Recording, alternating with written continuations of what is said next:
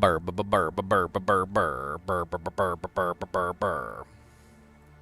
Burr, burr, burr, burr, burr, burr, burr. Burr, burr, burr, burr, burr, burr, burr.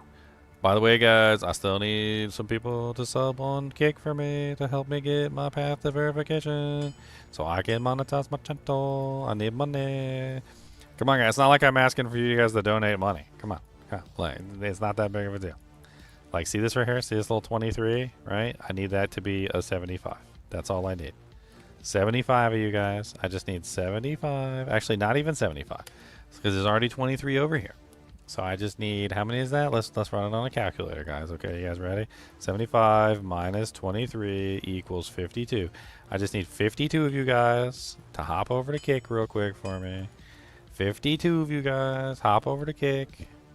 Sub to my channel so I can become an affiliate. That would be really nice. I would appreciate it.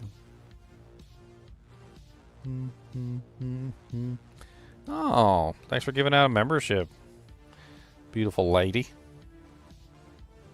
Oh, wait, no. Beautiful lady got a membership. Thank you, Maniac BG. I appreciate it. Hell yeah. Hold on. I'm gonna post a link to the channel. Hold on. Bop, bop, bop. There you go. I'm pasting. Pasting everywhere. We're pasting. Pasting.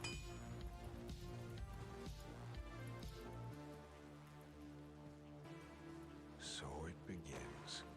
So it begins. I will punch you in the back of the head with a mace. What torch did I end up getting? I said that I would play the character of the torch that I got. And what am I playing, Natas?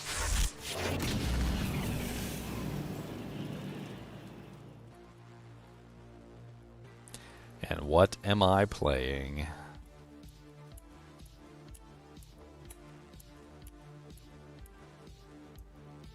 It was a terrible druid torch. That's what it was. A terrible druid torch, okay?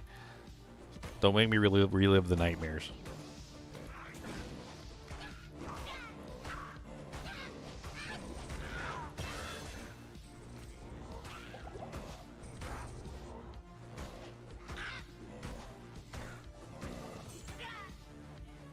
Did I beat the Ubers on Magic Arrow? I mean, I tested Magic Arrow on a single player, like, hero edited character.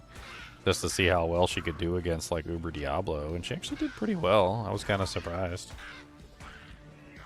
I needed a decent amount of, like, crushing blow, though. Also, getting to level 49 on the Magic Arrow was pretty important as far as, like, actually making things function properly, so...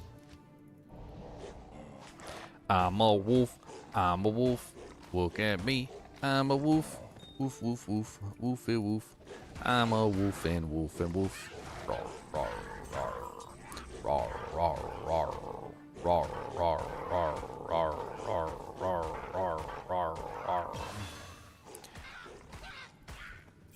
Woofy woof, woofy woof, radioactive ugly wolf, I'm a wolf, an ugly wolf. You haven't been in a stream since I was building the character, Aggro? Oh, no. Aggro, once my most devoted fan, has fallen into disarray. Ye who stray from the light. I'm just kidding. Haha, Hasara shield. I need some scrunktids, right? And it's cranktidies. Cranktidies. Now I got Hasaurus on, and you gonna sing this song. Now I got Hasaurus on, looking really nice. Smacking down them falling shamans with my big old mace. Gonna hit them right in their ugly, nasty face.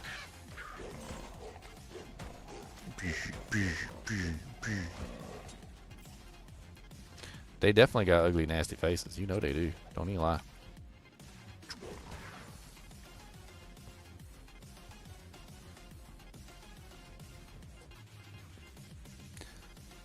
Life's been very hectic this week. I'm sorry to hear it. Things been crazy all around the whole world.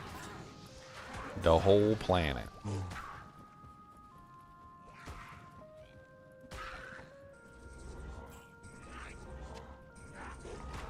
The whole planet crazy.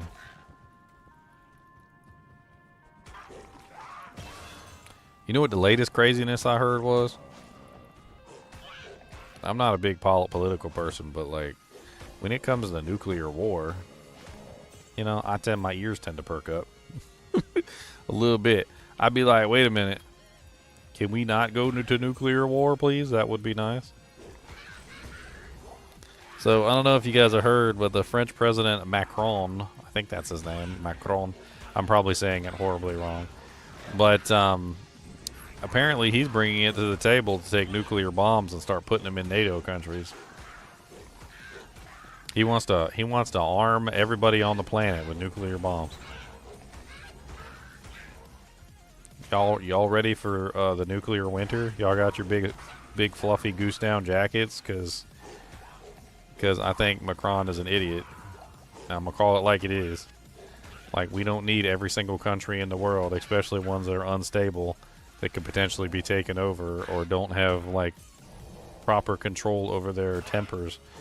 Every single country in the world don't need a nuclear bomb. I'm sorry. Like, we don't need every single country in the world, like Kazakhstan and Ukraine and Poland and freaking like Norway, and like every single country in the world does not need a nuke. I'm sorry. Like, let's leave the nuclear bombs in the hands of the ones that have shown responsibility with them and not blown up the entire planet, and let's not give nuclear bombs to every single country in the world so that we can start frickin' Armageddon early. Alright, maybe one day Armageddon's gonna happen on its own, and maybe one day it's like impossible to avoid, but let's not speed it up. Okay, let's not hit the fast forward button on Armageddon, please.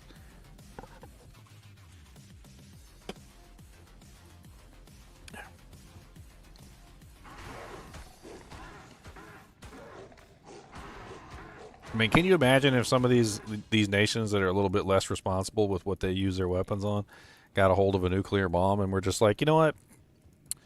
My neighbor's a douche, and just fires a nuke at him, and you're just like, oh, okay, so you just want to start World War III and destroy the entire planet. All right.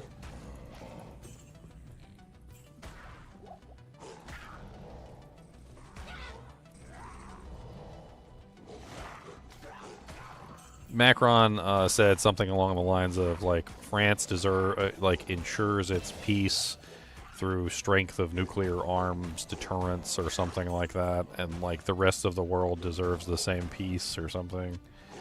And you know, I mean, he's not wrong. Like, having nuclear bombs deters people from attacking you, but in the wrong hands and somebody's stupid, a nuclear bomb can also simply cause nuclear Armageddon relatively quickly. You got nukes popping off everywhere. I mean, even if it's only a couple nukes, then you got fallout, freaking nuclear fallout, causing cancer all over the dang place. And that's if the countries don't respond with nukes themselves, and then you end up with a nuke-a-thon.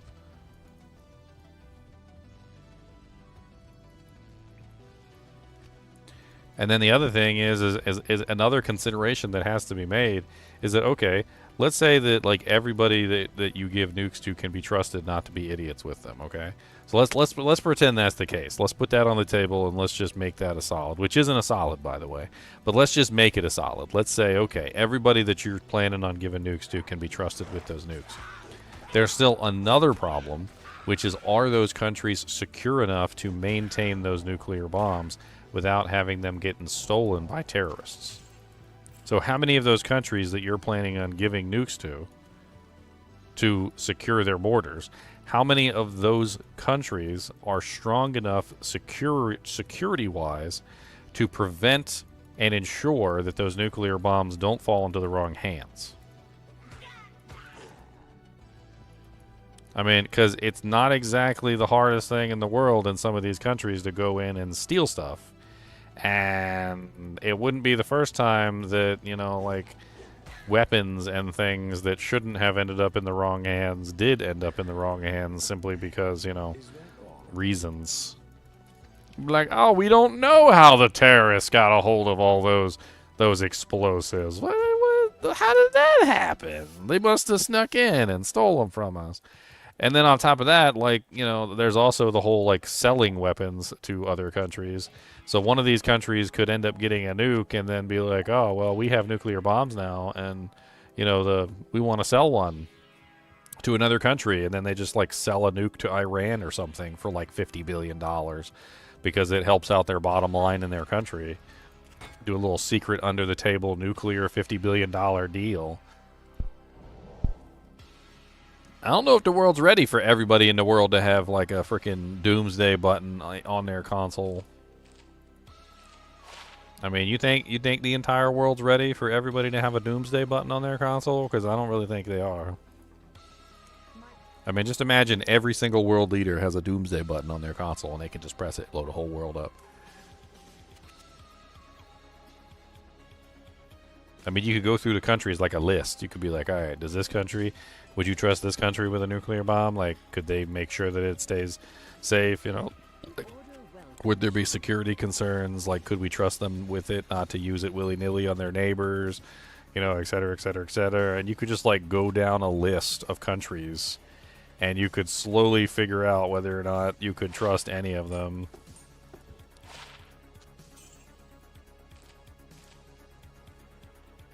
Charles wants the doomsday button. Okay. I'm pretty sure you're just gonna press it just to see what happens. We know you, Charles. We already know.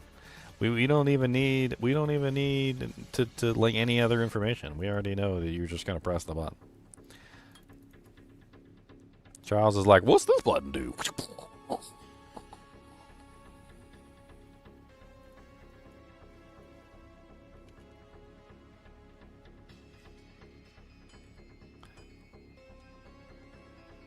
So let's look at a map of Europe real quick, just for fun. Okay. So who are you trusting with nukes? Are you trusting Finland, Sweden, Norway, Denmark, Poland, Belarus, Ukraine, Romania, Austria? I'm pretty sure Germany already has them. France already has them. United Kingdom already has them. Ireland is part of the United Kingdom, sort of. So like, I don't think that matters. Iceland. You trust in Iceland, Portugal, Morocco, Tunisia, Greece, Turkey, Syria, Iraq, Iran, Turkmenistan, Kazakhstan, Kyrgyzstan. I mean, what about all these little smaller countries that are in here? That like, do they get some too? Like we need like the full map. Hold on, let's see. Hold on. We need like a full map of all the countries. How about Czechia? How about Lithuania? How about Latvia? How about Austria? How about Hungary? How about Slovakia or Moldova? How about them? Does everybody get nukes? Do we just start handing out nukes to every single country now? You get nukes, and you get nukes, and you get nukes, and you get nukes, and everybody gets nukes.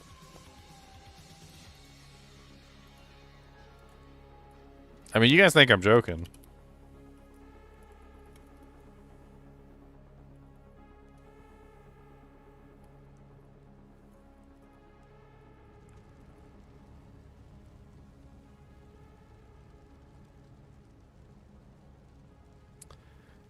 Here it is right here. France to consider protecting European allies with nuclear arsenal, Macron says. France will consider extending its protection of its nuclear arsenal to allies, French President Emmanuel Macron said Wednesday while warning that Europe needs to be ready for the United States to not remain by our side in the Ukraine-Russian war. I've decided to open a strategic debate on the protection by our deterrence of our allies of the European continent. Our nuclear deterrence protects us. It is complete, sovereign, French from end to end. Macron said French's nuclear arsenal. This protects us much more than many of our neighbors. Whatever happens, the decision has always remained and will remain in the hands of the President of the Republic, commander of the military. If he considers us a threat, he calls a meeting of the Chiefs General Staff European and Britain, says it's necessary to use nuclear weapons. Prepare to use nuclear weapons against Russia. This is, of course, a threat, Lavrov said at a news conference. Where's the part where he talks about arming all of the other countries? He talks about basically going into NATO and he wants to basically give all of the NATO countries nukes so that they can share in the nuclear deterrence. We are joined together with each other in NATO. There are specific rules on this, and what is particularly important is that we have terms of nuclear sharing, which is organized in Germany. I believe that this should not be given up, and that is the common view of all central parties in Germany. I mean, he went on to talk about, like, basically giving most of the NATO companies nukes so they can also have nuclear deterrence, and I'm just like, oh, okay. How did I get so many burr runes? By using the infinite burr rune glitch, obviously, Hassan Nagaria. The infinite burr rune glitch, which is on my channel for everybody to see.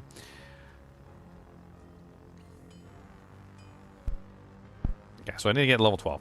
I'm level 5. I'm not high enough level. I'm just a little baby. I'm just a little baby. I just a little baby boy. I love bubble boy. I'm gonna call it right now. All right, I'm gonna call this. Like I've said before, I'm not a political person, but they're playing with World War III over in Europe. They're just playing with it. They're toying with it like a cat with a mouse. Like they don't have any respect for, like, the previous wars that came and went, or all the people that died. And I feel like they're just playing with World War III, and they don't understand what the hell they're doing. They're puffing out their chest, and they're trying to act all big, and they're acting all mean, and they're going to end up starting something that they're going to regret. They're being stupid. They're acting stupid. They're acting a fool.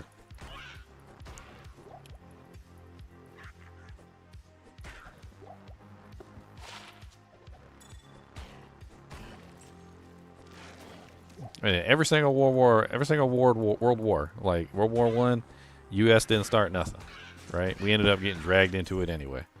World War II, U.S. didn't start nothing. We ended up getting dragged into it anyway. World War III, we ain't start nothing. We're probably going to end up getting dragged into it anyway.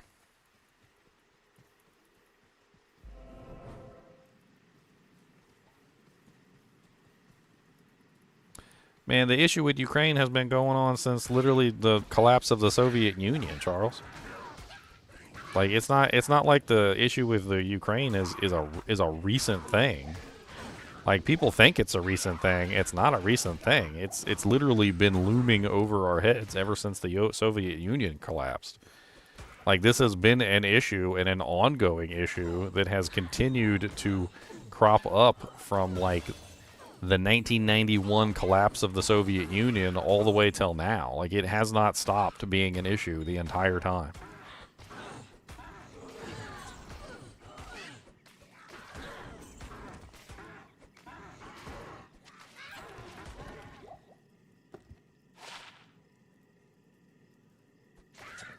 My dagger's better than my weapon. Stab.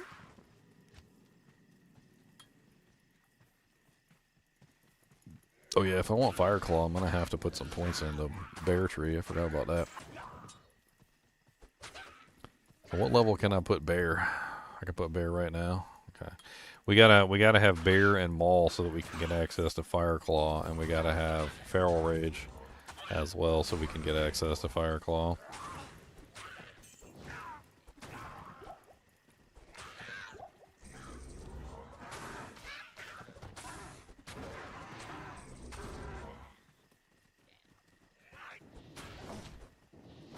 I mean, yeah, we've been trying to prevent World War III ever since the USSR and the Cold War. And then the USSR collapsed, and there's still been problems ever since the USSR collapsed. It's not like the problems just went away. They never really, like, disappeared completely. I mean, yeah, the USSR was gone, but, like, most of the hardline Russians were still around. The countries that were, you know, like, USSR property still existed. The issues that they created inside those countries, like, never went away.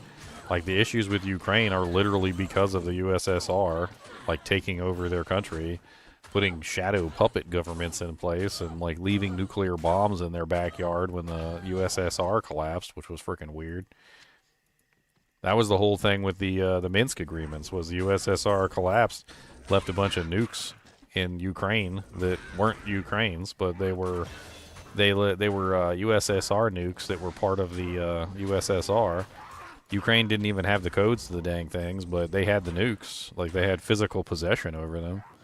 And Russia didn't like that. So that was like, that was just one of the first things that happens in, like, the whole Ukraine thing. It's almost as if a giant country falling apart is somehow bad for the entire world. Okay, so we need 1 point U. That's level 12, though, so we can avoid that for now. We need 1 point U, so 1, 2, 3. So 2 points when I hit level 12. I guess we could stack up some points in these for now. It don't hurt nothing. We might want to put some more points in lycanthropy so we can actually stay in lycanthropy form for longer.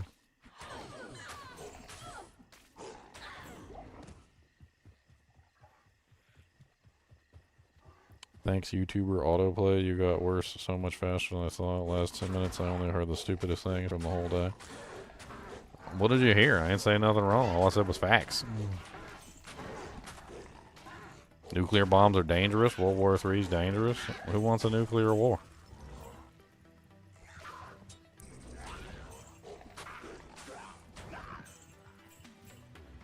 And there's certain countries that shouldn't have nuclear bombs. Ain't nothing wrong with that either. Like Iran. Nobody wants Iran to have nuclear bombs because they're afraid they'll actually use them. And you know that's true. They ain't nothing. That's why freaking Iran's under all them sanctions in the first place.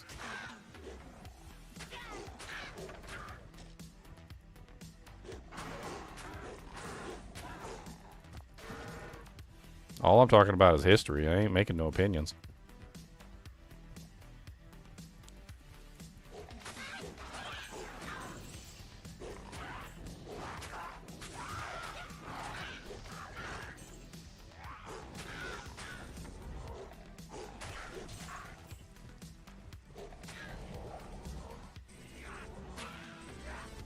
What am I playing tomorrow? I'm going to be playing Magic Heroes on. We're going to be doing the 8-man Amazon group tomorrow, so I need to go ahead and make that live stream. I need to schedule them both. Impossible to make an opinion without judging.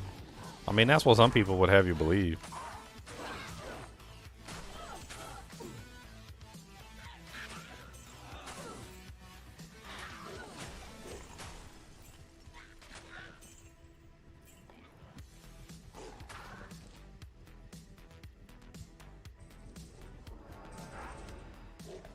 I mean, some people would have you believe that the Ukrainian conflict only just started, but I mean, it's been going on for like, God, how long is it? Like the first time that USSR like completely effed over Ukraine was like in the 1930s. Wasn't there like some sort of horrible thing that happened in the 1930s to Ukraine? I can't even remember. My knowledge of history is not like the most amazing. I don't like pinpoint everything. What USSR did to Ukraine in the 30s? Holodomor. That's the name of it. Holodomor, the famine in Ukraine. Ukraine, USSR, 1932 to 1933. Around 3.5 million to 5 million dead in Ukraine. Holodomor, also known as the Ukrainian famine, was a mass famine in Soviet Ukraine from 1932 to 1933 that killed millions of Ukrainians. The Holodomor was part of the wider Soviet famine in 1930 to 33, which affected the major grain-producing areas of the Soviet Union. Like, this is like the beginning right here of like basically the USSR just in Ukraine. Like that's one of the like really salty points in the past from that whole entire encounter, and it just kept getting worse and worse from there. The Crimean War. Yeah.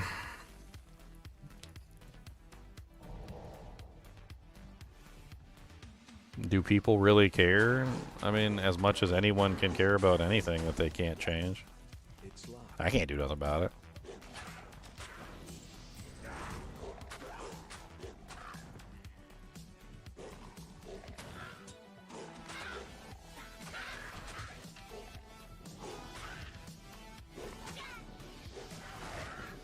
I think the only way anything gets done these days is like massive numbers of people have to care and show that they care. Takes a lot of effort to really get anything done, to be perfectly honest. I mean, most of this stuff happened before I was born. I wasn't alive during 1932. I wasn't alive during World War II. I was barely alive when frickin' USSR still existed. I was born in 84. USSR collapsed in 91. So when the USSR collapsed, I was what? 6, 7? I was 7 years old. So I was 7 years old when the USSR collapsed. I don't remember not a dang thing from it neither. I do remember in the history books that they're teaching us about Gorbachev and like and Bush Senior, Reagan, like Clinton dealing with that sort of stuff. There were some like talks I think with Bush Senior and Gorbachev. I can't remember. The whole area has been in combat since Moses was in short pants. Oh man.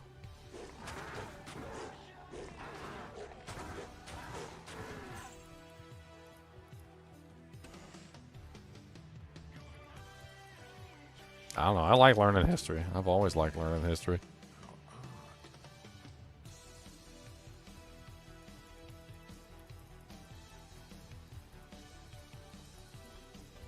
What's the term?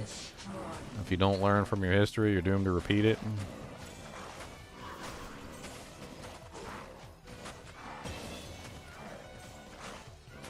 I should look for fire charms to augment my fire damage.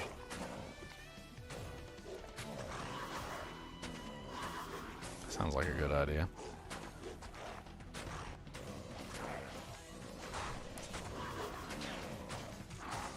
Man, my boy is slow as a turd.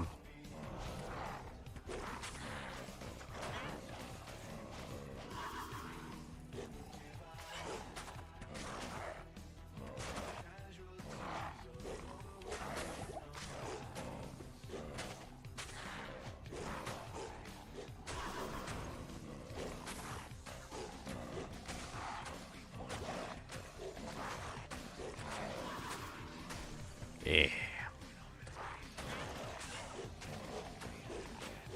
I might have to put on that cannot be frozen. Actually, I do have cannot be frozen from Hasaris, actually, now that I think about it. A pal said stop making me feel like a baby. I wasn't even born when the USSR fell. I mean, I'm 40 years old.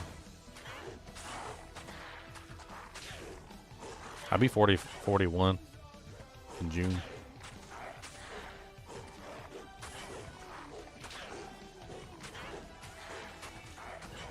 The multiplayer map with the nuke button? I don't know. I don't think I do remember that, actually.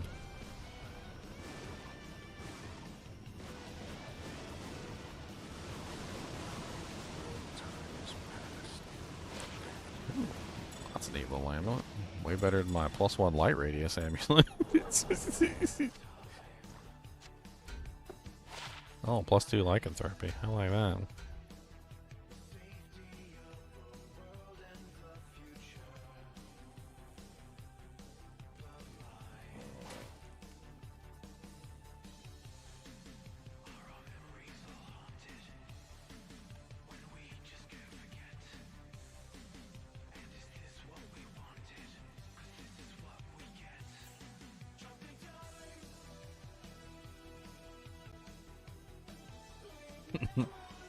You press the nuke button so many times.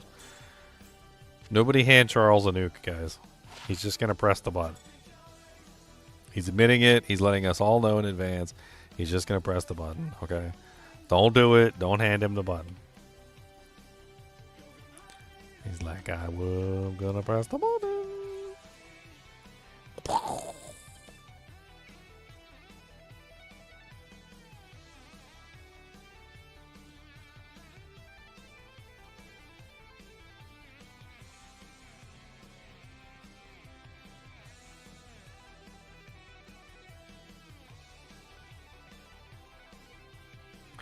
Bow, bow, bow. Where the hell's the other road at? Is it over here? And I need some stamina pots. Dear Lord Jesus, give me some of them stamina. Give me them sweet, salty stamina pods.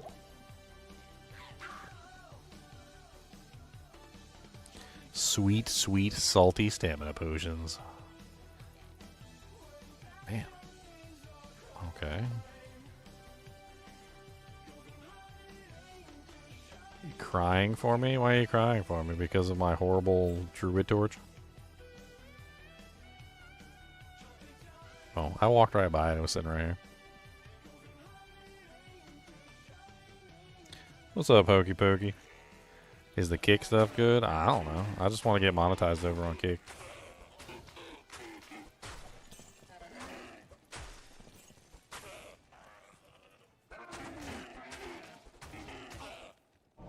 Boom, boom, boom, boom.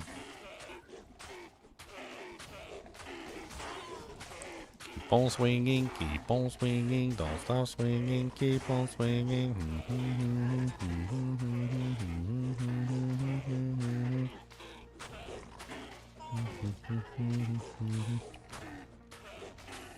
What are we, level 8? So I guess we just keep building up like Firestorm and Molten Boulder so we can grab the synergies. Seems to be the best way to go from here. Holy crap, this freaking thing ain't taking no damage. I mean... Oh, I switched off my weapon. I hate druids sometimes. There's nothing like accidentally switching off your weapon, like, and then attacking with no weapon, and you can't tell that you're attacking with no weapon because you're a druid, and it doesn't actually show that you have a weapon out. It's always very nice.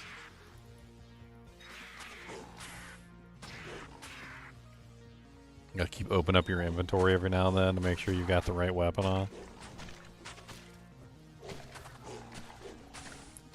Does anyone try the leaked Titan Quest 2 Dev Edition? Ooh. I think I just wait for the full game. I remember back in Half-Life 2 when it came out, they had that hacked version. Somebody had like stolen the alpha client from one of the servers.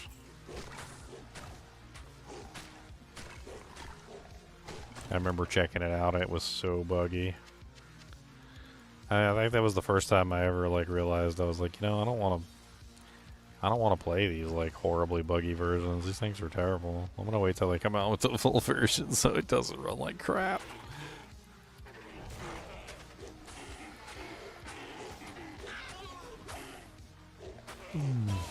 I mean, the scalpers. I don't really know what you could do about scalpers. They need to start producing more product. I don't understand why these GPU manufacturers come out with such low quantities of GPUs. Like, I don't get it. It's almost like they're deliberately trying to enforce scarcity or something. Like they're making it so that these GPUs are even more rare because they're just not putting out a large number of them. I mean, if you know that your market is going to be like, I don't know, let's say like 1 million people, why are they putting out like 100,000 cards for 1 million people? I don't understand. Not even 100,000 cards. I doubt they even put out 100,000. It was probably more like 50K for like 1 million people.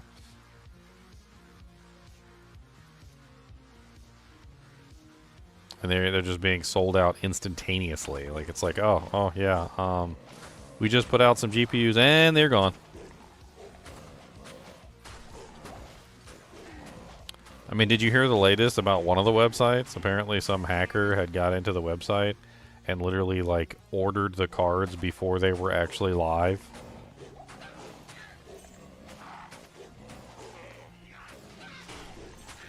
I'm not sure if I could find that, but let me find it real quick. So, was it like the,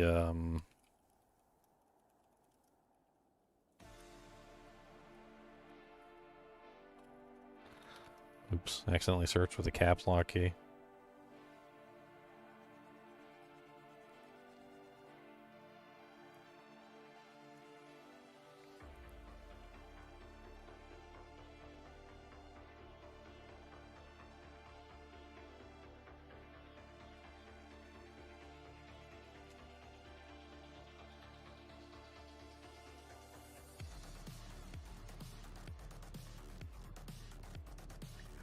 I'm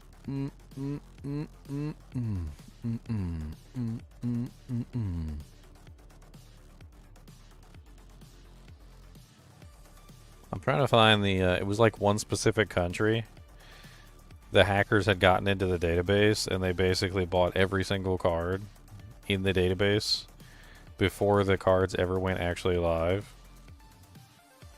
And I'm trying to see if I can find it.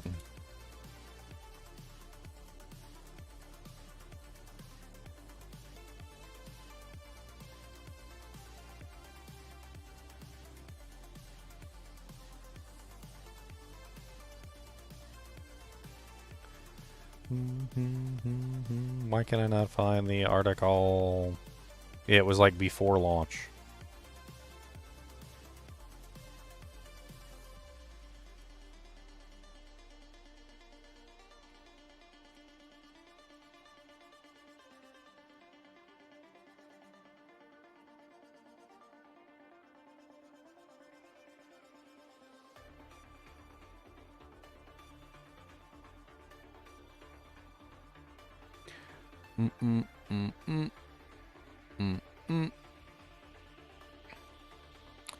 I can't find the article. I can't remember which country it was. It was like a specific country in the EU. One country in the EU, like their website database was hacked into and they got all the links and everything beforehand. And they had actually purchased all the cards before the cards were actually available to be purchased. Is this it? I think this is it. ProShop has sold the bulk of European RTX Founder Edition cards to scalpers. Not only has this large European retailer broken the embargo by selling RTX 5090 and 5080 cards before the official release, but the company has also done nothing to prevent scalping bots from purchasing them. So far, there is no information about any cancellations for these sales. ProShop, a large retailer across multiple chains, as they were purchased in advance by a bot called NVIDIA KSB Test version 1.1. The bot was distributed on the German-speaking Discord channels, along with the manual explaining on how to configure it to secure these cards early. The bot discovered that some pages which were not listed prior to launch were accessible, allowing the purchase to be made in advance. This happened before the retailer officially launched the site for everyone according to the embargo, and this confirms that the retailer did not prevent the sales before 3 p.m. Worse still, it appears that these purchases went through and were not canceled. Some of the users even confirmed using multiple addresses to buy cards and circumvent the restrictions limiting shipping to one per address. We have confirmed that the entire European supply of 50 FE cards was scalped by bots before the official launch. Track down the creator of the bot and his Discord server. In my heated opinion, all orders need to be canceled. NVIDIA GeForce should look for a new retail partner. ProShop is not suitable. They had employees on the inside that shared the links before launch. And like basically, like all the GPUs, they weren't even available. Like, it's not even like you just went to the website and they were just gone because you didn't get one, like you weren't first in line or whatever. No, they were just gone. Like, before you even got there, they were gone. Would it be worth selling my only Soj to get an Annie? Yeah. I mean, if you're in single player, an Annie is definitely better than Soj. I mean, you get +1 skills on any character that you put it on. It doesn't require one of your equipment slots, which is amazing.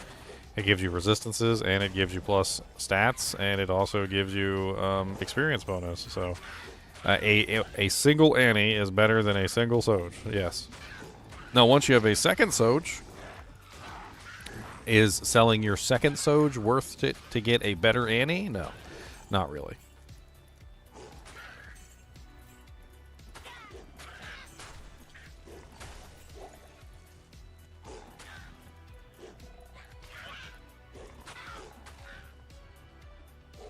I mean, if you look at them side by side, the Annie is always going to be superior to the Soj. So, it doesn't really matter.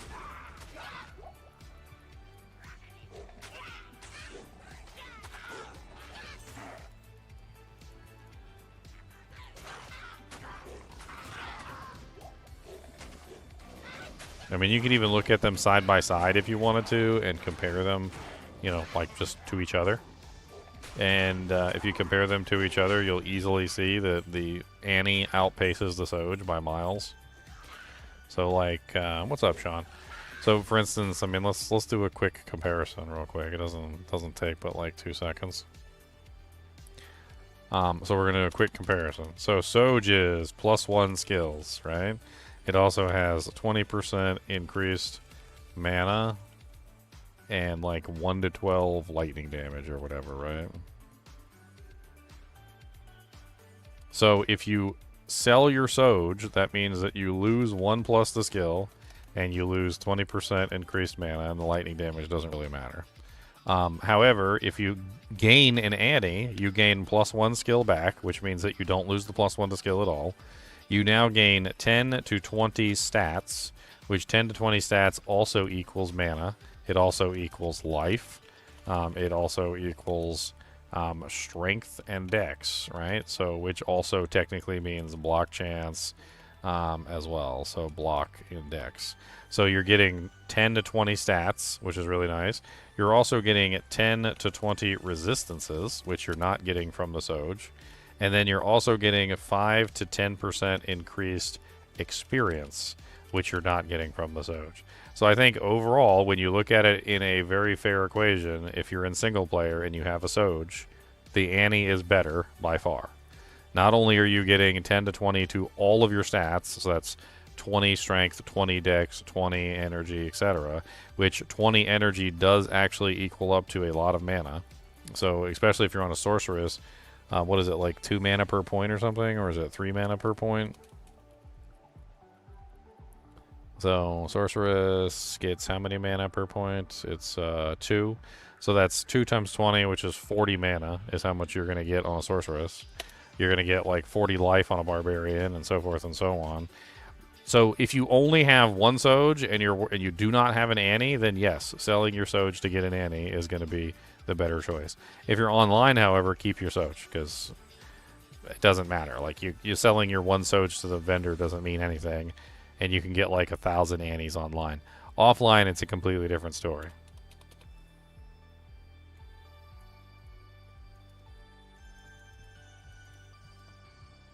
I don't even think it matters for ES Orc. ES Orc, you're probably still going to want a Annie over a Soj. 20% increased maximum mana is nice. Like, don't get me wrong. But you're talking about 20 to all stats. 20 to all stats is a lot of stats, and that's a lot of energy that you can potentially put in your sorceress instead. That's 20 dexterity that you're not going to need to put on an Alibaba.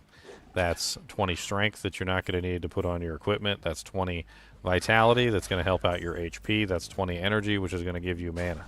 And then, because you don't have to spend 20 points into strength, and because you don't have to spend 20 points into dexterity to put on your Alibaba, that's an extra 40 points that you can put into energy, which means you're going to end up with a grand total of 40, 50, 60 extra points into energy, and technically 80 extra points into energy if you have a, like a really nice, like for the vitality, because if it's giving you 20 extra vitality points as well, you might not need as many vitality points. So you're going to take those 20 extra vitality points and put them into energy. Like, it's a win-win proposition all around the table. I mean, you're getting stats, you're getting resistances, you're getting the whole 9 yards.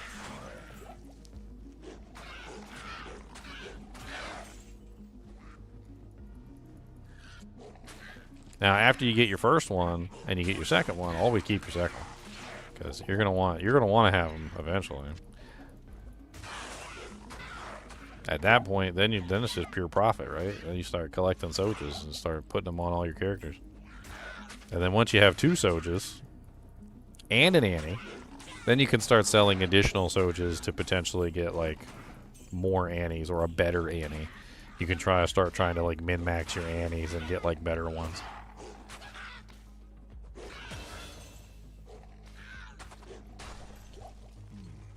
Such stones are common back home.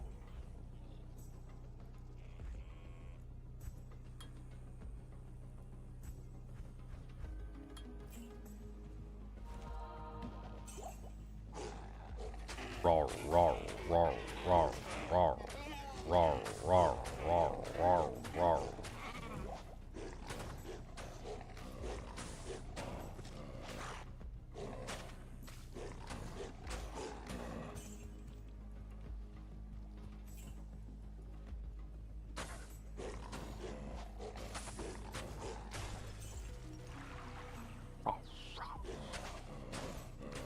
Level 10. Getting there. 2 more levels I can put on Angelics. I'll be a big boost. I really wish Angelics had better durability, though.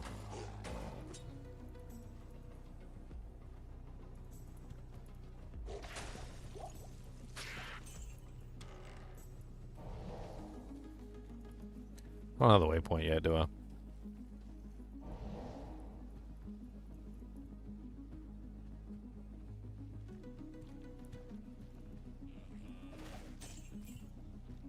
Oh, I got even better than 100 mana range, Oaf. I got freaking rings on there in there that are way better than 100 mana. I got some rings that are like almost 200 mana.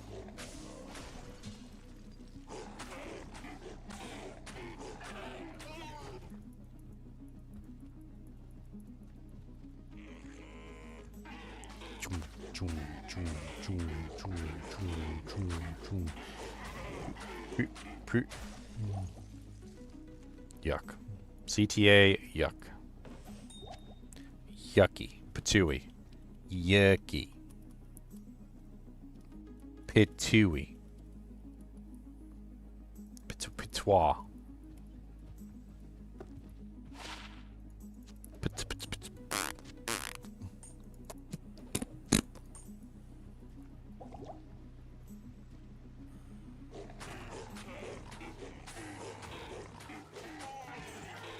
Yeah, a temporary buff that lasts just long enough to get you killed.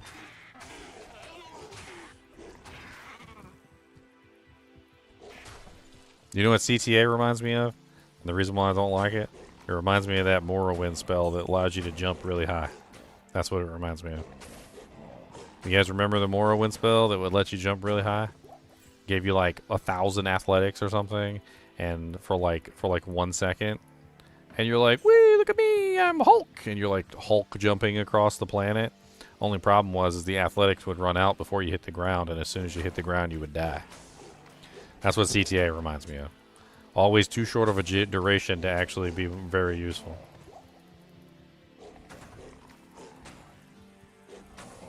Like, yes, you get some plus to skills, and if you're, like, super anal about it, and you sit there and, like, every 5 seconds, you're like, and you literally sit there and spam the buff on yourself all the time, yeah, you can have CTA, but it literally has such a short duration that it's only just long enough to be useless when you actually need it. It's not just plus to skills. If plus to skills was the problem, then it wouldn't be an issue. The problem with CTA is that because it is a O skill, it has to be raw plus to skills, not plus to skills. So plus to skills doesn't work. Like, you can't just have plus to skills and have it work. So, like, if I'm wearing, like, a druid pelt and I have a druid torch and I'm using a +2 druid amulet and I have on, you know, like a really nice, like, weapon or something that gives +3 to druid skills, none of that stuff applies to CTA, because CTA requires you to have raw plus to skills, which means that you have a very limited selection of equipment to actually utilize CTA properly. Now, if you got a barbarian in the group and he's got high-level battle orders, that's a whole different story. I love battle orders. I hate CTA. CTA can go suck it. You guys ever seen me actually use a CTA during a season? I've played like 10 plus seasons of Diablo 2, and like never once have I used the CTA. Not even once on any season. Hey, Mikey tipped $39.41. Looks like I think you got yourself something off the store, didn't you? What'd you get on the store? I'm gonna go take a look. That's what that looks like, anyway. Yep, you got yourself a store. You got yourself a mana potion. Oh yeah. He got the mana steel tumbler. Oh, he sent it as a gift. Oh, okay. I see. So on Twitch, if you guys want to enter the gift giveaway. Oh, Apal got it. Never mind. Man, how did I like completely miss it and it already got? Congrats, Apal. Congratulations. You got yourself a tumbler. All you gotta do is click on the link and redeem it. I'm like lost in the clouds over here, just like not even paying attention. Thank you for the gift, frickin' Mikey. And congratulations, pal. You got yourself a frickin' tumbler. Those things are really nice, by the way. I still got. I need to like wash mine out because I put some soda in it the other day. But it's around here somewhere. Oh, there's my health potion one. I need to like bring down my dishes and wash them. I try not to use dirty dishes for my drinks, so if they get dirty, I just put them on the floor until I remember to go take them to wash them. I don't really have washing facilities in the studio. And it's not directly connected to the kitchen, so. It's really cool, though. If you guys haven't seen the tumblers, they're on ggmentor.com. Let me pull them up real quick and I'll show them to you. I got lots of cool stuff on here. So, these are the tumblers right here. They're stainless steel, and they come with a stainless steel straw. They're actually really nice. This is the mana potion one, and then we got the health potion one, too.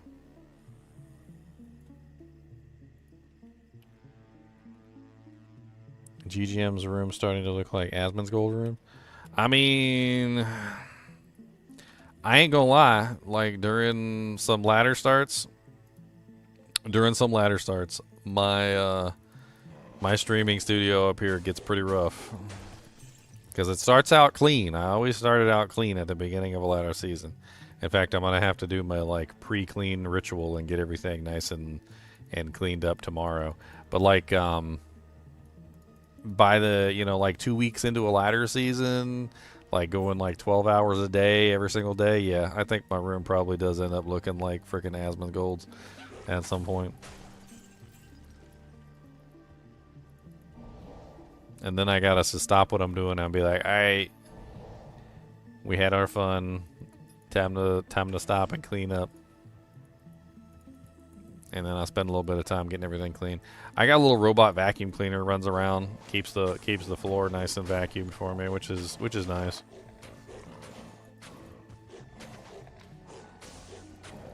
Just gotta make sure I clean him out every now and then. What's up, Oedipus Prime? He's gonna be a Fireclaw Thorns druid. I'm gonna try something new. We're gonna try and mix together Fireclaw and Thorns. That's what we're gonna mess around with.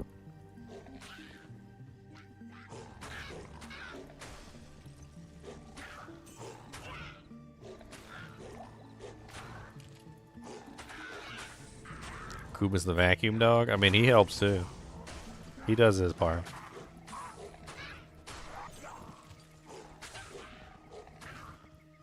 He does indeed do his part.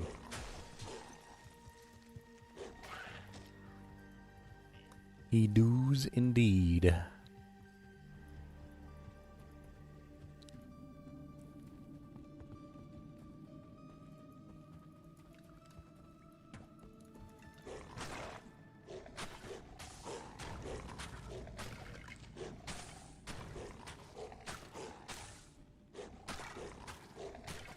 Nice.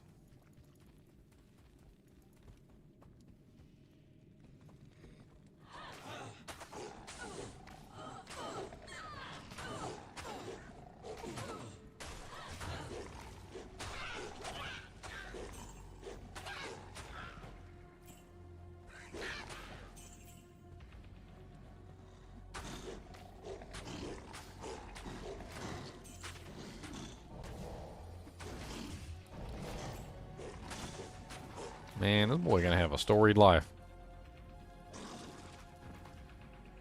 Alright, I don't know what stats we need to put this gear on. I have to check. I think we need some dexterity. Let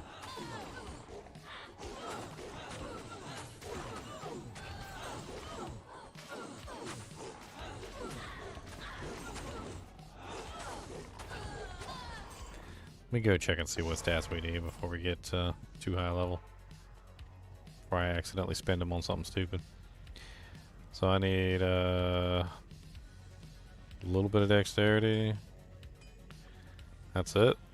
Just 25 dexterity, so like that's the end of that. I already have enough strength. Like, okay. I think I can't use the helmet till 15. Let's just go ahead and pull the other stuff for now, since we're almost level 12 anyway.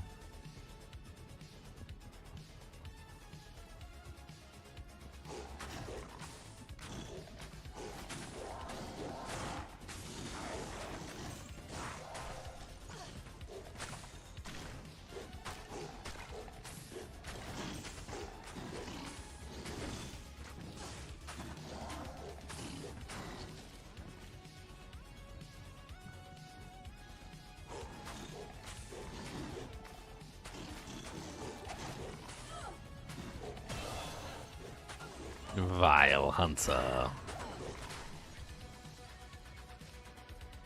Alright, so let's save these 2 points so that we can put points into Fell Rage and Maul.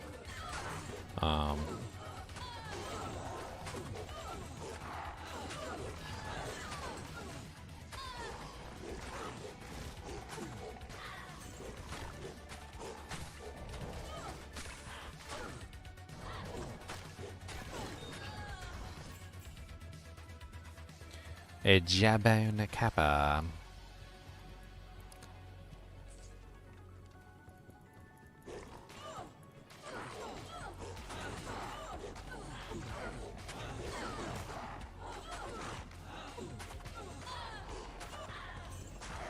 Oh yeah, I could summon my little guy. I don't think it really matters right now. Ain't got nothing for the Merc neither. I feel like we probably go with an Edge Merc as soon as we can, since we're gonna try and go the Spirit of the Barbs route. I think that's that way we have double. We got Spirit of the Barbs and Thorns together.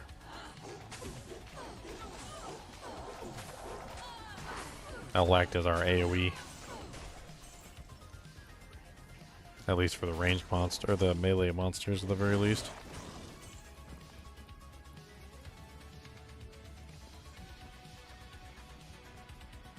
Heck, I could even use an edge bow myself. It doesn't really matter, does it? Like, since I'm gonna go Fire Claw, I could just have an edge bow on me.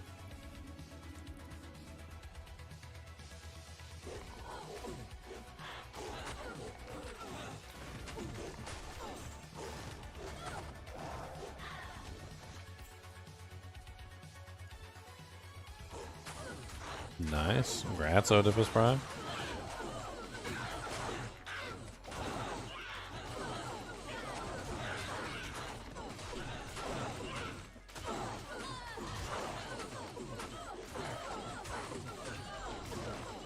Grazie, booty butts.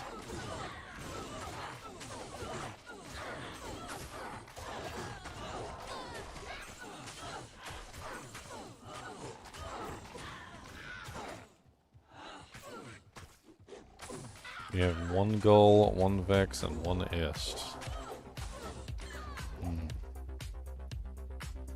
Not sure. Hey, no, not found a rib cracker yet.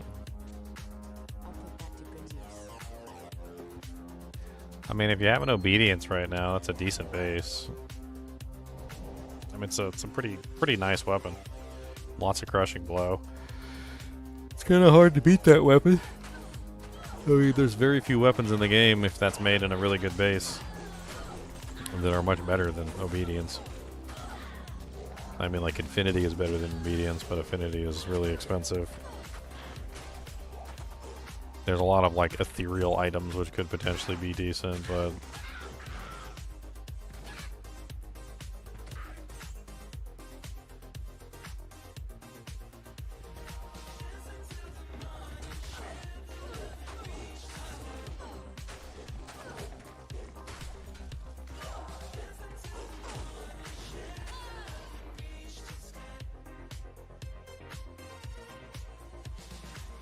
I'm almost level 12.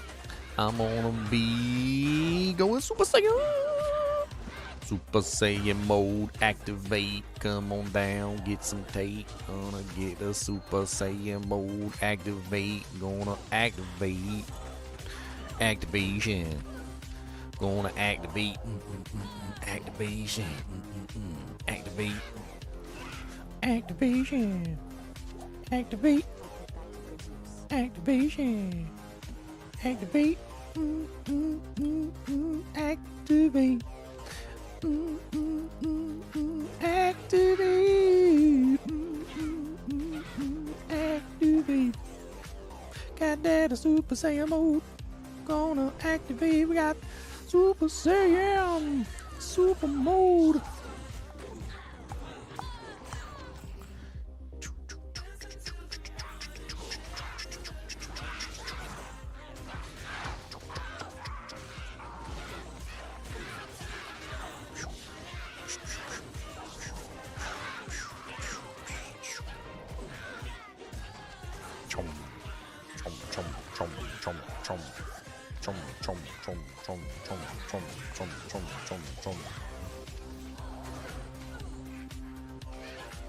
Did someone win the cup? Yeah. A Powell won the cup. A Powell 1, 2, 3, 4, 5, 6. He's in the kinship, I believe.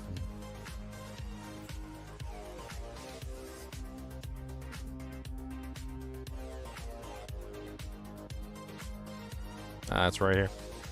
A new giveaway, a mana potion, a stainless steel tumbler. New giveaway right here. See? Announcement. And then Powell was the only one who entered on Twitch for some reason. I don't know. You guys are robots or something. And then Powell ended up winning it. So the gift giveaways only work on Twitch. They don't. They've never worked on YouTube. It's not integrated that way, which is unfortunate. I really wish they did work on both. I think that would be really nice.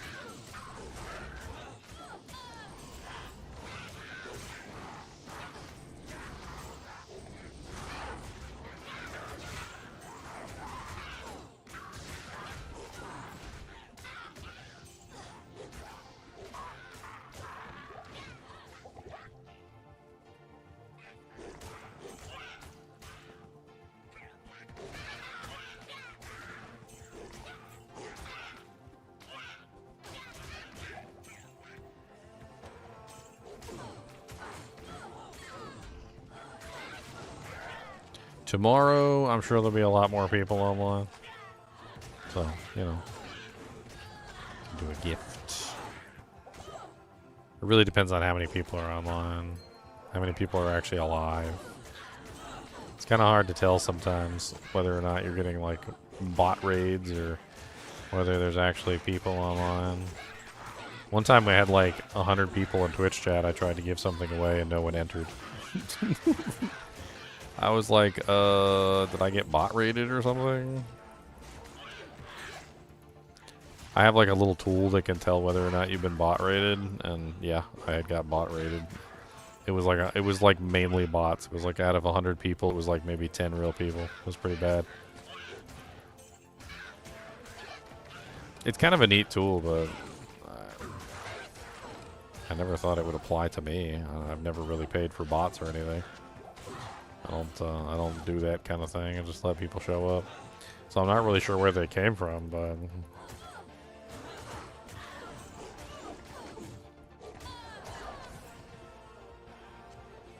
I need to find a way to do the giveaway on like YouTube at the same time.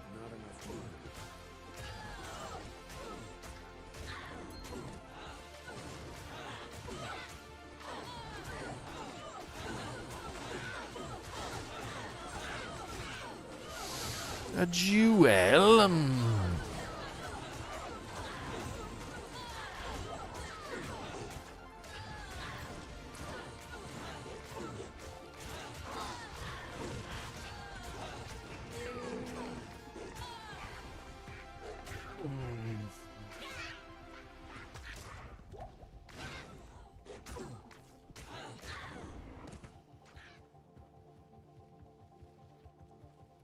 Still haven't found the freaking one I'm looking for.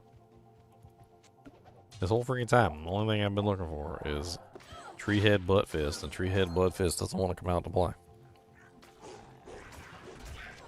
A rare wolf head. It's terrible.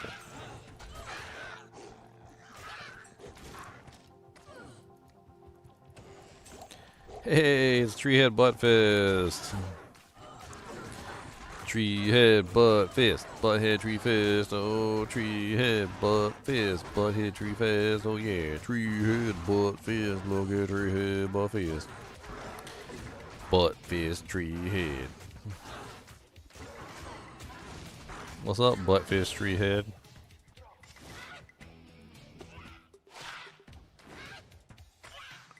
I can't wear my armor. The hell? Oh no. I'll put that to good use. I need more strength to dudes. There we go. Now I got the full do jank. Alright, so from here we can't get to Fire Claws until we hit level 18. I do want to eventually reach that, but that's level 30, so I can't do that either. I think pretty much from this point we have no choice but to just simply keep stacking the synergies for Fire Claw. I think that's where we're sitting. So we're just gonna keep stacking the synergies for Fire Claw until we hit level 18. So we can just keep stacking Firestorm. Doesn't matter.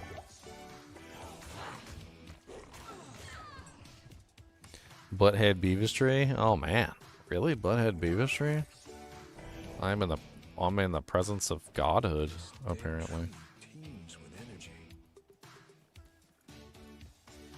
Butthead Beavis Tree, come back. Yeah, Butthead Beavis Tree. Look at him, he's got to pee. Summons Torch.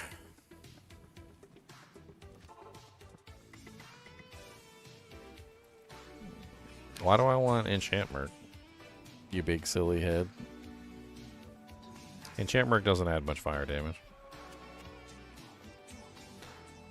No. No. No. Big silly no. Enchantment is for AR.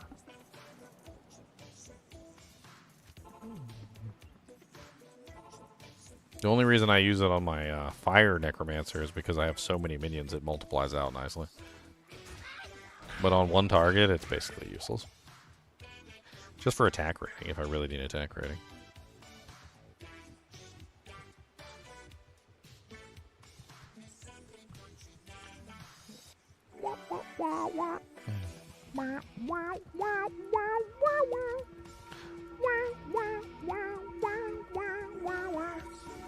I think I got the thing wrong every single time, all the times. I clicked on like all of them, then this one, and then I clicked on all of them, then this one, and then I clicked on all of them, and then this one, and then like it's Impossible.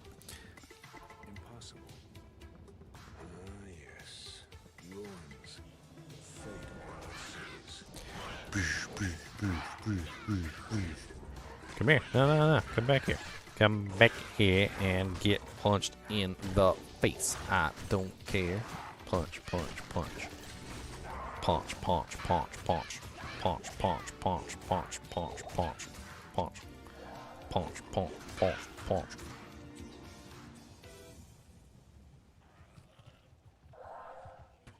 What is my rarest and best item found on single player?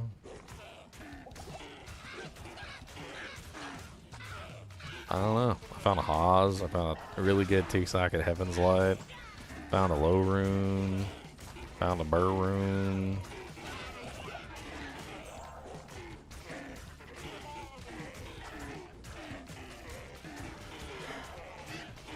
I mean, this single player count has only really just started, so I'm only up to like episode 30 something. That's only like 30 days. That's nothing in the grand scheme of things. Stop resurrecting everything.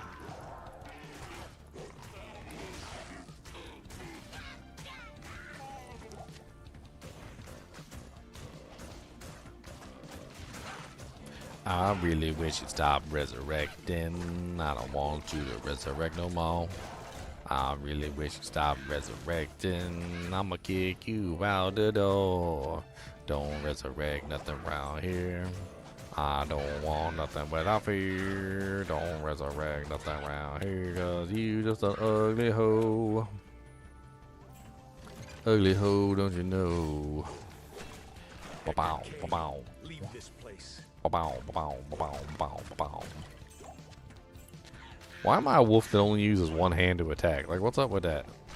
Y'all ever notice that? Wait, there you go. There you go. I forgot. Sometimes he uses the other hand. Sometimes he uses the other hand. There you go. He like most of the time though, he'd be using that one hand though. He right-handed apparently.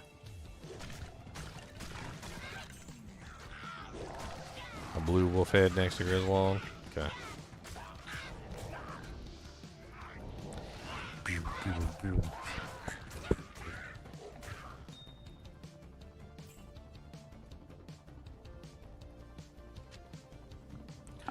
Good looking out, good looking out.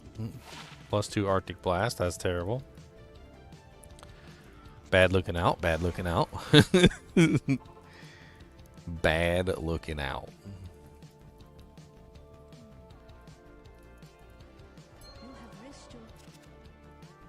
You have risked your life to rescue Cain. Here, have this piece of trash. You too can have a piece of trash.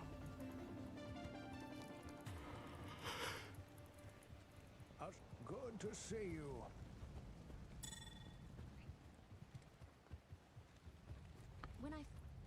Good day. When I fled the monastery, I left behind my malice. You know, I feel like if you had a magic malice that was capable of like creating like godly items that was extremely rare that you could just like pump out magical items with, I feel like when you're evacuating the cathedral, like you'd probably bring that with you. Like out of all the things that you'd snatch on your way out the door, you'd be like, oh my god, we gotta run this demon! You would probably go snag your Herodic Malice. Like, I feel like that is a thing that you would definitely snag. Like, don't forget the Herodic Malice. Heck, I'd probably get it and use it as a weapon. I mean, to be perfectly honest. Like, you probably grab that thing and you'd be bashing the demons upside the head with it. You'd be like, alright. Don't forget the Herodic Malice, and then like a demon pop out of like a cabinet or something, and you just take the Herodic Malice and boom! Works just as good on demon foreheads. Boom, boom, boom. They're smacking all the skeletons on the way out with it. Anytime anything comes close to you, just thwack him in the face with the Herodic Malice.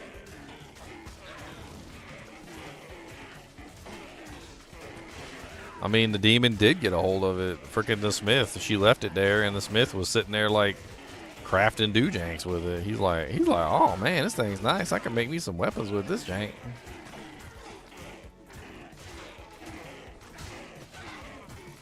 I can make me some weapons with this doojank.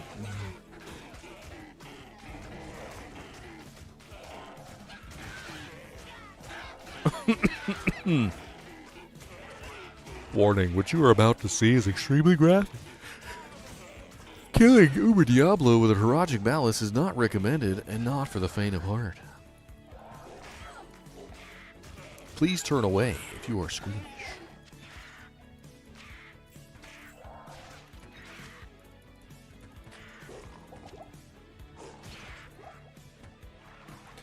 Charcy was not a strong, independent woman. She should have faced the smith and kicked his butt. Hey, them strong, independent women don't need no man, Charles, okay? I'm a strong, independent woman, and I don't need no man.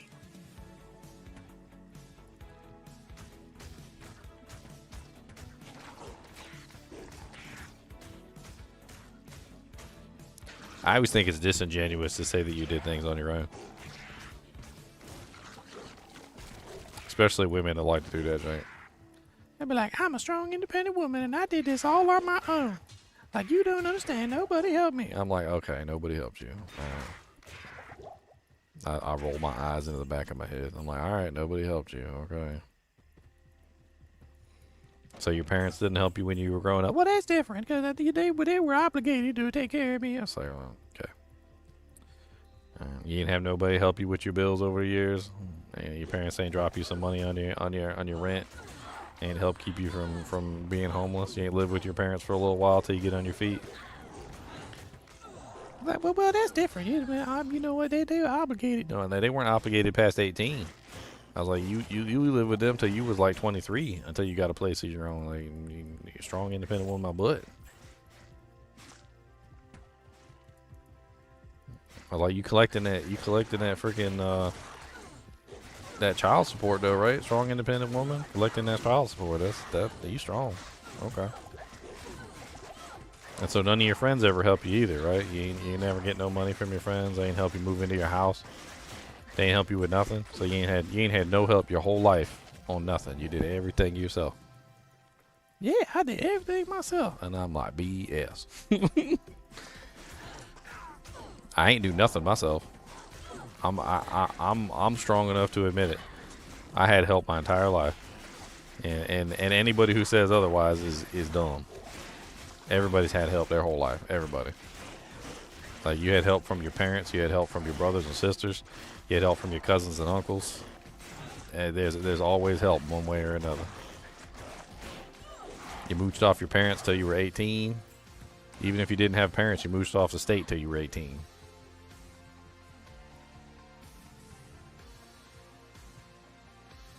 The only reason I'm here today, like in this spot, is because I know people helped me up the door, up the way. Like I'm well aware, and I'm very thankful. Like you ain't never gonna hear me say stupid stuff like I'm a strong, independent man, and I did everything by myself, and nobody helped me, not a nary way on the path to greatness. And I made my YouTube channel myself, and I made all my videos myself, and ain't nobody helped me. Yeah, that's some bullcrap. That's what that is. That's some bullcrap. That's some B. That's some B to the S. It's a B to the C.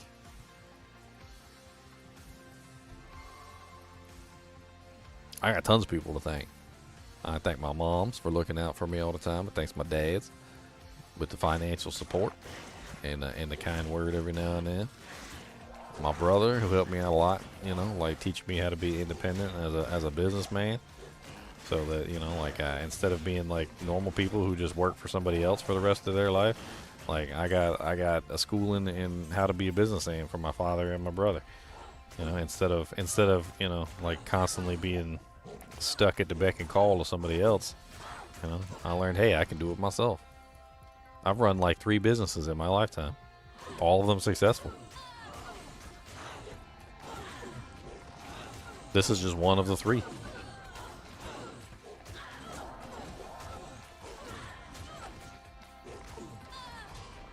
This is my most successful. I will say that. This is my most this is my most successful business so far, but like out of all 3, they were all successful. Hey, a stout nail.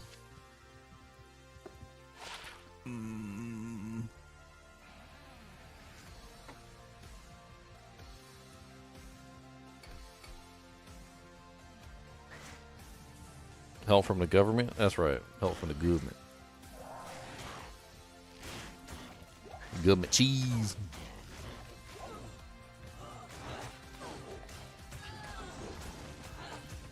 No, help from my sisters. Both my sisters. And my brother.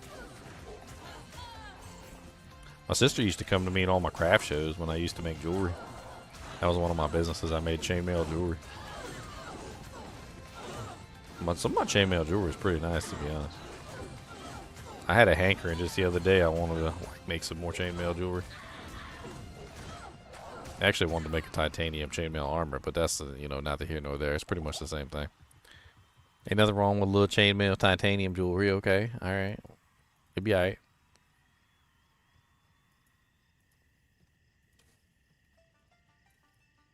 Y'all ever seen any of my jewelry? Let me show you guys. I'm gonna show you some of my fly chainmail jewelry.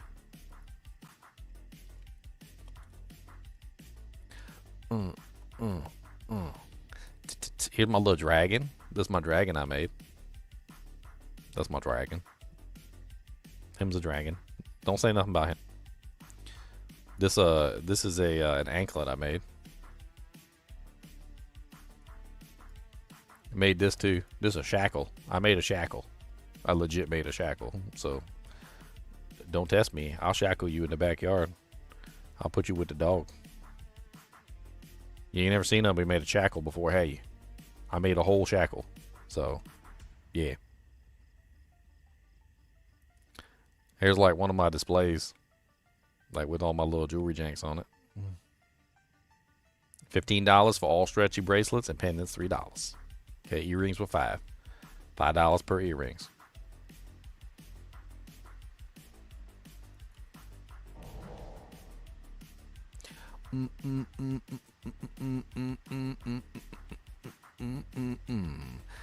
There's a bag I made. That's my little chainmail bag. Somebody stole that too. Somebody stole it from one of my craft shows, and I was pissed. You know how long it took me to make that damn thing, and somebody steefed it. If I ever find who steefed it, I'm gonna punch him in the eye. I'm gonna punch him right in the eye. I ain't even playing no games. I'm gonna punch him in the eye. That's my scale mail I made.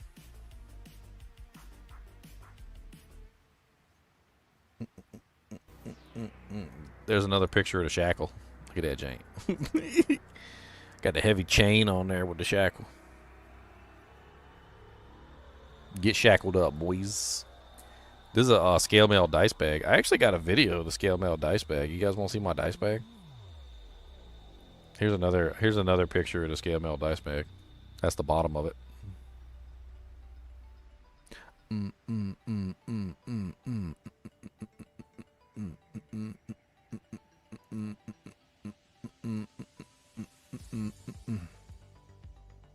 Yeah, let me pull up a video. I got a YouTube video of the scale mail dice bag.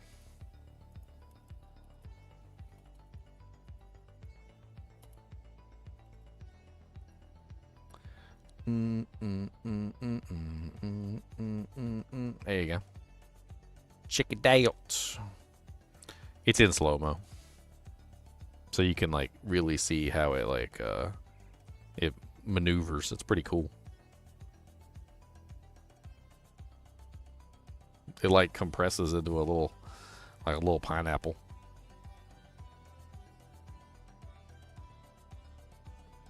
Of course, it ain't got nothing in it, so.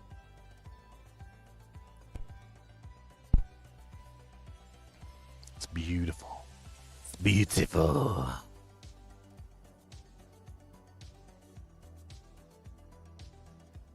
Yeah, it's pretty cool. If you guys want to look at it at a better quality than that, I mean, you can probably see it better if it was on your phone or something.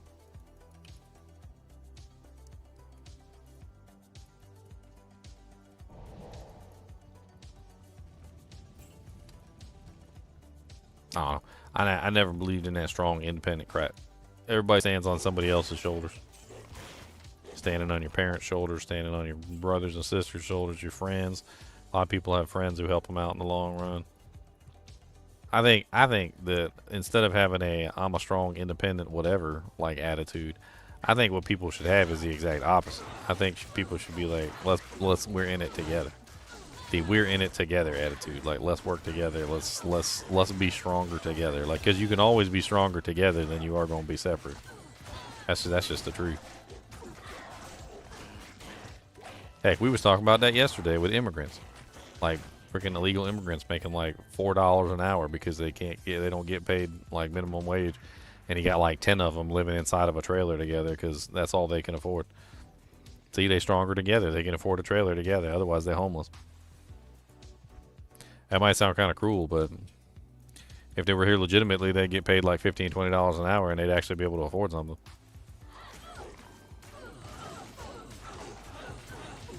A lot of the time, that's what ICE does. And gets them a work visa so they can actually get paid proper wages. So they go from slave wages to actually being able to afford, you know, food and housing and whatnot.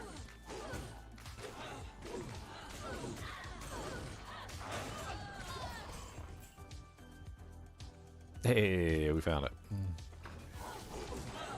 Run. To the waypoint.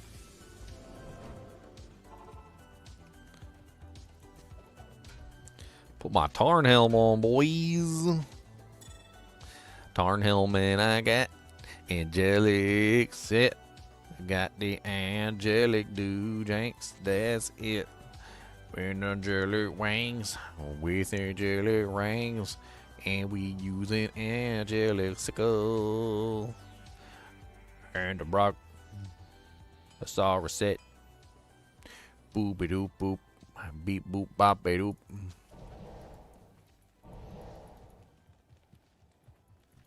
Well, we are now like super OP. Dang it, get the button.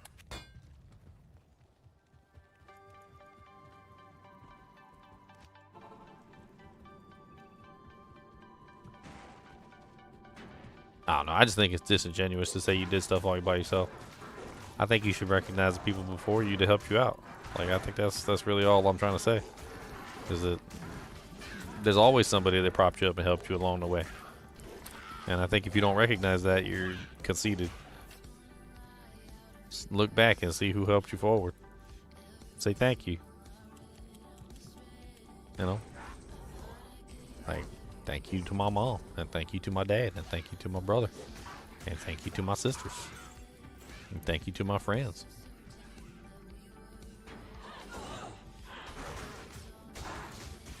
All the people who showed up to my YouTube channel when I had like 0 people watching me. Y'all the real homies. I'm over here streaming to nobody. When I first started, I was streaming to nobody. There was some people that showed up, and they was like the only ones that showed up to my channel like every single time. They half the reason I even succeeded at all. Got them OG homies who was hanging out with me when I was nobody. When I ain't even have like 1 subscriber.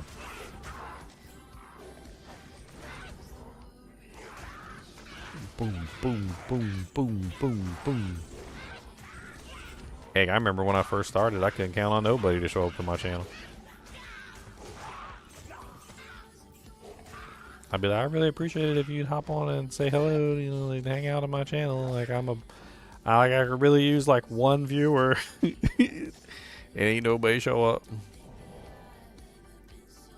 It's me streaming to 0 people for the longest time. Dude, that's the reality of streaming too. Like a lot of the times when you first start streaming, like that's it. Like it's 0 people. Like you're just streaming to nobody. You're like, hello guys and gals, and there's literally nobody watching.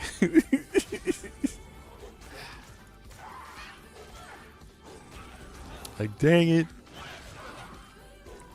I wonder if I could pull up like one of my original live streams and see how many people were actually in there.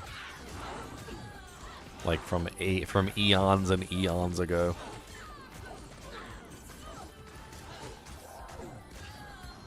That'd be funny just to see.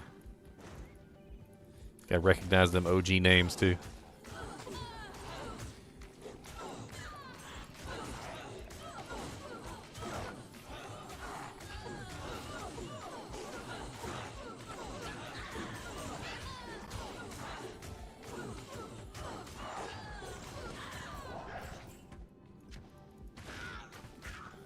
Hello, ghosts and ghouls. You also have the opposite where they thank everybody to the point that it seems just disingenuous. Like, I would like to thank my mom. I would like to thank my agent. And I would like to thank the academy. And I would like to thank the people in my life who gave me Twinkies and Ho-Hos when I was skinny. And helped me plump up a little bit so I was a little bit more fat. And I'd like to thank that aunt that didn't bite me that one time. I mean, yeah. Let's see if I can pull up like one of my really like dirt old live streams. Let's check it out. Hold on. Let's see what I got in here from like the oldest live stream that I ever made. Okay, so oldest live stream was September 25th, 2020. It was Minecraft, so I hadn't even started with Diablo 2 yet. It was 1 hour and 45 minutes. Hey, look, there I am up there, really small. I'm like super tiny. I'm a tiny little tiny. Look, I'm playing Minecraft, guys.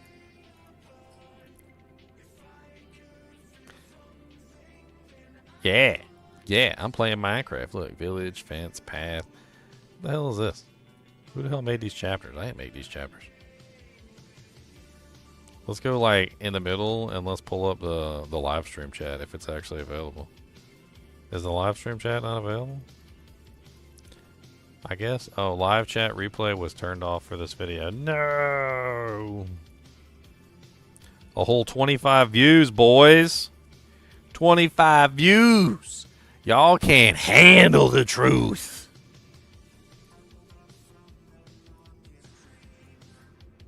Y'all can't handle the truth. Is live chat turned off for all these? Like, what's going on? I don't even know.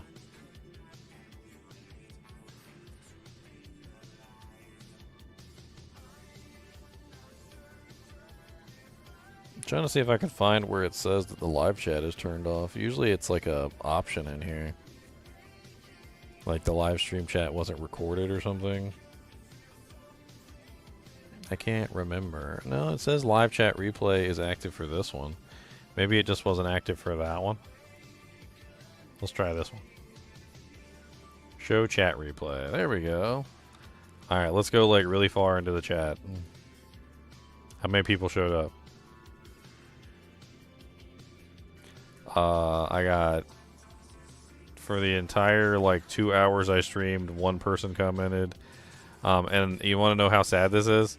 This right here, that's my nephew. So not one person chatted. Not one person chatted the entire time I was streaming, except for my nephew who lived with me at the time. So yeah. Heh, heh, heh.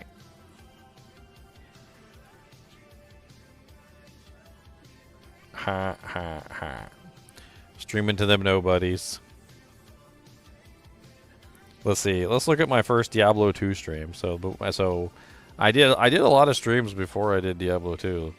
Diablo 2 was not the first thing I streamed, believe it or not.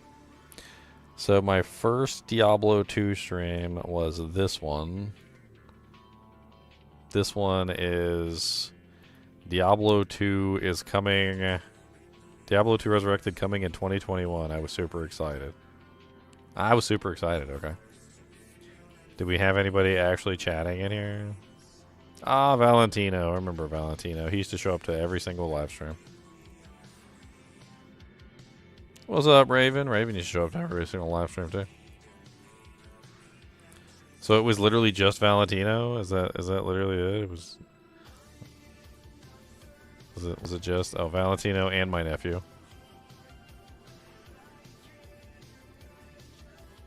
So it was me, Valentino, and my nephew. Look at that. Beautiful. 774 views over, like, 4 years. Yay!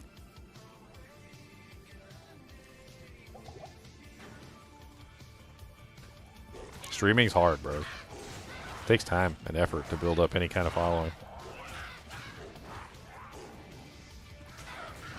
I mean, half the time, even now, like, sometimes I'll stream for like 8 hours and hardly no one will talk. Everybody just playing Diablo 2 in the background.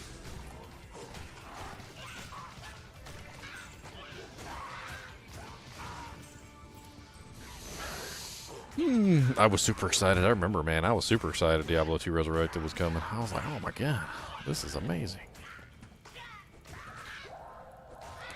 Punch, punch. Why does it look like I'm punching with this sword? Like, what the hell is that? I will punch you. I will fong you. Ow, Cody, you shocked me. You shocked me with your shockers. Why are you shocking me?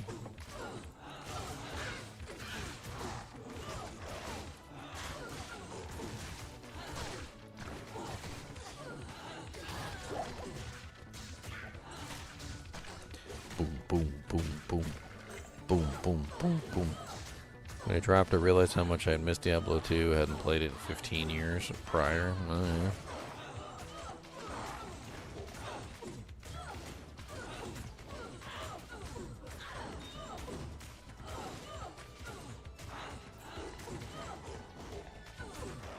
Boom, boom, boom, boom, boom, boom, boom, boom.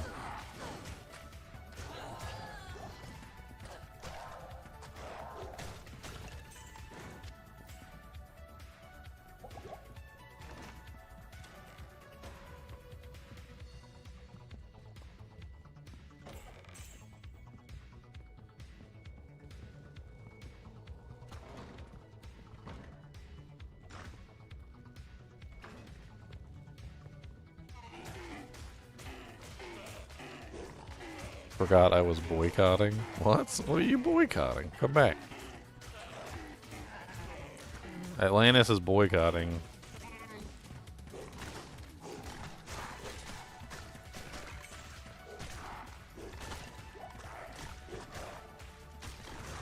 The boring druid.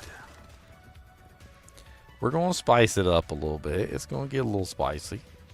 We're going to do some spiceums. I got some ideas to make a spiceums. We're going to add some sugar and some spice and everything nice. A little bit of sugar and a little bit of spice. A little bit of sugar and a little bit of rice. A little bit of sugar and a little bit of spice. A little bit of sugar, a little bit of rice. Sugar, sugar, sugar, spice. Sugar, sugar, sugar, spice. Spicy, sugar, sugar, spice. What the hell is going on with this ridiculous group of monsters, and why are they next to impossible to kill?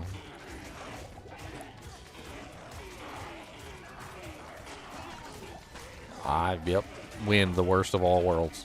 Exactly.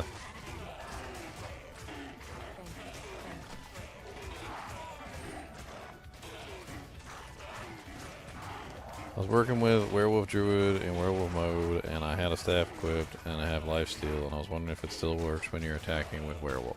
Yeah, of course. As long as you're doing physical damage, you're going to get life leech. Physical damage, life leech. Physical damage, life leech. As long as you have physical damage, you will be dishing out damage which causes physical damage, and as long as you have life leech, it will work. Provided, of course, that the monster has drain effectiveness above 0.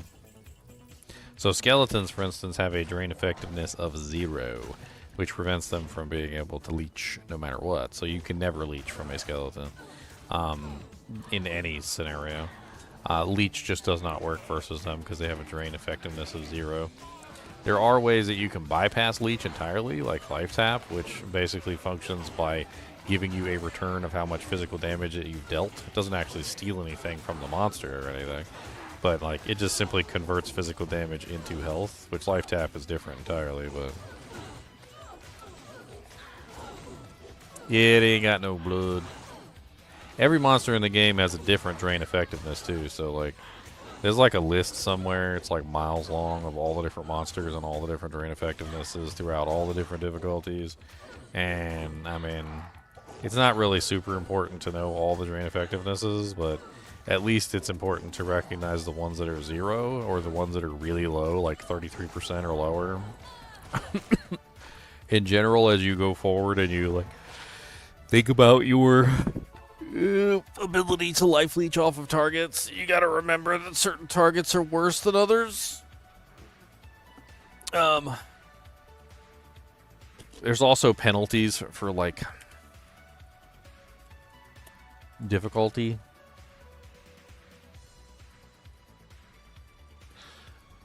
Bow. Here's the Amazon Basin page on it. I'm blinding you all. What's the matter, Boogus? Did you got mublet? Do you need snackums? Do you got pepper doodles? Do you want a fluffy toy? Okay, so here you can see that in normal difficulty, or sorry, 0, here you go, 0% drain effectiveness. The following monsters always have 0% drain effectiveness, making life stolen per hit and life mana stolen per hit completely ineffective. Barricades, barricade door, barricade tower, catapult, Diablo's bone prison, evil demon hut, fire tower, flying scimitar, gargoyle trap, lightning spire, mummy sarcophagus, night marauder, prison door, skeleton, skeleton archer, skeleton mage, swarms, will-o-wisp, Windows and Wraiths in Act 5.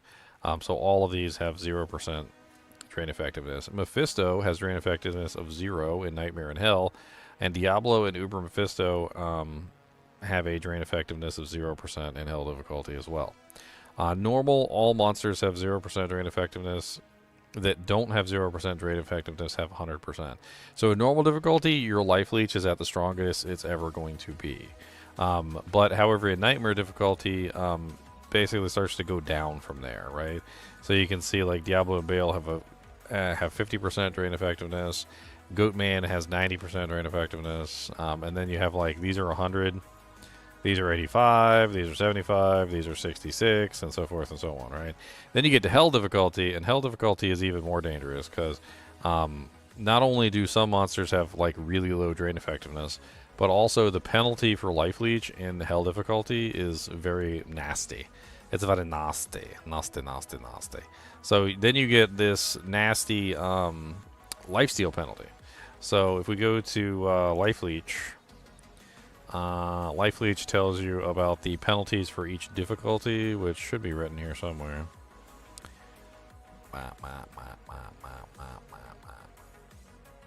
Right here, yeah, here it is.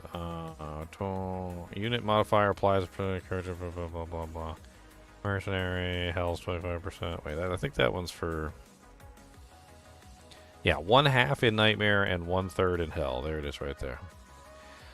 So not only does drain effectiveness already reduce the amount of life leech that you would normally get, but in Hell difficulty it's 1/3 of normal, and in Nightmare difficulty it's 1/2. So, like, take, for instance, a specific monster. So, like, let's look at, in Hell difficulty, Andariel has only a 33% drain effectiveness, right? So, if you take a calculator and you say, okay, well, I'm dishing out, like, 1,000 damage, and I have, like, 5%, life leech, which it doesn't work this way, but let's just run the calculation just so you can see how terrible it is, right? So, we're going to subtract 95%, which means you're going to get about, like, 50 HP back per hit, right?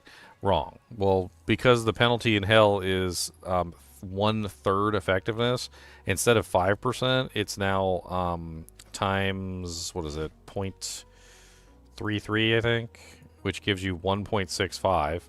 Life Leech always rounds down, by the way. It never allows it to work on a rounding up scale, so it always rounds down to the lowest number instead of up to the highest number. So instead of 1.65, it ends up being lower than this. And then you have your, like, 1,000 damage, and you subtract, like, 99% or whatever, which gives you, like, 10 damage. And then you subtract your 66% drain effectiveness from that, because the monster only has 33% drain effectiveness. And by the time you're done, you've got, like 3.4 life leech left over. The penalties in this game are pretty rough. Like, the life leech penalties just get worse and worse and worse. It increases in Nightmare, increases in Hell difficulty, and then on top of that, like, all the monsters' drain effectiveness goes up, or sorry, goes down, or whatever. I don't know how you actually pronounce it. And then they stack on top of each other, and then, of course, it's also physical damage only, so their physical resistance goes up, which is also another part of the calculation. And life leech ends up being just really bad in Hell difficulty. If you write it all down of, like, what's going on, is that, number one, monsters have high physical resistance, which lowers overall leech. Number two, Hell and Nightmare penalize your life leech. Number three, on top of that, monsters have lower drain effectiveness in higher difficulties. So it can be a horrible equation where a lot of the time you're just, like, really messed up. So you're like 100 divided, like, subtracting like 50%, which is going to bring you down to like 500, and then it's going to be like 5% life leech, or let's just say you have like 10% life leech, which ends up getting, like, subtracted very heavily. So you're talking about like minus 66% from your 10% life leech. And then on top of that, then you have another subtraction of like another like 66% of that, and then it ends up being like poop. That's what it ends up being. So your life leech ends up being poop. Like the whole equation is just stupid. And life leech just ends up being really bad unless you have large amounts of physical damage or large amounts of life leech, and honestly both. You kind of want large amounts of life leech and large amounts of physical damage. But you know what? Normal difficulty though, life leech is amazing. Nightmare difficulty, it starts to get worse, but it's still okay. It's not until really like, I would say hell difficulty where life leech really starts to drop like a freaking rock. At which point you need lots of life leech and lots of physical damage to really like make it work. And then of course you run into like an immune to physical monster, and the immune to physical monster just means 0 life leech. Skeletons also mean 0 life leech. Several of the bosses have 0% drain effectiveness, like Mephisto and whatnot, which again 0% life leech. Life tap bypasses all that, by the way, because life tap doesn't have any penalties on it because it's not technically life leech. So the stupid thing about life tap is that life tap is not life leech. Life tap instead is a conversion of physical damage into life by basically making it so that as long as you are at least dishing out physical damage, you will get life in return equal to the amount of physical damage that you're putting out, which means that the penalty for difficulty does not apply because it's not life leech. The drain effectiveness does not apply because it's not life leech. The only thing that applies in that entire formula that we just ran is physical damage reduction. So if the monster's immune or has very high physical damage reduction, then life tap still won't work because you have to actually do physical damage to work life tap. And life tap is amazing though. Like you can get life tap on a wand, you can get life tap from your necromancer, you can get life tap on a pair of gloves. There's an exile shield that has life tap on it. And it's superior to life leech in just about every way. Mainly because it actually does work on any monster that has 0% drain effectiveness. And it doesn't necessarily have any kind of penalties that are applied to it. It's an insanely good thing. The only real downside to life tap is that you can't use something like amplify damage or decrepify to reduce the physical resistance of the monster, which is rather unfortunate. But if you're trying to just stay alive, like most of the time people do in Ubers, where you're literally just trying to stay alive long enough to actually make the kill, life tap is amazing. In the grand scheme of things, I would rather prefer amp.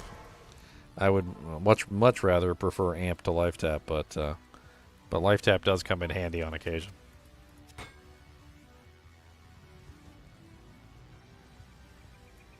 Hey, don't make fun of my red ball.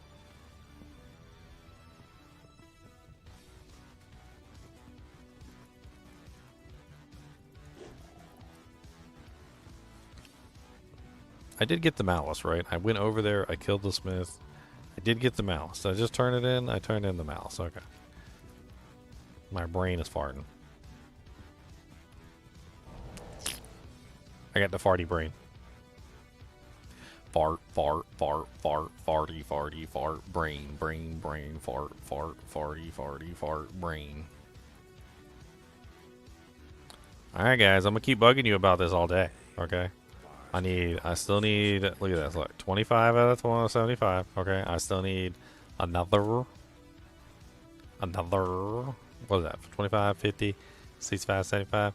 So like, what is that, 50, 60, 70, 50, I don't even know how many that is. See, like my brain's broken. This is what you guys are doing to me. You're breaking my brain. Okay, look, I need 75 and I only have 25, okay? I still need 50 more people. Hop over to Kick. Alright, make an account. I need you guys to subscribe so I can become an affiliate over on Kick. I need you to do it. I got like 50,000 people on my channel. Come on now. 50. We just need 50 more people. Okay? 50 mo peoples. That's it. Just 50 more peoples. All you got to do is check this little box right here. Look, it's like an achievement. It's like a Steam achievement, all right? And we get to do it together, okay? It's a Steam achievement.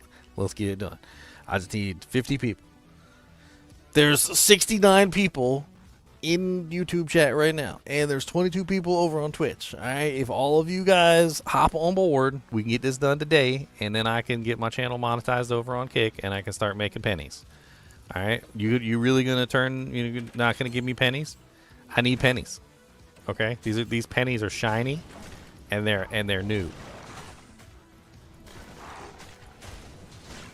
I need my Abraham Lincolns. Okay, I need my Abe Lincolns.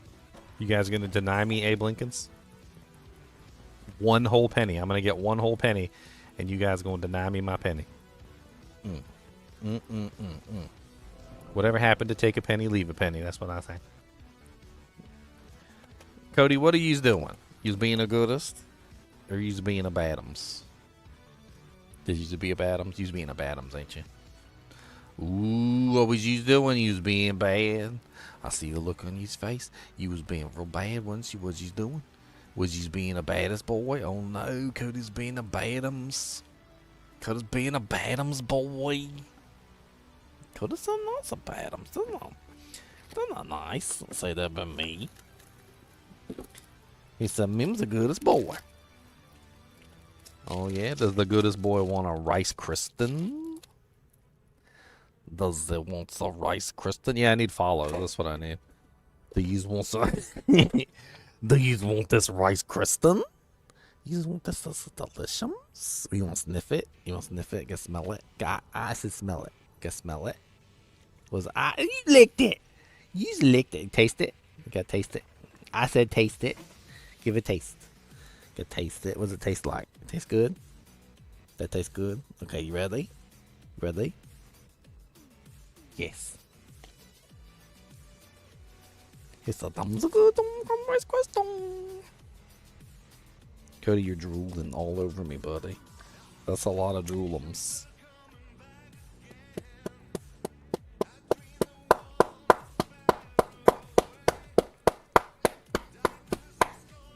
Alright, get down, monster dog. I can see it, Raven. Thank you. I appreciate it.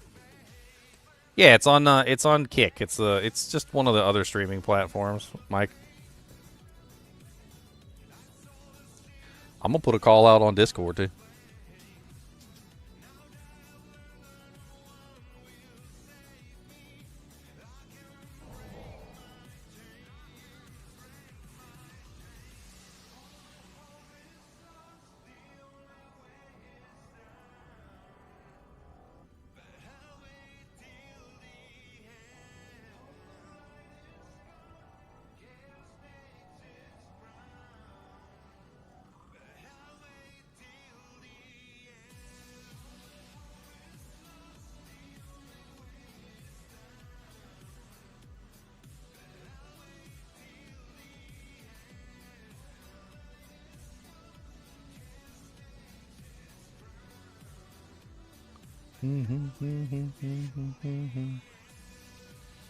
Did you end up gambling a Soj? I did end up gambling a Soj. I got a Annie. It was a 16-12-5 is what I ended up with.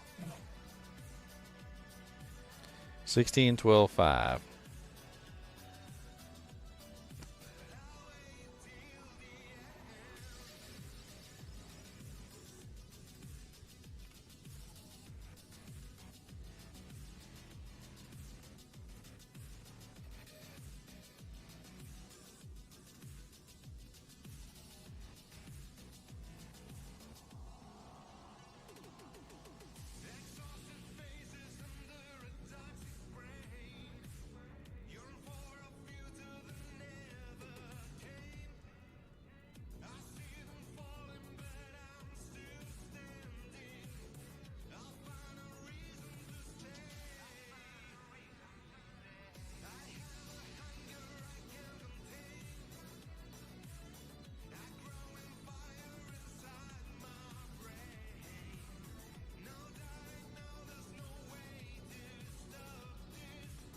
Boop, beep, boop, bop, boop. There you go.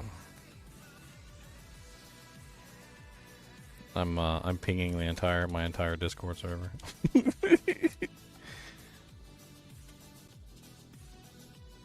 Boom.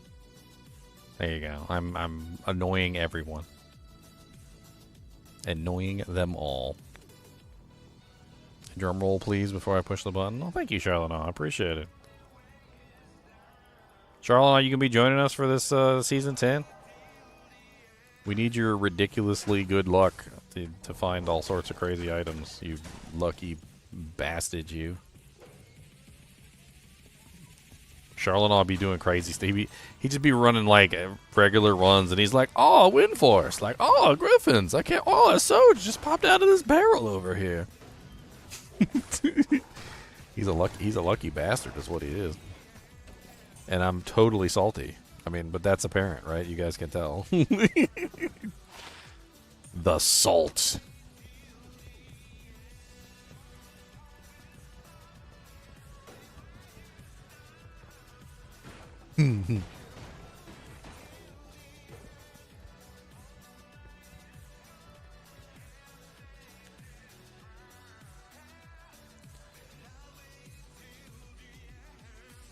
Oh, that's, yeah.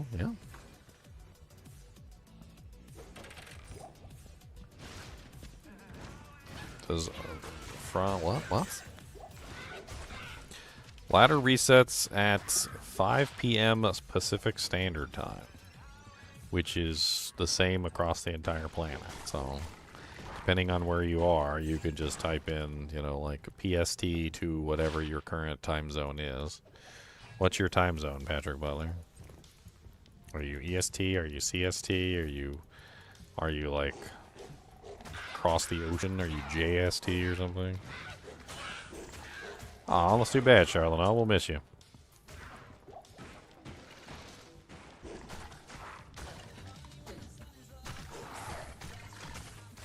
Yeah, so 8 p.m. Eastern Standard for me. I mean, I can go double check the website and bring it up for you guys so that you guys know.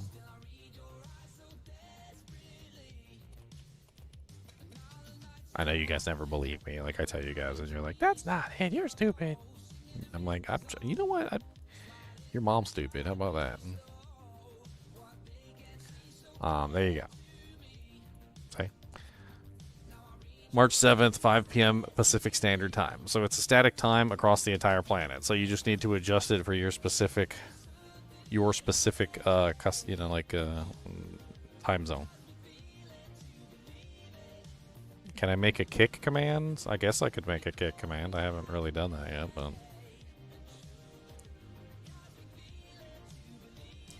I'm gonna see here. Let me link this first for everybody, so that you guys know when it's coming. I should be streaming the Diablo 4 campfire chat before this goes live, because the Diablo 4 campfire chat is like, I think 2 Eastern Standard, and D2 doesn't start until 5 Eastern Standard. So I mean 8 Eastern Standard. So I can definitely do both. So I mean I'll remind you guys again tomorrow when I do the Diablo 4 campfire chat.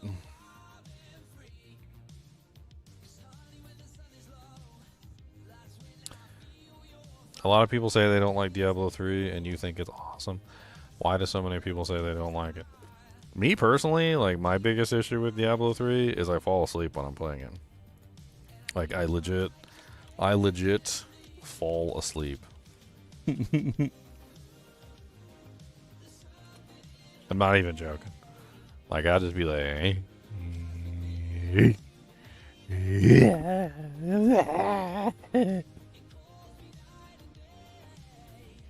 No. Well, I'm glad you enjoy my videos, Patrick.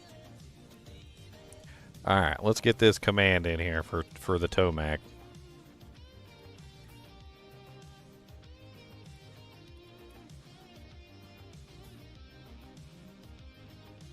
For the Mac of the Toe. For the Tomac. He even changed his name because I called him Tomac. Now he's Brother Toe. That's terrible. You're terrible, Tomac. You're terrible. A new command. Exclamation point kick.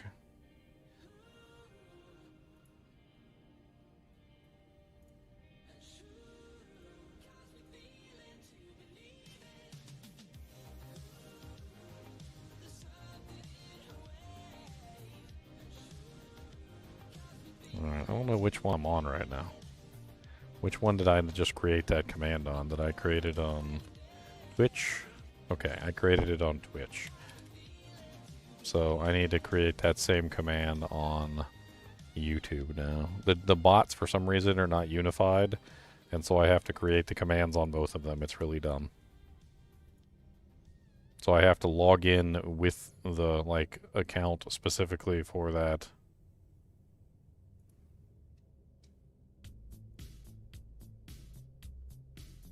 And then I have to make a new command.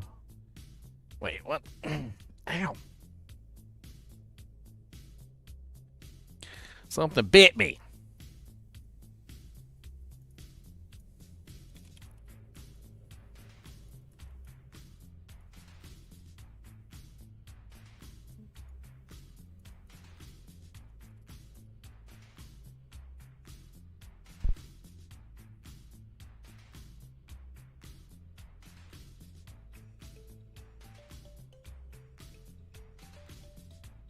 A raven bit me. I have another question. Have you found or heard any possible way to get controller support for the PC version of Diablo 3? I do not. That was one of the big issues with Diablo 3 when it came out, was it played very well on controller, but PC never had any access to the controller support. And that if you wanted to play a controller version of Diablo 3, you had to actually play it on the console. I don't know if that ever got fixed, actually. I think Diablo 3 PC version just never had controller support. Like, ever. Am I going to be playing on US East? There's not really any separation with the servers anymore. You can switch servers at any time you want to, Patrick. So, like, with Diablo 2 Resurrected, they took away all that foolishness. There's no US East, US West, US Central anymore. It's pretty much just like US and then EU, and then there's like a there's a Asia. So like the only difference in the servers are EU, US, and Asia, and then even then, like it's not detrimental for you to pick one of them, like it used to be. Like, you know, back in the day when you picked US East, you were stuck on US East, and if you went to like the US West, you didn't have access to any of your equipment or anything, right? You had to like start from scratch. That's not really the case anymore. Like, you can choose whatever server you want to, and it doesn't really matter. So if anybody wants to play with us this season, we do have a pretty strong Discord of people. I think we already have like over 16 people signed up on the sheet, and you're more than welcome to come start ladder with us. If you want to do that, though, you do have to be on the Discord. I can't stress strongly enough, everything we do is on the Discord, and if you're not on the Discord, then you're probably not going to have very much fun with the kinship, because, well, everything that we do is coordinated through the Discord. So you don't have to be in the kinship, like, but you do need to be in the Discord, because that's where we post all of our free games and everything. Like, if we have any swappies and stuff, and we're trying to swap items with the group, that we're going to post them in the in the Discord. There's also going to be like giveaways and things like that where we give stuff away to people for free. And if you're not on the Discord, there's a very good chance you're not going to see any of it. Now, there are things that we do specifically in the clan that are going to be hidden behind clan channels, because we don't want like passwords and stuff like that to be leaked out to the public, especially if we're transferring like high value items. So like, if you want to join the kinship, the clan, then that's something else entirely, and there is a separate set of rules for the clan that it's honestly not even really that big of a deal. It's pretty much just don't be an asshole. And I mean, I guess I could literally sum it up. Like, that's the entire thing. If you're willing to agree to the rules, you can join the kinship, and you can join everybody else and have fun with us. I mean, you don't have to necessarily play with us to be in the kinship. So, but if you want to coordinate with us, figure out what people need, like see what people are giving away. I mean, you're not going to be able to do that unless you're in the kinship with everybody else. Do we play softcore or hardcore? We have both chapters. We've got hardcore and softcore chapters. Most of the kinship is hardcore, and softcore, and most of the kinship is PC.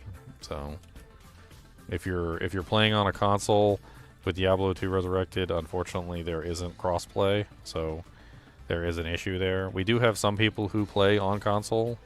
We have some people who play on both, but the majority of the community is PC. We do have some channels dedicated, though, specifically for like PC, Xbox, and Nintendo Switch.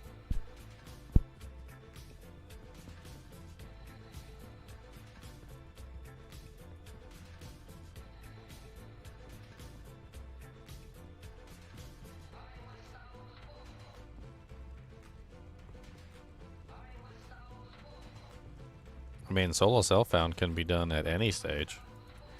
I mean, you can do solo self-found online, you can do solo group found online, you can do all sorts of things. I mean, it really depends on how you want to run. I mean, if you're doing solo self-found, I mean, there's not much point in being in a kinship anyway. At that point, you're pretty much only finding the items that are for yourself, so... I mean, you can still come in and hang out with us, I suppose, and just chat and bullcrap. I mean, that's up to you. I mean, that's a whole nother thing, is that it's not really just about, like, what you can get out of things. It's hanging out with people, you know? It's having fun. It's gonna be a pretty big party on launch day. Like, we're gonna have multiple groups of 8 people. At some point or another, we're just gonna collapse into one big Discord, and we'll be chatting and farting and pooping and having fun. And burping in each other's ears. And singing stupid songs and making fun of people who do silly things. I mean, it's just a good old time.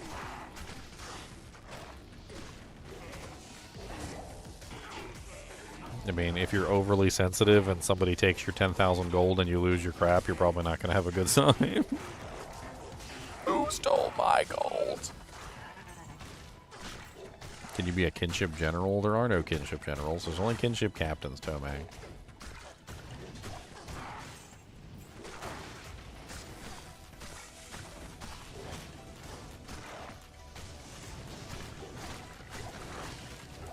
I mean, he's more or less referring to how bots ruin the economy and basically drain the overall, you know, price of items, which it's not wrong.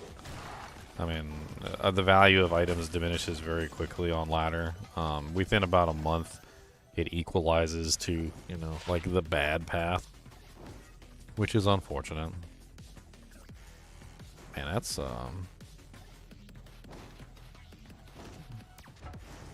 quite a bunch of uniques. You saw the 8 Gazan goal. I got a 8 Zon thumbnail already set up. You want to see my 8 Zon thumbnail?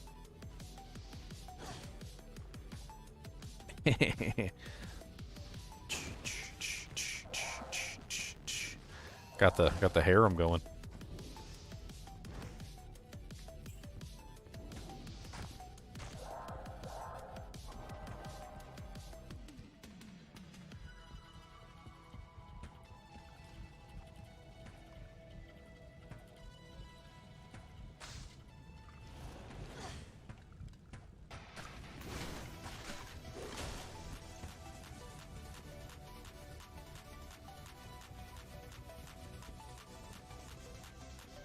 I mean, if you follow my information on, like, duping items, or, like, sorry, not duping items, like PRNG manipulation, you'll see that it's not necessarily impossible for someone to end up with that many Jarkos.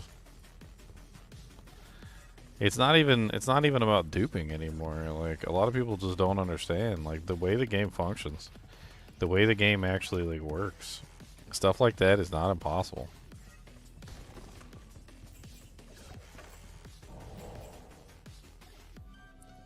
We seeing the return of Bob and Chucks?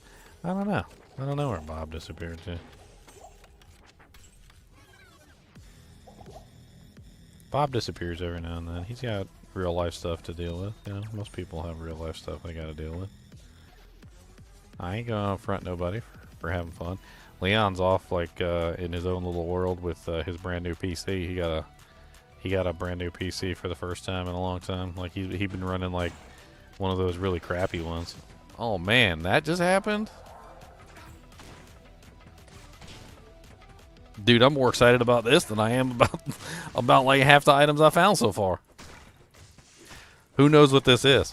Like, let me do a little trivia. Who knows what this is?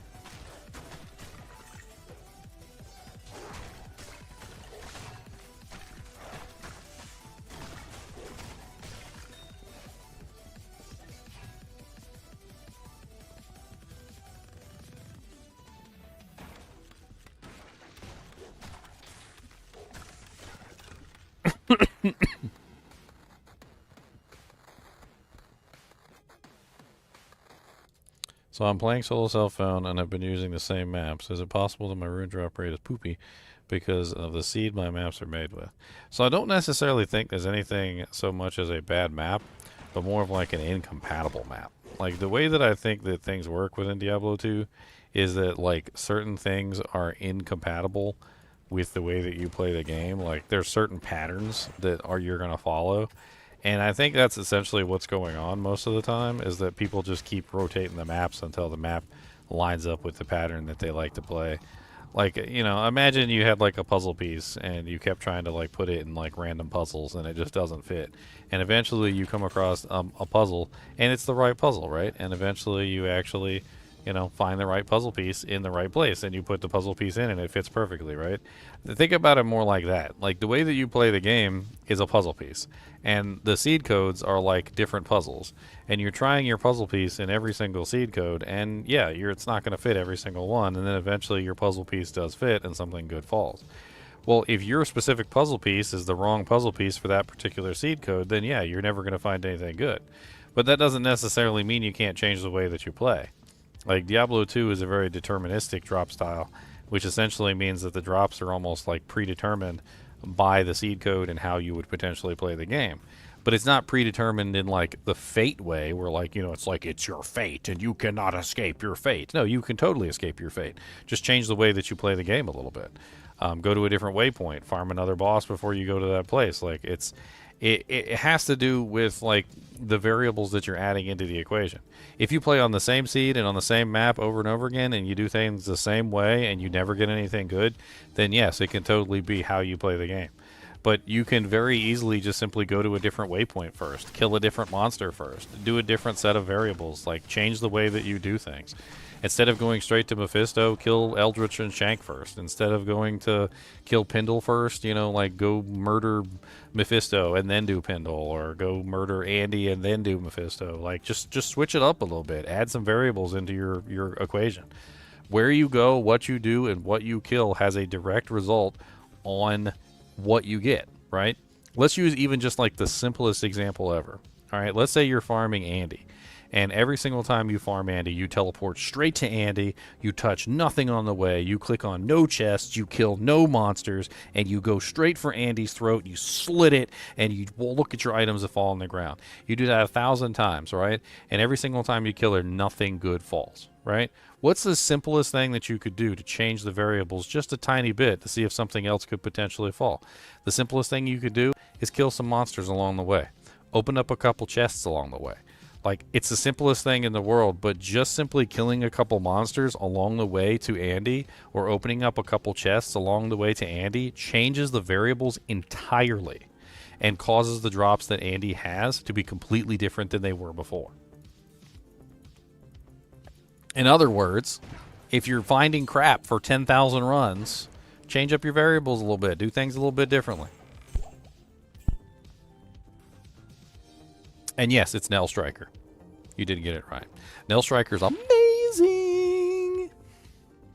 10 to 19 damage, 78% enhanced, 35 attack rating, 25% CB, 15 mana, 25 risk, 20% poison risk, 50% damage to undead.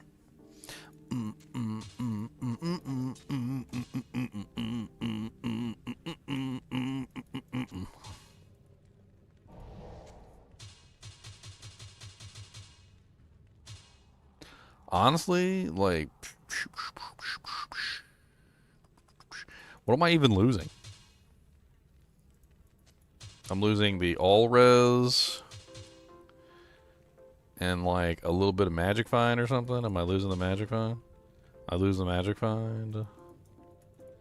Yeah, I lose the onset magic find and the attack speed increase. It's still an absolutely amazing piece of equipment. I'm so happy I found an L Striker. Just type in !, Discord.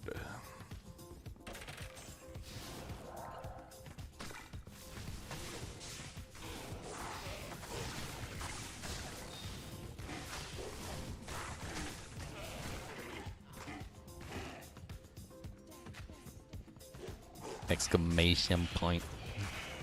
Discord. Exclamation point.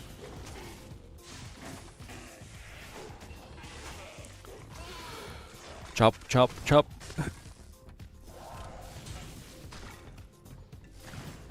And obviously, if you want to join the kinship, so if you want to join the, you know, the actual clan, just be sure to review the rules. I'll even show you guys on stream here exactly what you need to do. So, when you join the kinship, there are rules for the server. It really is not that complicated. There's rules for the server. All right, so you go in here and you pull up the rules for the server. There's the server rules. You got to agree to the server rules. All right. Then there's the clan GGM rules. These are the rules specifically for the kinship. They're not even really that complicated. Just read through the rules, and at the bottom of the rules, it literally tells you what to do to join the kinship. And I'm right here. All you got to do is let me know you actually read the rules. And if you read the rules and let me know, I will get you into the kinship. Yo. Boom. There you go. Yo. We got in the photos. Crow grabs your chicken nugget. That's terrible. Woolly hamsters. Got some moonshots. Cat climbing a dude ain't. We got Urukai Kubus. Uruk.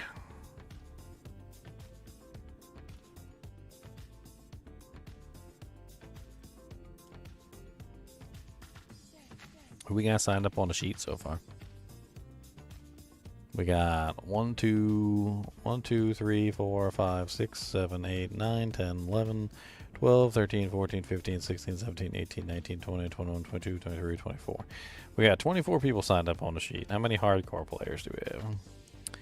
Looks like we only have one hardcore player this season.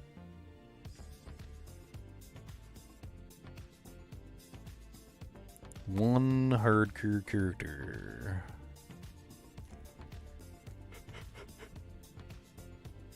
Oh, yeah.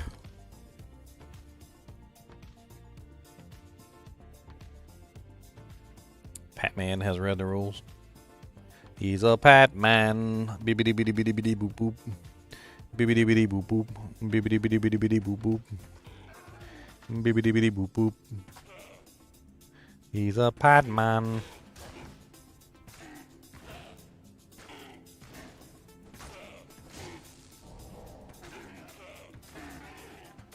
Now you need to write an essay about 1 and 5 and the last rule to get access. Well, an essay?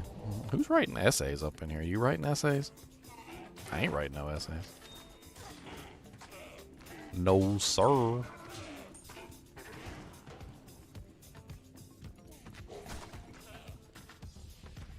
Is Pat-Man the only hardcore character? No, it's Sathis. Sathis is playing hardcore this season. He wants to do a hardcore character.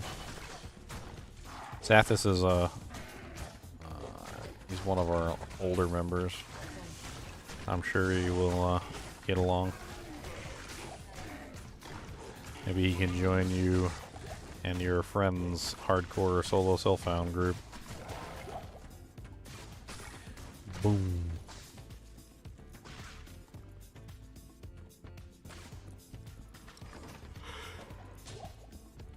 You got them torture wheels, man. They got on them dang on torture wheels, man. On dang on torture wheels, on dang on racks. And they're gonna stretch it back, you know what I'm saying? We got little spikes on there. They're gonna pull you across some spikes. It's gonna hurt like him. Okay? Look at them poor little lady. She got stretched in half.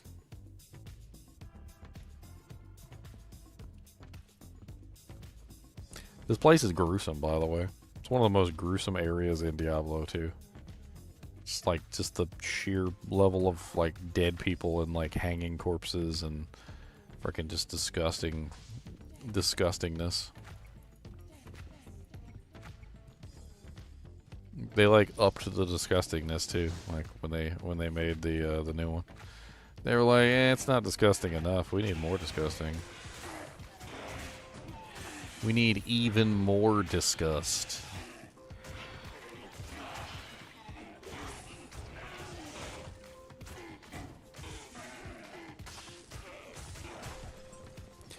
Even more.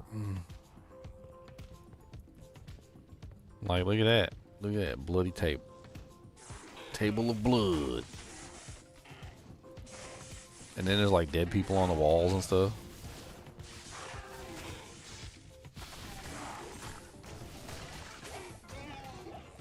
In the darkness you shall wait with demons that will take your plate.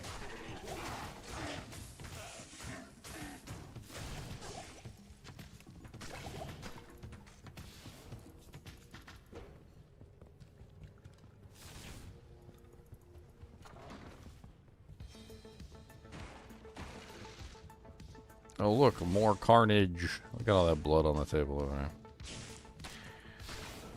Blood, blood everywhere. Blood, blood in your hair. Why don't you wash it? It's so gross. Look at that blood, it's on your clothes. Blood, blood, blood, blood everywhere. Blood, blood, blood, blood in your hair.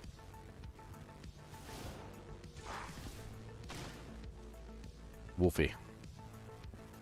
I feel like the D2R wolf is close, but it's not quite like, doesn't quite capture the scraggliness of the original. Hey, Zedetti, thanks for the sub, man. I appreciate it. Am I mostly online or solo? It depends on what part of the season we're in. Zero Darklist. If we're in a season, then I'm online. If we're not in a season, then I'm offline.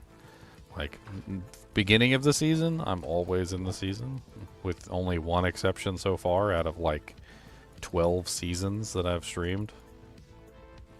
And if we're at the end of a season, then I'm not playing the season, because I don't want to play the season at the end of the season. I don't think anybody wants to play at the end of the season.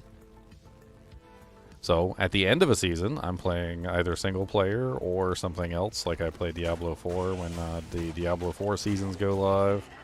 Kind of like work in between intermediary. I also have my single player account that I keep active on a regular basis, so I started that, you know, for like to pick up time during the season downtime. This is basically my season downtime stuff right now. Tomorrow we'll be starting the season as a kinship, so we already have 24 people signed up on the sheet, I think I just counted.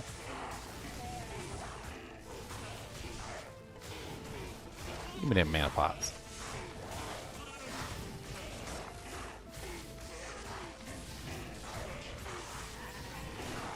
I don't very much like y'all.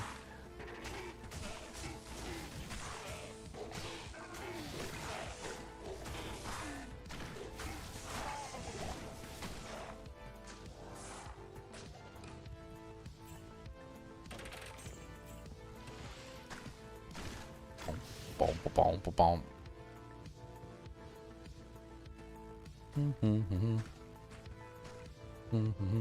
I got tons of videos, Zero Darklist. I have like 3,400 videos on YouTube, so I mean, if you feel the inkling and you need some information on Diablo 2, I got plenty of it around. Some of it's old at this point. That's okay. I'm gonna keep making money on this old content. No, I'm just kidding. I'm making new content too. I'm always making something.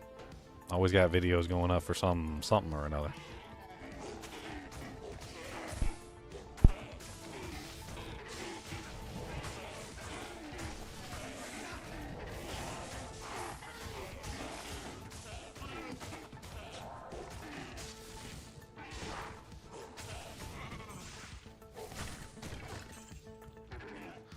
Damn it. Poor dead rogues. I like how you just be looting everybody in this game. They don't even care. And they're just like, oh, dead guy, loot him. He got some doojanks on him. He got some doojanks. Yeah, yeah, yeah. He got a couple doojanks. Yeah, yeah, yeah.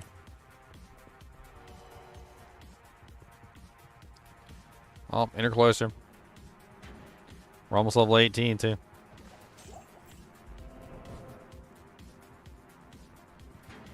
We finally almost have access to Fireclaw.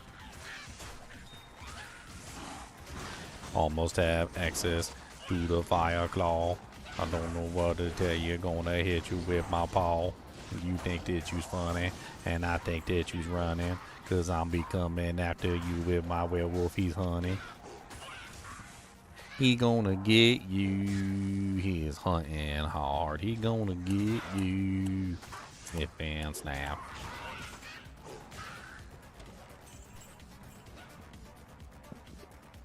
That's a Cody. Gonna be my wolfies. Cody, you wanna be one of my summon wolves? You want to help me to be my summon wolfies? You can be my summon wolfies and ski snacks. You can eat the demons. You want to eat the demons? Them's tasty demons. They probably taste like bacon. And farts. You got the big fangs. You can use your fangs to bite them. The big mean demons, you can use your fangums on them. And crunch their bone. You want to crunch their bones? He said, I like crunching bones. He said, bones are good for crunching. He said, I like anything that crunches. What you got that crunches? I said, I want to hear a good crunch. I got some of these. These are crunchy. You want one of them? You want a Max Porkum Twist Crunchums? You want a good crunch in there? Dad, that's a good crunch, isn't it? I'll buy you another one. One another Crunchums.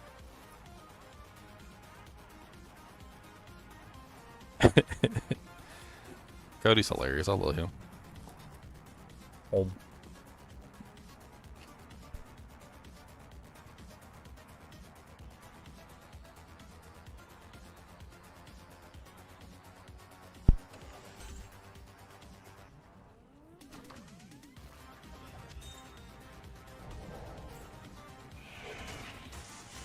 Alright, Oedipus Prime.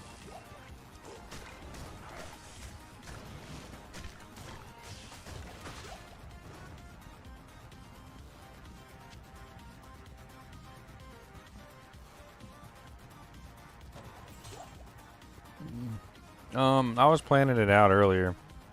I was thinking 20 fire, 20 molten boulder, 20 fire claw. I'm gonna go 20 spirit of the barbs. And then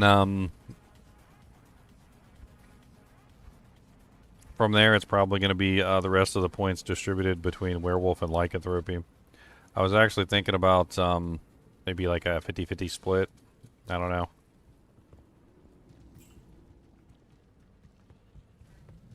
Those are called water cookies, explosive nut. Okay, I'm gonna change your life. Okay, when you ask your dog, say, do you want one of these water cookies?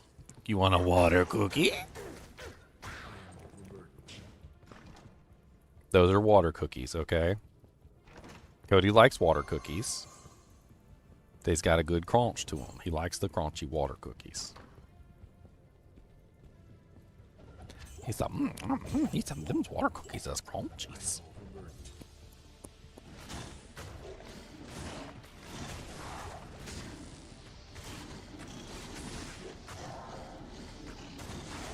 I always offer him a water cookie. I think it's hilarious. He always comes over and gets one too. He's like, I like those. I like those. They're pretty good. He said, my water cookies. And then he just crunches them into pieces. He probably thinks it's hilarious. I think he just likes things that are crunchy. Anything that crunches. Even if it's a plastic bottle. He's like, it makes crunch noises. Crunch, crunch, crunch.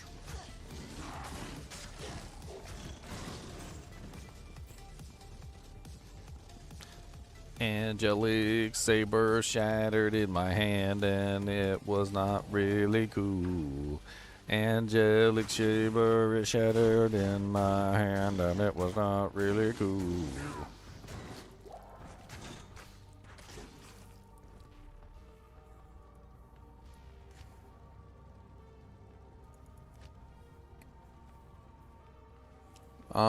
JDN. Oh, much love. $10. Big Pimpin'. Thank you, Big Pimpin'. I appreciate it. That should show up on the tip thing. So it should show up there. So when because it goes all the way around. Like all the way around the mulberry bush. So it should be the first thing that pops up when it refreshes on the other side. And I really appreciate it, Pimpin'.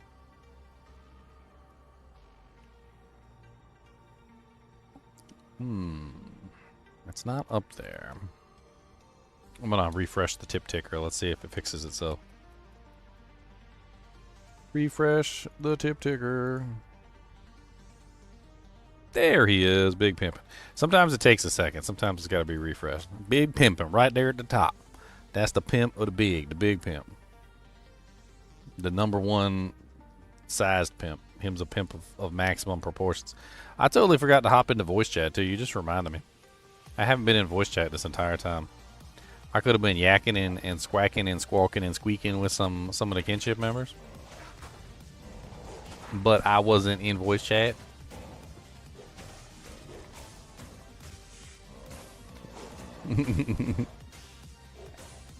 You ain't in it for the publicity, but that's okay. I still gonna say thank you though. I mean, I'll send you the nipple pics on the down low. Don't worry about it, Big Pimpin'. I won't let your wife know. I'm yeah. Gotta get my phone in here. Gotta get it under there.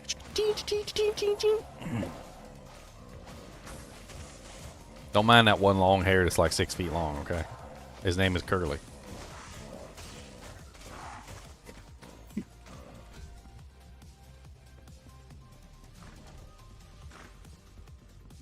Hey.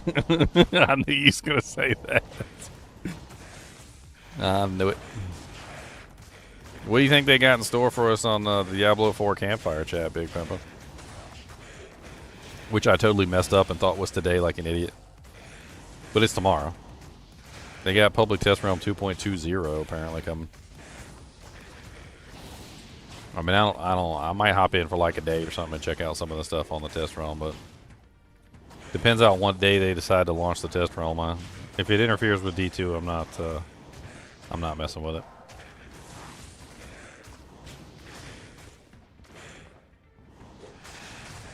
Diablo 2 ladder restart is tomorrow. Yes, tomorrow.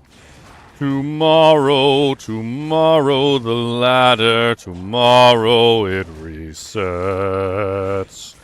It's only a day away.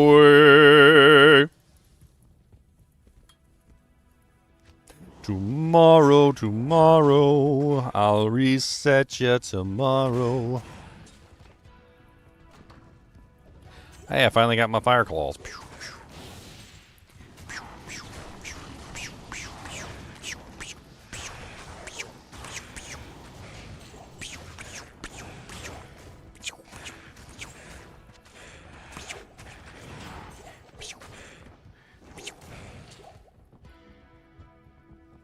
I make it burn with fire.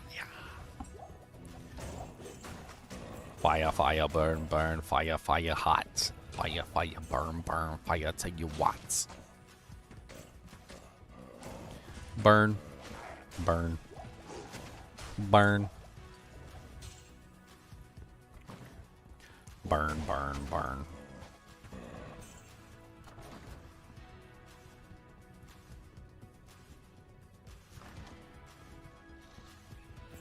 Burn, burn.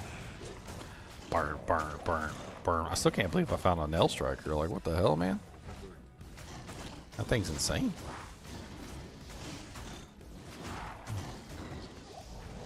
I will beat you in the head with this bardiche. The bardiche. I think I got a Peltalunata too, man. Peltalunata and freaking nail striker is like killer combo.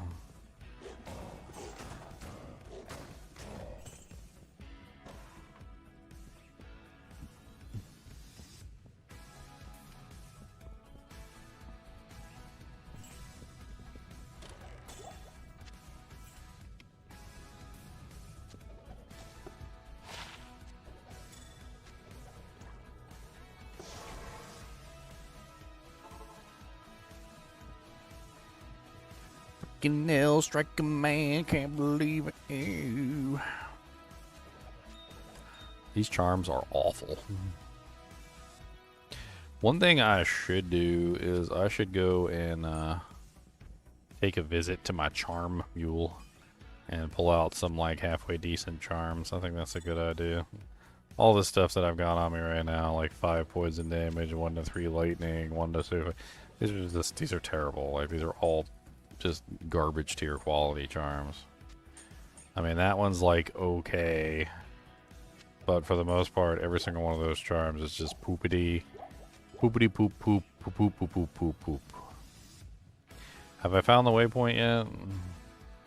I have not. So let's go find the waypoint first, and then as soon as we go find the waypoint, we will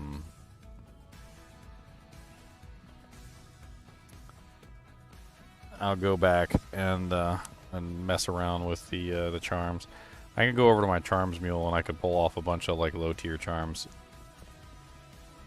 I probably got some elemental ones, some like fire damage, HP, resistances, various things I'm sure I'll need.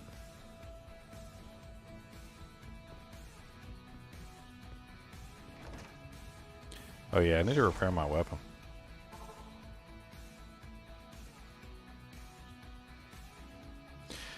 Oh, Chelsea! What you need? Chelsea, repair my do-jank. Chelsea, please repair my do-jank.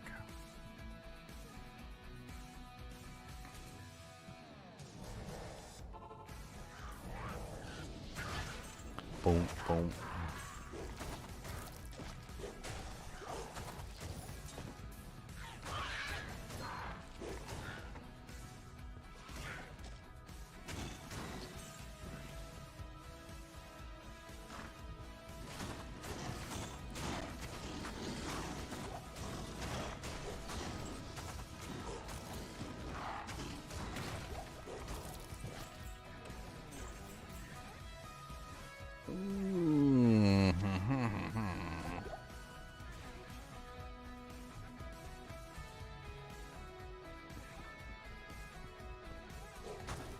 Spidums. Spidums, Cody. They're spidums. Oh, you know, it reminds me. The freaking palmetto bug incident from yesterday. Them dang palmetto bug, man. Tried to eat me yesterday. I captured him in a water bottle. And put him in the trash can. I mean, when I say trash can, I mean loosely. He's like on top of the trash can. Because I need to go empty the trash. He's still alive in there. Mr. Palmetto Bug that I captured is still alive. Look, he's still in there. Uh-huh. Look at him, still alive. He's still crawling around, that jank. He's an evil little Palmetto Bug. Look at him. You trapped in there for the rest of your life, homie. That's what you get for ambushing me while I'm streaming. Now you just gonna be stuck in there forever. Maybe you make it to the garbage one day. Maybe you're lucky and somebody pops the bottle and you get out. Little punk, sucker punk, sucker punk.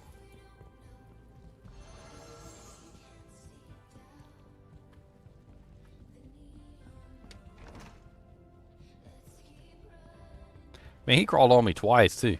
He ain't even just crawl on me once. He crawled on me twice. Little bastard. That's why he's in a plastic bottle right now. Crawl on me once, shame on you. Crawl on me twice, you going in a plastic bottle. For the rest of your days.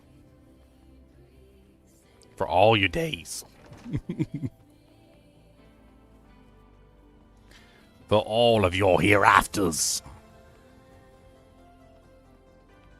How many days does a cockroach live? A palmetto bug even live anyway? What's like the maximum lifespan? They gonna be like Methuselah bug. What's the matter, Cody? You gotta go pepper doodles. You gotta go doodle peppers. You gotta go pepper doodles. Could get go peppers. I got level 3 Fire Claw. I got 1 skill point. Oh yeah, I got put 1 point in Heart of the Wolverine. I'm trying to go down to Spirit of the Barbs, so that will that'll definitely help. It must be over there. or up. It must be north. Either north or that easterly area over there. I guess let's check north first. Didn't. This looks like it. Yep. Recognize the tile.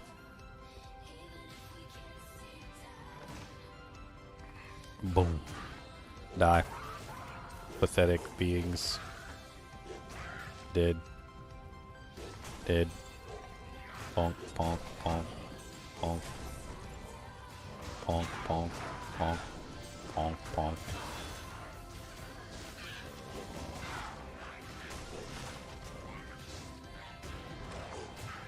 E, E, E, E, E.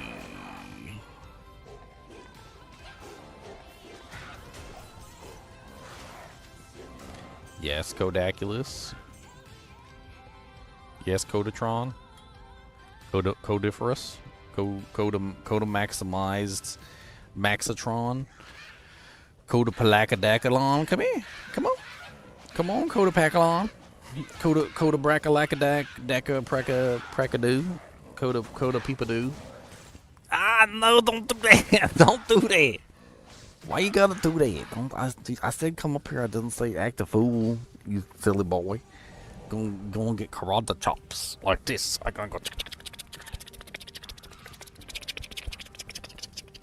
How about that? You want karate chops?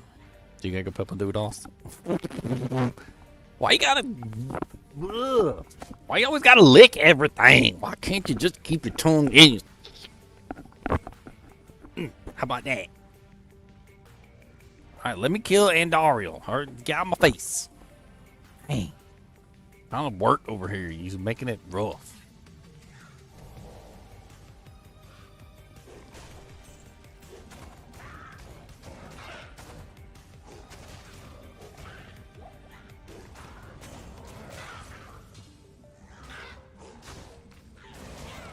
Boom, boom, boom, boom. This is like P8, and I'm just like flying through this. I can't believe how easy this is. It's like one shot in Jank. Bam. One shot, one shot, one shot, one shot. Sometimes two shot.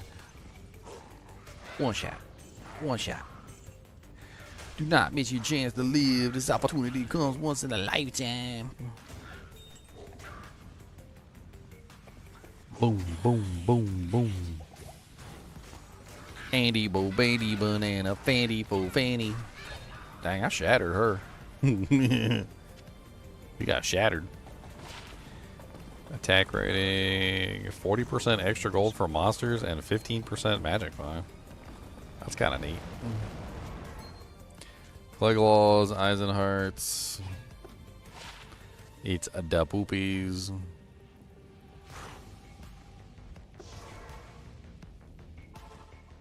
Alright. Stay a while and listen. Good evening. Stay a while and listen. Hello.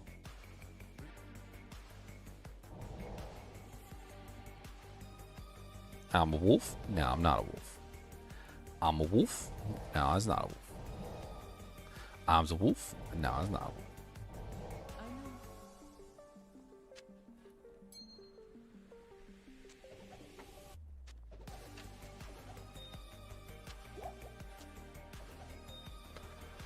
Alright.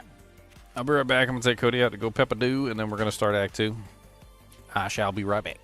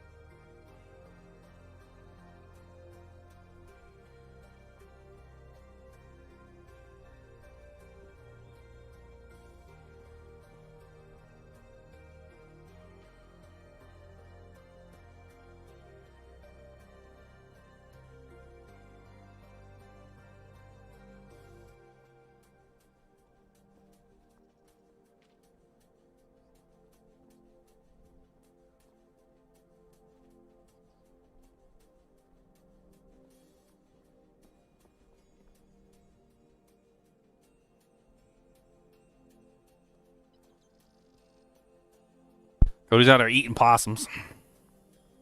That's right, I said it. I saw you chasing possums. Possum eater. Possum eater Jones. He's a possum eater. I said that is my friends. I eat them later. They's mean to me.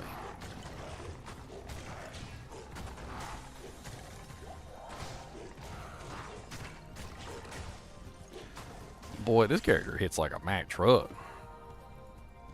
Fire Claw's ridiculous. Yeah, I'm already hitting for 473 damage and I'm only level 19.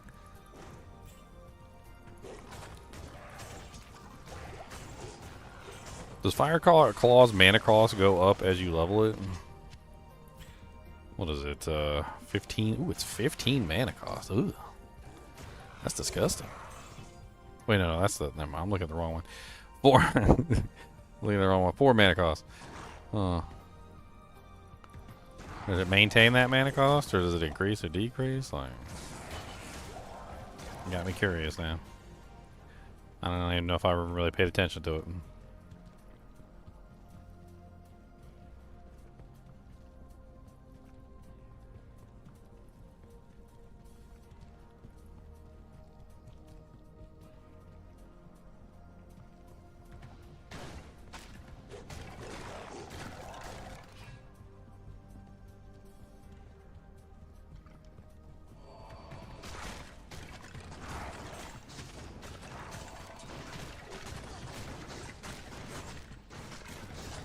Dude, I'm coming into the stream and the first question has an answer, yo mama, I'm instantly locked in. That's right.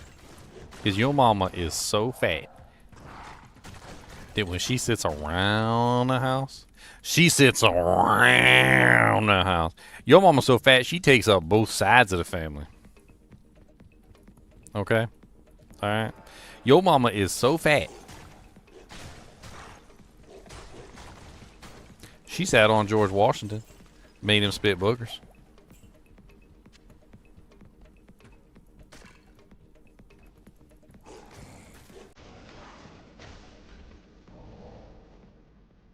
Your mama's so fat she play hopscotch like this. Mars, Jupiter, Uranus, Pluto. Mars, Jupiter, Uranus, Pluto.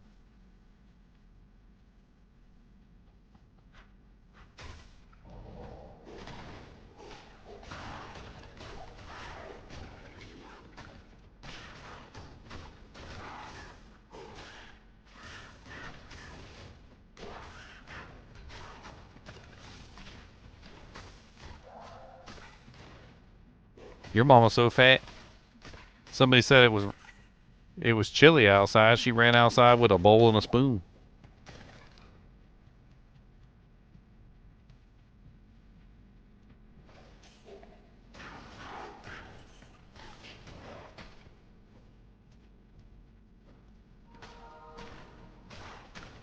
What's always apparently for, Franklin?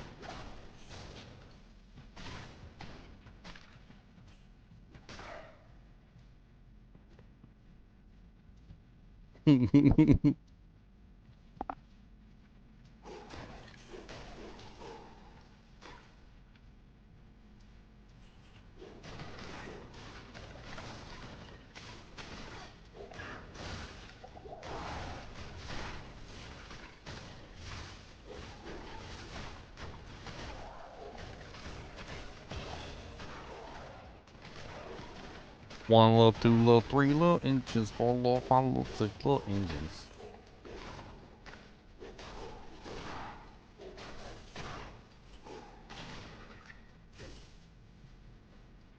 Your mama is so fat.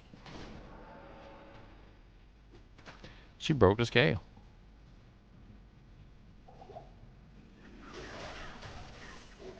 Your mama was so fat she went to the doctor's office and they had to measure her weight. First they tried one scale. That didn't work. That wasn't enough. Then they tried 2 scales, one for each foot. That didn't work. That wasn't enough. Then they tried 1 scale for each foot and 1 scale for each hand. And they had her sitting on all 4s like a dog. And that still wasn't enough. So then they took her to the pool lowered her down in a crane, checked the water displacement in the pool. When they put her in the pool, there was barely any water left. And they figured out her weight by the amount of water that she displaced in the pool. We're talking about an Olympic-sized swimming pool, by the way.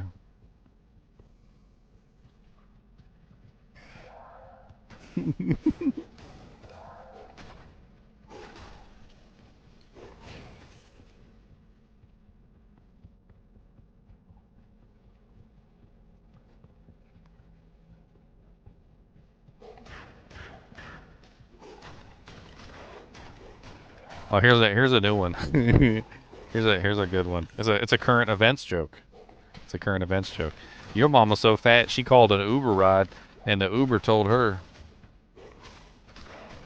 he couldn't take her. She's just too big. You couldn't fit in my vehicle, man. I'm sorry, I can't take you. You're not gonna be able to fit in my vehicle, man.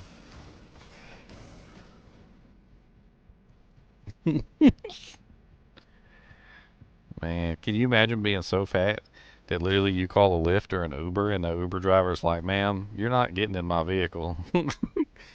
You can't fit. You're gonna damage my shocks. I'm gonna have irreparable damage to my vehicle if you if you ride it.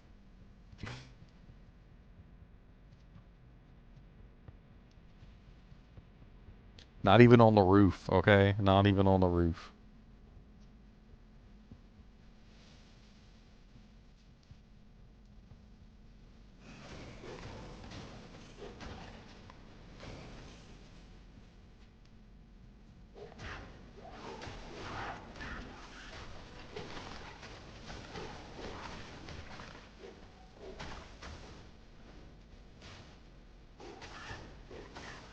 One of my favorites is your mama's so fat that your daddy has to roll 3 times to get off her.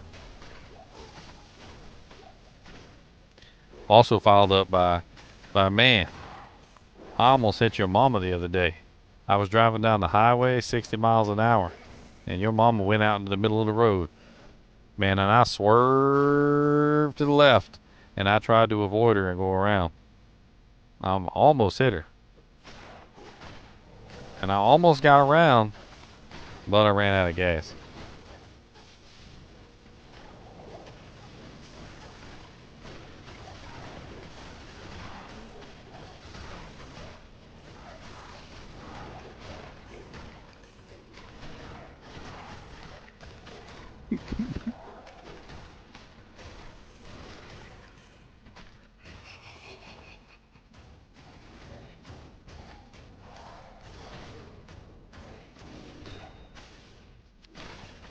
Man, we be finding all the doojanks today.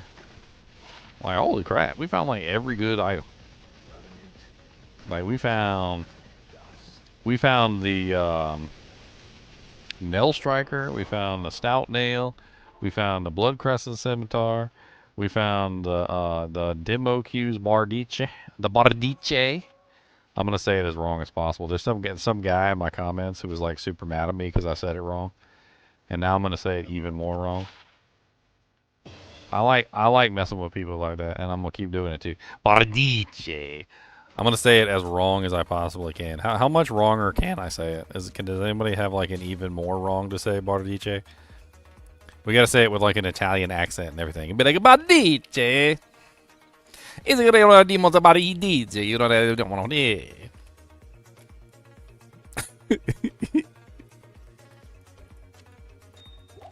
People crack me up. They come in here and they think they're like the pronunciation police, and they wanna have like pronunciation contests, and I'm like, bro, you ain't getting it right.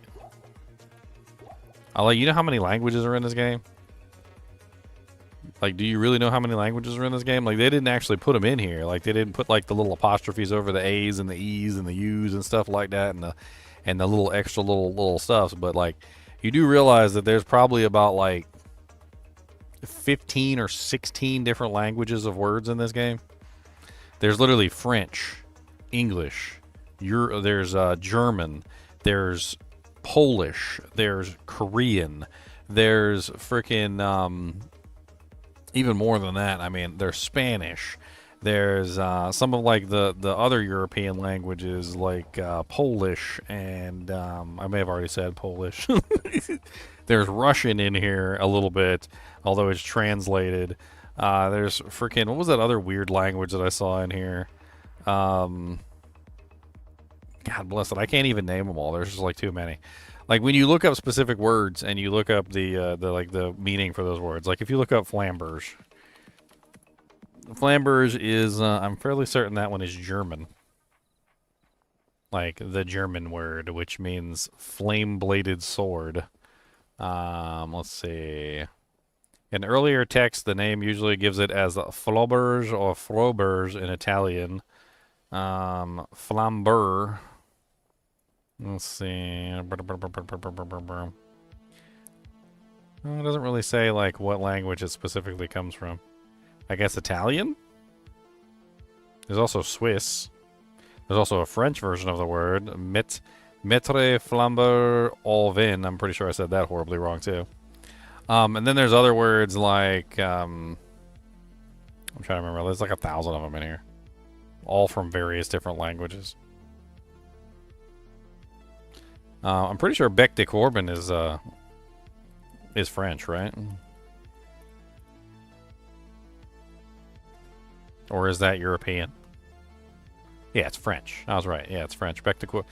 And it's not even Bec de Corbin. It's Bec de Corbeau.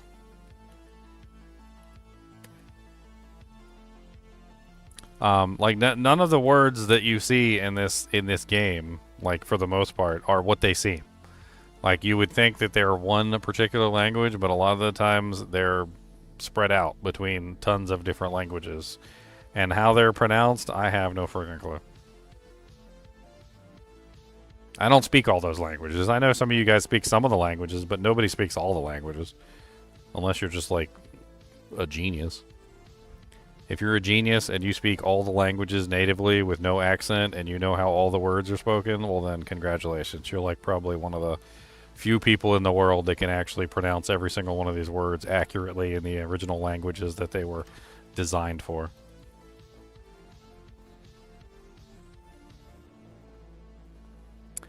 Fire claws, no, I can't put any more fire claws. Don't need any more there. We need to save one at level 30. I'm at level 20. So I think at this point, it's... I think this point goes into synergies.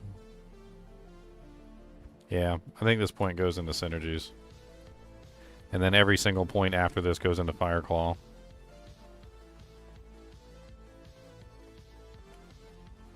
Well, like, there's a big difference between how a word is pronounced in France and how a word is pronounced in Italy, for instance.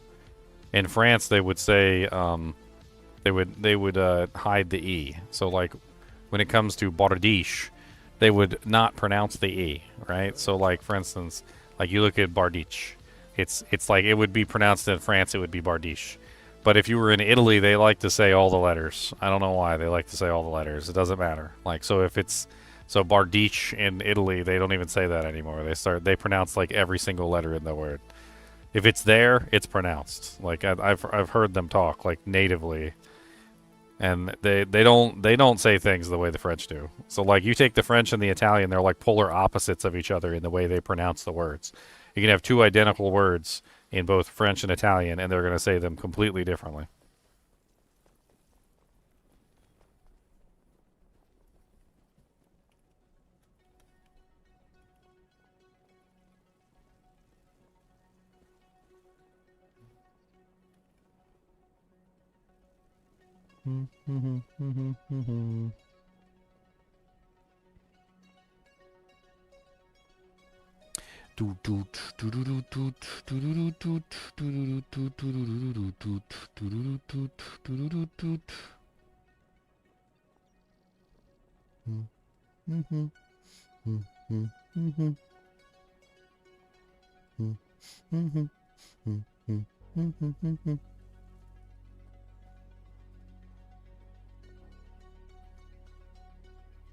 I was trying to see if I could find anything on the Italian stuff, but...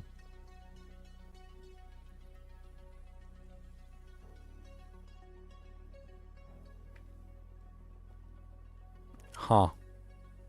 Well, that's interesting. Apparently both are correct.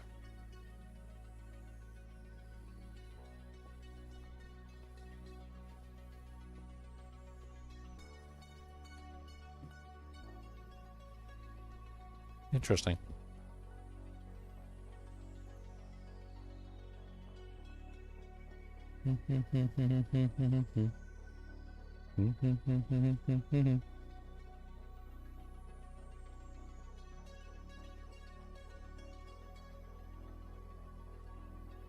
Interesting.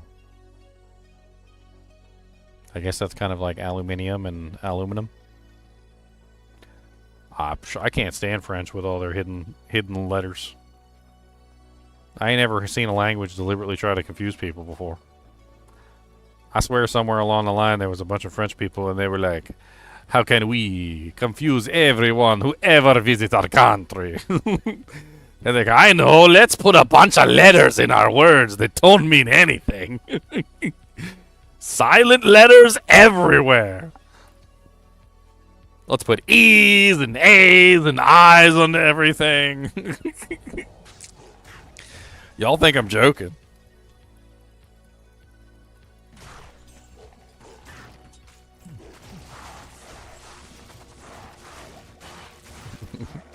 How do we spell this word? Oh, well, that's easy. And then like they spell the word and they're like, but you know, let's not make it easy. Let's throw a couple extra letters on the end. It don't mean anything. Let's just throw a couple extra letters on there. Like an extra E, an extra A. Let's, you know, throw an I in there too. Like, yeah, and then when people pronounce the word all wrong, they'll be like, no, no, no, no. You do not, it is the silent E. You imagine the E in your head. You do not say it. Oui, oui. I talk about this on stream every now and then. Did you guys know that, like, the French actually, let's see, the French voted to remove silent letters from French?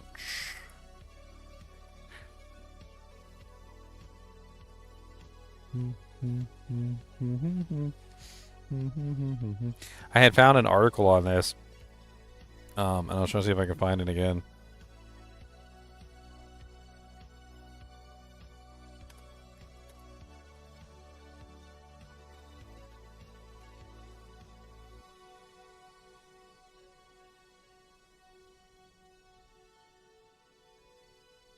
Where is the article?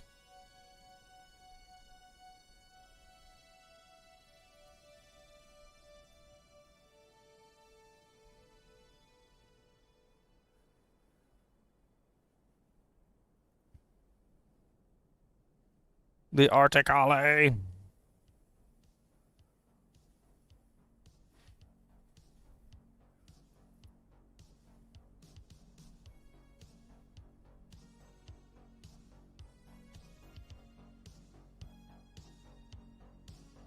Yeah, here it is right here. French orthography was already more or less fixed from a phonological point of view, outdated when its lexicography developed in the late 17th century, and the Académie Française was mandated to establish the official prescriptive norm. Still, there was already much debate at the time, opposing the tenets of a traditional etymological orthography and supporting those of a reformed phonological transcription of the language. Says César Pierre Richelet chose the latter, reformed, and the option when he published the first monological French dictionary in 1680, but the Académie chose to adhere firmly to the tradition in the first edition of its dictionary in 1694. Various other attempts at simplification followed, culminating in rectifications of 6 December 1990. Some more radical proposals also existed to simplify the existing writing system, but they still failed to gather interest. The above-mentioned reform in 1990 changed the spelling of about 2,000 words. Among Romance languages, that's like Portuguese in France. So there was the spelling reform for French language that was in 1990. and it failed to gain any like significant movement. Like, basically, they know that the words have like all these letters in them that don't mean anything, and there has been tries, like attempts to fix it, but nobody ever like actually succeeds in fixing it. So there's just like a whole bunch of extra letters and everything.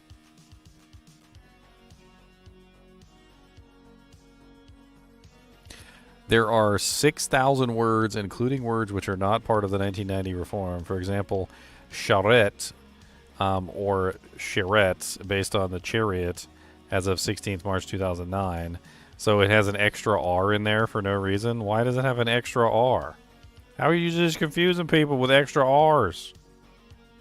I didn't even know about extra R's. I knew about the extra E's, and I knew about the extra I's, and I knew about the extra A's. I didn't know about the extra R's. They be throwing extra R's in there too. They just really trying to confuse people then. That's crazy. I don't like that.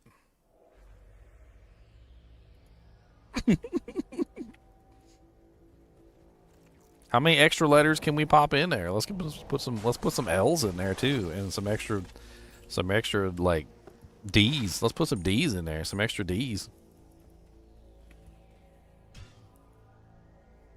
All right, I need some charms. Let's go raid our charm mule real quick and get some charms for this boy.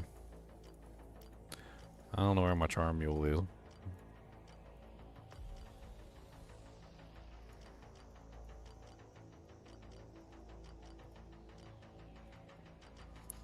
Jewel mule, Dallas, Saigons. I know I got a charm mule on here somewhere. Like, dang, did I just pass it? Oh, there we go. Charms one. Boom. Okay, so what do we got in here that's worth taking for my boy? He's low levels, so we want things that are low levels. Level 19, 1 to 12, 16 defense. That's not like awful. We can take that.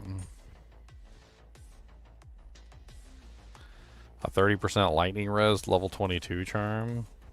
That'll come in handy.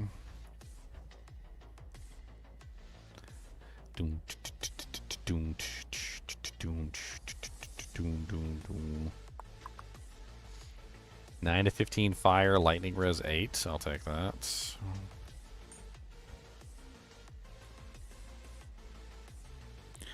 Four to 14 fire with 20% poison res. I mean, I could use that for a little while. That ain't terrible. I mean, it's not great, but it's not terrible. It's better than a lot of the charms I picked up. There's another 23% lightning res. I do seem to have really low lightning res, so we could do that.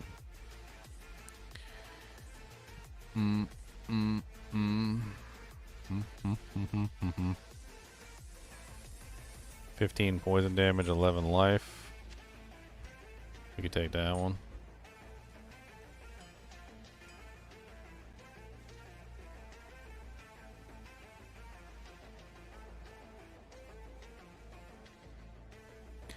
Six strength, 57. Man, those are level 41 though.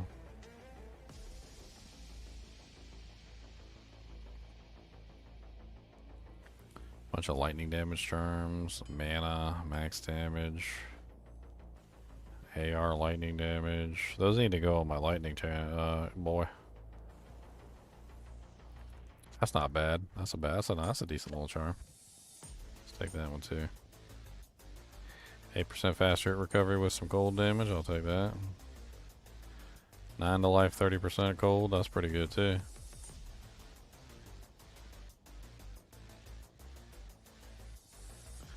Take a couple more poison damage charms too, just to add a little bit of extra oomph to my attacks.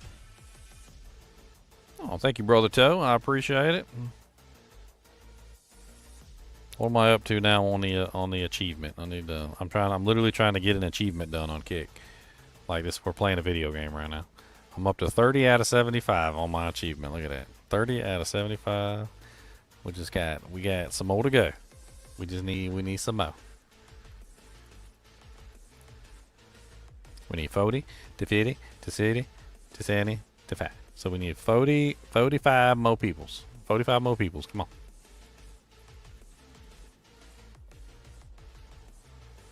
45 more peoples. Got some 45 more people, yo.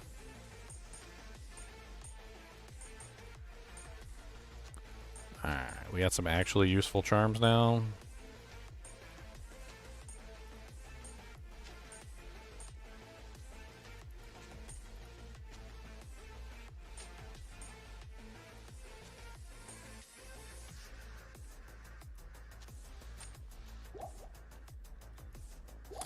Not bad. A couple of them are still red because we ain't high enough level, but that's okay.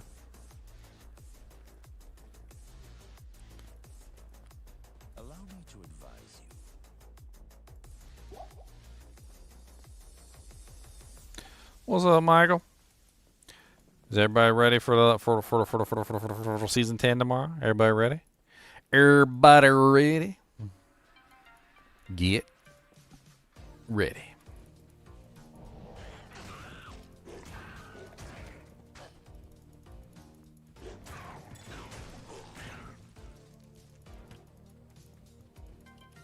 It's locked.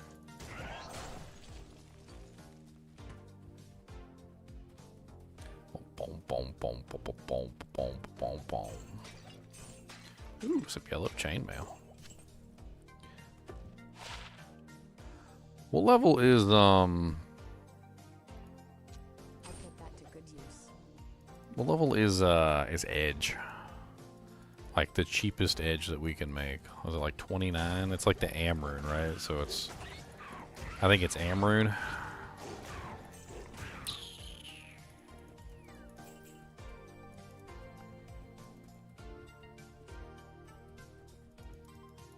Second account with my other email. I mean, hopefully nobody's got to go that far. I appreciate it though. I figure if I put out a couple call to arms and whatnot, I can usually get people over there. I mean, I got so many subscribers on YouTube and Twitch. I mean, it's just gonna take a little bit of time. Just a little bit, just a tiny little bit.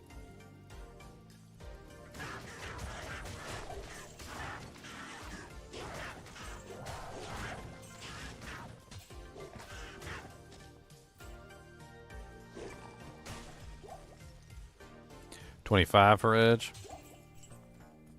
Okay, so we're getting close.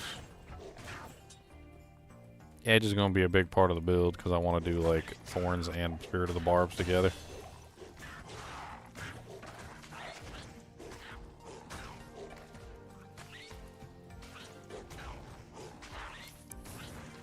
I wonder if fire call is really the best option if I do like full thorns. I was thinking about it and like. Maybe it's not. Maybe a better option would be full physical. Full physical thorns. Because, and hear me out, and I was thinking about this myself. Like, when it comes to thorns, you want amp. Amplified damage is very important for thorns. And amp that basically does me no good as a Fireclaw Druid.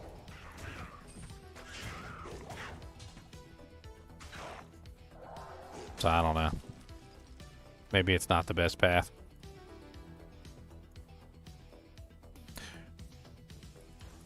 We live for today. Spirit of barbs in play. Edgebow's gonna make all the thorns day. Demons at bay. And I tell my doggy to stay. Wolverine's coming to set you away.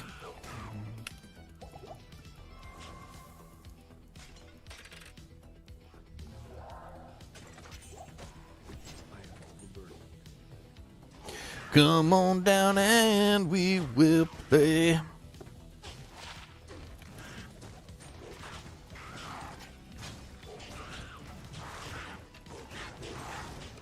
I think it was pretty much confirmed that it's Decapitator X. Decapitator X is the best. The Decapitator. Decapitator is the highest DPS to highest speed ratio. It's insane.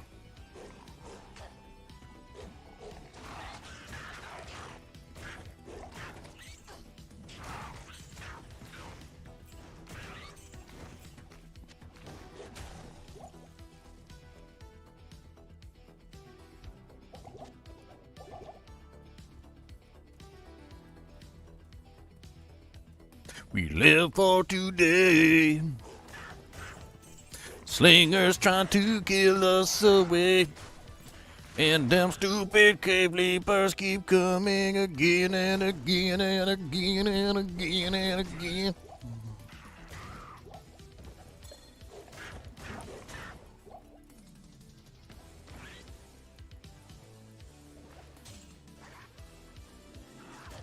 Boom. Boom. Death. Type in exclamation point. Death.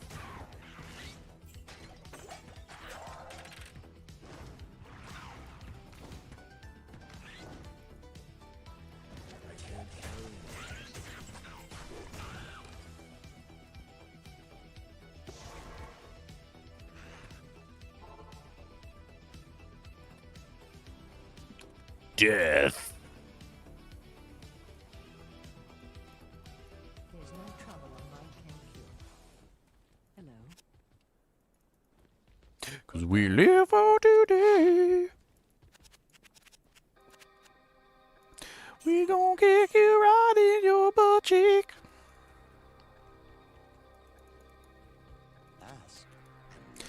We gon' get paid for kicking you in your butt cheek.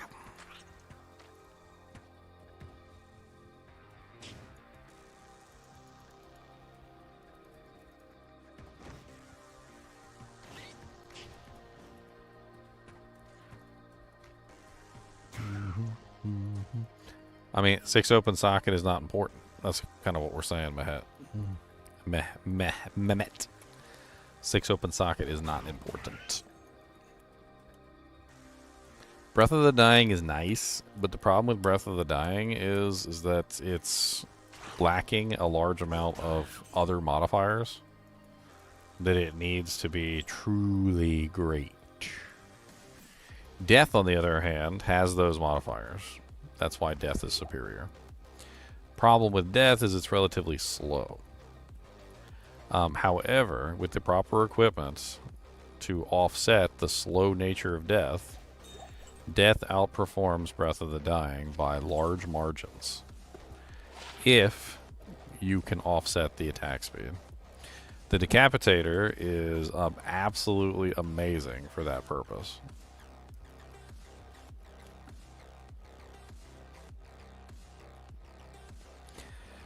I've come to really appreciate the Death rune word in general. I think the Death rune word is one of the most powerful rune words in the game. More powerful than Grief, even, to be perfectly honest.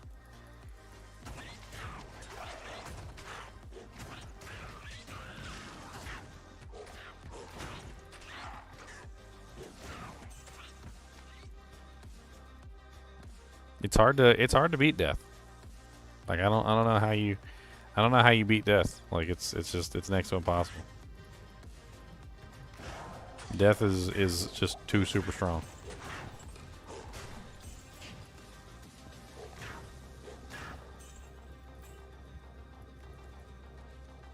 I mean, take my Zeal Paladin, for instance. I made a whole Zeal Paladin around like a Death Colossus sword. Right? So an Death Colossus sword.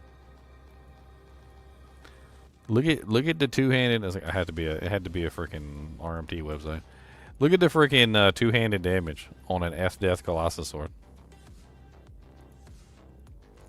455 minimum. 905 maximum. That jank hits like a Mack truck.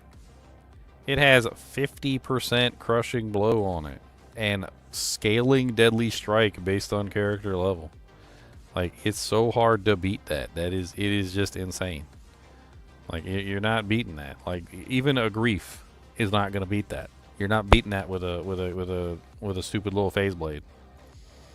Like, you take a phase blade, and even if you rolled a perfect, and I mean absolutely perfect, Grief, the Grief has a maximum damage of 431 to 435, right? That means that the minimum damage doesn't exceed the minimum damage of the two-handed weapon in a Death Colossus. And the maximum damage of the Grief doesn't exceed the minimum damage of the Death Colossus. So your Grief literally doesn't even approach the level of damage that the Death Colossus sword has. And it has 50% crushing blow and a huge amount of deadly strike. The Grief doesn't even have deadly strike. It's got no DS. It's got no deadly strike, no CB. Sorry, no CB. It's got no CB. It has some deadly strike. It has no CB. Sorry, my brain's getting twisted around. And like no crushing blow means you got to get the crushing blow in other places. But because the freaking Death has the crushing blow in other places, you don't have to worry about that. You literally just take your beautiful Death Colossus sword, you put that jank on, you smack the crap out of everybody with that thing. It hits like a Mack truck, 50% crushing blow, huge amounts of deadly strike. You barely need any more deadly strike to hit nearly like 100% DS on every single attack, which is double damage on everything.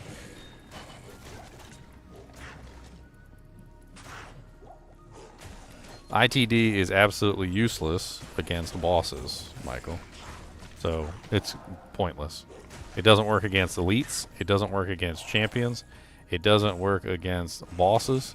It doesn't work against super uniques. So ignores target's defense while it's absolutely amazing versus trash mobs. If that's what you're farming is trash mobs. Yeah, it works versus trash mobs, but it doesn't work versus anything else. So no, it's not really all that great. And then if you pull up the Death Colossus sword again, you'll notice that it has an Eth rune in it. Or no, it doesn't have an Eth rune in it. Am I thinking of a different rune where it's got Hell, El, Vex, Ort, Gull. Hell, El, Vex, Ort, Gull. And it does have a 20% bonus to attack rating. 50 to attack rating. Which honestly in my book is more important than ITD. ITD is not really that great. I don't think ITD is the most amazing thing in the world. I used to when I was like 12 years old and I was playing this game back in the day when it first came out, but now that I'm older and I know better, ignores target's defense is basically useless in my eyes.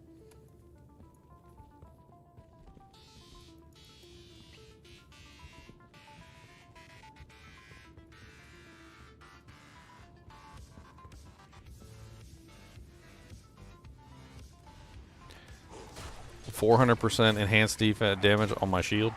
That doesn't enhance the base of the weapon. It only enhances the overall of the weapon.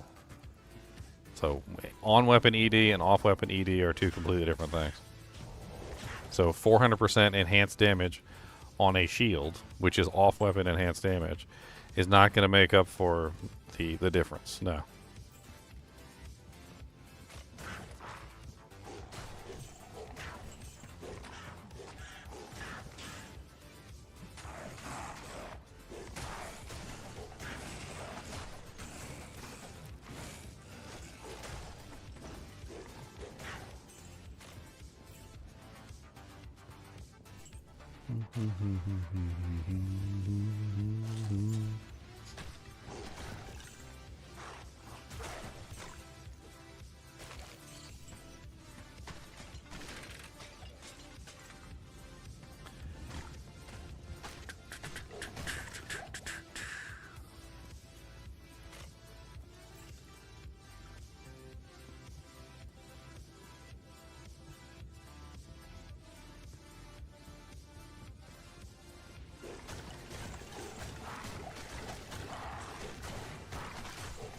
Yeah, Buriz is fun early on, yeah.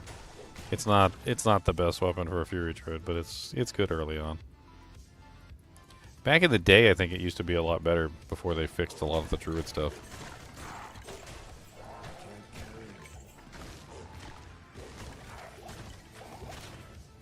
Druid used to be very dependent on the weapon's IAS more than anything else. And because Buriza had a huge amount of IAS on it, it acted as an odd calculation because of the massive amount of increased attack speed it had on the weapon, and so it made you like really fast. And the damage on the Buriza isn't exactly terrible, but It's no longer like that in D2R. Like, the calculation from the Bariza isn't quite as beneficial as it used to be, and your weapon IAS isn't as heavily weighted as it once was. Like, there used to be a time when your weapon IAS was the most important thing in the world for the druid, and that was one of the reasons why death didn't work very good on druids at all, because if the weapon didn't have IAS on it, then it was basically garbage. And that's why, like, Breath of the Dying and stuff like that were better for druids than the death was. But when they fixed the IAS weighting and they took away the heavy weight on the weapon IAS and allowed regular IAS to work with the system, death became the primary weapon for basically most druids. There's a couple other really good items too, like ethereal, like Zodded Reaper's Toll is a pretty good option as well. I personally prefer Amplify Damage, and I think Reaper's Toll is not the best option. It's a good option if you have it, and if you don't have like the ability to apply Amplify Damage yourself in various ways. But I think that Amplify Damage is always going to be superior to Decrepify in pretty much every situation, with the exception of maybe like locking down Bale so he doesn't teleport away. But Amplify Damage is almost always superior because it's 50% more negative resistance to the monster, which is a lot of negative resistance that you're missing out on. And finding a really good weapon like an F-Death Colossus Sword or something like that, or even like another... There's other options like F-Death Decapitator. I think F-Death Decapitator is the best one for the Druid. And then using Amplify Damage with an F-Death Decapitator I think is much better than using Decrepify with the F Reaper's Toll. They're both good options. Like, don't get me wrong. I'm not downing either one of the options because, like, in general, having permanent uptime of Decrepify is definitely good. But if you can get permanent uptime of Amplify Damage instead, that's even better.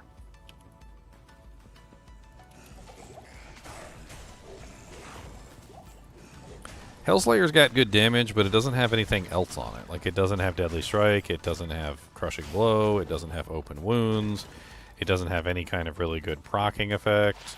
It's really just raw damage output, and it's not even really technically the best raw damage output item, unfortunately. I mean, it's fun to make a character around. I'm not going to say it's a terrible weapon, but in comparatively to a lot of the other options, there are better options that you could potentially use. I mean, even if we're just talking about uniques, something like an F upgraded Ribcat Cracker is going to be far better than a Hellslayer Decapitator.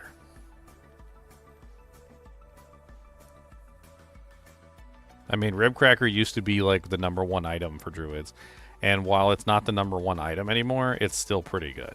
Like, it's not a terrible item by any stretch of the imagination, and if you had an F Zodded Ribcracker, you could still pretty much just destroy everything. But it's not the best item anymore like it used to be.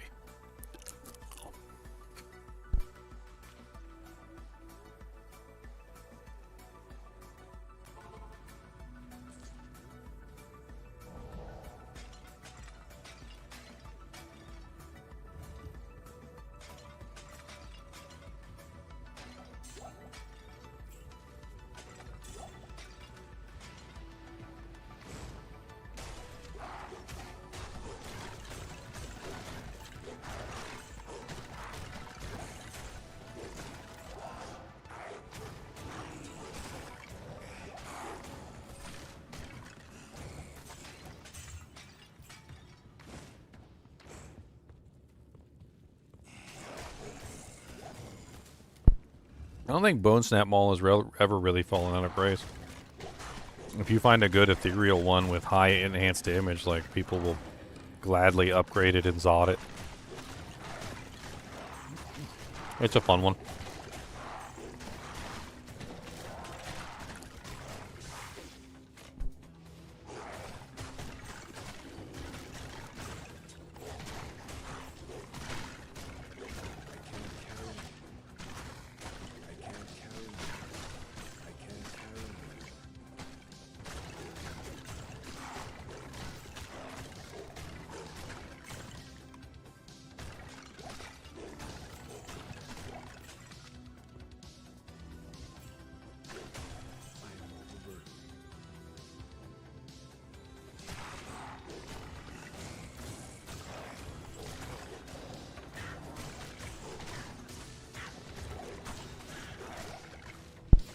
Huh.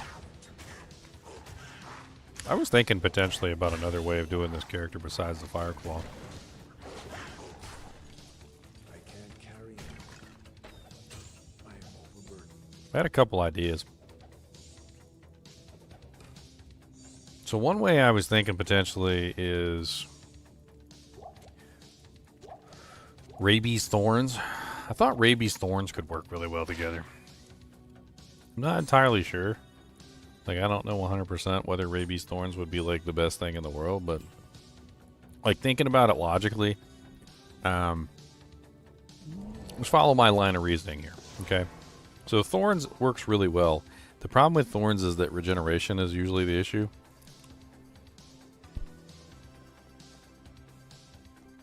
So if I set up a character with thorns, I could run like full rabies with thorns, and then I'd have like the monsters poisoned all the time, which would stop their regeneration. I mean, I could potentially go with another way to do it though. It doesn't necessarily have to be rabies. I could just put 20 points into Poison Creeper to like lock them down poison wise too. I mean, that might not be a terrible option.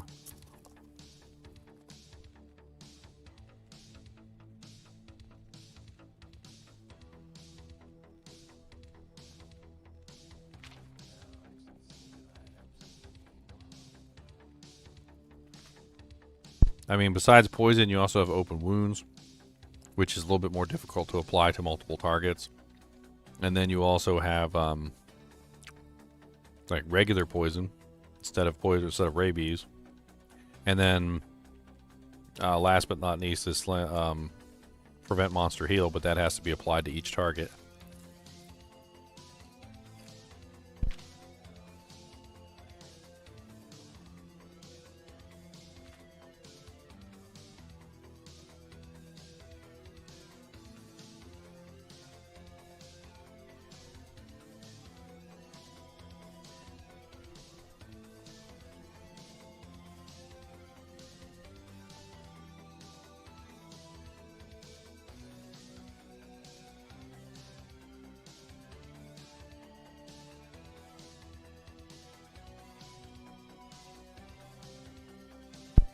Let me give you guys an example of what I mean.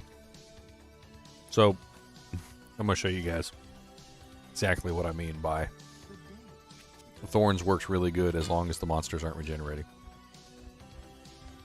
So first off, we need a little 3-socket bow. We're gonna get a 3-socket bow for our girl here, so let's go ahead and get one. And we'll make a Thorns bow. She can't use it yet, but that's okay. We're going to transfer it over to another character so I can show you exactly what I mean about thorns. 3-socket bow. There we go. 3-socket composite. Nice. Alright, so then we're going to take, what is it, like Ral Tier Am or something like that?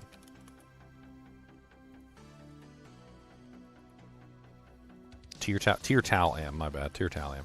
Tier Tal Am. Alright, Tier Tal Am. Okay, so we got thorns here.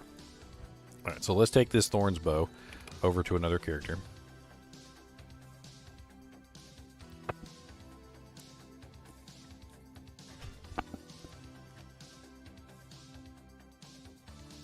And I just kind of want to show you guys the difference between what it's like to have like no regeneration and what it's like to have thorns.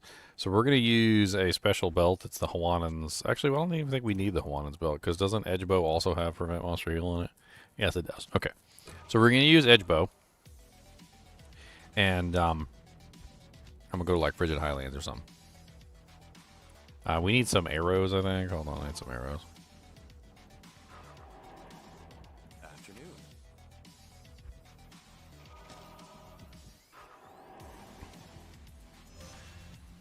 Go ahead and get rid of the monsters that can't be thorned. You can't use thorns on ranged monsters, so this doesn't help us any to have these guys here. They're just gonna kink up the works. We don't want them to kink up the works.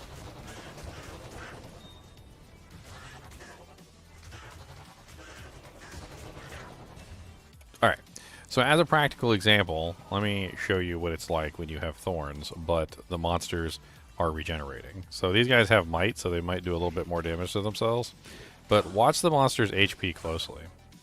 Like, do you see how the monster's HP goes down and then it immediately starts to go back up? Right? So the monster is countering any thorns damage that you're doing to him because the regeneration rate of the monster is faster than the thorns damage, okay? Now, prevent monster heal will stop the monster's regeneration entirely, and if I go like this, and I just simply hit the monster one time, all I gotta do is hit him once. Alright, so now the monster's regeneration has stopped, okay?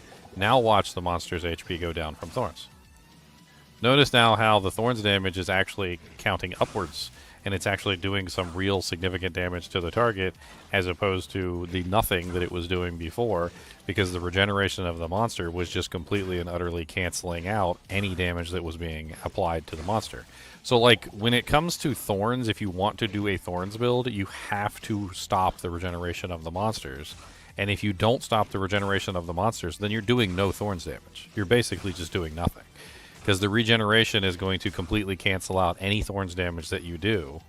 And in that particular case, I think the only reason you were even seeing the thorns damage at all was because he had Might Aura. So when the monsters have Might Aura, it increases their physical damage by a large degree, which of course is going to make it, you know, like double or almost triple the amount of damage that they're dishing back to themselves in that particular situation. But like if we go to, let's go to like Canyon of the Magi and let's see if we can find like a monster without might. Like one of them big brutes. We got any brutes down here? There we go. We got a couple Hellcats. Alright, these guys will work. So in this particular case, the Hellcats are just going to whip the crap out of me. Which ain't hurts too. And notice they're just like regenerating a lot of that damage back. But if I hit them with the prevent monster heal, now they're not going to be able to regenerate anymore. And the damage is going to add up much quicker. And they'll actually eventually die, which is something that almost never happens when you're actually using thorns by itself without any type of anti-regeneration. It's just, it's a side effect of this, and that's basically what I'm trying to address. So I'm basically just trying to say, like, okay, if I want to build this character into a thorns character, which is totally possible, then I need to find a way to stop the regeneration effectively across the board, not just on one monster, because it doesn't. Like, the thing is that you might have, like, 10, 20 monsters attacking you at any given time. You might have, like, an army with tons of thorns. Like, you need something that's going to apply to all of the monsters at the same time, not just something that's only going to apply to, like, one monster out of the pack, or, like, 2 or 3 monsters out of the pack. Because that way you can get your thorns damage working in an AoE fashion, and you're doing tons of damage to all the monsters, as opposed to just simply doing, like, a tiny little bit of damage to 1 or 2 monsters. And so, like, looking at the druid, if you want your thorns to work effectively, like if you're trying to actually do a thorns druid, then you've got to find a way to stop regeneration. So poison creeper could be an interesting choice, because it does, of course, poison all the monsters on a regular basis. One of the problems with him, though, is he dies a lot, which is a pain in the butt. And sometimes he doesn't poison everything like you might want him to. None of these guys poison. So they're basically all useless in that regard. This is the only other poison ability that the druid has, which is rabies, which could be relatively effective. The problem is that the duration is very low. And because the duration is very low, it doesn't really... Like, hot dang it, I accidentally put a point in there. I didn't mean to do that. I didn't mean to do that. Oh, crap. Poopity-doopities. I mean, we could always try it just to see. Like, I don't know how effective it's going to be, but we could use it as like an additional attack just to apply poison within the group, as opposed to like our main ability.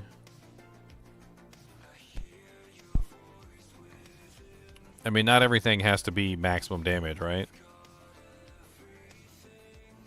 Maybe just like 1 point in poison creeper, 1 point in rabies. And then, like, every now and then, you pretty much just, like, tap the button to make sure everything's poisoned so that everything is slowly, like, degenerating, essentially.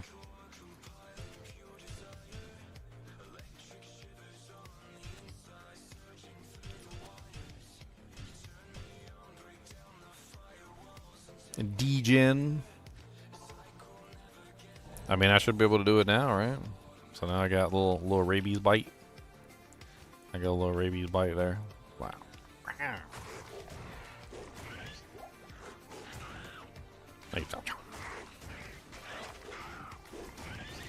I mean, as of right now, I don't really need it because the monsters are dying so quickly, but... It don't cost me nothing to tap one of the monsters and just move on. Rabies just doesn't really spread fast enough, though. Like, I don't know what it is about how rabies works. I never really liked the way that it functioned. It always sounded way cooler than it actually was. You know what I mean? Maybe Poison Creeper is just the best way to go. Just keep Poison Creeper active all the time. Obviously, open wounds on my character would help a little bit. Maybe prevent monster heal on my character would help a little bit as well. Any kind of poison damage that I could potentially add in from like charms or anything like that. That could also potentially be useful.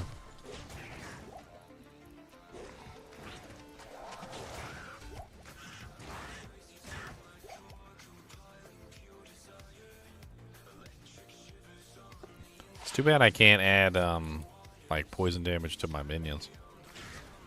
Because that'd probably be the easiest way if you can add poison damage to the minions.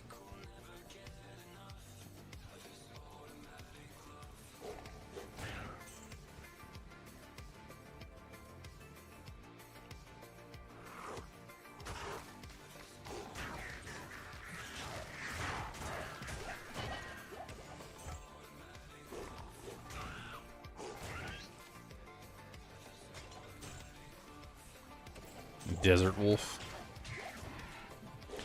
And my boy be panting. Thankfully, the werewolf seems to have mange. It looks like all his fur's missing.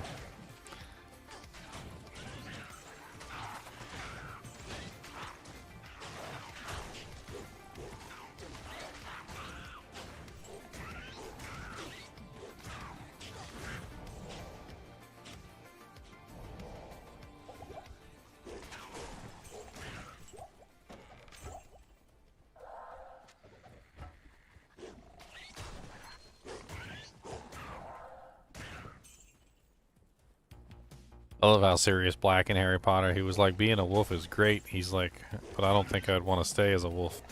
He said the fleas are murder.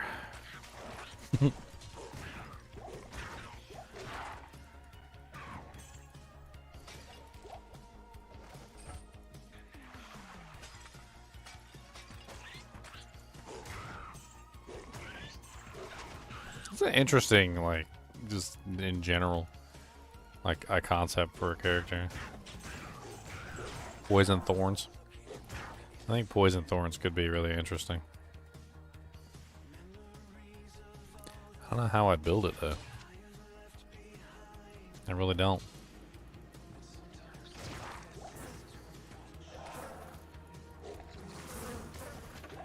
One of the problem with rabies is that like attacking multiple times doesn't really help. So like at the end of the day, what kind of sucks about rabies is, well, it doesn't really function as a main ability. It's kind of poopy as a main ability, actually. It's slow. It requires way too much like items and skills to actually make it worthwhile. Poison actually competes with it. Like I don't even know. The whole thing's rough.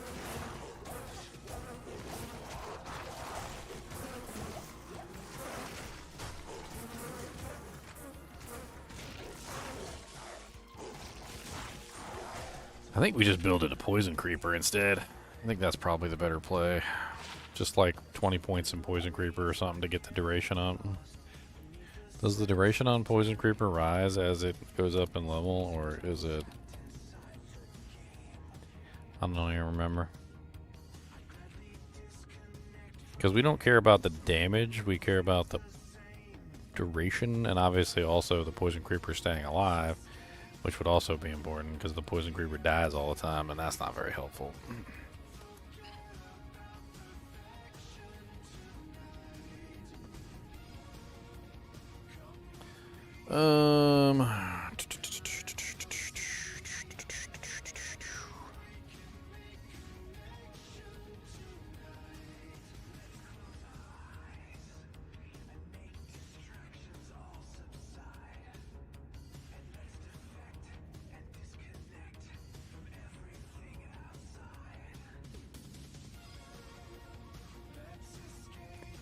I mean, it says to me that according to this page, it says the duration goes up when you level it. So yes. So in other words, like 20 seconds into the 20 points into the poison creeper would give us a relatively long duration poison. At level 20, it has a 22-second duration. At level 30, it's a 32-second duration, and so forth and so on. So that's exactly the kind of thing that we're looking for, is a long duration poison. So, I mean, that's it. We would just have to keep him active all the time by recasting him whenever he dies.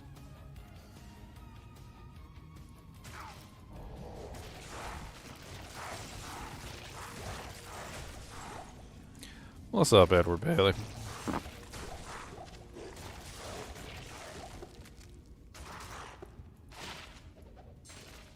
A jewel of joyfulness. Joyful, joyful, jewel of joyful, we are joyful, jewels of joy. Joyful, joyful, we adore the joyful jewels of joyfulness.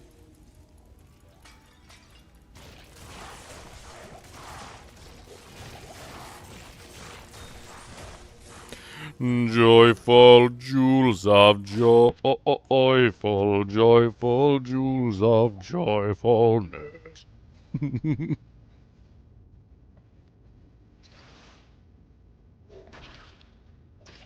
hate the Maggot Lair? I love the Maggot Lair. It's my favorite place in the whole game. Love it. I love to make love to it. I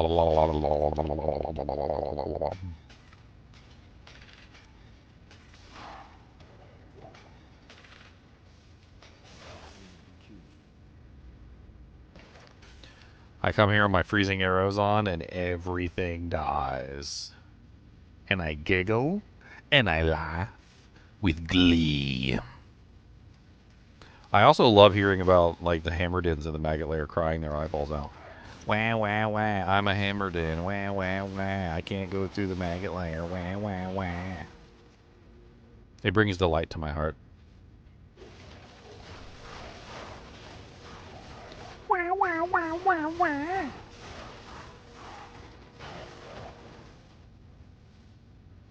Wah, wah, wah, wah. Wah, wah, wah. Wah, wah, wah. Wah, wah, wah, wah, wah, wah. Wah, wah, wah. Wah, wah, wah. Wah, wah, wah, wah, wah, wah.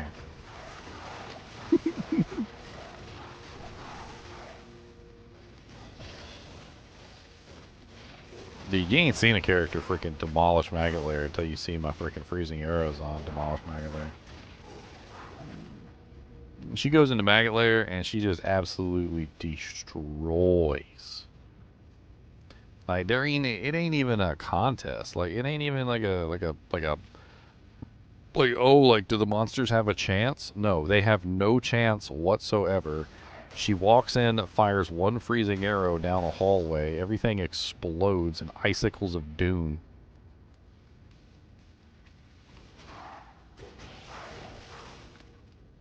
And she giggles and laughs. And I giggle and laugh. And we both giggle and laugh. And there is much laughter.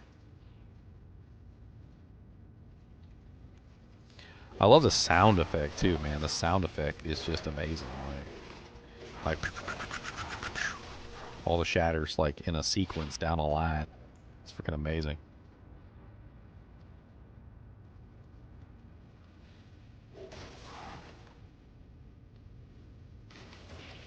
Lightning source don't do too bad in here either. Got that nice straight lightning bolt, goes down the hallway, pretty much murders everything. Except for in hell difficulty where most of the beetles are immune to lightning, but...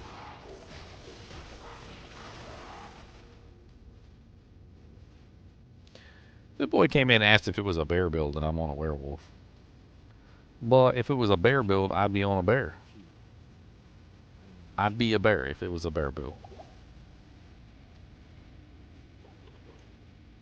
Oh yeah, firewall's good too if you do it right. Like you can control like how the firewall goes down the line, and if you turn your character and you actually like face, like say you're right here, you don't cast it right here. What you do is you kind of like turn your character and you kind of just like cast it Like, let me see if I can show it. So you cast it, you like pull your character back a little bit, and you would cast your firewall right here. And your firewall would spread that way, and that way, all the way down the tunnel and burn everything.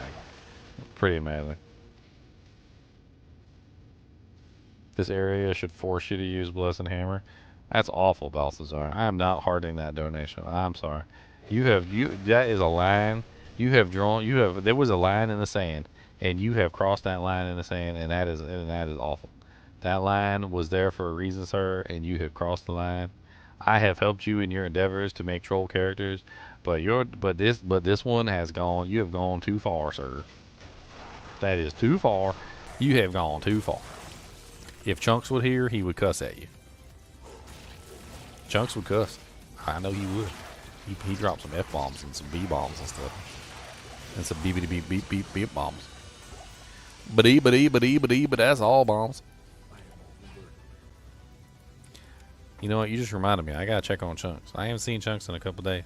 I'm gonna have to message him and be like, where you at, sucker? I'll be like, are you okay? Did you died? I'm sending him a message right now. I'm all saying, are you okay?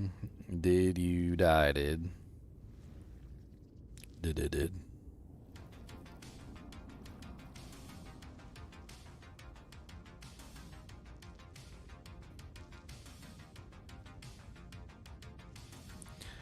Also, this guy, Balthazar,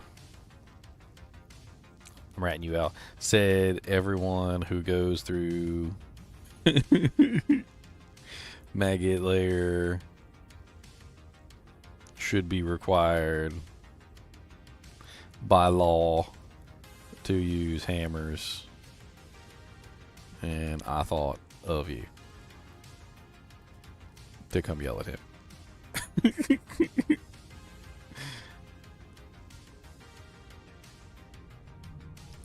There you go. Period.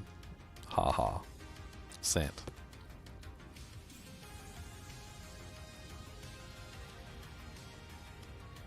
That's right.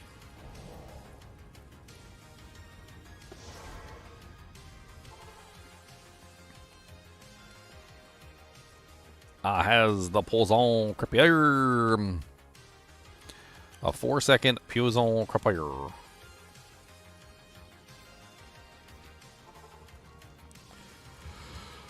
That was not where I wanted to go. That was not it. Oh, what's up, Conviction Aura, bro? Die.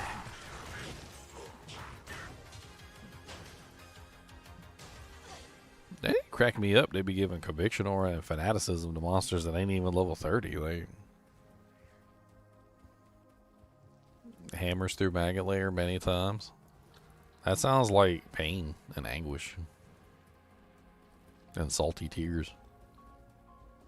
Delicious, delicious salty tears. Tears of salt.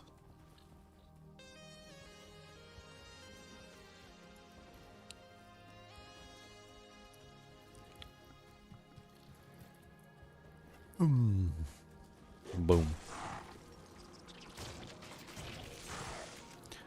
I mean, at least you got concentration. You could just whip out a weapon and start zealing.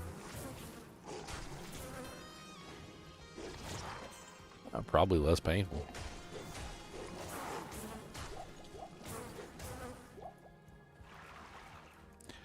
Far Oasis waypoint. Nice. Nice. Die beetles. Die in the fiery prison from whence you came. We should go do some charm farming.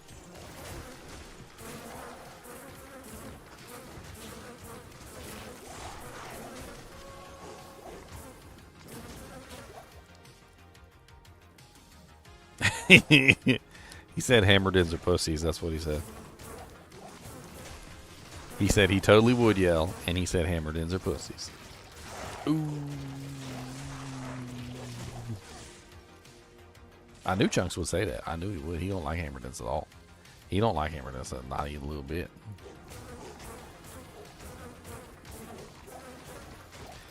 Am I on P8? Yes, I am on P8. I am absolutely demolishing P8 right now. It doesn't look like I'm on P8, does it? Because the monsters are dying in like one hit, but I'm on P8. I had to check a couple times because I was like, am I still on P8? And they'd be like, in here, and I go down to the bottom and they'd be like, oh yeah, I'm still on P8. Okay. I'm just like pimp slapping all these monsters out of existence, but you know, you know, whatever. I mean, if that's how it worked, that's how it worked.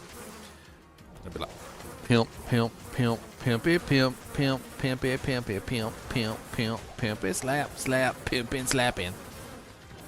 Pimping, pimping, pimping, slaps. Gotta keep that pimp hand strong. Gotta keep that pimp hand strong, my friend. Gotta keep it strong. Pimp, pimp, pimp, pimp, pimp, pimp, pimp, pimp, pimp, pimp, pimp, pimp. Got my face. I got a pimp hand. I got a strong pimp hand. You better got my face. Pimp hand. Hit you with the backhand.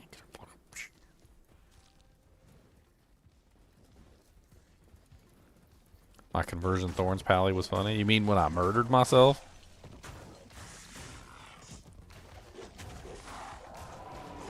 Michael liked when I murdered myself. He was like, when you killed yourself, that part was funny. He goes, you smacked yourself in the face. And you died. Ha ha ha. That was so good. Do it again. Do it again. Stop hitting yourself. Stop hitting yourself. Stop hitting yourself.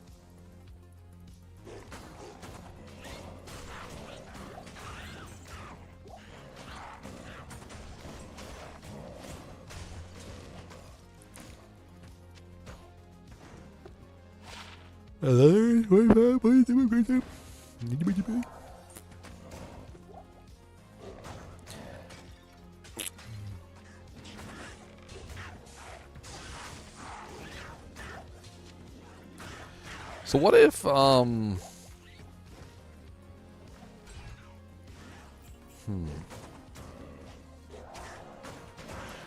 what if I just did like a poison fury druid?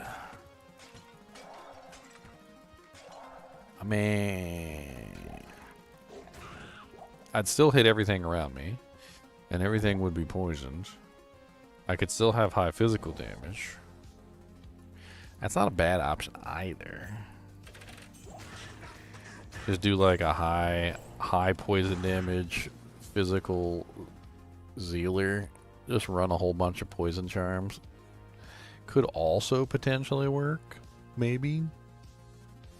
I would need to collect poison charms, but we could go charm farming. You guys want to go charm farming? I actually have like an actual, like a real method of farming charms that works extremely well, by the way, where I can literally manipulate the actual like stats that are on the charms, almost like to my liking, and I could sit there and farm up a bunch of poison charms. It would take a little bit of time, but I could probably do it. Yeah, so like poison, yeah, crossbow, bow and crossbow and spells don't trigger thorns. It's only melee damage.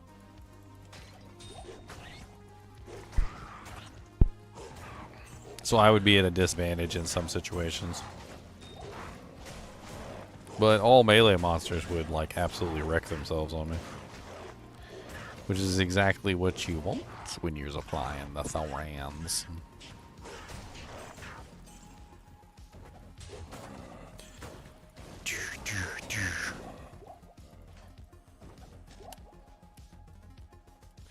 Boom, boom, boom, boom, boom, boom, boom, boom, boom, boom, boom, boom. Boom, boom, boom, boom, boom, boom, boom, boom, boom, boom.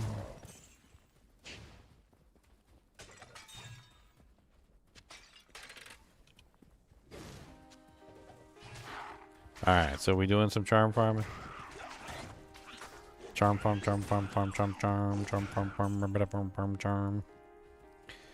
Do you want to farm some charm with me? Do you want to charm some farm with me? The farming of the charm and the charming of the farm. Do you want to farm the charm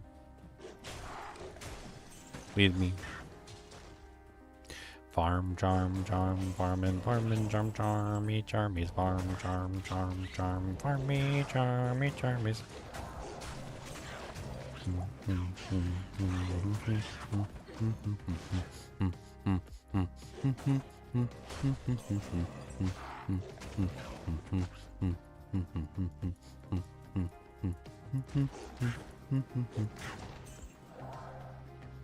But no one likes conversion monsters? What do you mean no one likes conversion monsters? Of course they do.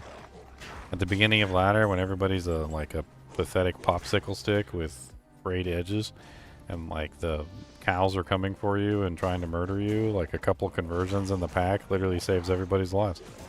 Everybody loves conversions when they are properly used in the right sequence of events and at the appropriate times. Nobody likes conversions when you're using them at the wrong times and spamming them like an idiot.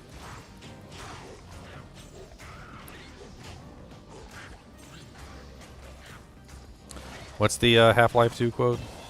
The right man in the wrong place can make all the difference in the world.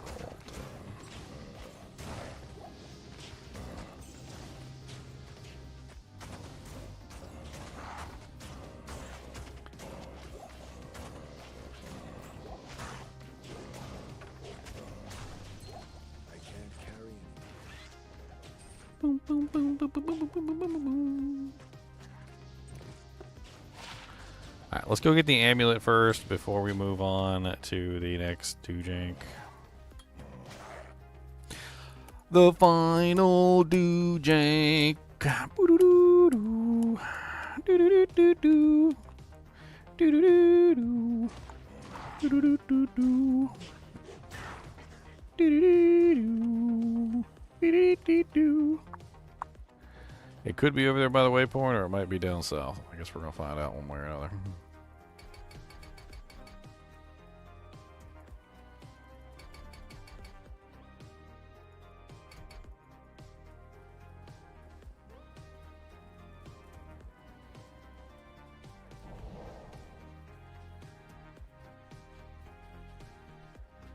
Well, conversion is really more about proper application. I think that's the most important thing.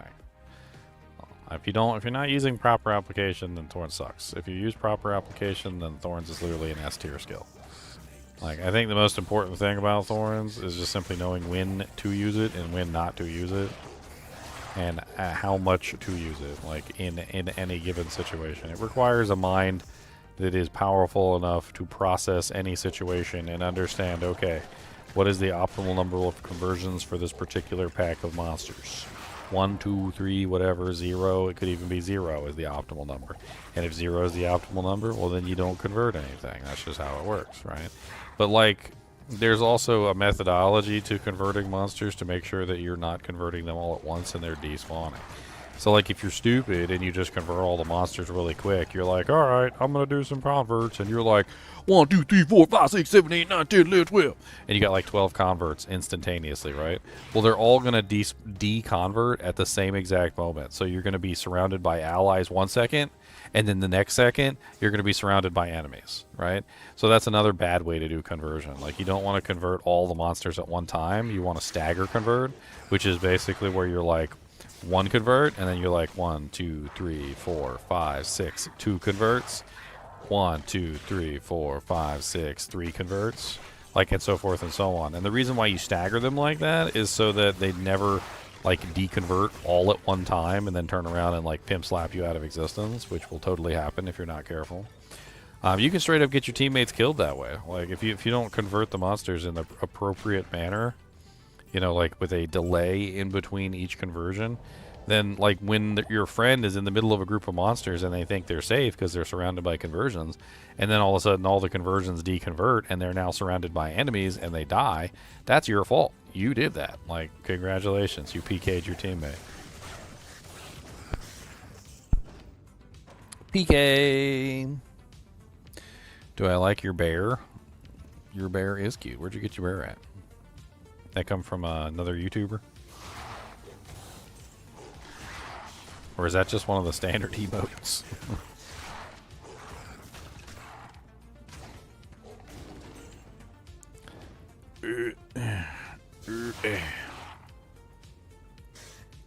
Oh, dead end. Boom, boom, boom.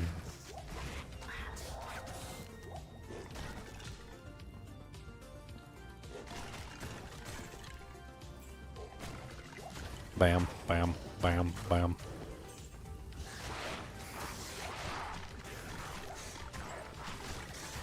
Oh, the bear skill? No, I wasn't planning on doing a bear. I'm doing a werewolf. I'm doing a wolfy puffy. Man, why are you guys so mean? I just want to get in the door and you guys are rude and rude. You're rude. Let me in. Let me in. Thank you.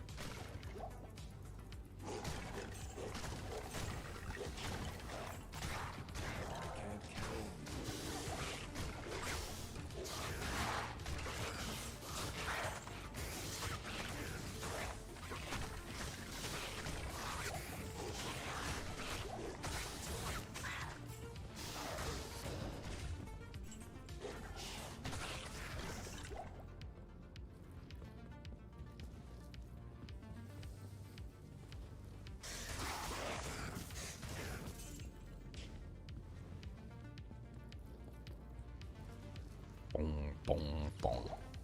Mm-hmm. Keep on running and do not stop. Gonna hit him right in the top. Already level 24? Dang.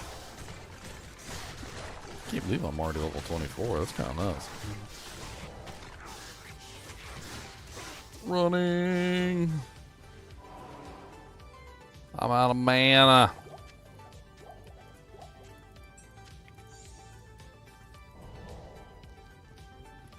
Pimp slap, pimp slap, pimp slap, pimp slap, pimp slap, pimp slap, pimp slap, pimp slap, pimp slap, pimp slap, pimp. Pimp, pimp, pimp, pimpy, pimp, pimp, pimpy, pimpy, pimp, pimp, pimp, pimp, pimp, pimp, pimp. Big pimpin'.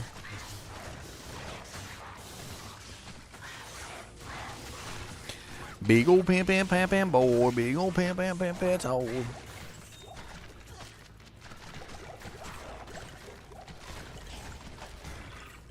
Boom, boom.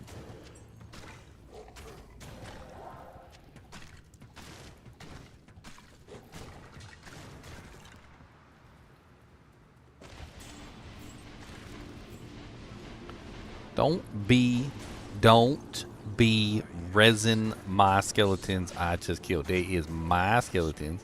They is not your skeletons. They is my skeletons, okay? They are mine. My skeletons.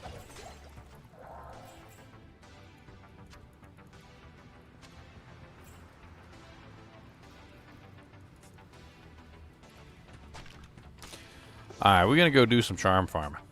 I want to do some charm farming. We're going to do a little bit of PRNG manipulation, and we're going to see what we can get for charms. We're going to look for some poison charms. That's what we're going to look for. Really high poison damage charms. I want to see if I can harvest like I'm harvesting wheat. I want to see if I can harvest some really high damage poison charms. I'm curious whether or not I can do it. We gonna try to harvest some jank. All right, so for the purposes of this, we need to lock the seed code for PRNG manipulation. So let's go ahead and lock the seed code.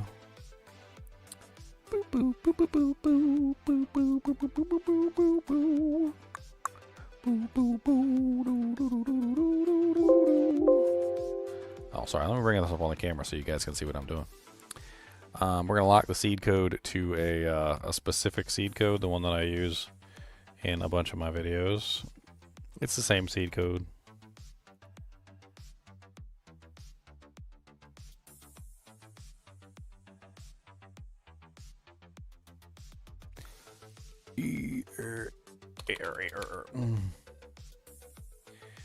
Bulb, bulb. I gotta copy and paste it. I don't have it on hand. There it is. Gonna load that in there. Done. Alright. Now we're gonna do some seed code manipulation.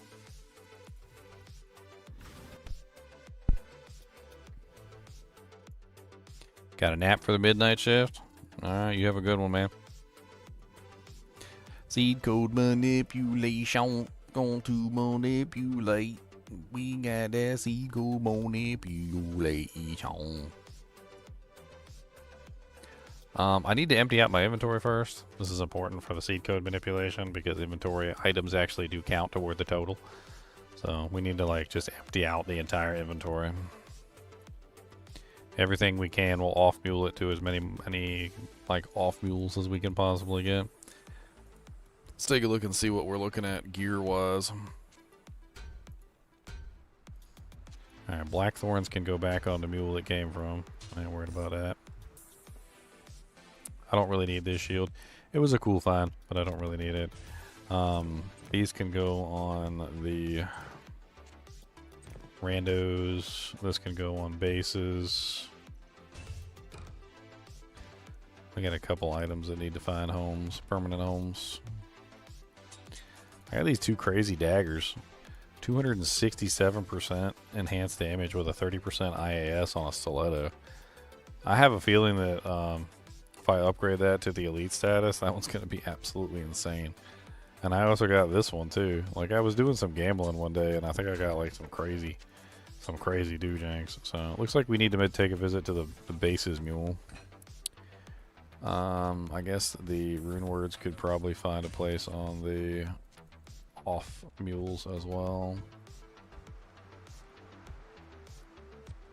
This needs to go back on. This belt stays in my inventory. That needs to go to an off mule. This needs to go to an off mule. I got an edge shadow bow that could go to my other character, so that's not terrible. We can just pick that up, bring that to my other character. I mean, Monster Hunter Wilds is always going to be there. The ladder ain't, so it's up to you. I played Monster Hunter Wilds for as many days as I had an option to, and now I'm going to play something else. I'm not going to skip a ladder season. Especially not the first couple days. I was telling people that the other day. I'm like, man, the first couple days is the most fun of the ladder season. Like that's literally the most fun of the entire season is the first couple days of ladder season. I'm like, I'm not going to skip the first couple days. That definitely ain't going to happen.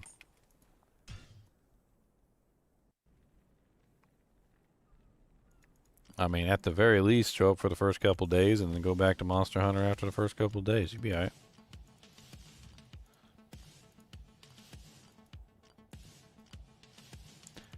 Alright, so we need to offload these bases. I got a couple good bases.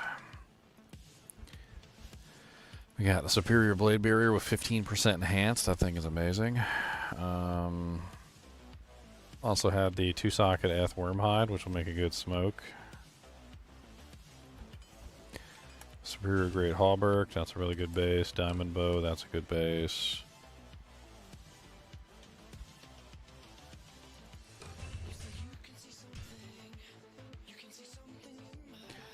Alright, we need to grab like some of my random mules and start filling them up too. Mule number 4.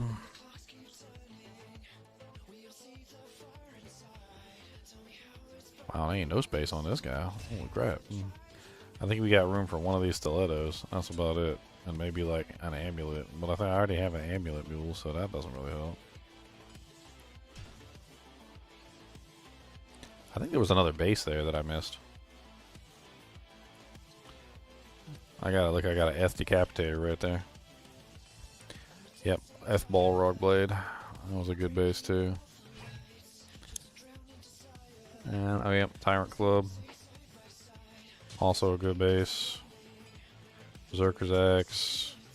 2-socket Blade Barrier. I'm just like, I'm not even paying attention apparently. There's a lot of freaking bases I just completely missed there.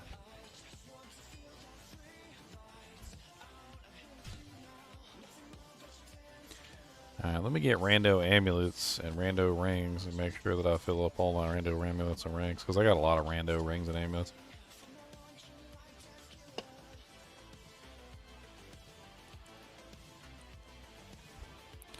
This is actually my second mule for rando rings. I'm only just starting to fill this one up.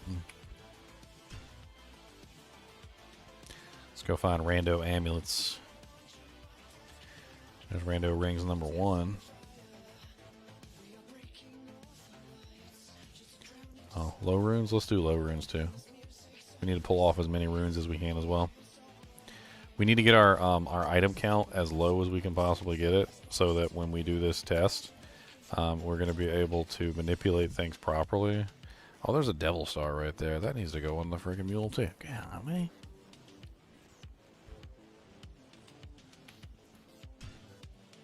Let's make a mule for grinding weapons too.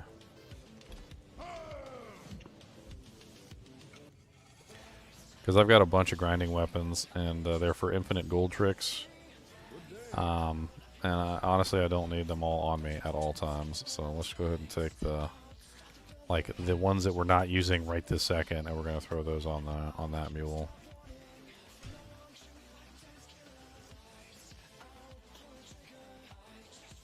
Got a week-long vacation starting today. I'm so excited for ladder tomorrow, but I haven't really set on a character or a build. I was thinking Poison Nova Necro or Fireball Meteor Sorceress. I mean, whatever you want to do is whatever you want to do is whatever you want to do.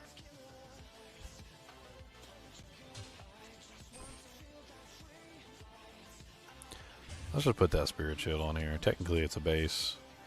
I mean, I can put anything in it that's 4-socket. Doesn't necessarily have to be that. I don't really need the Spirit Shield anyway. Like, it's a crown shield. It can just sit in there. It don't matter. Alright, let's get some of these muleys going. Where's my muleys? I need a mule that's Face McMulotron. You got any space, Face McMulotron? You do indeed have space. Alright, let's throw some of this crap in here. Maximize your overall space. And then pull some stuff. So anything that's not unique. The Ghoul Edge. Amulet of Luck. Treachery stays out here. Summoning Circlet, Belt, Tiara. Both of these belts.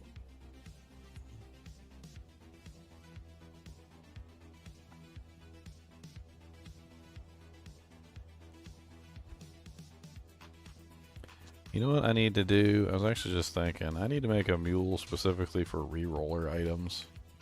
That way they don't get mixed up with the regular items ever, right? That's what we want. We don't want them ever mixing up with the other stuff. So let's do re-roller items. So these are just going to be items that we know drop from like Lilith or Bale or something like that. That we can potentially go in here and, like, when we have a really large number of gems stacking up in our gem mule, our perfect gem mule, we can just be like, okay, these are items that we can potentially reroll. So this was a jewel that came from Lilith, and I believe this was a charm that came from Lilith. And as I go forward, that way I can just kind of like start collecting those, basically, right? Just get them on board and start collecting them. I do believe Echoes, I took her Merc's armor, and I need to give back an armor to her, because I stole the Merc's armor. Yes. So that's where that treachery goes. I'll put that to use. And then we also need... you can take that edge bow.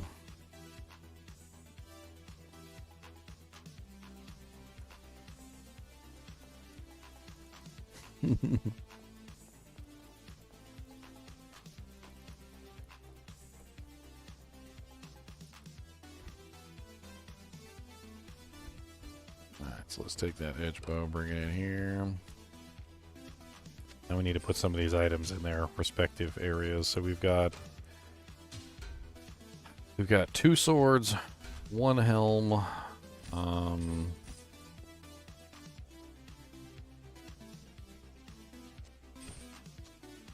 Wait, what the hell did I put on the...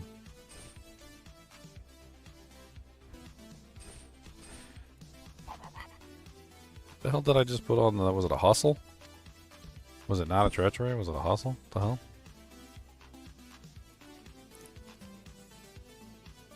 Did I put the wrong item on the wrong character? Not here. I did put a hustle on there. I don't know if I want hustle on him. I think treachery is better. For him. I'll put that to good use. Oh yeah, let's take my charms back too. I forgot about that.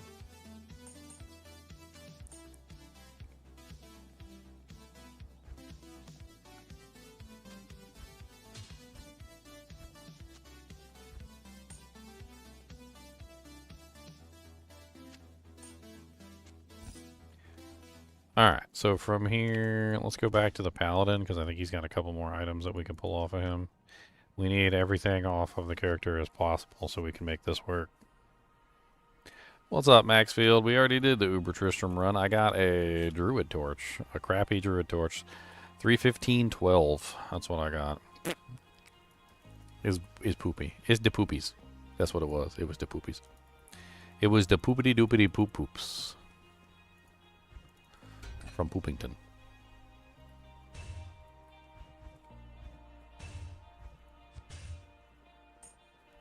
Poopity poopity poop poop poop poop poopity poopity poop poop poop poop poopity poopity poop poopity poopity poop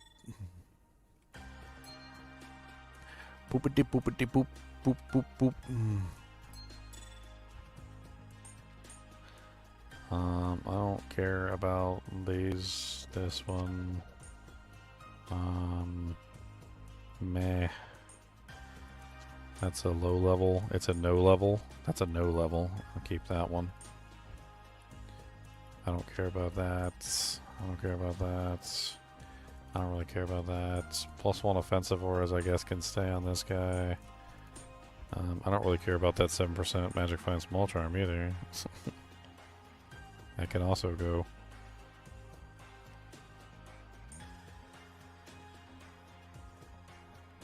Alright, so that gets me cleared off pretty well. Let's do a little bit more of a dump. I want to keep Hawaiians on this character for prevent monster heal. I'm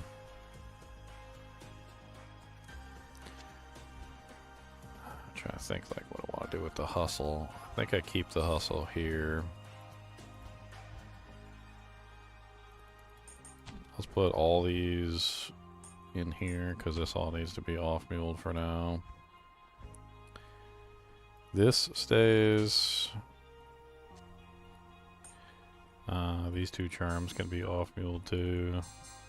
Just trying to like figure out everything I want to off-mule to the other characters. I want to try and minimize the amount of items in my inventory as much as possible. Yeah, Torch and Annie were both rough, but better than none. Exactly, like you said, better than none.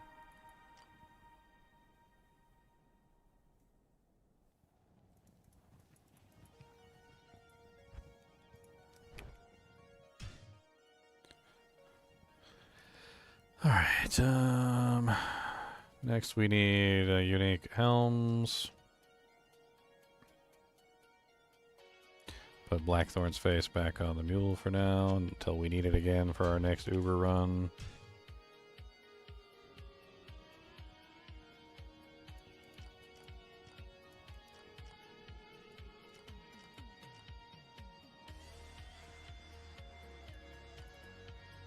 Let's go ahead and off-mule all my P-gems for right now. Like I'm not really worried about it. So let's shove them all on here. I've started to like collect P-gems like by the handfuls. Like every time I get P-gems, I just start off-muling them. I'm gonna eventually want like multiple mules of gems.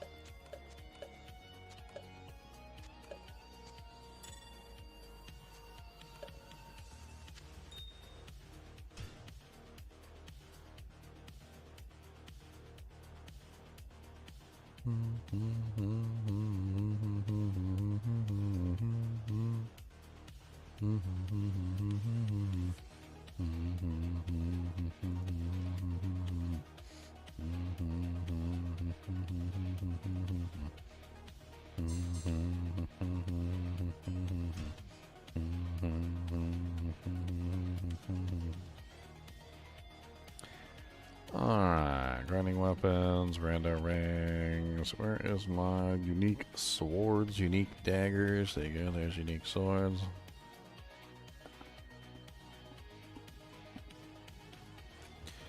Alright, so I think we have some of these. We have a Blood Crescent Scimitar already. It's 65% enhanced. What's mine? Mine is 62. Okay, so we can replace. I got a Flesh Ripper Fang Knife. That doesn't go here. I got Cold Steel Eye Cutlass. I don't think I have a Cold Steel Eye Cutlass in here yet. I do not, so that's good. And then we gotta go to bows next. Let's go to bows.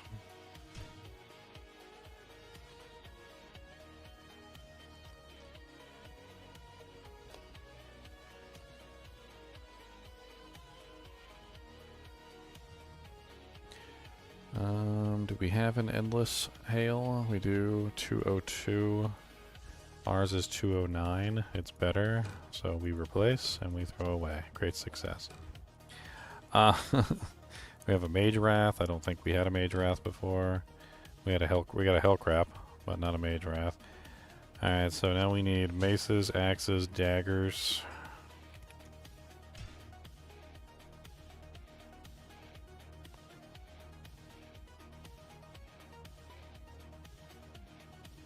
Oh, there's Nat's set. We have a Nat's piece. I'm keeping all the Nat's boots. Like, Nat's boots have such a large variation that eventually I'm just gonna go through all the boots and like pull out like the best Nat's boots. But I'm not gonna bother like going through every single pair of boots and trying to figure out which one is the best from multiple sets of boots. I'll do that later. Like, I'll figure it out at some point, but I'm not gonna do it right this second. Infernal sets. Yep, we got the helmets. Hey, I think that's the full set now. Isn't that? Yeah, we got the full Infernal set. Cool. That was the piece that completes the puzzle. Unique axes. We do have the cold kill. Gets the cold kill hatchet. Oh no, Razor's Edge. We got a Razor's Edge. That's the high level one. I really like that one. Okay, we also need maces.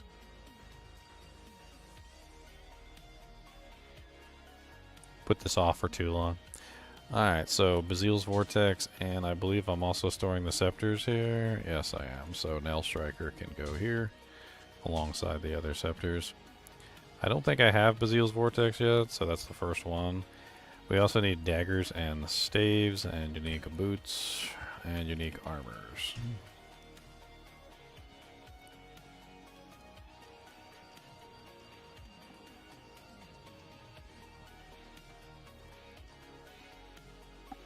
I put the wands in with the staves. There's so few wands and staves, like it just didn't make any sense to keep them separate. So maybe if I run out of space or something, I'll eventually like recollapse them or something. I don't know, but I really, or you know, put them into different mules. I mean, I just don't see the reason on it right now.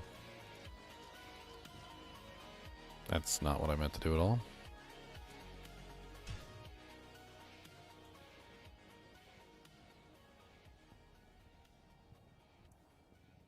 Unique shields. Unique daggers. There we go. I got a Flesh Ripper Fanged Knife. Alright, so we got... That needs to go on a mule. That needs to go on a mule. Mule.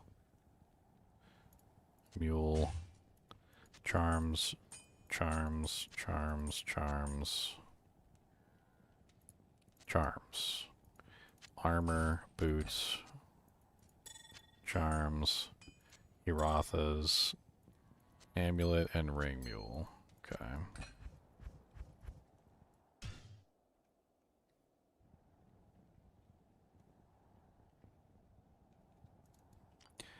We got one rando ring.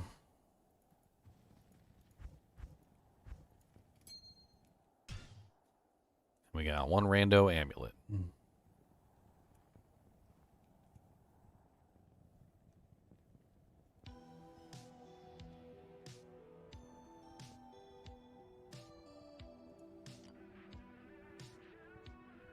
Oh, there's Erathas. Hola, buenas noches. Well, hello. I don't speak Spanish. Let me translate. Good evening. Is it possible to create stealth in a gothic armor?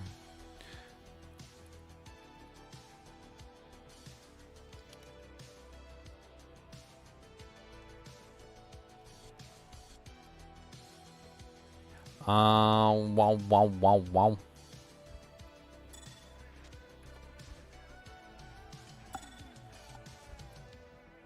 Alright, so now we got Tear Haunch Greaves, some off-muling, some charmy charms. We're about to hit some crazy numbers here, boys. Charms. So what we're going to be doing is we're going to be using PRNG manipulation, which is basically where we are going to deliberately try to force like specific items to fall for us that we want to fall. And to do this, we have to control our item count to the utmost. This is why we're off-muling everything, because we want to reduce our item count to as low as possible so that we can start from a relatively low point. Being able to start from a relatively low point allows us to increase our number, and as we increase our number, we change the item that is actually going to fall, the stats that are going to be on the item, basically. And as we change the stats that are going to be on the item, we create essentially like variables on how things function. Let's see here.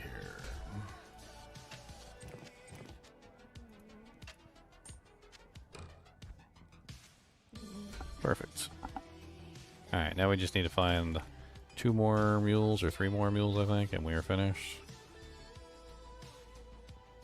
So we need unique armors.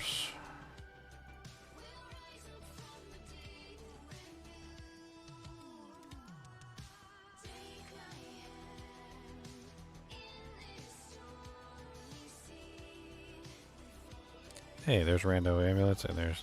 Okay. Nice. Rando amulets. Boom, boom.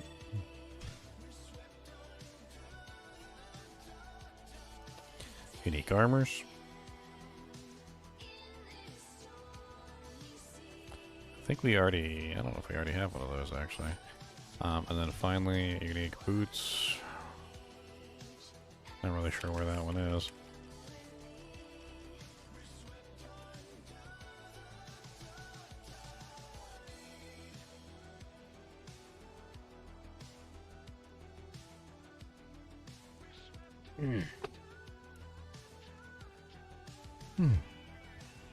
Alright, so then we put some tear haunchies in here. Probably already have some tear haunches in here. These are better. So mine are 61%, so these are 67s. Alright, last but not least, let's mule off the gems too. We'll find plenty of gems as we go through. I ain't worried about it.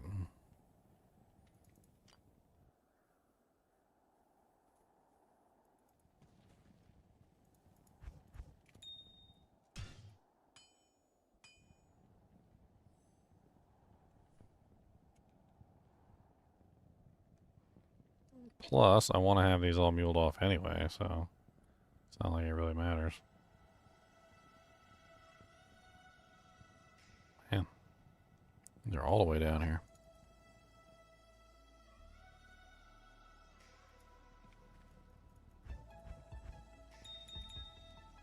Eventually, I'm gonna have to split them up into more than just like topazes, diamonds, emeralds, etc. But like I'm gonna have to split them up into like chips and flaweds and whatnot. But I'm not up transmuting them because I need them for like Herodra Cube recipes and things like that. And honestly, it's just easier just to hold on to them until I need them and then convert them as necessary.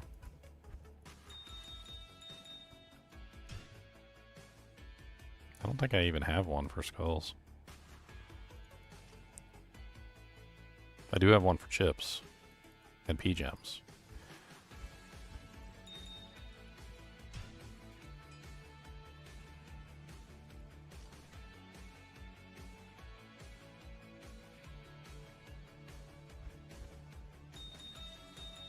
The thing about skulls is there's absolutely no reason to hang on to any skulls except for perfects. and maybe chips. Like, there's no use for any skulls in the game except for perfects and chips, so it's pretty much just up transmute always.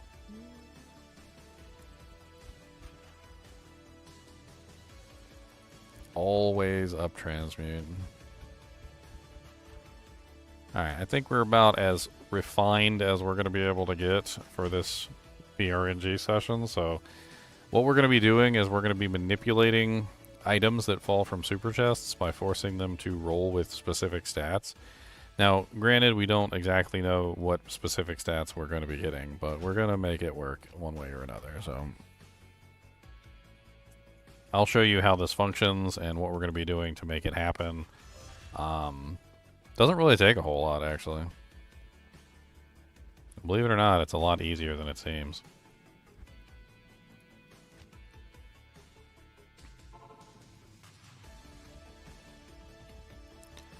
Alright, so we're going to need keys.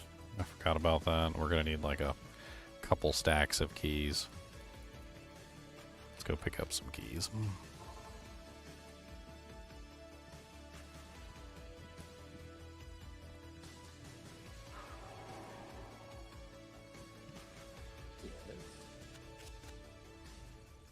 This actually might be easier to do with the sorceress, because we can teleport.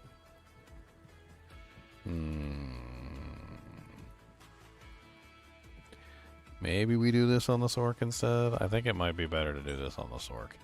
Let's swap over to the Sork for this particular mission. It's mainly just because we can teleport to the location without having too much of a variable in play. It also means we have less monsters affecting us the entire time, which is nice. So that way we don't have to worry about like problems like that.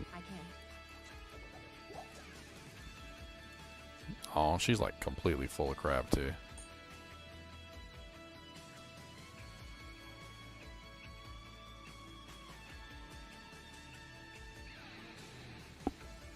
You know what? Never mind. I take it back.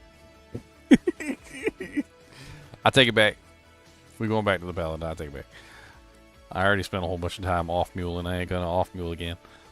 Alright, so let's do this PRNG manipulation. So the first thing that we got to do is we have to manipulate the chest into giving us the result that we want. So what we're looking for is we need the chest to actually give us a very specific result, which is either a small charm, a grand charm, a large charm. In this particular case, I think I want to focus on small charms. I think that's what we're going to focus on is small charms. Let's go ahead and grab like a bunch of stacks of keys because we're going to need many keys for this experiment. And let's get a fresh start because we don't want to make sure that we're not doing any weird stuff like running around doing weird things.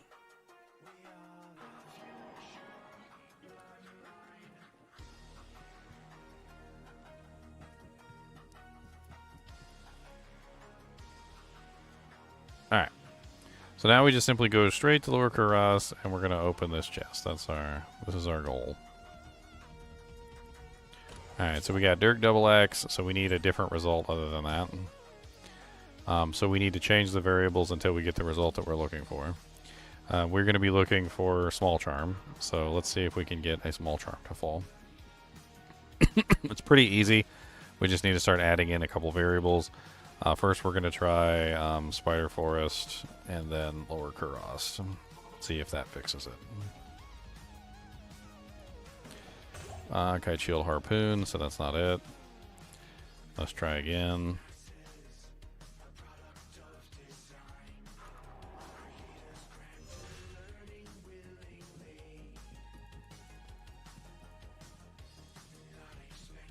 Alright, now let's try Great Marsh and then Lower Kurast. So we got a rare chest with Greaves in it. That's kind of weird.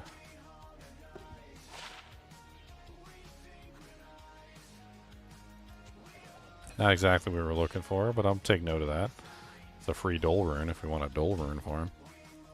I don't think we want a Dole Rune farm.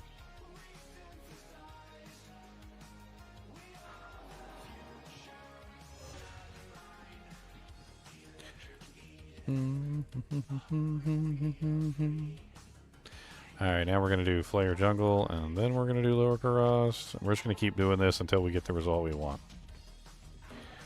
Harpoon Kite Shield, so that's not it.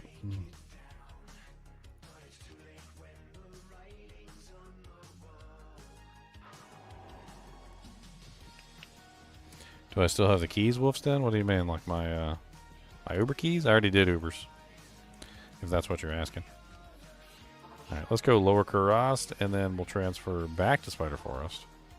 And then back to Lower Kurast, because I accidentally clicked on Lower Kurast, so let's just do it. And that's still a Derek Double Axe, okay, so that's no good.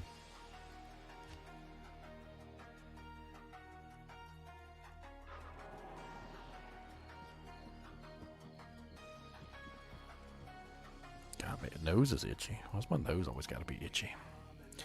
Alright, so this time we're going to go Kurast lower.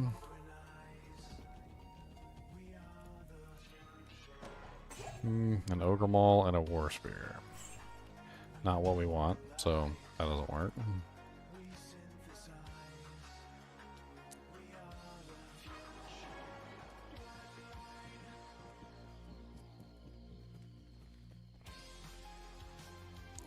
Alright, so let's do Upper Kurast and then Lower Kurast. That's also the Ogre Small and the War Spear? Okay. Or is that the same one I did before? I thought it was Kurast Bazaar was the Ogre Maul and the War Spear. I guess they're the same PRNG variable.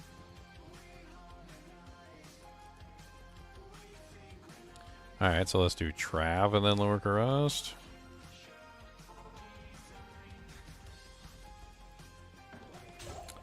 No small charm, but we did get a completely different result that time. You know, we could also include the weapon rack too. I wasn't even thinking about that. We can include the weapon rack. Let's see. Every time we click on the thing, we'll do it second though, because we don't want it to interfere with the chest. But we can include the weapon rack in the PRNG.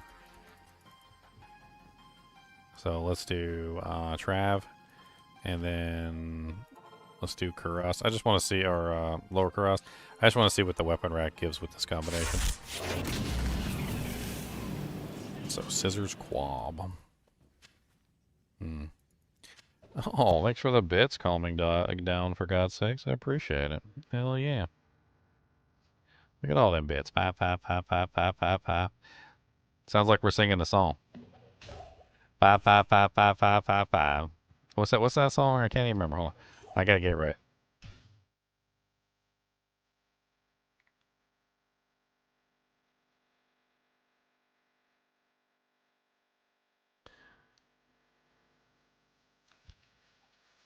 Is this? I don't even know if it plays all over the country. I know it plays here in Virginia.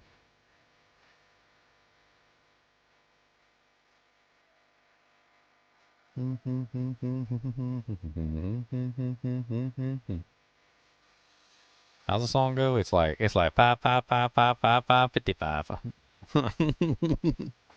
I can't even remember now. I feel ashamed. I'm ashamed of myself.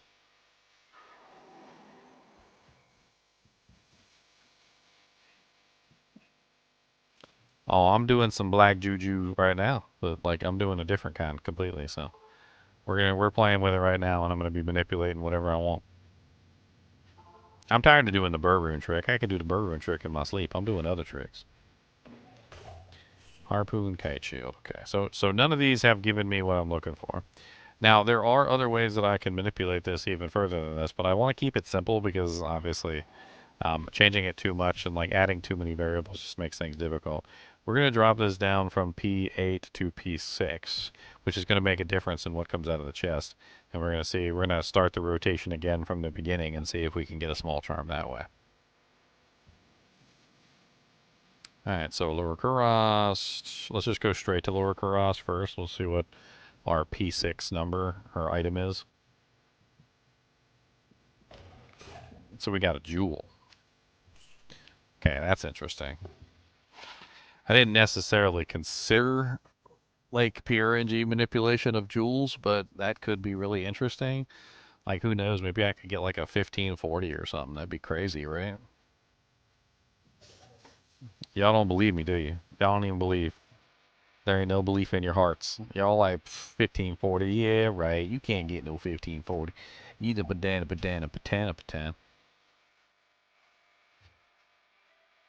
I bet you I can. I bet you I can. I can force one to fall. Just through sheer will. Just through sheer willpower, I could force one to fall. It's not really what I came here for, but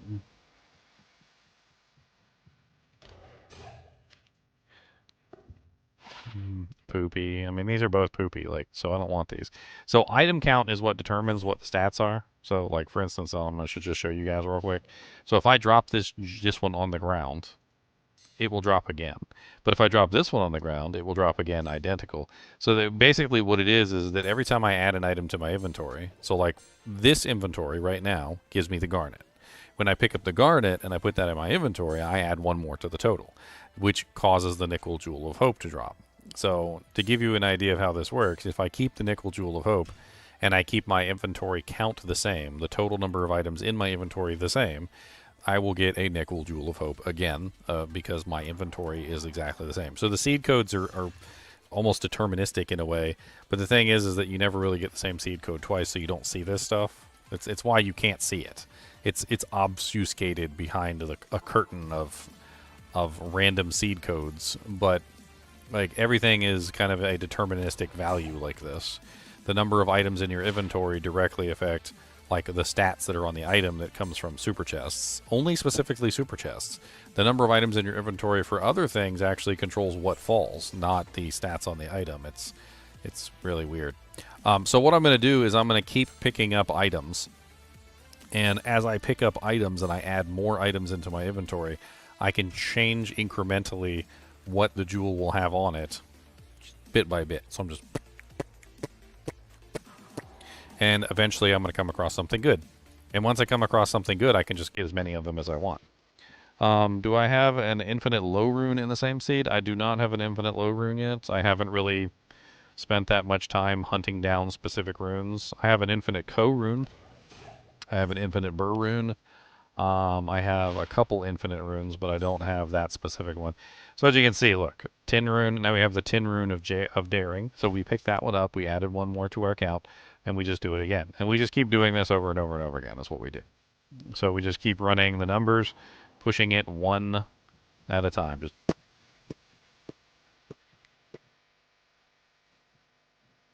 that's the sound effect.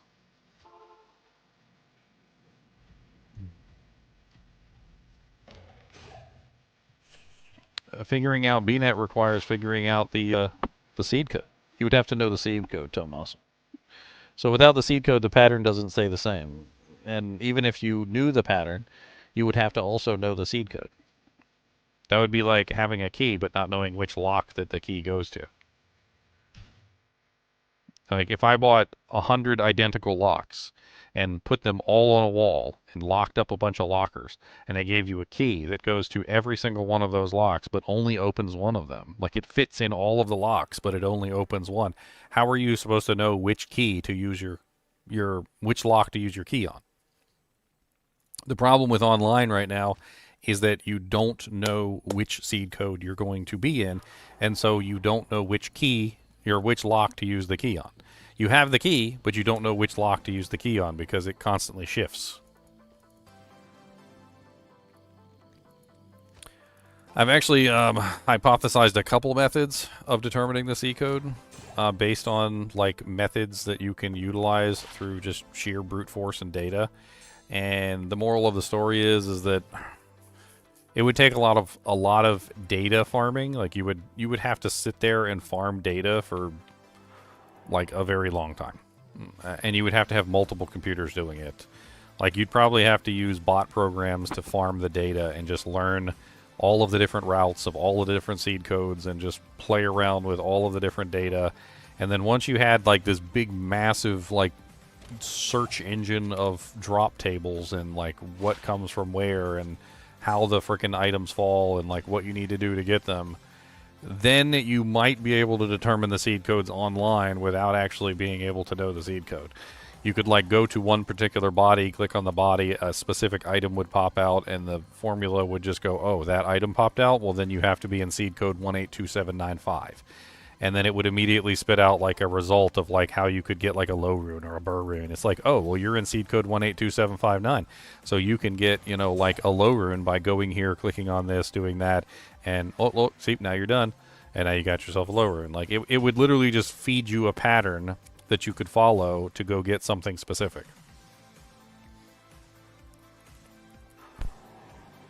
I've actually been like theorizing this with like AI. I was using AI to kind of like theorize and see how it could be done.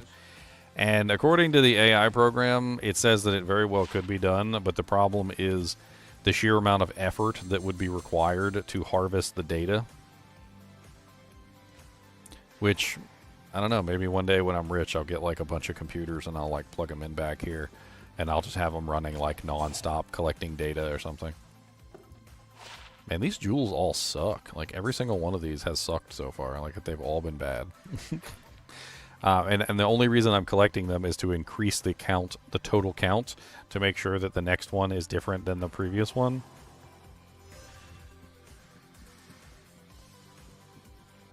I'm afraid that the amount of data that we would need would be relatively insane, Tomas.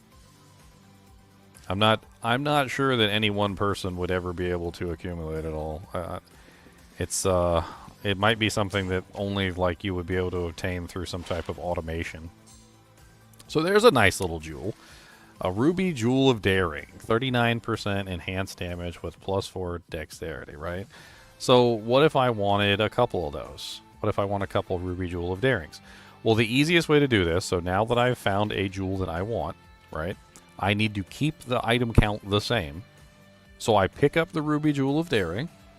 I drop one of the crap jewels. That's how this works. Now that equalizes the item count, brings me back to the same number it was when I found the ruby jewel of daring, and now the next one will be, you guessed it, a ruby jewel of daring. So I'm going to be able to farm a ruby jewel of daring over and over and over again. Now that's not necessarily the best jewel out there, and in fact I could definitely get better than a ruby jewel of daring. I lost one of my key stacks. Well, if I lost one of my key stacks, then it won't be a ruby jewel of daring then. It'll be the one before it, which was the auric jewel of vitality. So I'll have to go get my key stack back then. Here, let me go get my key stack back and then we'll do it again. Key stack definitely does mess up the number, so you have to make sure you keep your keys full. Good day. There you go. Keys are full. Alright, let's try that again. My poor key stacks. I haven't figured out whether the keys... I don't think the keys count toward the total. I can't remember. Like the individual keys. I know the stack counts, but like sometimes like the items count as well, like inside the stack. Like it depends. It's not always the same. So there we go. Another ruby jewel of daring. Now ruby jewels of daring are interesting, but I'm not really sure that I want like a whole lot of them. Let's get like 4 or 5 of those. They're not like super duper amazing. I might use them in some situations, but they're not like crazy.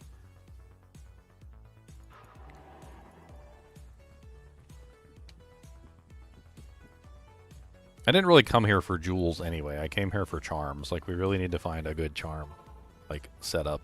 I'm hoping for, like, some high poison damage charms is what I'm looking for. Maybe, like, 100 or higher poison damage smalls with maybe some other secondary effects. Let's just get, like, a couple of these. I think maybe 4 is a good number. I can't see myself really using much more than, like, 4 ruby jewels. I'm trying to think, like... maybe 2 in a weapon, maybe 3 if I'm like pushing it. Maybe like 1 in a helmet, 1 in a, I don't know. What's up, Litharian? Litharian said, what's the burr trick? The burr trick is just a way that you could force a burr rune to drop from the same chest. It's the same exact thing that I'm currently doing while I'm manipulating the, like, the variables, and I'm forcing the variables to become specific things that I want to drop specific items. If you follow a very specific pattern, you get a burr rune. It's specific to this one seed code, though. It doesn't work in all seed codes. It only works in this seed code. You need a pattern for every single seed code for every single thing that you would want. Each time you launch a new online game, you get a different seed code. If you're offline, you can lock your seed code to whatever seed code you want. It doesn't really matter.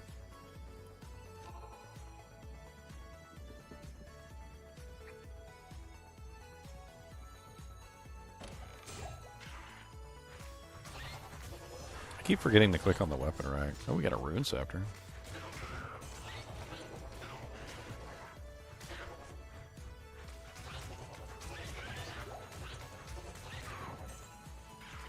Get out my face, son!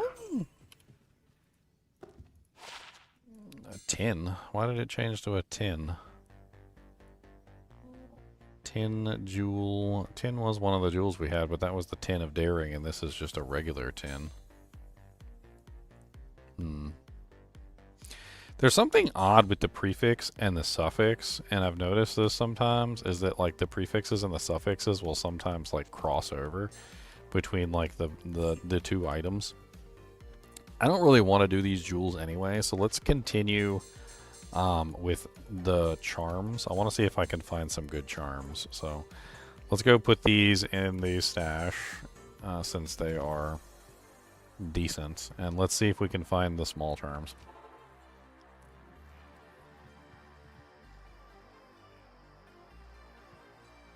So let's throw these into here.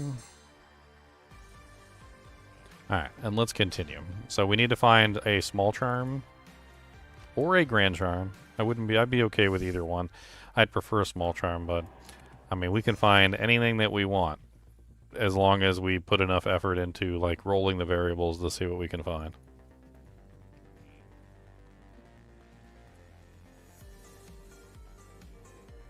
Puppy needs walkies. Thanks for all the super educational vids. Oh, no problem, James. Alright, so let's go back to our rotations here. So let's go from Durance of Hate down.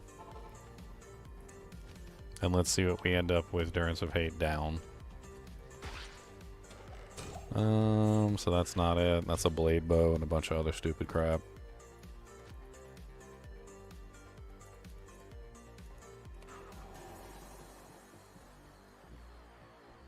Hey, I got 100 people on YouTube today. If you guys could do me a favor, I'm working on trying to get my Kick channel. I like dual stream to multiple channels, so I'm trying to get my Kick channel set up with monetization, and I'm just need a couple people to help go over there and subscribe to activate the monetization. I need 75 people, and I think I'm up to that was a 15% IAS jewel. I think I'm up to like 30 or something like that. Like I can pull up my achievements here. Hold on. This is my achievements, say, for Kick. So path to affiliates, reach 75 followers right there. See that? I'm currently at 32 out of 75. So if you guys don't mind, if you could give me a hand, I would definitely appreciate if you could hop over to Kick and just shoot me a follow over there. There's the link for you guys. Once I hit 75 followers, I can apply for affiliate status over there. And that would be a little bit of extra change in my pocket. So something you can do for free. You don't need to pay for it. There's no cost. You just go over there and follow.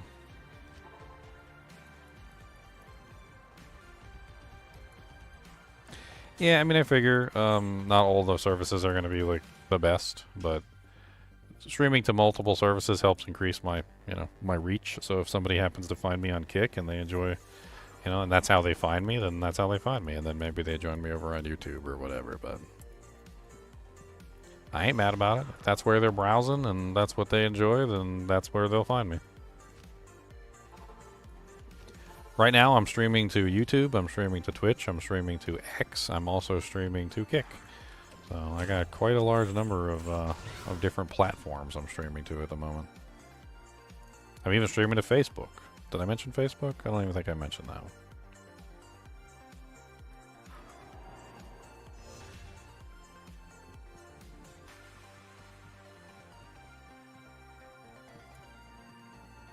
Multi-stream support's nice. I like it.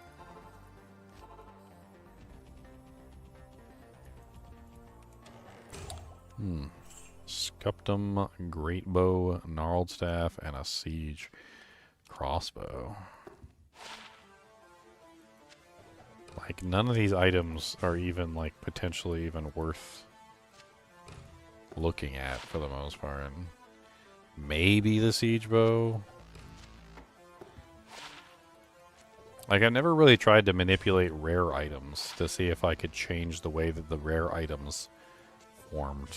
Like, I don't think I ever did that. Unfortunately, there's just, like, nothing here that I would really want to manipulate, to be honest. I don't think I want to manipulate any of those items. Those are all poopy items anyway.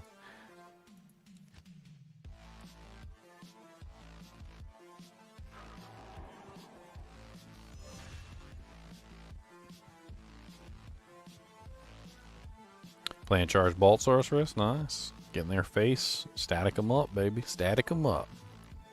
Static, static, static. All up in your face. Gonna hit you with my ugly friggin' mace. Don't think you got me. Don't think you know me. I'm gonna hit you right in your glow me. Lightning bolts everywhere.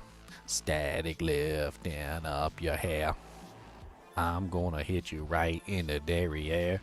Gonna make your butt hair stand up on end. That's right, your butt hairs. I said your butt hairs. I did say that. You didn't miss here. I heard that's what I said. I said what I said. Diamond mail. Ethereal diamond mail. With 2 sockets. What the hell?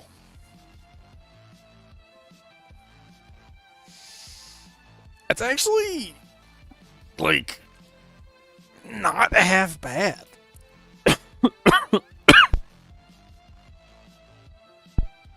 For a level 54 armor, 10% faster hit recovery, 54 life, 25% poison length reduction with 2 sockets.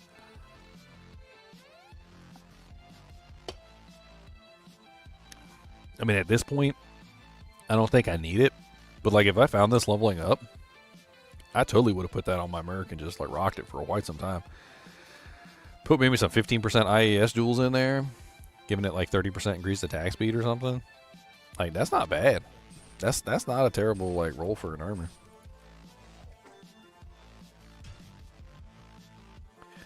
Alright, so I think we've exhausted all of the P6, or P5, rather. Let's go to P3. Let's see if we can find one in P3.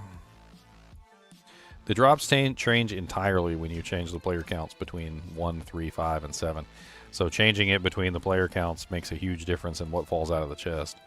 And since we're looking for a very specific item, we don't really necessarily care what player count we're in. All we care about is the item actually that we want going to fall. So we got a small charm. That's exactly what we want. And we got a 15 poison. That is amazing, actually. What the hell? 15 poison, 20 life, small charm.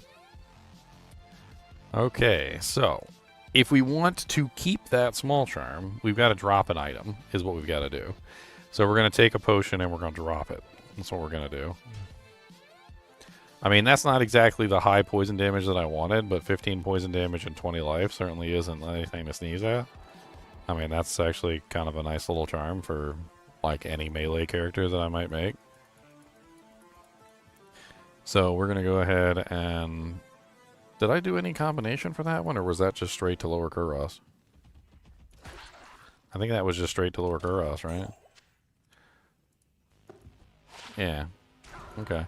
Let's gather a couple of those, and then once we've gathered up a couple of those, we'll move on, because they're good, but they're not amazing. We need to find ones that are better than that. I should consider Rumble as well.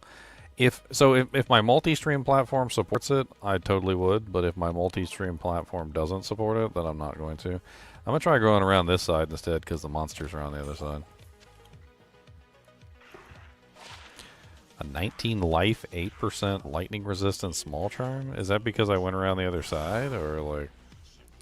That's kind of nice. That's really nice, actually. Let's drop another potion and let's see if we can get that again.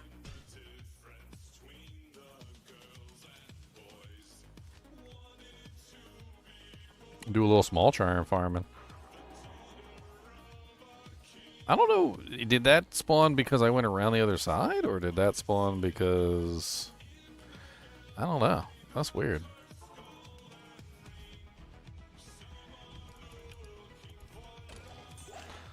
It's the same thing? Yeah, it's the same thing. I guess we messed up the count by just a tiny bit, but... 19 life, 8% small. That's really nice.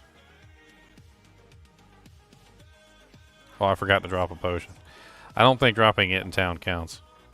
I'm pretty sure that if it's on the ground in town, it still counts toward the total item count, if I remember correctly. But we'll find out relatively easily when I go over there and click on it, whether it's the same item or not. I mean, at the very least, we'll see what the next charm is. So the next charm is a rugged small charm of strength, which is not right. It still counts when it's on the ground in town, is basically what it is. So the potion that I dropped... That's the reason why I dropped the potion before I leave the game, and instead of dropping the potion after I leave the game. Because if you drop it before you leave the game, I guess I could have drank it too. I don't know if that works. I don't know if you drink it, does it remove it from the player count? There's so many like little nuances with the way the game like runs the calculations. Like, does it count if it's on the ground in town? Does it count if it's on the, like, if it's in your tummy? Does it count if it's, you know, like in your stash? Does it count if it's, you know, like up your ass? I don't know. Shush. Gotta test everything, okay? You gotta test everything. You can't just leave stuff out like that. What if that's a loophole, okay? Might be a loophole, you never know. Could be a loophole. It's definitely a hole. It's a hole of some kind. That's for sure. Ah, I'm out of ID scrolls. No. Okay, we need more ID scrolls.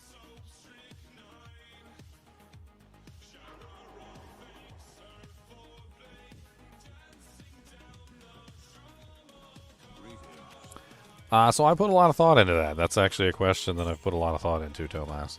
I asked the question, I said, you know, like, is there specific places in the map that stay the same between different seed codes? And the answer to that question, surprisingly, is yes. There are specific places that stay the same between seed codes. And, like, I kind of, like, wanted to focus my efforts and my researches on those places that stay static in between the maps and the seed codes. There's very few of them, though, unfortunately. There's not as many as you would think. I lost a key stack? Okay, we need to go get another key stack back then. Every 12 runs, right? I'm going to lose a key stack, so. Uh-oh, Cody said he's fed up. He said I ain't had enough snacks. He said I ain't had enough nothing. He said you's not my friend no more, and I just don't love you because you didn't feed me no snacks, and I just want snacks. Alright, let's do a test. If you really want some snacks, first you're going to do me a sit. Sit. Oh, that's a good boy. Did a good sit. Give me a paw. Give me a paw. Okay. Now do me a lay down. Do me a lay down. That's a good lay down. You did a good lay down. Alright. So. I'm going to give you.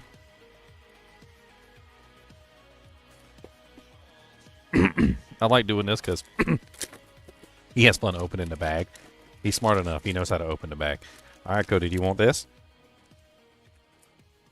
Here. You was the goodest boy. You did a sit and you did a lay down. And there you go. Take it. He said, I just know how to open that. He said, I'm going to get that open. He said, you watch. And I'm going to eat all them chisms in there. He steals stuff and he opens it. And then he eats all the stuff inside of it too. Because he's a little thief.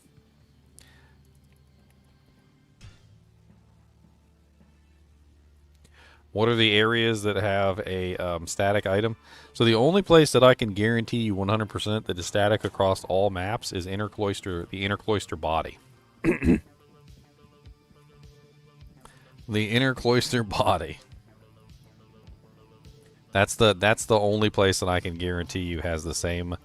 It's the same exact body every single time you go to it, in the same exact place. It's this one right here. So across all maps, across all seed codes, this dead rogue right here is always in the game. And this is one of the things that I focused a lot of my research on, is trying to figure out exactly how you could manipulate this dead rogue to drop you the item that you wanted to. And it's interesting. Like, the playing around with this rogue and trying force her to drop different items is actually pretty interesting stuff. So it has to do with item count. So unlike the super chests, where item count determines the stats on the item, and where you go determines the item itself, right? So like if I go to a different waypoint, I can force a small charm to drop, right? Or if I go to a different waypoint, I can force a jewel to drop or something like that, right? Well, with this body, that's not how it works. So the body is different. It's actually item count that determines what drops, and player count that determines what drops, not the where you go. So like, for instance, if I go really quickly, we'll show you. So, and I was trying to like do some research around this particular body because I feel like this is the key. This body is literally the key to finding out everything about the game online. So when you go to this body and you click on it, you'll see it has a very specific set of drops, like super healing potions, right? If I pick up one of the super healing potions, I can change it, but we're going to leave it the same right now. So let's just go ahead and do this again. Yes, the rogue would be limited to area level. That is correct. So she's only going to drop the items that she can drop. So see, super potion, crude link mail. If I pick up one super potion, right, I can change that by changing the item count, and now it will drop something else. So instead of item count in this particular case determining what stats are on the item count instead in this particular case determines what she drops. So as you pick up super potions, you'll change what she drops, and you can continually do that over and over and over again until you get like what you're looking for. Magic Find does affect her, and I tested out Magic Find exclusively as well. And one of the things I came up with Magic Find was that, well, like that whole thing is just silly, and I don't even know if you even really want to get into the Magic Find portion of things, because it's really complicated and it's stupid in my opinion. Really made me kind of lose faith in how Magic Find worked in this game. I'm over here like, you know,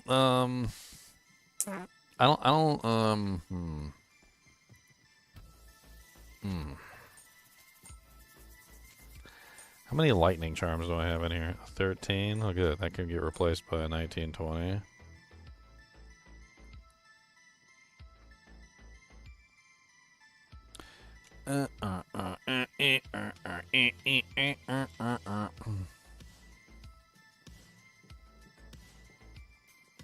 All these Jankses, poopy Jankses. All these Jankses, poopy Jenkins.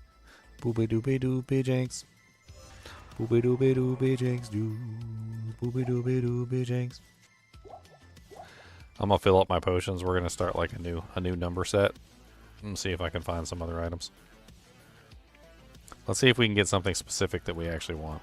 I'm looking for a high poison damage charm, above 100, so like 100 plus poison damage. Let's see what we can come across with this particular setup.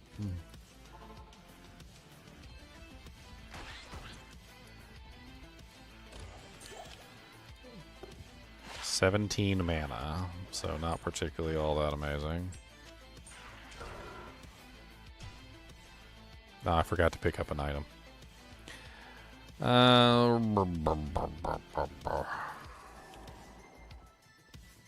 So it's going to be 17 mana again.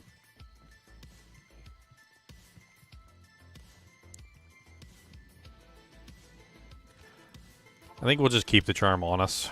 That's the easiest way to do it. How did I mess that up? The hell? That was definitely not right. Sometimes I change the most minutest of things and it modifies the drop, and it's like, I don't know.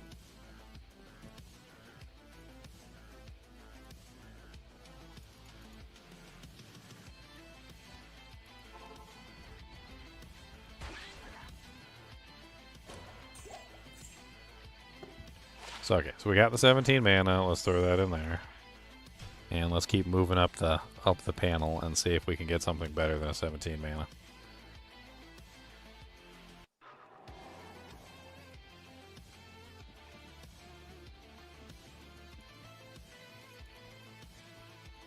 Magic Find doesn't affect Super Chest, Emperor X.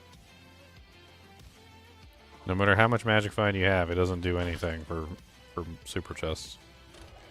Now, regular chests, on the other hand, it does affect.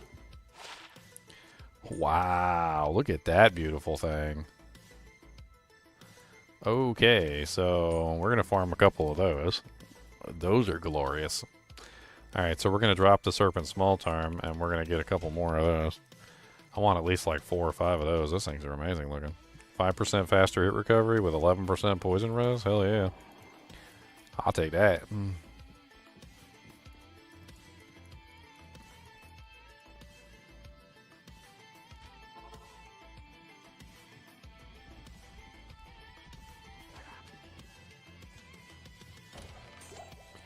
And we should just keep getting them, right? Yep.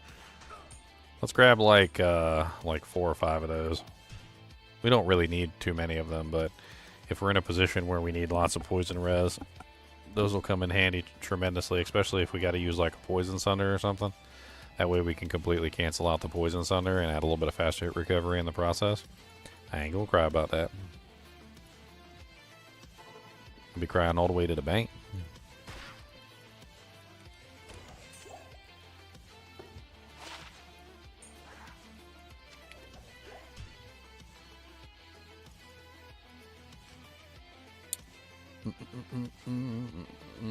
What's the most we would ever need of those? Like, if we ran full skillers, we would need, what, like 1, 2, 3, 4, 5. 5 is how many we would need if we wanted to, like, run, like, a full inventory of those. So, and that's assuming we're running, like, a Poison Sunder or something, right? Because we're trying to cancel out the Poison Sunder specifically. So, that brings us up to a total of 4, so we need 1 more, and then we'll just continue. Does MF affect unique monster drops? Yeah, it does.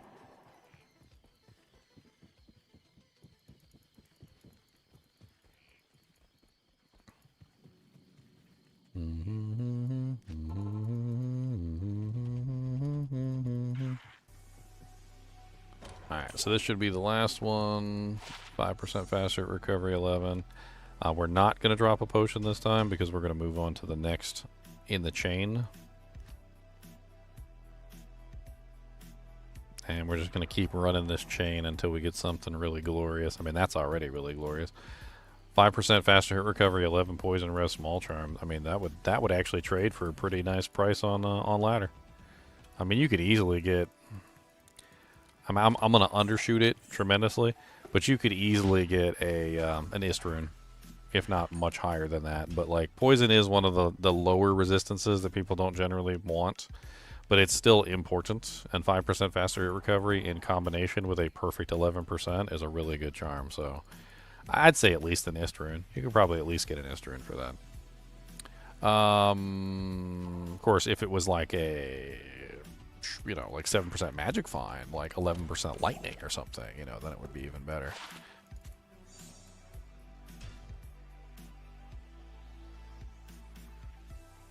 Players count affects all drops 1, 3, 5, and 7. Yes, it changes it dramatically. So what the monster drop changes depending on player count. On top of that, Magic Find doesn't really have any play in player count. But Magic Find does change the items that actually fall on the ground if you have the correct percentage of Magic Find. The exact percentage of Magic Find down to a literally 1% interval. It will change the item. This is part of my testing on the on that corpse I would sit there and test that corpse for hours and played around with all sorts of different variables. I need to set up like an account specifically for testing that stuff too, because it kind of the testing equipment starts to like infiltrate my normal builds and it pisses me off. I actually make specific testing equipment for those setups.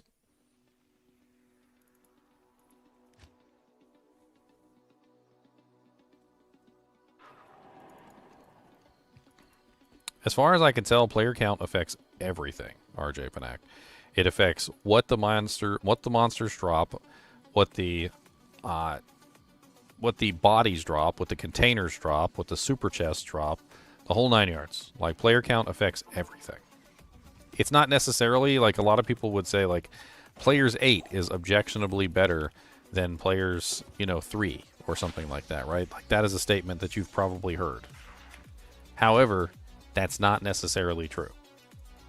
From what I've been able to gather on the way that player count changes the way that the items fall, is it's not necessarily better or worse, but more or less like, are you getting what you want?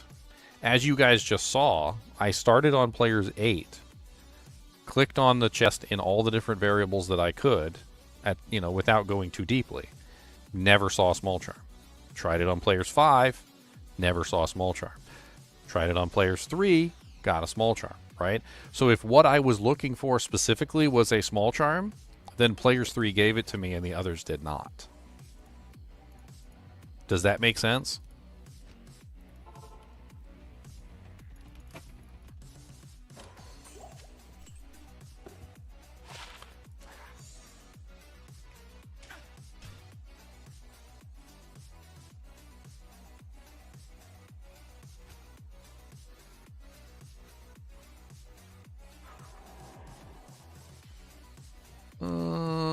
I lost a key stack. Let's go replenish our key stacks.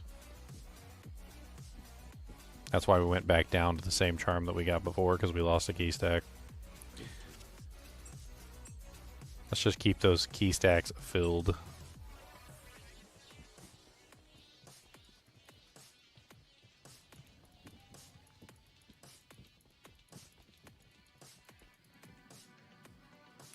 The problem is I can't confirm nor deny what you're saying, RJ Panak. It's almost impossible to get to a super unique monster and kill the super unique monster without changing the variables in some way. It becomes a very difficult situation where everything that you're doing is changing the variables, and so it's very difficult to confirm. I've managed to confirm it on baby monsters because baby monsters in particular are very easy to get to. So if I want to get to a baby monster, I can just like walk outside of Bloodmoor and I can test on like a Bloodmoor monster. And I'll know relatively quickly, like what's going on. But like when it comes to the super unique monsters and like the bosses, they're generally too deep inside of an area for you to control the variables properly to reach them without like completely messing up the entire test.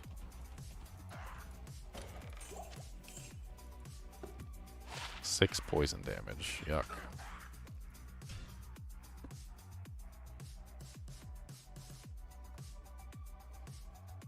Players count works on BNet for console.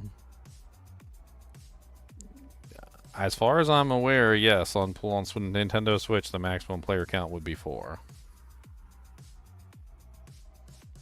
Have I tested how monster kills affects item drop? Yes, the order in which you kill the monsters changes the drops.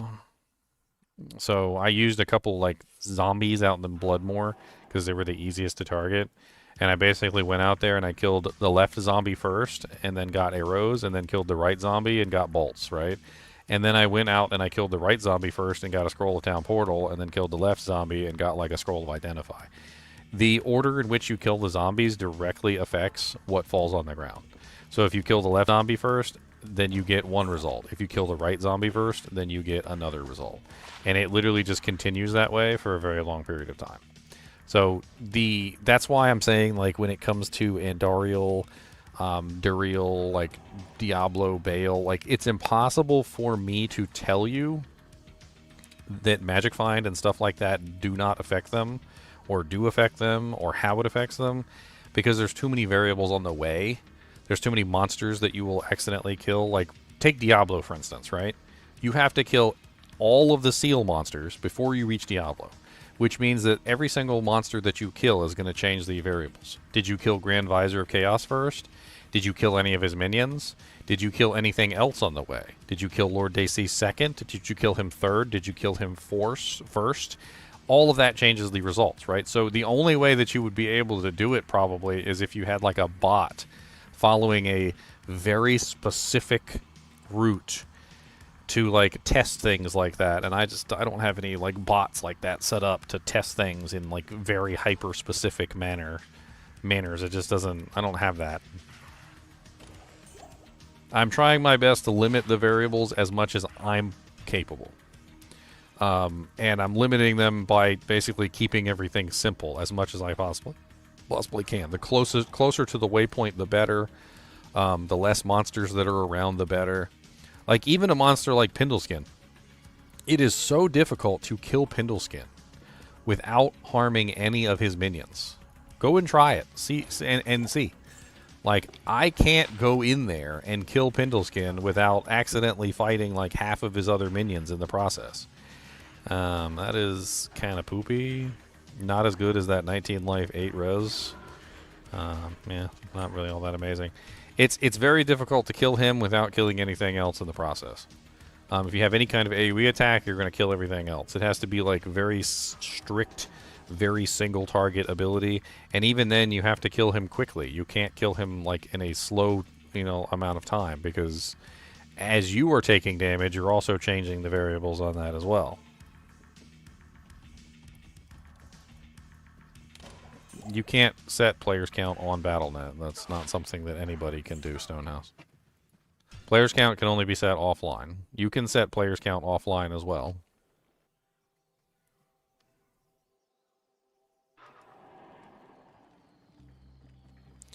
I don't know, Tomas. That's what I kind of like was thinking originally when they had announced the Nintendo Switch version, that maybe they would like count each player as 2, but I don't know. I have not investigated that at all.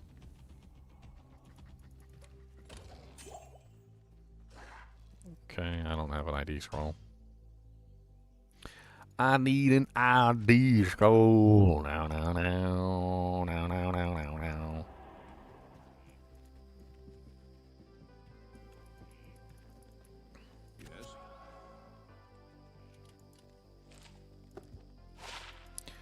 27 defense. I might have to redo this one because I might have messed it up already by going to Ormus and buying items. But we'll see. 6 life.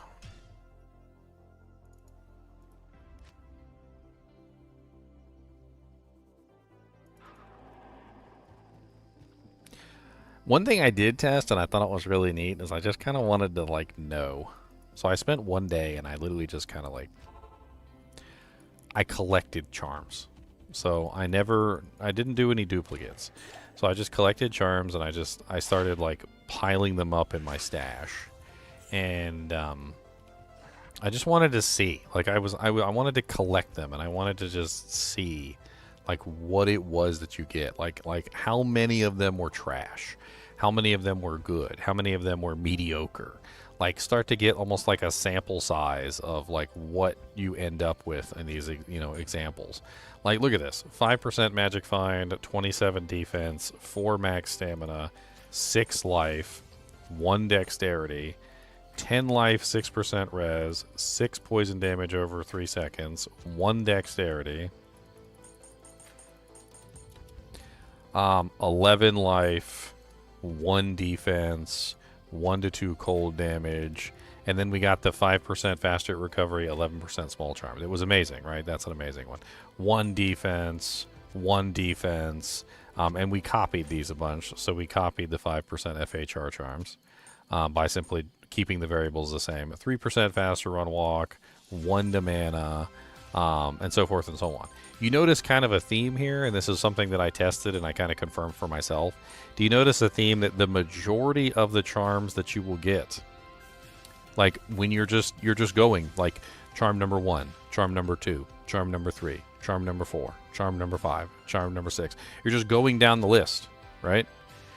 The charms are almost always garbage. Like 99 times out of 100 when you're doing this, like this thing where you're just like cycling one charm to the next, they're all crap.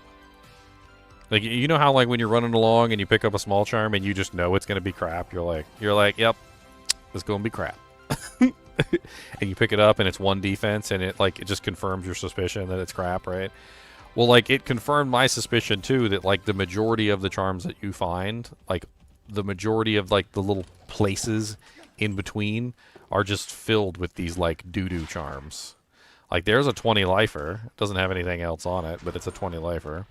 But they're, like it's like a bunch of, like, little good charms peppered in between a bunch of crap charms. Like, if you looked at the list, number 1 would be, like, 1 defense, 1 mana, 1 light radius, like, 2 defense, like 6 poison damage, and then it's like 5 faster hit recovery, 11% poison, and then it's back to 1 mana, 2 defense, 1 mana, 2 defense, 6 poison, and it just does that over and over and over again. And it's like in between the good ones, or like the in between the good ones, there's like 20 bad ones, like between the different things. So like the ratio of like good to bad is like something like 20 to 1 or something.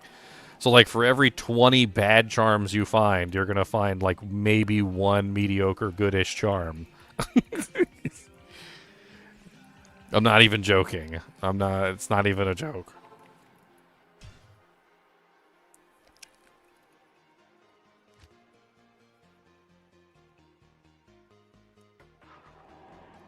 Are Players 8 only hardcore non-BNet speedruns a thing? I mean, I would assume, yeah. Like, P8 runs are difficult, and that definitely sounds like something that speedrunners would try and do. –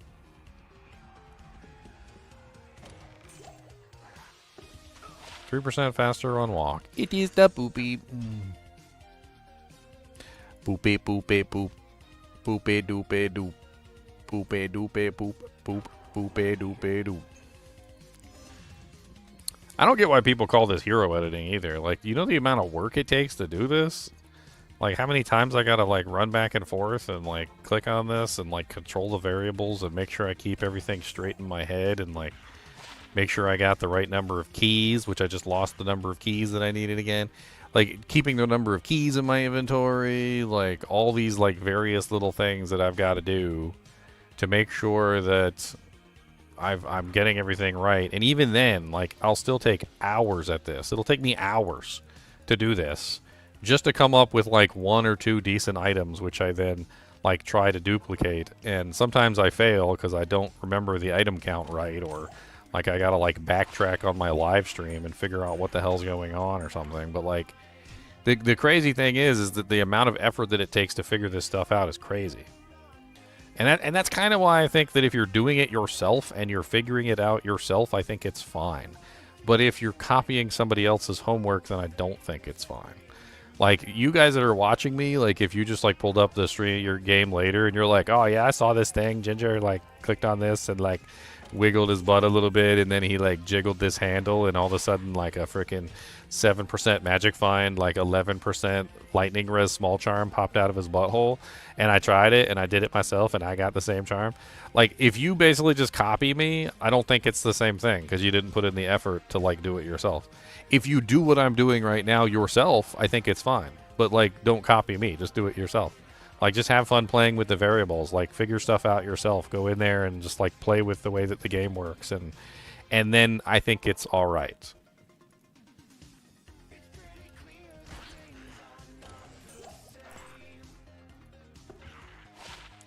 They got like 18 2-mana charms. Like, what the hell's going on? 2 mana, 2 mana, 2 mana. It went like 2 mana like 3 times in a row.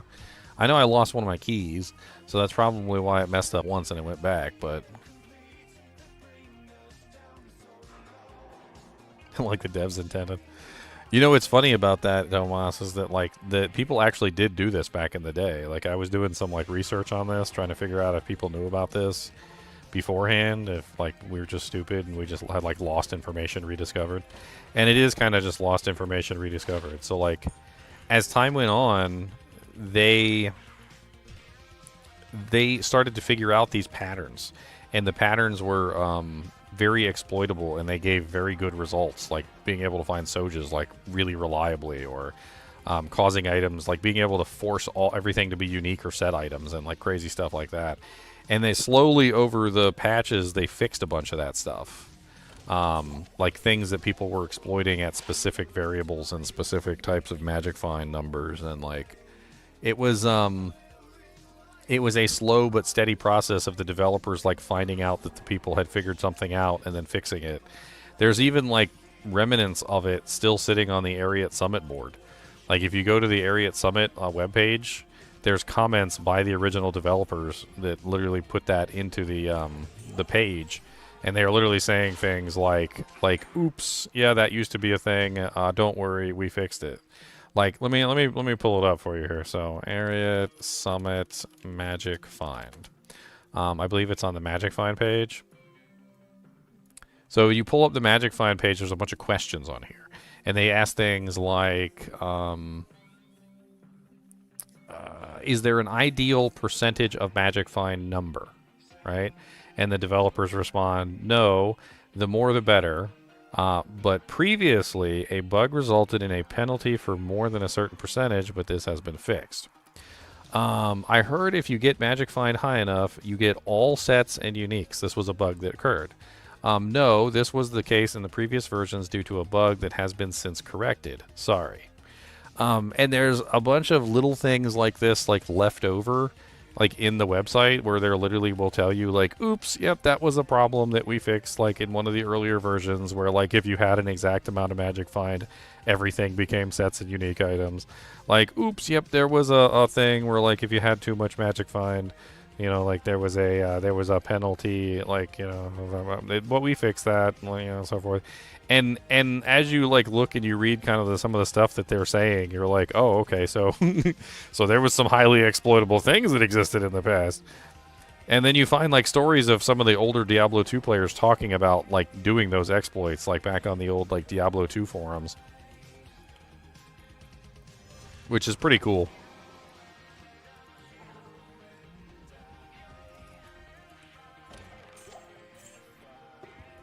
Cold res 10. A 10% cold res is nice, but it doesn't have any other stats on it, which is kind of poopy. What is that?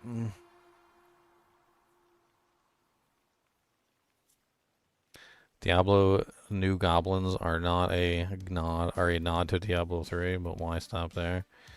I mean, the goblins are like one of the best things about Diablo 3. I don't know why people would complain about it. Like, as somebody who, like, vehemently hates Diablo 3, I have to admit that the goblins were a highlight in that game. They were a good thing in that game. Like, I'm not going to be so, like, hateful about Diablo 3 that I just say that anything that comes from Diablo 3 is immediately negative in my eyes, because that's just not fair. But, you know, if they want to add the good things from Diablo 3, I'm fine with that. Like, the goblins, the loot goblins, were one of the good things from that game. Most 100% definitely where they were one of the good things from that game. Not bad, they were good. So like, I'm not upset about that. Like, let them add as many loot goblins as they want into the game. Put all the loot goblins from Diablo 3 in there. I don't care. I mean, I understand that. I understand what they're saying, but taking good features from Diablo 3 is not necessarily that. Like, that statement and them taking good things from D3 don't exactly align. Now, they start adding set items that add 15,000% damage bonus when you wear the full set, then I'll agree with you. Or I'll agree with them. There's definitely D3 mechanics in Diablo 4. There's definitely D2 mechanics in Diablo 4. And there's definitely things in Diablo 4 that don't exist in either. Like it's kind of hard to say that Diablo 4 is like any of the previous titles anymore. They've got too much crap going on. Icicle. I can't. I wish they'd just pick a lane already, though. I mean, that is a complaint that I got. I wish they'd just pick a lane, figure out what they want to do with their lives, and stop like straddling the fence.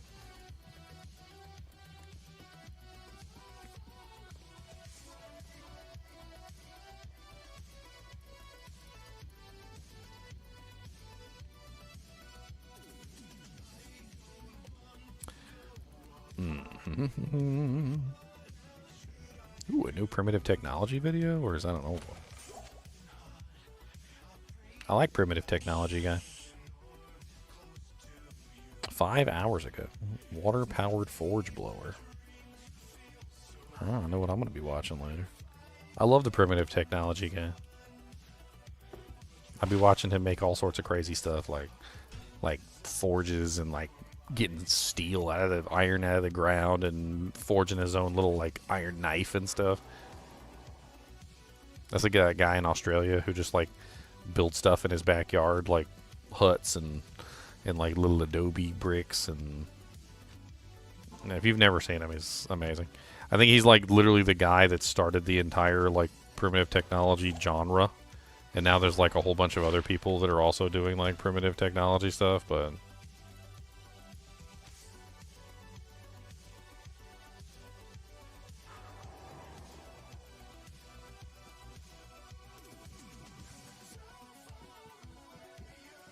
I will say that Diablo 4 has been, in Season 7, it was way too easy. Like, it was the easiest game I think I've ever played in Season 7. I don't know what they were thinking. I feel like somewhere along the line, they messed up. And I don't think they understand, like, what they're doing. I don't know, I don't know at all, like, what they're doing anymore. Like, are they trying to make the game super easy? Because that's what they're doing. They're making the game super easy. Are they attempting to, like, copy Diablo 3 in a way? Because, I mean, they're not exactly succeeding, but they're not exactly failing either. It's such a weird, like, situation that's going on where they're trying desperately not to copy the mistakes of Diablo 3, but then at the same time they are still copying some of the mistakes of Diablo 3. Like they're you can obviously tell that they're desperately trying not to, but it's like a cocaine addict desperately trying not to snort or smoke or whatever some more cocaine. I don't even know what the hell you do with it. You snort it, right? Shows how much I know about cocaine. Shows how much he knows.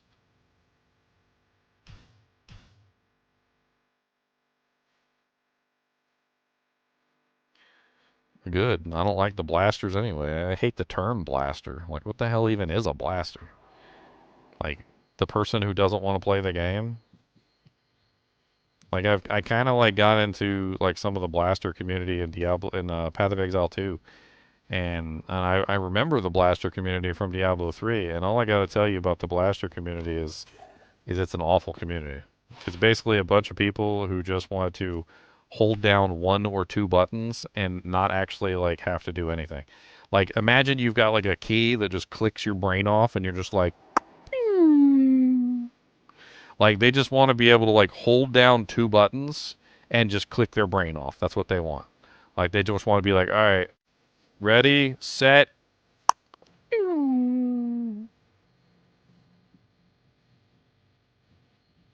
And they just do the whole level.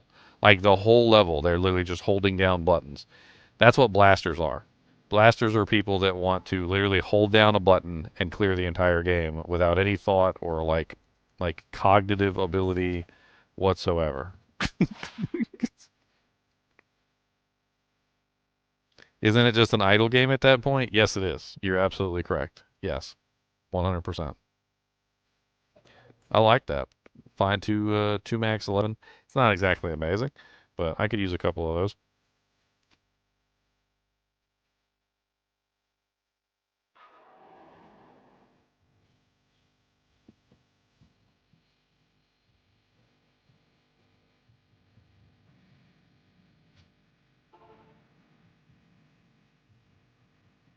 I don't know.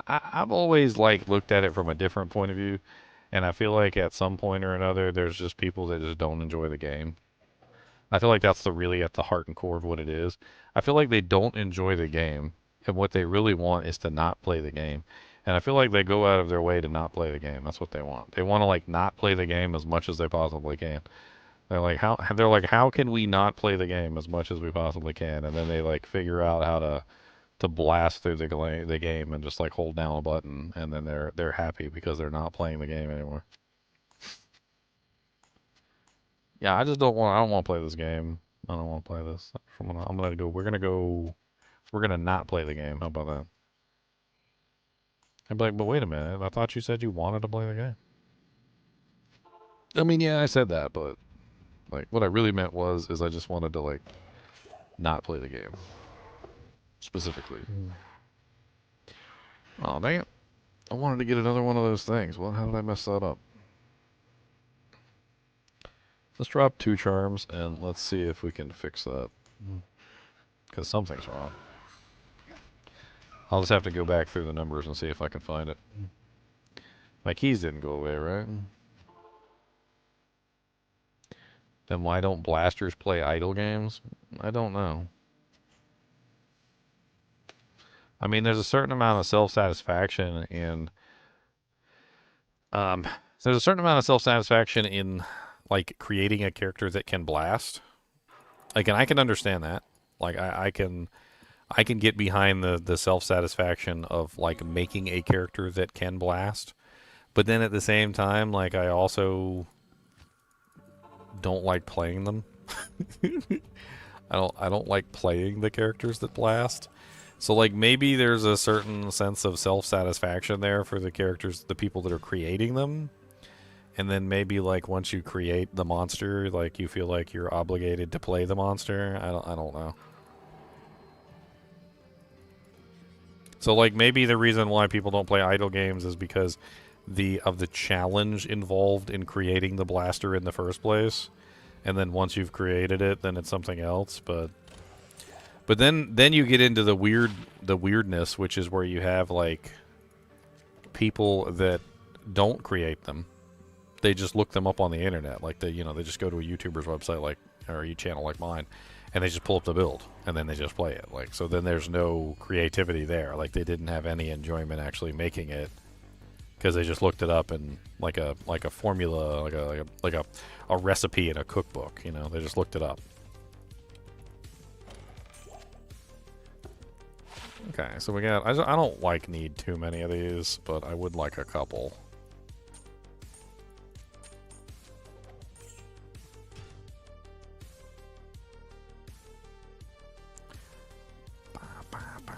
The other thing about the blasters is more often than not they're using exploits.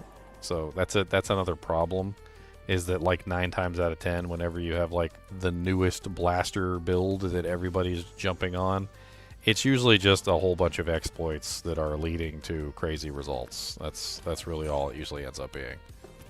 Like, it's not actually building a character that functions properly and seems to be able to handle the game in a very efficient manner.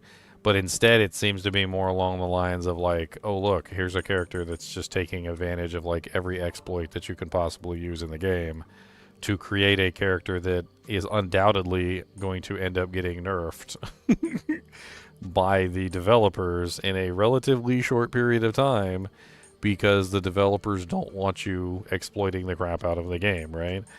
And then, like, it's... carpetbaggers? Is carpetbaggers an appropriate term, basically? Wagoners? What's bandwagoners? I know carpetbaggers. Carpetbaggers were, like, from the Civil War. They went down to the South after the Civil War. The South was destroyed. And they basically went down there for no other purpose other than to take advantage of the poor people in the South who needed to be, needed rebuilding. They needed help. I think that's the right term anyway, right?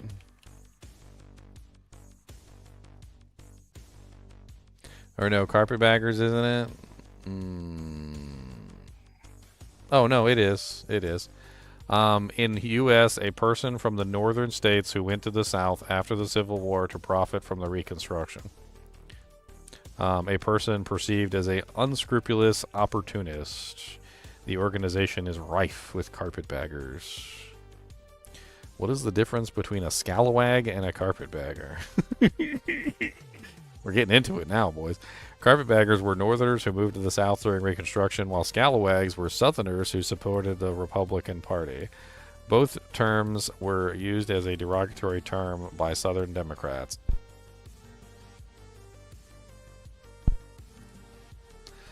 Wait a minute. So if you were a Republican in the South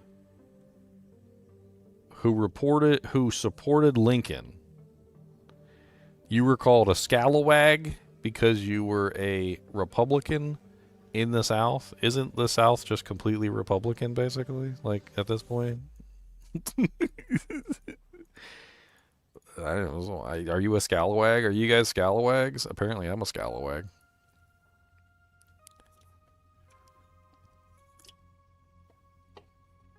A ginger history mentor? That's GHM, my friend.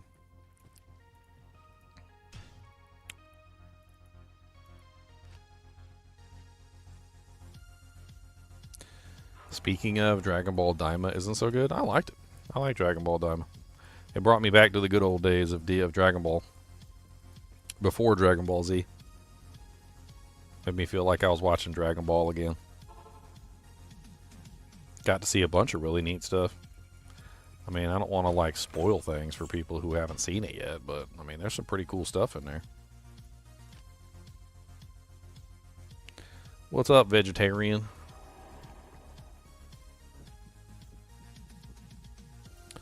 Yeah, I don't buy that bullcrap, HG. Don't buy it.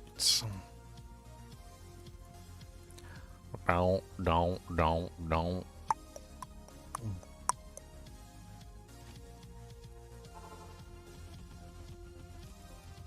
It's locked.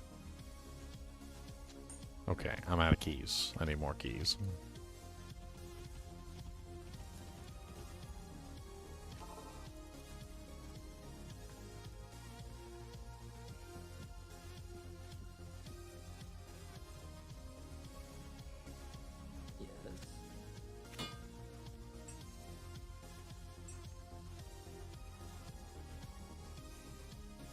Doesn't matter what I buy, read it. I have read it. I've read the entire thing. It sounds like a bunch of bullshit. Looks like some apologetic crap that somebody came up with to try and make up a lie to convince people of something that wasn't the truth. That's what it looks like. He looks like, in other words, BS. Which is what I just said. Revisionist history. That's what I'll call it. It looks like revisionist history. Somebody going back and trying to revise history to make themselves look better than what they were.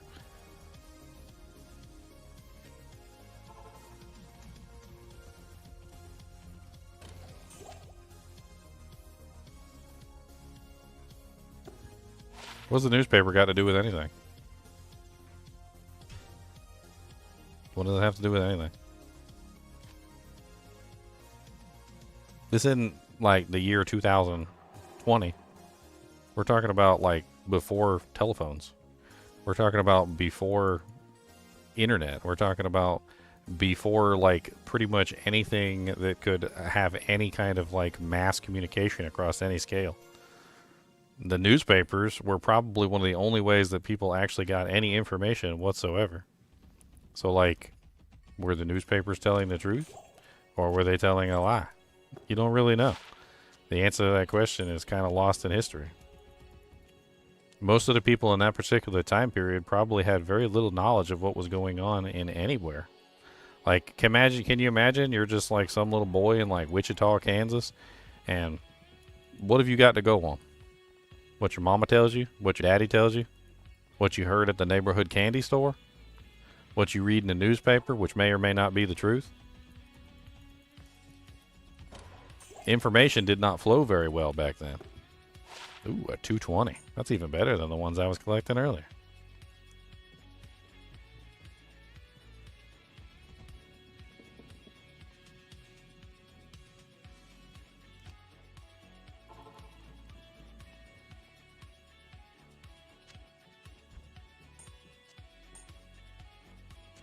It don't make no sense no matter how you try and explain it, HG.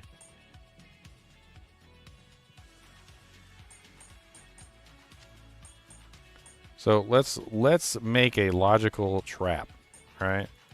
So we're gonna make a logic trap, and I'm gonna get you stuck in this logic trap.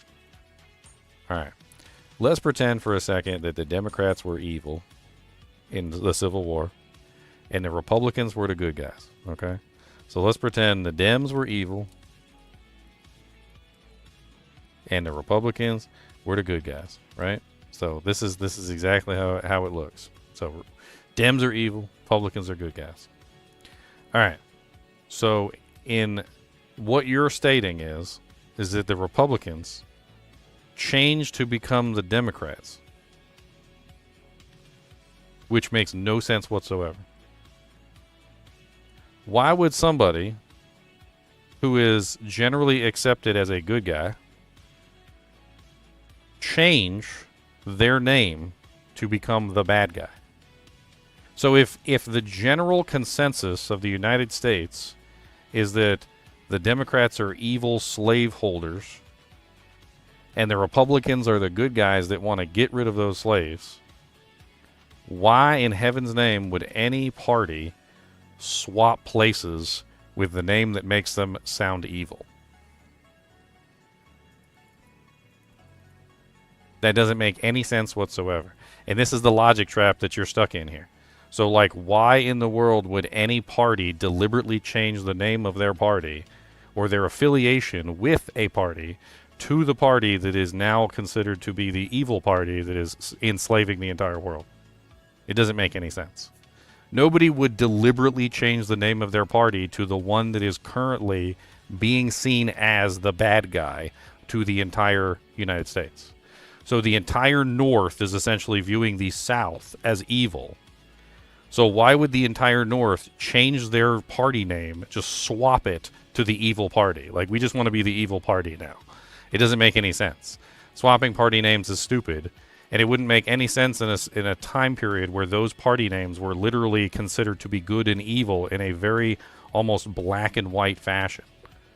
It doesn't make any sense whatsoever.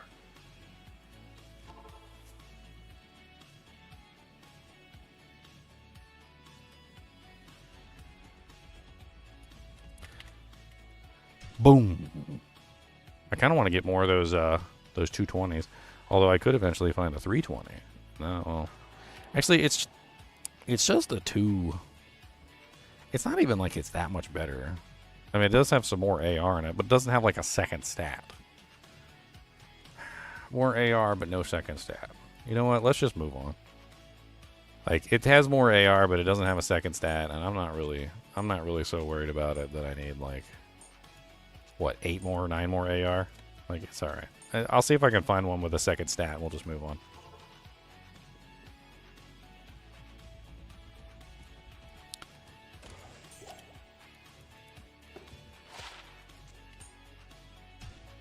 I don't know. I was watching Babylon 5, and there was this episode of Babylon 5, and they're sitting there. There's like it's like a college professor of like human nature, and then there's like another college professor of like xenobiology, and there's like another college professor of like political sciences and like things like that.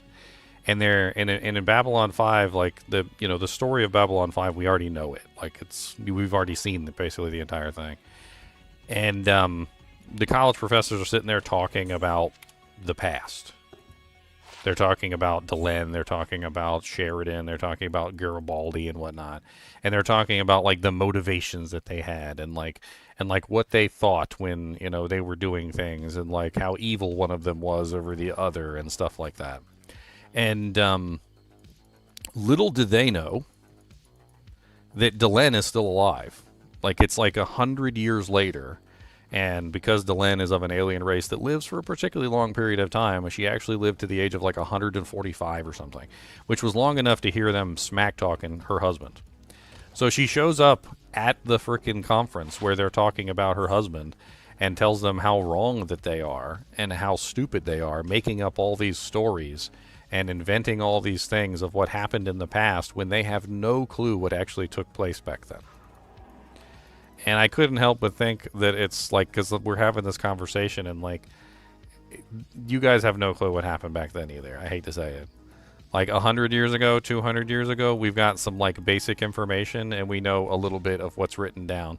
But we also don't necessarily know whether what's written down is the truth. And a lot of what people are taking is like jumps in imagination. They're taking leaps of logic. They're going, well, logically, one would assume that the reason why somebody would do this would be such and such. And then, like, if you actually went back in time and you looked, you'd probably make a fool out of yourself. Like, I look at things differently. And I look at the flow of information at that particular time period. And what I think is that the flow of information during that particular time period probably sucked balls. And that pretty much everybody during that time period was probably almost extremely or highly misinformed or lacked the proper information to make the appropriate choices. You're talking about people who had no phones, they had no internet, they had no way of like connecting with each other with the exception of letters through the mail and newspapers, which may or may not have been reporting the truth. And on top of that, you have to also take into question the reporters themselves who were making the articles. Not necessarily that they might lie, but if your average person has limited at best ways of understanding what's going on, because they have limited at best ways of receiving information, how good do you think the reporters had information coming in? They had to also rely on the same methods of communication that everybody else had. Letters and maybe telegrams. And, you know, first-hand accounts of actually going and talking with people. And you never know exactly what kind of information they received or whether it was even the truth. They just reported on it. And then there's also, like, political bias. So a lot of the articles could have had political bias, like, burned into them. You could have one really racist person writing an article where, you know, like maybe the majority of the people out there didn't feel that way. I mean, we got racist people writing articles today.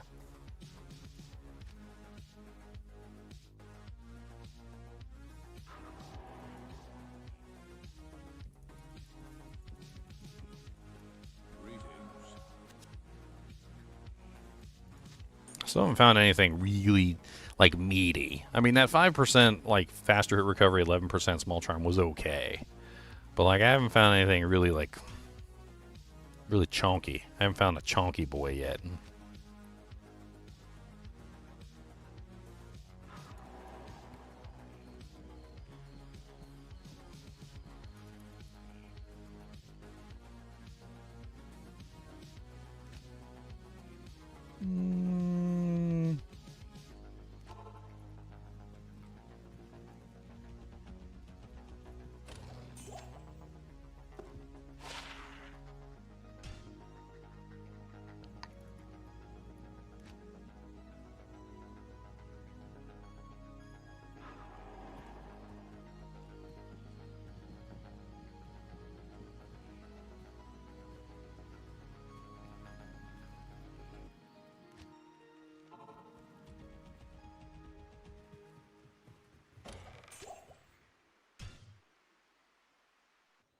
Everybody was dumb and couldn't read. I mean, a lot of people back in the Civil War couldn't read. That was one of my favorite scenes in Dances with Wolves. You guys remember that movie?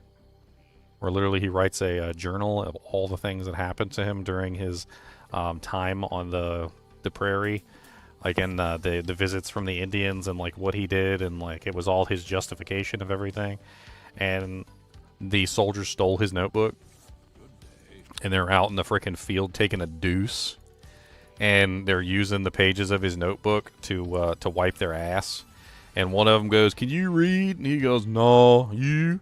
He goes, "No." "Can you hand me another page?" I need a key. Oh, man, I cracked up dying at that scene. I mean, I was mad, too. I was mad, but I was also laughing. Like, I felt upset for freaking him. I was like, are you kidding me? I was like, everything that he needs to exonerate himself is literally written in that notebook.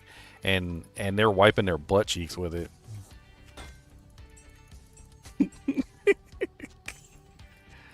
Oh, man.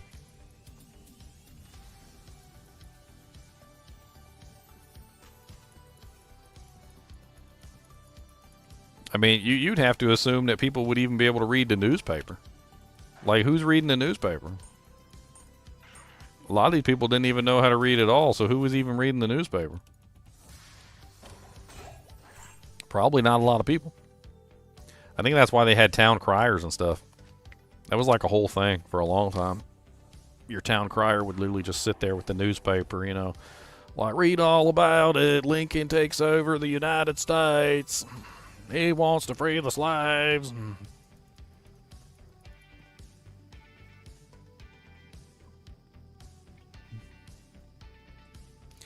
I mean, and I'm trying to think of like a way to state this properly.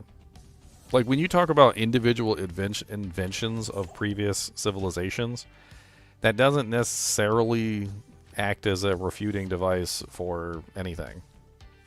Like if one person in a country, or like a handful of people in a country, invent something amazing, that doesn't mean that the other like 20,000 or 50,000 people in that country are as smart as the Einstein guy that created that one device thing that was really cool. You know, like some civilizations have their, you know, like Einsteins, and that's just all there is to it. Like, does everyone in the United States know how to make a nuclear bomb? Like, no. But, you know, Einstein was here, and he knew how to do it. Well, actually, it wasn't Einstein that made the nuclear bomb. He came up with the theories, but it was really, like, all of the scientists that were holed up in that one facility.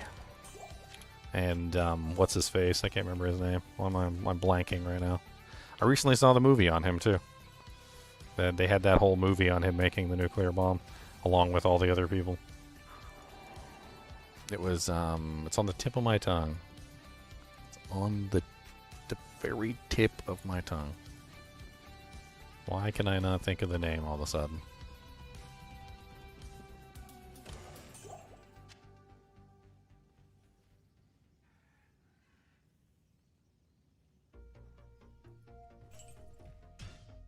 Spinny. Well, I have a theory about that, Tomas. My theory is that pretty much everything that we have has been taken from nature in some way, shape, or form. I have a theory that nothing that we have currently invented doesn't already exist in nature in some way, shape, or form. That's my theory. And at some point or another, somebody may have seen like it in nature and used that as an inspiration for what they are currently doing. Like even gears exist in nature, which is crazy. I didn't know that. Like we think we invented gears. Gears already existed. They were already here in nature. Oppenheimer, yeah, that's the guy. Thank you.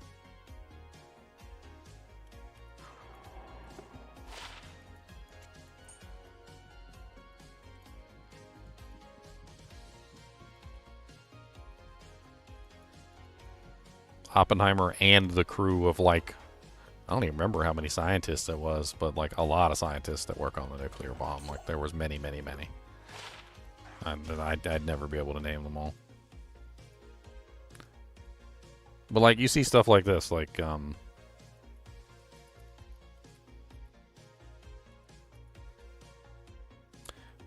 something like this, where like you have a cricket, and comes to find out the cricket has an interlocking gear mechanism where his pelvis is to like lock the two legs together, so that when he jumps, the two legs fire at the same time instead of like firing wonky. Like there's literally mechanical gears like inside of a freaking cricket. I mean, I think a lot of the stuff that humans came up with was really just inspiration from nature. Like they saw nature, they saw something in nature that inspired them to create something similar. I mean, I don't know if I can necessarily say everything. I know I said like everything that we've created already exists in nature. There may be some exceptions.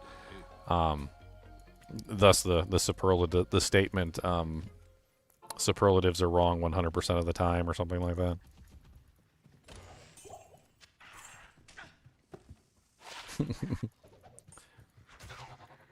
But I mean, I strongly believe that most of humans' inventions pretty much just came from nature in some way, shape, or form.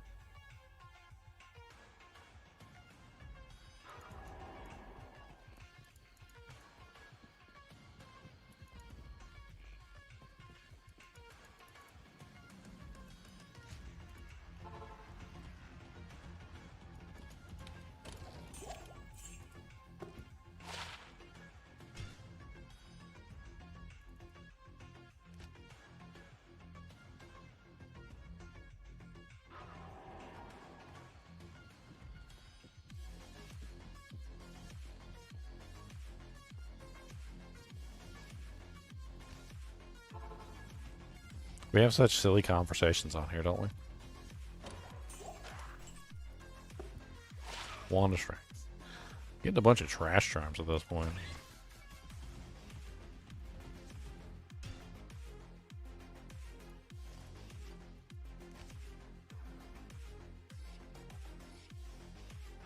Oh wow, cool. Just found a jaw. No, I'm just kidding. I didn't find a jaw. Never find jaws.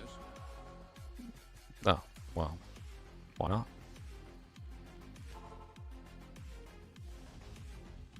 I can get you some birds and you can transmute up. Oh, I'm playing my single character or single player character. Yeah, exactly. You follow my thing, I can just get you as many birds as you want. I'm not even No, joking. I'll have to check it out. Not joking. There's an infinite bird trick on the thing. All you gotta do is follow the instructions. You get as many birds as you want. You can fill up a burr mule. On the PC version? Yep. Wow. I knew how to do it on the Nintendo Switch. I didn't know there was one for PC. You can do it on Nintendo Switch. I didn't know there was one for Nintendo Switch. Yeah, I used to know it by heart, but I forgot over the years. I should have a podcast. Sure, why not? That sounds like fun. We can talk about silly stuff like rocks and dirt. Dirt and rocks, dirt and rocks. Come on down and get some dirt and rocks. I'm keeping Why not? I'm keeping all the junk charms just so I can make sure that I'm keeping my item count the same.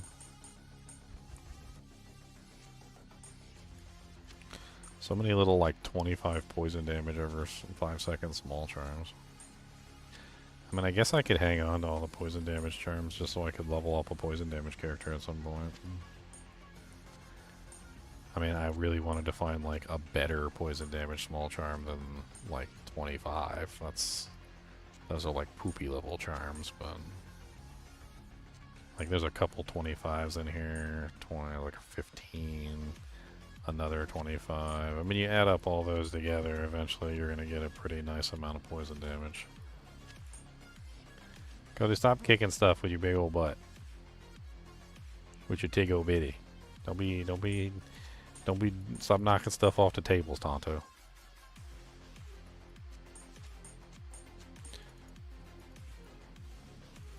Are you timed out? No, what's up, Tom Miles? If you were timed out, I'm pretty sure you'd know. I need a key. No, I'm out of keys. I don't know if I could do the bird rune trick with this character. He might not be fast enough. You gotta have a little bit of chonk in your bonk.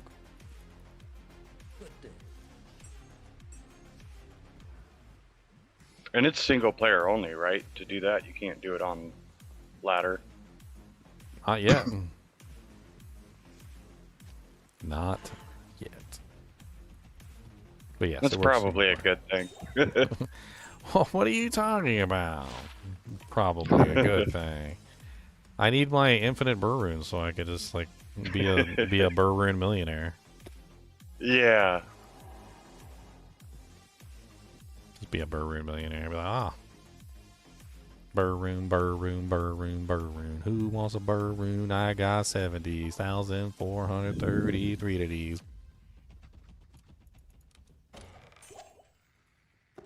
Do some up transmutes. Get them jaws and chams and zods. Yeah.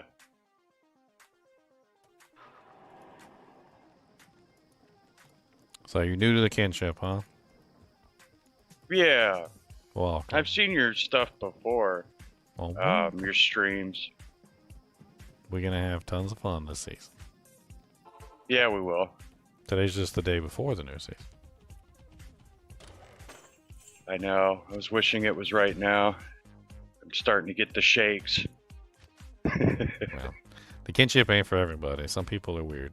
So, like, I try and like smooth over the ruffles sometimes, but man, like I don't. There's some ruffles you just can't smooth over. Like, there was one ladder season Like we were just early starting. Like it wasn't really like too big of a deal. I think we had like just left, or we were almost leaving Act 1 normal difficulty. One of the new kinship members dies and drops his gold on the ground. It was like 12k, gold, nothing too fancy, and somebody accidentally picked it up. Oh my god! Who stole my gold? And they're like, "How much did you have?" Like, I don't know how much I had, but it was a lot, and whoever stole it needs to give it back. And I'm like, I'm sitting here rolling my eyes. I'm like, bro. And I look back on the stream, and it was like 12k, and I'm like, here, have 50k. Like, it's not that big of a. He's like, it was a lot of gold, and I'm like, here, just take 50k and shut up. And he's like, Jesus. no, you don't understand. It's the principle of the thing. And I'm like, buddy, nobody stole your gold on purpose. I was like, 12k is not a lot of gold, okay? And I can sell one item and make 35,000 gold. Nobody needs your 12k gold. Nobody stole it. Like, dude, he would not, God. and he would not stop, and he kept going the entire time until literally we were like, dude, if you're not gonna stop, I'm just gonna have to ban you. And like he was like, well, I'm not gonna stop, so you're gonna have to ban me. And I'm like, well, all right, then. I mean, that's your choice. It's not my choice, but so be it, I suppose. I mean, and that's not even the worst. Like, we've had so much worse than that. But like, it's always the silliest, dumbest stuff too. It's like they grandstand over like 12k gold or something. Like, one guy grandstanded over a white monarch shield that he lost, and it was totally his fault that he lost it anyway. And within like 30 seconds of him complaining that he lost his white monarch shield, there was like 10 hands out with white monarch shields to replace the one he lost. But no, Right. It was the principle of the thing. Like, that boy, he tried to put a bounty up for 5,000 gold on the ear of the person who stole his white monarch shield. He was going back on the stream like one frame at a time to try and figure out who ran over and grabbed it. God. I mean, most of the people in the kinship are pretty chill. Like, for the most part, like, you're not going to find a lot of crazy people in here, especially since most of them weed themselves out. Like, you give them a little bit of Right. rope and they hang themselves. It's like, all right. Well, I mean, I'm doing the self-found thing. Are you doing My buddy, he doesn't get to play that up. Yeah. I mean, it makes sense. So- I mean, I think that as I'll far play as with as far the as like other- the bots ruining the economy, I mean, it doesn't happen like immediately. Like, it takes about a week to 2 weeks before the economy is like completely tanked. So at least for the first week or 2 week of ladder, you actually have a lot of fun. Yeah, that's true. Everybody's struggling for gear usually toward the beginning. And if you avoid things like JSP and real money trade, like, you can elongate that a little bit further. We generally just use tradery. That's the only thing we really use. Oh, okay. For the most part within the kinship. In fact, JSP's pretty much just been banned within the kinship, so Yeah, I saw that. yeah. Yeah, I mean- pretty much I'm only allowed to trade, like, if the other guy in the kinship doing hardcore. There's I'll be able Sathis, to- I think, is doing hardcore. I think he's the only one on the sign-up sheet. But you should go ahead and sign up on the sheet for hardcore anyway, just to signify that you're going to be in hardcore. That may or may not convince some other people to join you. You gotta, like, the sheet is is in the GGM, like the clan D2R channel. So there's a clan and a non-clan D2R channel. So just go to the D2R clan channel. It says GGM D2R, and then look at the pinned comment. You know how to access the pins. The little, like, Hold on, is it it literally looks like a pin at the top of the screen. GGM D2R HC ladder? With Yeah, the well, white yeah, you can do skull? that one, but the sign up sheet is pinned in the softcore one. We're using the same sign up sheet for both. You just signify whether you're going to be in Oh. hardcore or softcore. But yeah, that's the hardcore channel is the one you would use for your hardcore stuff.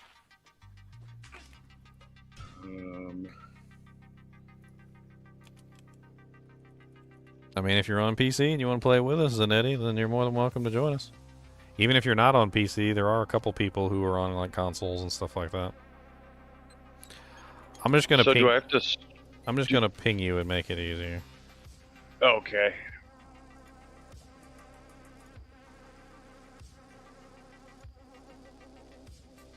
I'm gonna reply to the post. That way you can see it.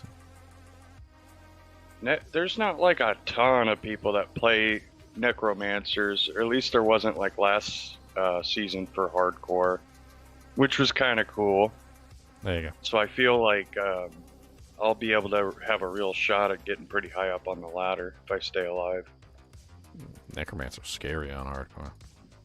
And then, You're basically well, made yeah, out of paper, and then like even then, I mean, it's not even just the paper part. It's that you're relying on your army to defend you, and your army doesn't defend you versus certain things. Like it'll defend you versus some things, but not everything.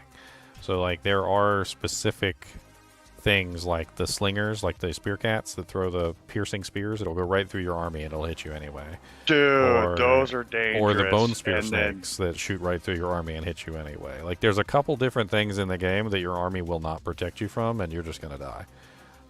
what was it the other day? I was trying to get through Act 5 Hell, and I ran into like stone skin death lords in the crystalline passage that were extra fast, and they would just one shot my army. I was like, nope, not doing it. I'm on PC, And then, of but course, I only Burning play Souls. solo. How exactly could I find you guys online? I mean, well, online play is just part of the game. I mean, if you join Discord, we'll have games up and stuff like that. We do require you to put GGM tags in your name so that you signify you're part of the clan. Of course, that helps out tremendously. Basically, your name just becomes GGM underscore and then whatever your name is. And then that way, like when you join a game, we know you're part of the group, essentially. I mean, we post the game names and passwords in the clan chat. So we have the clan separated from the regular channel, so you can't see the clan channels unless you're actually in the clan. So that way, when people are posting game names and passwords and stuff like that, like, you know, you guys can't like bogart items that we're trying to trade with each other. We do like swaps on the regular. Like sometimes we have 2 to 3 swap games like per day, sometimes even more than that, where we literally just take all the extra items that we don't need and we drop them on the ground, and then everybody comes in and picks up whatever they need. It's like take a penny, leave a penny. And I mean, there's many different levels of participating in kinship content. Like you don't have to participate in kinship content like directly, like you don't have to play with me directly, but you could also do like you can join the groups. You could play solo and just assist the groups and drop things in the swap games. You could join the swap games and find items for yourself. You know, you can hang around and help out with like power leveling if people want to do power leveling.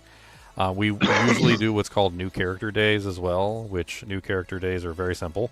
We basically just, everybody gets together and we just like play the characters all the way through from level 1 to, you know, like hell difficulty, and we don't skip anything. We literally just walk through, all 8 of us together, and we just have fun like destroying and killing everything and farting and clicking on urns and doing stupid stuff. And it's usually a really good time. Like everybody usually likes the new character days. 25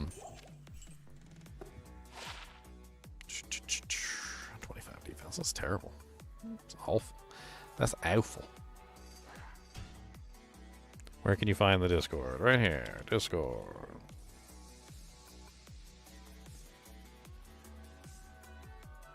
I don't even know what my name's gonna be yet. I mean, that's fine. I played just about everything that you can play in this game. Like, tried every single build. I like to do all sorts of crazy things now. Like, most of the time you won't see me on, like, an established, like, you know, like, meta build because I'm having too much fun playing with everything else. I don't know why my charm didn't drop that time. Yeah. Alright, let's see here. You Is won't there catch... like a save button, or does it automatically save for you? Yeah, you just put your information in and it auto saves them. You just filled out one of the lines and made sure to put in hardcore. Yeah. Okay. I believe I'm up. And you are done. 4 to 7 fire damage with 7% lightning. I mean, it's like really low fire. That's actually kind of low lightning, too. Meh. Take that 50 poison, though, and put it back in my stash. Honestly, I tell people all the time, our kinship is what you make of it. Like, if you interact with people, then you're gonna have fun. If you don't interact with people, then you're probably not gonna have fun. I don't know. Like, I mean, it's there. It's all open. Like, we don't really like restrict anybody from doing anything. About the only kind of restriction you might ever encounter is just simply like, hey, like your group can only hold 8 people. Like, first 8 to fill the game. I can't do anything better than that. I mean, when we do swap games, the swap games will remain like perpetually full for like 10-20 minutes. Like literally just people leaving and joining constantly, like to squeeze in to see if they can find the items that they're looking for. And everybody poo-poos the swap games until they join the swap game and they find exactly what they're looking for sitting on the ground, and they're like, holy crap. That's when you throw a bunch of crap items on the ground, and then they get better and better as you go along. I think I seen one of those a long time ago. Yeah, we do swaps on the regular. It enriches the entire kinship, and as the kinship is enriched, everybody gets better at farming, and they find better items, and then the next swap game happens, and everybody is enriched again, and the kinship actually gets very rich very quickly. Like we generally tend to, like with relative ease, start to gather up a large amount of like items and equipment, and before too long, like even without ever using real money trade or JSP or honestly even tradery for that matter, we're capable of like just accumulating pretty much everything that anybody needs, with the exception of like highly specialized equipment pieces, which may or may not fall. I think I watched you guys do it a couple years ago, like beginning of the season. Or not a couple years ago, a couple seasons ago. I forget which one it was. Your mama joined a swap game? She did join a swap game. She ate everything in sight, too. We had a couple really silly people, though. Like, I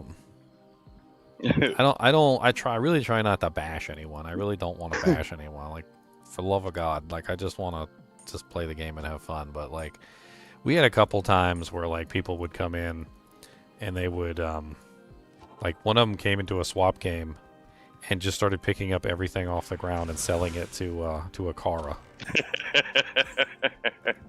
And what a jerk. Well, to highlight how silly this was, though, like let's highlight how silly it is. So a Kara in normal difficulty gives you what? 5,000 gold an item. So either they were completely incompetent to the point that they didn't know that selling items in Act 1 was, you know, like completely and utterly worthless and you shouldn't do that. Or they were selling the items to the NPC on purpose just to be a dick. Like one way or the other. Now that was really interesting. Yeah. How did I end up with the bronze small charm of the storms instead of the storm, the one of the storms? I don't know what I did different that time that made the bronze small charm of the storms fall instead of the latter. Because like this one is obviously better than this one. So what did I do to make this one fall? What was the magic sauce that created this one? I feel like I need to go back like 2 charms. Let's go back like 2 charms, and let's try and see if we can replicate this bronze small charm of the storms. You walked by a tree twice instead of once. Well, I think it might have something to do with the monsters that I hit, because I'm like charging to the thing. Maybe like me charging to the thing caused it. So when I smacked into the monster from the charge, maybe that created it. I don't know. So me and my buddy last week, we started the hardcore thing, self-found, and he found my summoner a +2 necromancer skill circlet with 1 to teleport, bro. Nice. So if you're doing at solo self-found with a more than 1 member, it would be solo group found. Yeah, group found. So you're on solo group found, which is pretty cool. We've done solo group found too. Like our barbarian run was solo group found when we did the 8-man barbarian run. Oh, awesome. So everybody in the group can share items, but you can't take any items outside the group. Yeah, that makes perfect sense. I mean, that way you don't have to trade with random people, which is kind of, I don't really like doing that anyways, so. I mean, I do think solo self-found is one of the hardest things that you can do. Definitely. Like Grand Charm. It's definitely one of the more difficult ways of playing the game. I've done several solo self-found runs. I even have a very specific rule that I follow that makes it even harder than normal solo self-found. Boo, what's that? I call it my no target farming rule. So, like, let me give you some examples. So, you know how early in the game you can go to Countess and you can farm yourself the runes for a stealth armor? Yeah. Not with my rule. So you can kill the Countess, and you can get runes from the Countess, but you can't deliberately go to the Countess to farm runes specifically for stealth. So basically the way that you cut out... the way that my rule works is it essentially prevents you from deliberately getting what you want. You can still get what you want if it happens randomly as a matter of chance, but you cannot get what you want if you are deliberately trying to force it into, like, being. You kind of get the difference? Like, if I have a Soge and a Soge drops as I'm playing the game, then that's fine. But if I farm Andy 10,000 times until I get a Soge, then that's not fine. And it completely changed the way that my run worked. It, like, made it much more difficult and much more fun, honestly. Because then, like, whatever fell was whatever fell. And I had to make do with whatever I got. You kind of see how... So is that kind of like only killing the bosses one time, or only killing the content one time, and continuously moving forward? So I had to kind of like revise the rule a little bit as I went forward because it needed some clarification. And so one of the things that I found out was, like, I could farm a boss repeatedly. That was fine. But I couldn't farm a boss repeatedly for a specific item. So, like, say, for instance, I found myself in a situation where I couldn't progress because my character was too weak. Then going back and farming a specific boss, like, 10, 20, 30 times until my equipment was better was absolutely fine. But if I went there with a specific purpose in mind, like I said, like, oh, I really need angelic rings, and then farmed him until angelic rings dropped, then that's not fine. So, like, most of the time what I did is I continued to farm the boss until I had better equipment than what I was using, and then continued.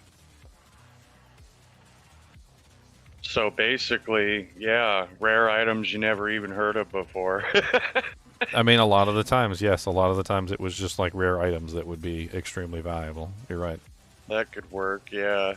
I think some people call it the live off the land, which is basically where, like, you have to use what you get. That's kind of how it functions.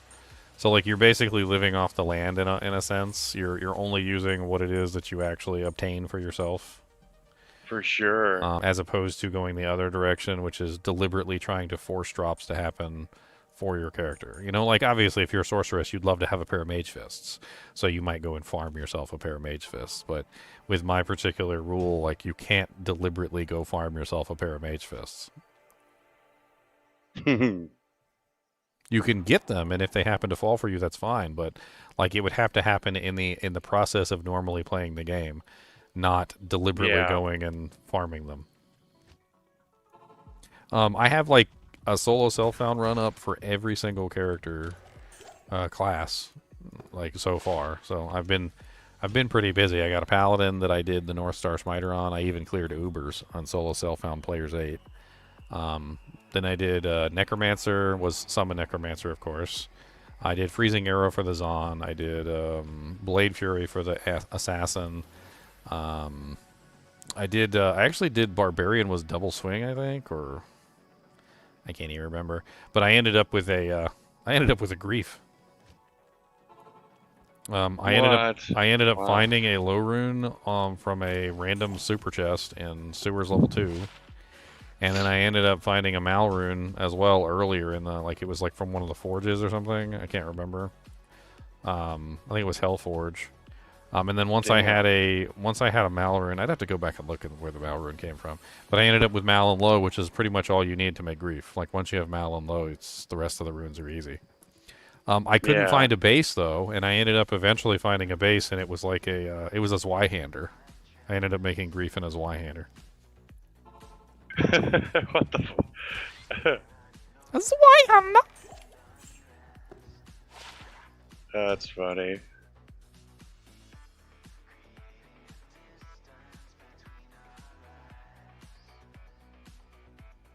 You had mentioned to keep them until the end. Well, I ended up keeping my dog, and it's been almost 3 to 4 weeks, and he's still alive. Whoa.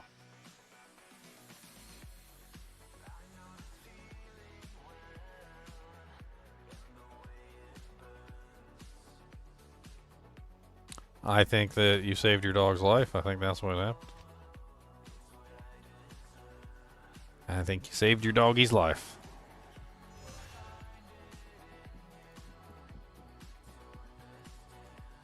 How old is your dog, Tomas? Trillion years old? Sounds like your doggy needs extra kisses and no treats, though. No treats. Don't want to make them.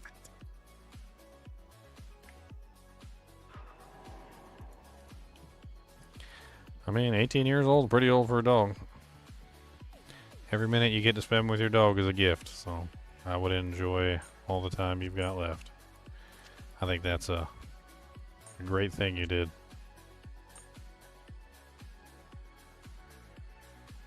Your dog just wants to spend some time with you. That's really all it is.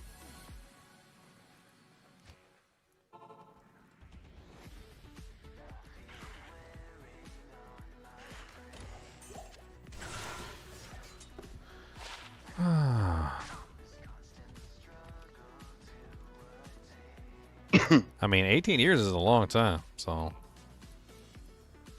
you know, Definitely for a dog. I hope I live as long, like, you know, comparatively for like human age.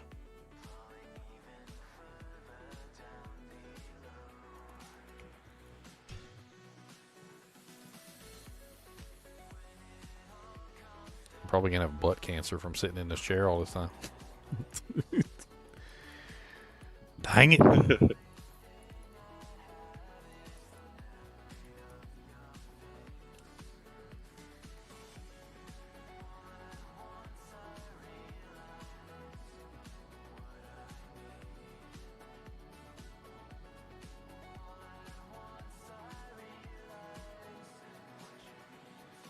Looking at all these different chats, I got way too many chats to pay attention to. The only downside of doing multi-streaming.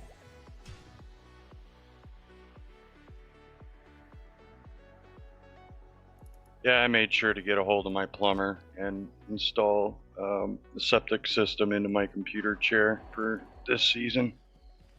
That's terrible. What do you want? What is this, the movie Idiocracy? Worse. Have you ever seen Idiocracy? I love that movie. He's literally sitting in like a lazy boy chair, and the lazy boy chair has like a built-in toilet, and he flushes it before he stands up, and then he pulls his pants up. I liked how one arm's bigger than the other. That that was funny.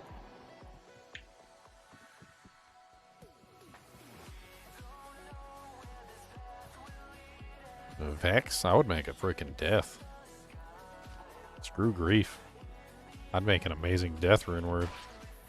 Get myself a nice F Death Colossus sword or something, or like an F Death Decapitator. I got a Vex rune right now.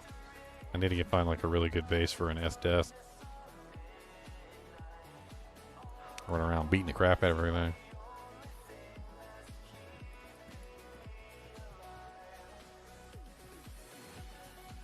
Can't remember, is there a Vex rune in Breath of the Dying as well?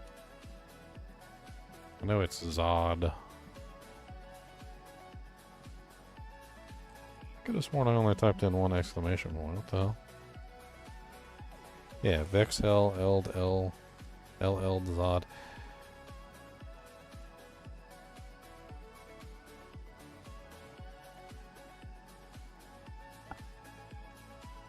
what's really funny on my other summoner self-found character, I got so impatient because I couldn't find a 2-socketed armor to save my life, so I bought a 2-socketed quilted armor from Charcy, and he's still using that thing.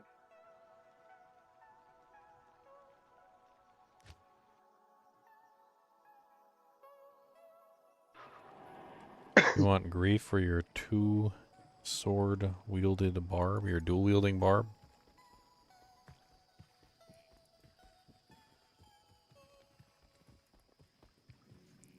Boom, boom, boom, boom.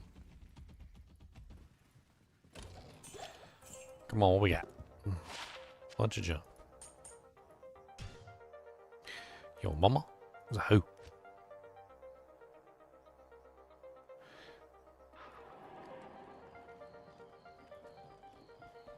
Run out of keys. I'm out of keys. I mean, it's been a pretty productive, like, session. I was really hoping to find, like, a really good poison charm besides, like, 50 smalls. I mean, I don't even have anything, like, really much better than a 50 small, and most of them are 25s or 15s. I was hoping to find something more along the lines of, like, 100 smalls, or maybe, like, if I was really lucky, like a 212 or something, but I have not been so lucky. Most of this stuff is, like, way crappier than I thought it would be. Maybe this particular small charm just can't be anything good. I mean, they're okay. Like a couple 2 maxes, 11 ARs, like some... Like, I think the best one so far has been that 5 faster hit recovery, 11% poison small, which is... It's alright, I guess. 3% faster on 1 walk. There's just so many garbage charms in, like, the mix. It's like a million garbage charms in between every single, like, halfway decent charm. Yeah, that's so true. How many garbage charms do you got? Do you think that they're freaking hot? Hot garbage! Hot garbage. That's right, hot garbage charms, boys. These charms is hot. They tell you what. They hot How do you make garbage. a hustle? How do you make a hustle again? Shellco Eld. Shailco Eld. That's right. You can That's such an amazing rune word. So if you in the Discord, you can access the bot from the Discord. So all the rune words are programmed into the bot. So you just type in things like !hustle and it should pop up. So like I'll go into the D2R GGM channel and like, so let's see, !hustle, and there you go. So you know, like a hustle, or like you want to do like BOTD, that's abbreviated. So Breath of the Dying. Sick.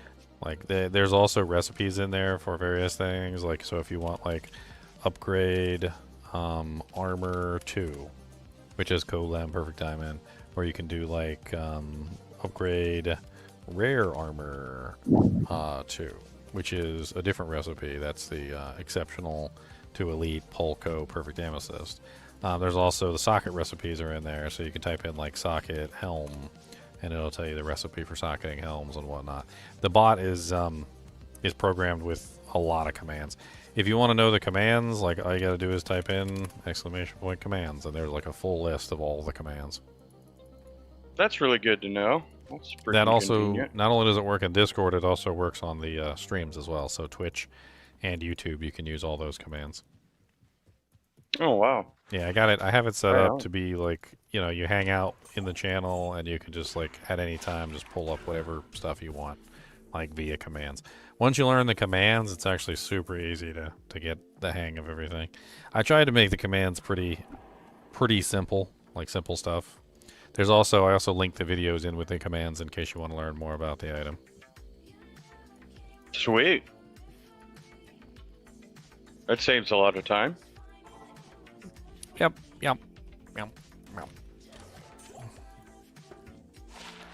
11 attack rating, 17 life. That's kind of poopy. That's kind of poopy.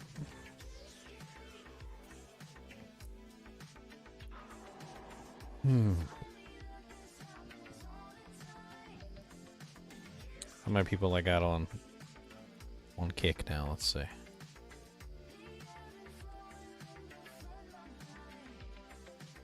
Man.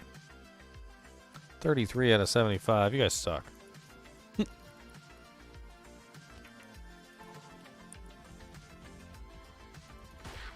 So are you usually the only one when season starts? Are you the only one streaming in like Discord, or do other people stream their stuff too? There's a couple other people that stream, but streamers got big heads, and a lot of the times they don't like to mix. So we've had like a couple people stream, and like it usually, I don't know, it ends weirdly. Oh, I wasn't. Well, I was talking about just on Discord, not like a YouTube stream. Oh, well, Like just for your yeah. So people like to yeah, people watch will it. often share their screen. I guess I share their screen would be better. Like they'll share their screen on Discord. Yeah, there's a lot of that usually going on. Cool. I was thinking I might do it since we'd be the only ones doing the hardcore thing. I mean, you can share your screen at any time. Doesn't matter. There's going to be multiple voice chats set up, so you can Cool. people can either choose to hang out in your do-jank or not. Like it's up to them. Sweet. I know you leveled a throw barb to spear mastery affect javelins. Yes, it does, and I highly recommend using javelins because they go further, and they're just better in general.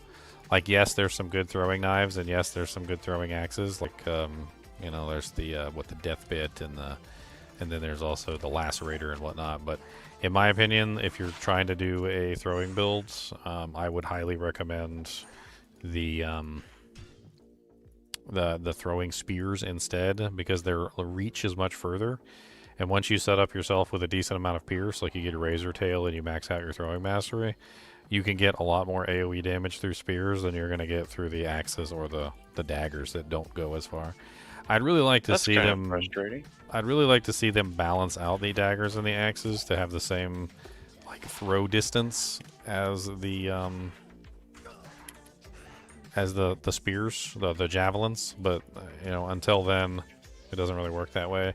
From what I understand, there is a glitch that some people exploit, where basically if you have a javelin in your main hand and then you have a non-javelin in your sub-hand, you can still get the range on the axe or the dagger through the javelin, which is in your main hand. So apparently the distance of the throw is set by the main hand, and then the sub-hand actually obtains the distance from the main hand, if that makes any sense. So you would still have to technically use a javelin, so you have to have a javelin in at least your main hand, but then you could have a lacerator in your sub-hand and use that as a sub-weapon. But it cannot be in your main hand, because if it's in your main hand, you won't get access to the full willy wops, the full I distance. just learned something new. I never knew that. Well, my channel is all about teaching people new stuff, my friend. Yes, it This is. is the thing I do. I'm going to take all these poison charms and put these to the side. You know, I'm going to start putting, like, the good charms in here so I can just dump the bad ones in the other place.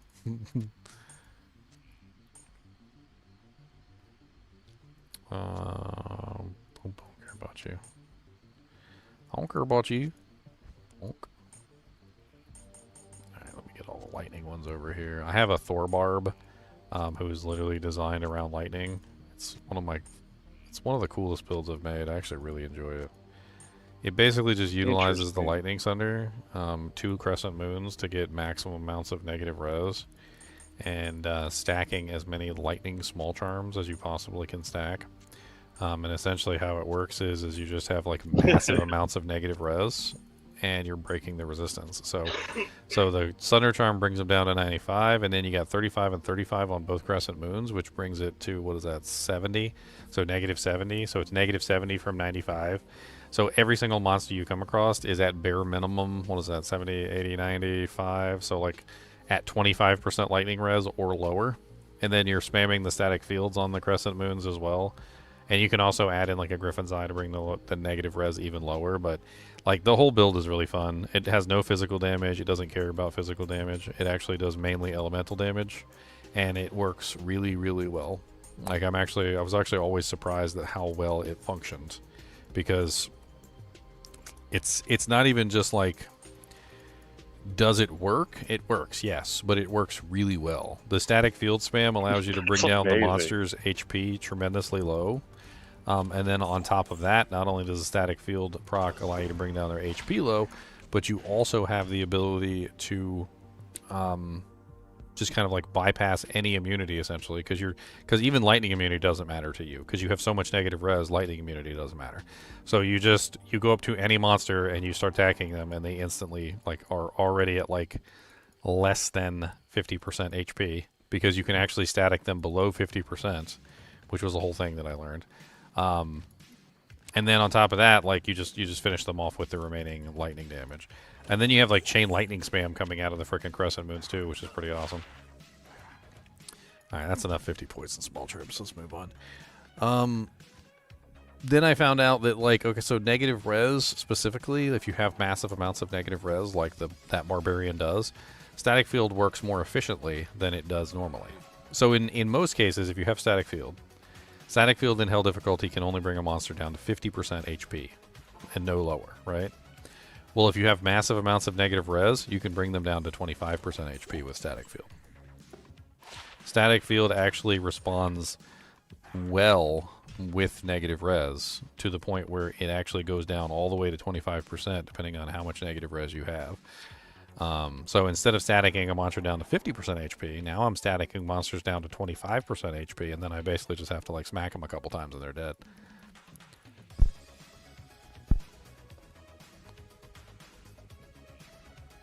Had lots of fun with that build. I used it as a like a find item character for a while.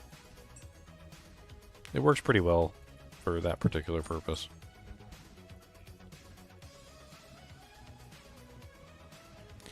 You're looking for a High Lord's Amulet and a Monarch Shield? I would suggest trying the weapon racks in LK. You can get a Monarch Shield that way pretty easily. And we got some more poison damage.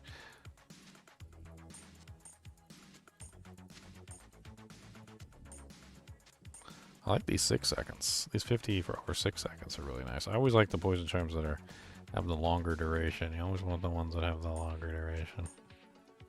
The longer the better. You want monsters to be poisoned for like eternity. Like you want their grandchildren to be poisoned. They pop out and they're just like, God, now how long is this poison?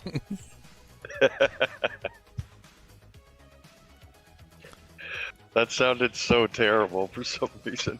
I mean,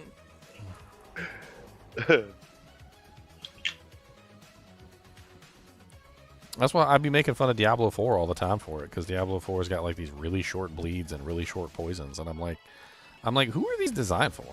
Like, who are these designed for exactly?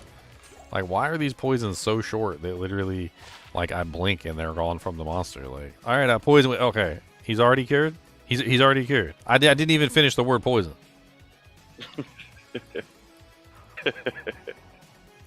Like, developers, hear me, okay? If your poison is gone before the monster, before you can actually utter the word poison, if I can't say the word poison before the poison is gone from the monster, you have failed.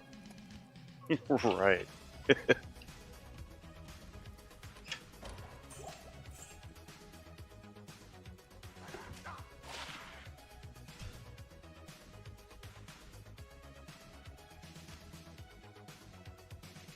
I'm like, all right, guys, I mean, never mind. No, he's not green anymore, so. You tried. I tried, man. He was green for like a half a second.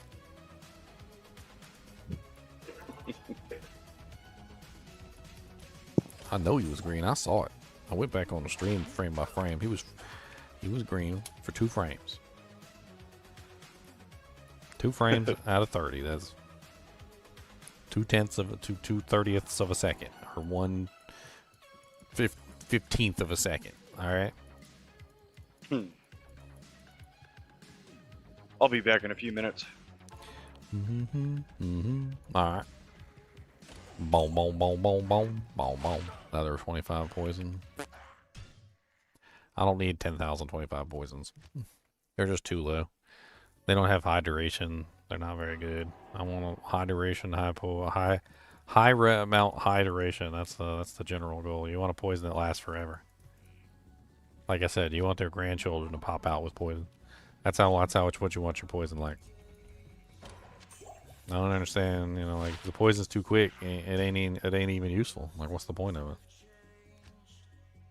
We don't want that little quick acting tenactin. I don't want that quick acting tenactin poison. I want the longy jong poison.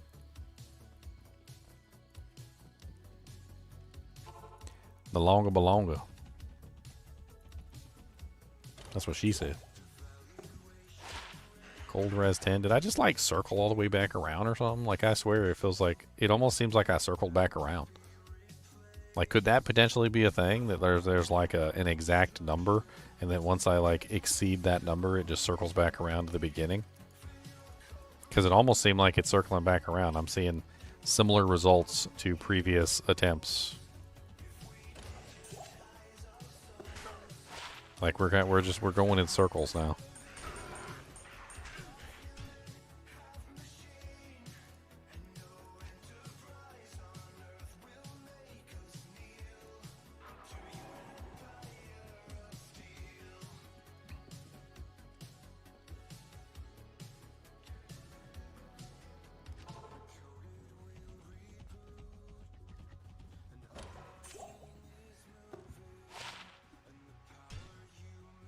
The Diablo fire still burns. That's terrible. You should probably get that checked out, Michael. Either that or stop going to Taco Bell, one or the other.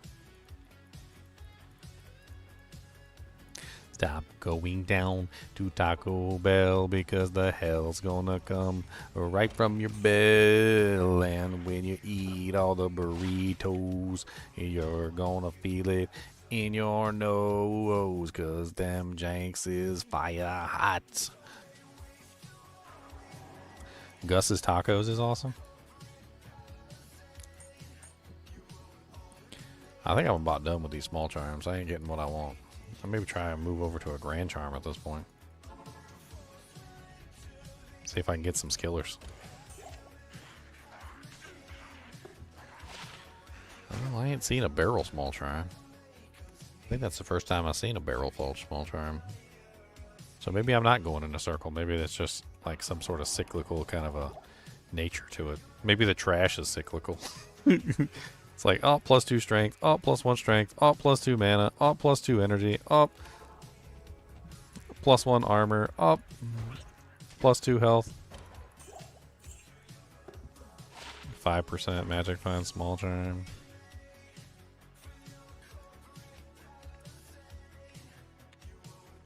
Why you, Cody? Why you huffing? Why you huffing? Why you puffing? Why you doing all this jank? Why you huffing? Why you puffing? Why you looking like you rank? Cody said, don't be singing stupid songs to me. He said, I don't care about your stupid songs. I'm a dog. He said, we don't care about your stupid crap. These stupid crap songs. That's what they did. Poopy doop songs. I think I ran out of keys. Cody don't care about songs, but he do care about snacks. That's what Cody be caring about, is snacks. I know you be caring about snacks. How about this, Cody? I'll do you a solid. All right? If you go get me Yim's horn. You know you's horn? You go get me you's horn, and I'll put some peanut butter in it. How about that? You want some peanut butter in your horn? You gotta go get it for me. Where's his horn? You gotta go get it. Is that it? Let me see. Give me this horn. Give me it. Give me, I put some peanut butter in it. I gotta put some peanut butter in there. Alright, we got some peanut butters. We's gonna fill his horn up with some peanut butters. Are you ready for some peanut butters? Are you reddums? I don't think you's reddums, but we's gonna try it anyway. Okay, peanut butters in the horn stat. Gotta put the peanut butters in the horn. Alrighty, Jack. Gotta shake the peanut butter in there real good. Got the peanut butter in the horn. Alright, get some more in there. Don't want to touch the horn and contaminate the spoon. All right. We got lots of peanut butter in the horn. Look at that. Look at all that chunky peanut butter in there. We're gonna shake it real good. Get it deep in the crevices of the buffalo horn. All right, you want this? He said, "Give me that. That's mine." Look at them eyes. Them eyes get so big.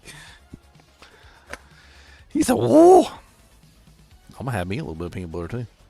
That's why I try not to touch his horn with my spoon. This is my peanut butter eating spoon.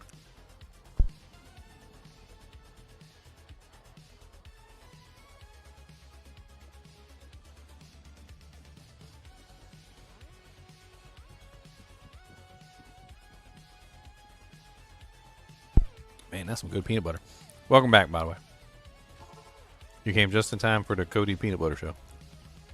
Good to be back.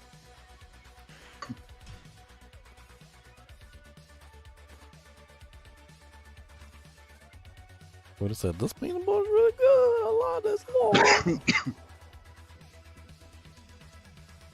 I swear the Flare dungeon is the hardest area to find in the entire game. I always get so happy when I find it. No, there's a method to it. Is there? Mm-hmm. All right, so imagine you have 3 cars. All right. Spider Forest is 1 car. Great Marsh is the 2nd car. And Flare Jungle is the 3rd car. All right. Spider Forest is always connected to the docks, right? Yeah. Flare Jungle is always connected to the city. All right. Now, imagine yourself the 3 cars at a stoplight. All right. And the 3 cars represent like what potentially you could have. The Spider Forest car always has to be at the back of the stop sign. All right. So Spider Forest car, I'm gonna draw a little paint thing on the stream here. So Spider Forest car is black. Okay. There's the Spider Forest car. Now, the Flare Jungle car always has to be connected to the city. So like, let's draw with a city right here. So this will be the city. And the Spider Forest is never connected to the city. All right. However, Great Marsh is also never connected to the city. Now, Great Marsh can be connected to Spider Forest, or Great Marsh can be connected to Flare Jungle. This is the weird way that the jungle works. Okay. So if Great Marsh represents the orange color, we're going to use Flare Jungle for the blue. Okay, so this is like one configuration of how it could potentially work, right? This is called a linear progression, which is basically where you go from Spider Forest to Great Marsh to Flare, all right? But that's not always how it turns out. So in some situations, instead of Flare or Great Marsh to Flare, you can have situations where it looks like this, and this is called a skip. So if you have a situation where Flare and Spider are directly connected to each other, then that means that you can go from Spider to Flare directly, right? However, if you have a situation where Flare and Great Marsh are connected, but not Flare and Spider, then you have to go through Great Marsh to get to the city. There's also another alternative, which is where Great Marsh is not connected to Spider Forest at all, which is also really strange, which is where you end up with Spider Forest looking like this, and then Great Marsh ends up looking like this, like connected to the side of Flare Jungle, instead of being over here. Okay? So basically all you need to know is that like the pathway to the city is never the same because they're not ever connected the same. That's the problem. So when you're going into Spider Forest, the first thing you're going to look for is you're going to try and find either Great Marsh or Flare Jungle. If you find Great Marsh, mark the location of Great Marsh because you might not have a skip. Then continue on. All right? See if you can find Flare Jungle. Then the next thing that you need to know is how they are configured. So every single one of these has 3 offshoots. The 3 offshoots represent like the zones inside that area. All right. So 1, 2, 3. These 3 offshoots represent like the places. One of them is a dead end. It's always a dead end. One of them is always the waypoint, and one of them is always the way through. Okay? So when you're looking for the 3 zones, you're looking for these 3 offshoots in the zone. The zone itself is relatively linear, and you're looking for these 3 offshoots. So if you find the dead end and you find the waypoint, then you know the next one is not the waypoint, right? So in the case of Spider Forest, it's either dead end, which is probably going to be the... in the case of Spider Forest, there actually is no dead end. It's waypoint with arachnid layer. Then it's the spider cavern with the eye, and then it's the waypoint with but the waypoint is with arachnid layer. So yeah, there is one dead end. So the waypoint and arachnid layer are together. The spider forest is off in its own thing, and then there's just a dead end. And the same thing happens for Flayer Jungle. So in Flayer Jungle, when you're running around in Flayer Jungle, which is connected to the city, you're going to always find that there's 3 offshoot little areas. So there's always going to be 3. One of them is the dead end. One of them is the waypoint. And the third and final one is always the Flayer Dungeon. And the Flayer Dungeon and the Gibbon are always together. More often than not, instead of being connected in weird ways, like I have them set up here, they're usually connected at one of the entrances to one of these 3 areas that's in the zone. So like a lot of the times when you go to Spider Forest and you find like Spider Cavern will directly connect to Flayer. Or when you find like the entrance for the Flayer Dungeon, a lot of the times the Flayer Dungeon like entrance will sometimes almost directly connect with where you're going to the city. And so forth and so on. So like what you do is when you're running through these areas, what you're looking for is you're going to like if I can simulate running through the area, what you're going to do is you're going to go like this. Check the zone. Is that it? No. Check the zone. Is that it? No. Check the zone. That's it. Check the zone. Is that it? No. Check the zone. Is that it? No. Check the zone. That's it. And basically all you have to do is you just check each of the 3 offshoots. And once you find the correct pathway, it's actually a lot easier than you think. There's also some tiles that you can avoid. Like if you ever see the tile that looks like this, let me show you the tile specifically. I can actually draw it. So if you see a tile that looks like this, which is a river, and it goes like this, and then there's another river on the other side, and there's little bridges. So the bridges go across like this, like 2 bridges. It's called the double bridge tile. It is always a dead end on this side. So this is something that you just need to get used to as you're traveling through the jungle, is that whenever you see double bridges, always know that it's a dead end on the left, and you always cross the bridge. So whenever you see double bridges, you always cross. And once you start getting used to the jungle and you start getting used to the patterns, it's not as bad as it seems.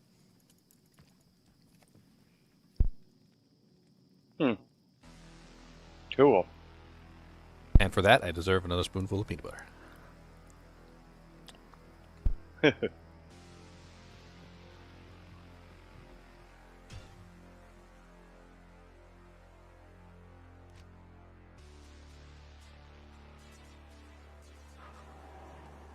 Peanut butter is good.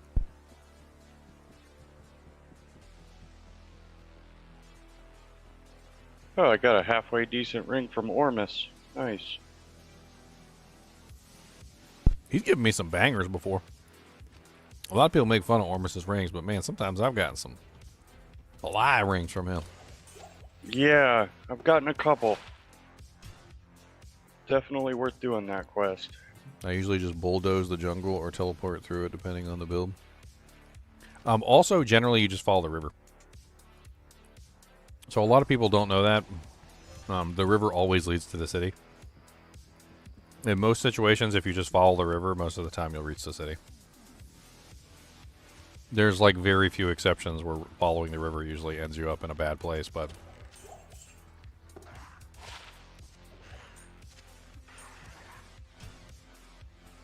You used to eat celery with peanut butter?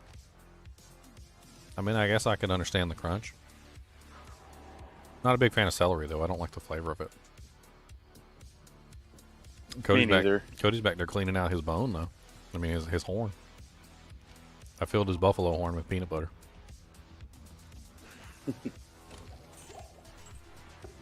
He'll sit there and he'll just clean it out. Like he'll just sit there for like an hour until it's completely clean.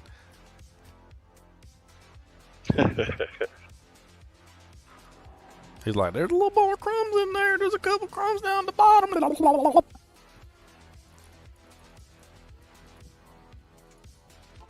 It's like a fun little game for him. He just enjoys it. Otherwise, he'd just eat it in like 2 seconds. So. You ever see that dog? There was like a video of a dog a while back where like the guy's like, watch this, and he takes out like this big burrito. It's like a big heavy boy. It's like easy like a pound or 2 pounds of burrito, and he's like, watch this, and he hands it to the dog, and the dog just swallows the whole burrito, and I'm like,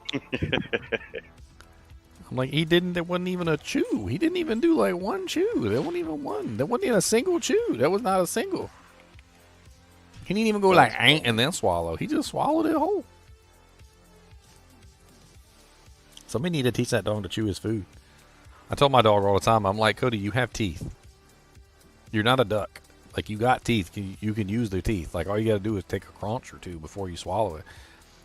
Like, one time I was feeding him these corn chips, and man, I don't know what it was, but he just decided that he didn't want to chew any of the corn chips. And they were, like, just the right size where he could swallow them, but just the wrong size that they were, like, nearly choking him to death. And, like, he would swallow one, and he's like... And I'm like, chew the damn... I'm not giving you no more chips unless you learn to chew some chips. Like, what the hell is going on right now? Chew. He didn't want to chew. He said apparently chewing was outlawed in like 62 states or something. I don't know what it was.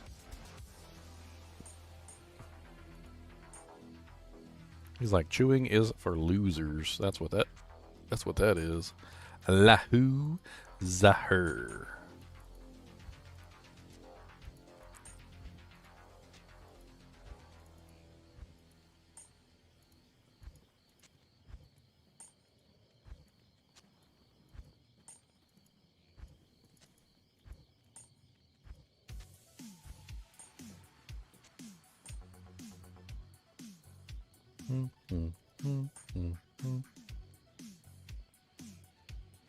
Alright, I'm keep loading all these junk charms in here. Let me take everything of value, put it in this stash. That way I'll know everything not of value is in the other stash.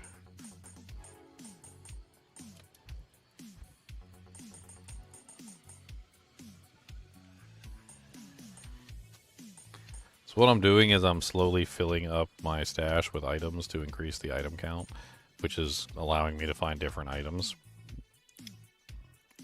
So every single item in my stash is contributing to the finding of the next item until eventually I end up with like a maximum value.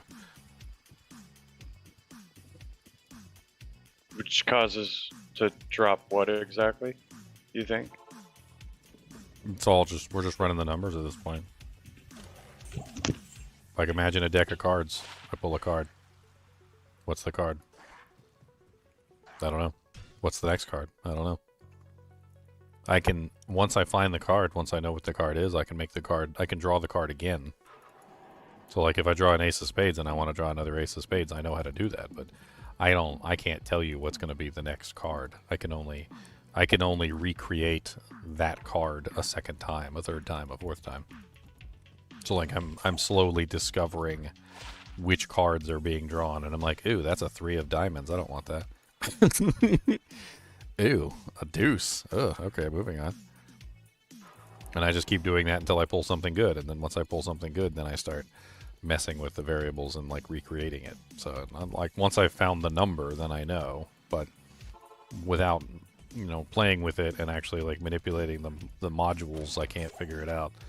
That's why I don't think a lot of people understand, like there's a lot more to it than just simply like doing something and getting a result. You have to spend an absorbently long amount of time like forcing the system to give you what you want, and then once you get what you want, then you have to recreate it. So you have to remember what you did and how you did it, and try not to mess up the number of items that you did it at. Like, and then there's occasions where like I get results that don't make any sense, and it's usually because I did something wrong. Like I sneezed while I was on my way to the vendor or something, and like clicked a button and like changed the variable somehow, and I didn't realize what I did. But like, oh great, And like that was the time when like something really good dropped and I can't recreate it. Oh, I got 3% magic find charm 2 times in a row. Yuck. Nobody wants a 3% magic find charm. That was because I went to what's his face to buy the keys. Just going over there to buy the keys changed the result.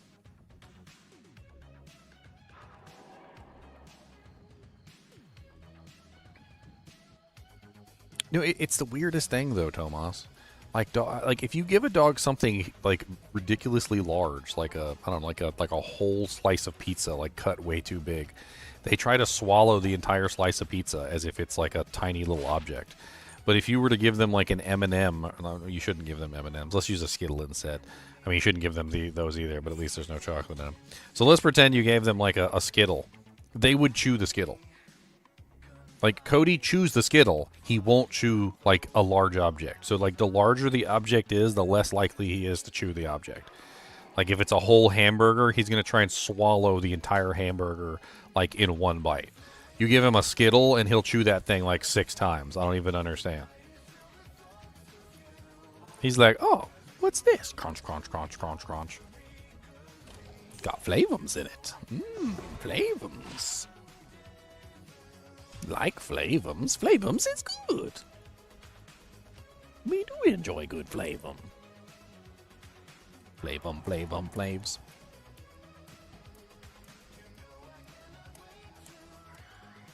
I need to make the live streams for tomorrow. I'm gonna might have to take a break here and actually like start making some live streams. I mean, I'm streaming for like 9.5 hours.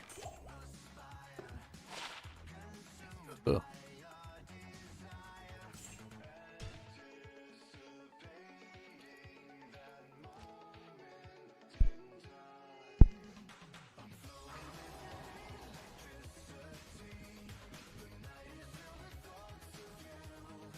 What am I live streaming tomorrow? I'm streaming the Diablo 2 season, or yeah, Diablo 2 season 10. That's the launch.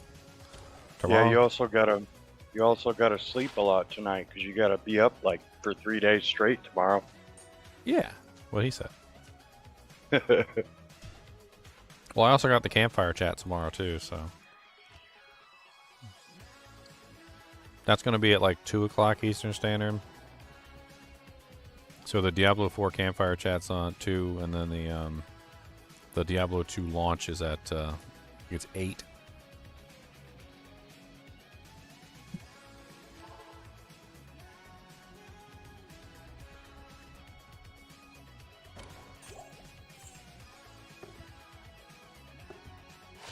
%, faster run. Wow, I'm waiting for like the god tier charm to drop.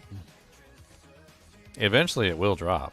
I just need to keep shifting the variables until eventually it falls, but like one day. I've had some really good ones fall before. Hey, Darkado, thanks for the membership, man. Welcome, welcome. Oh, you dropped some doojanks in my tip cup and all my doojanks flew out. Why are you dropping bombs in my chip cup? The danks just be flying out too.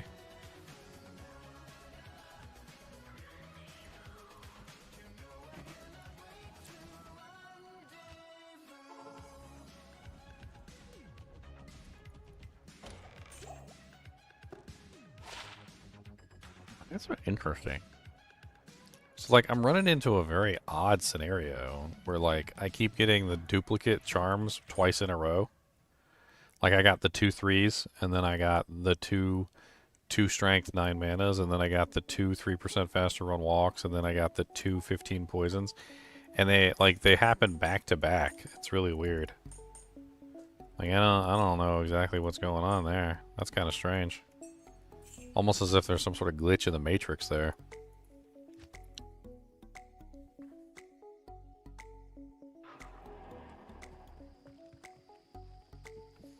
What time am I starting tomorrow? For the D4 thing, probably around like 1 o'clock.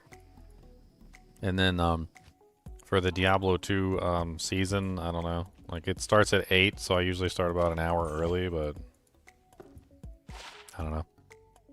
At 7 or something like that.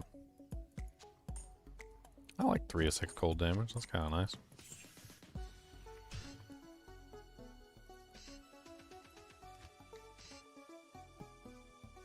Always hoping for like something, like as good as 3 to 6 cold damage is, it'd be nice if it had something else alongside of it, like 3 to 6 cold damage and something else. 3 to 6 cold damage to life, or 3 to 6 cold damage and like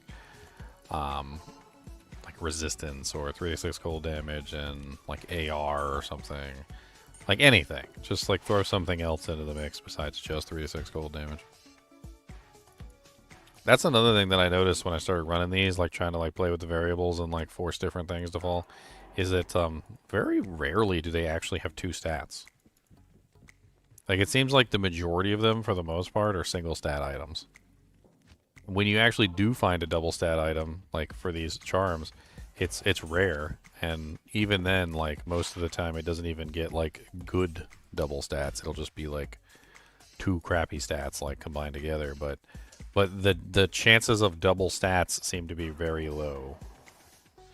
I mean, you can see it pretty much from like my junk charms. Like if I look through my junk charms, you can see that the majority of them do not have double stats. Like there's 1 double stat.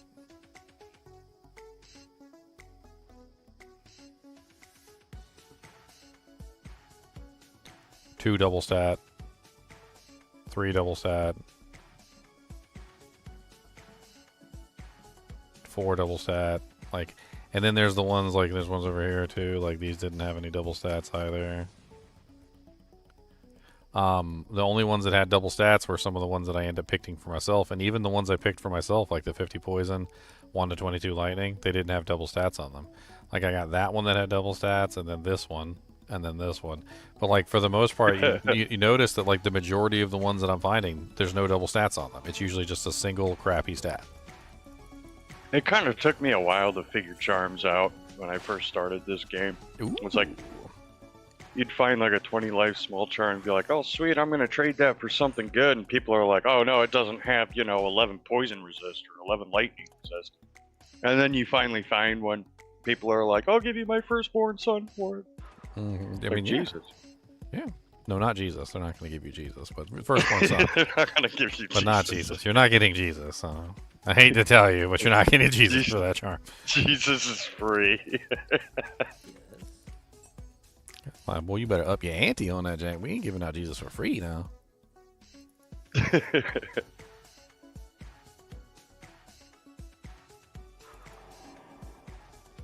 Yeah, 7 p.m. Eastern. 5 p.m. Pacific Standard, depends on where you're at. I think it overflows into the 8th for like some of you guys that are in weird countries where you're ahead of us, like Australia and stuff like that. Look at that. 2 max, 17 AR, 1 deck, small charm. Love it. Nice. It's not exactly the best charm in the world, but it's better than some of the ones that I was farming earlier.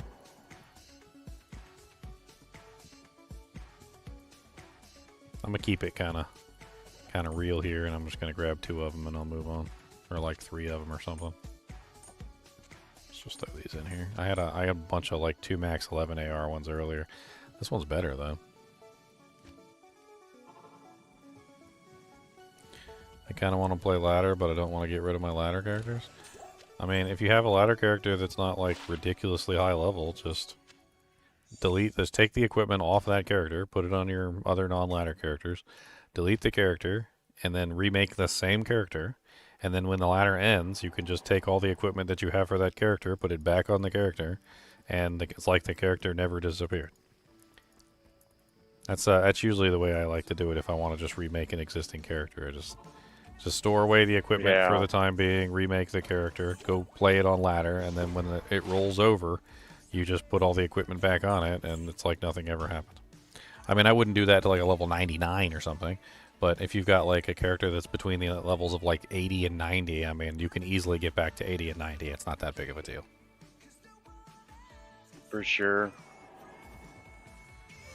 Honestly, up till like 93, it's not even difficult, and like 95 is where things actually start to get hard in this game.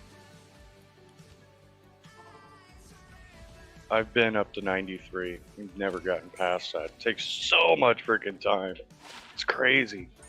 Emerald Small Charm Upgrade. 10% And can't you only get experience in like World Stone at that level? Used to be. Hmm. So, Terror Zones were invented. You know about Terror Zones, right? Oh yeah, yeah. So you can keep doing Terror Zones now? So Terror Zones increase in level with you, up to a certain point. So you can only bring them up to a certain point. But because of the way that the Terror Zones increase in level, they allow you to continue gaining EXP in the regular world, but basically only in Terror Zones.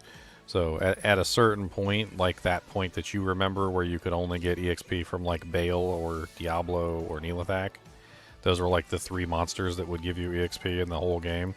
Now that you can go to the Terror Zones that are really high level, and once you go to those really high level Terror Zones, you can get more EXP that way. So is that usually where you go at a certain level? Yeah, I mean, once you hit around like 88, 88 is generally the point at which the monsters start to become lower level than you. So the highest level monsters in the game until Terror Zones were added was level 87. So in a TC 85 zone, if you are fighting an elite monster, then the monster is going to be, I think it's like 3 levels higher or whatever than the zone itself, or is it 5, 6, 7? No, 2 levels higher than the zone itself. So the monster ends up being level 87. So 87 was the highest level monster in the game, up to a certain point, and that's why when you got too high of a level, you couldn't get any EXP, because once you're above 80, the monster's level by a certain amount, they just stop giving you EXP entirely. So as soon as you hit 81, 88, you are now above the level of the regular monsters in the game. And Terror Zones are the only way that you can have monsters that are actually higher level than you, and that's how you can get even more EXP now. So the Terror Zones are pretty good. They make the leveling process easier. I won't say that it's easy. It's easier than it was before, but it's still going to take you a considerable amount of effort.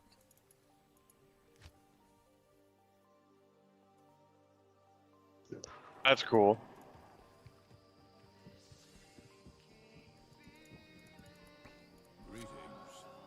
I got to 97 without the TZs. I just really, honestly, couldn't sit there and put in all the effort. It's just too much. The old way of doing things was just too grindy. It was too crazy. Like getting to 99 in the old method was just awful. I got to 97 in the old method, and I don't think I was ever getting to 99 in the old method. I got to 99 before they like made it crazy. So like back in Classic, if you wanted to get to 99, it was actually possible. That was before they started changing around like the EXP requirements and like the other stuff. Yeah. And then like when D2 LOD came out and they started messing around with all that, 5% faster recovery, 10% cold res. That's not bad. That's pretty good. Let's get a couple of those. So like once they changed it, they made it nearly impossible, and the only monsters in the game at a certain point that would give you any EXP would be Lilith, Diablo, Bale, Uber Diablo, Uber Lilith, Uber Bale. I'm just kidding, Uber Lilith. That'd be cool though, Uber Lilith. Give them like god tier corpse explosion. Everybody cries. Yeah. But like basically it was only the Ubers, Pandemonium, Diablo, and like Diablo, Lilith, and Bale. Those were the only ones that would ever give you anything like EXP wise. So like leveling up from 98 to 99 was such a pain in the butt cheeks. It's much easier now. It's only a matter of time. Even if I did play constantly, I would fall behind just because of the self-group found thing. Because I'm sure people probably always have 8 people in a game doing that stuff, right? For what? Getting to 99 quickly. I mean, if you want to get to 99 quickly, you do. 8 people in the game will definitely make it go faster. Yes.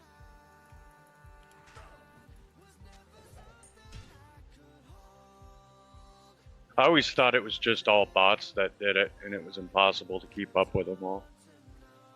I mean, some people bought it, yeah. Some people just like had like 1 million people helping them, or they had like a group of people playing the account. Like it was actually pretty common for some of the players to have like a team.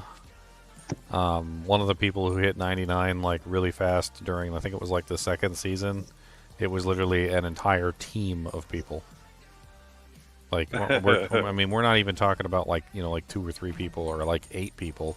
It was a team of people that was so ridiculously big and thick that most girls would be envious. I mean, it was one of those things that like they even afterward like put a list out of like all the people that helped them with everything. They were like, okay, so we did, you know, like we had this person doing this and this person was doing this, and like one guy was going and clearing out the route to Diablo, and the other guy would prep Diablo by like giving him a blowjob and like making his HP real low, and then this guy would send messages to everybody letting them know when the games were ready so that they would join, and then they would join and kill them, and then the other guy would come in and pick up the loot, and then this guy would go farm loot for the run, and like I mean, it was absolutely ridiculous. Like the context of like what was going on in the background made it like it just absolutely impossible for anybody to like keep up. No single person would ever That's be able wild. to keep up. Some people did it the opposite way, where instead of having like a bunch of people working together, they had like a bunch of people playing the same account. So like you'd play for 8 hours and then you'd go to sleep, and then as soon as you went to sleep, somebody else would log in and they would play for 8 hours, and then they would go to sleep, and then another person would log in and they would play for whatever hours, and then they would go to sleep, and like so like the account would never log out. Like it would just be always in, always grinding for like eternity. That makes sense.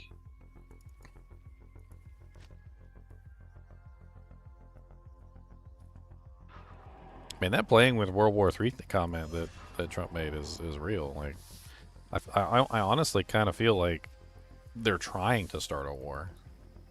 Like they're poking and prodding. I feel like they're trying to get World War III. They're trying to like pull in the other countries. They're trying to get them in there and like put them in harm's way to make sure that they get attacked so that they can like start World War III.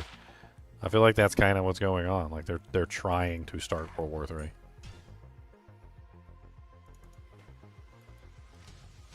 It's a shame Zelensky showed up at the White House and didn't get his jaw and burr room. Giant Burr. Well, supposedly he's coming back to sign, so I don't know. I don't know what's going on. All I hope for is peace. That's what I hope. Let's get some peace going. Peace. Stop people dying all over the damn place. How many people gotta die? He wanted Cervex Chamber.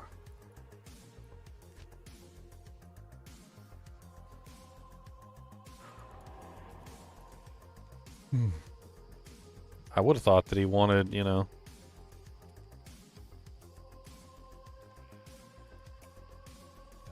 Well, I mean, peace might be boring if you're playing on softcore, right? Real life is hardcore. Get plenty of that in real life. I thought he would have wanted a Lemco tier. You know, wealth. Need that Lemco tier. Good point. Gotta have that Lemco tier. Dude, I was kind of blown back by Germany the other day. Germany put out a message and it kind of cracked me up. I was like, wait a minute, what? They said we're halting all delivery of weapons to Ukraine, and I was like, oh. I was like, what the hell? And they're like, no, you don't get it. Like, we want to send more, but like, we don't have any more weapons to send them. Like, our stockpiles are at like a critically low point where we've literally sent them like all our guns and all our ammunition. They're like, we don't have any more to send. Like, if we start dipping into like our reserves that we need for our own troops, like we're putting ourselves at a strategically like disadvantageous position or something like that. And I was like, dang, they sent that many? They sent so many that literally they running out. What's up, Risha? So I remember playing OG D2 shortly after, had a whirlwind bar because my dad was a huge dude and actually sounds similar to his voice actor for Barbarian. Highest level I reached was 97. I remember being so proud, and then I had a bunch of guys make fun of me for not being 99. Well, they're douches. How about that? 97 is admirable. That takes a lot of work to get to 97, especially if you're doing it by yourself.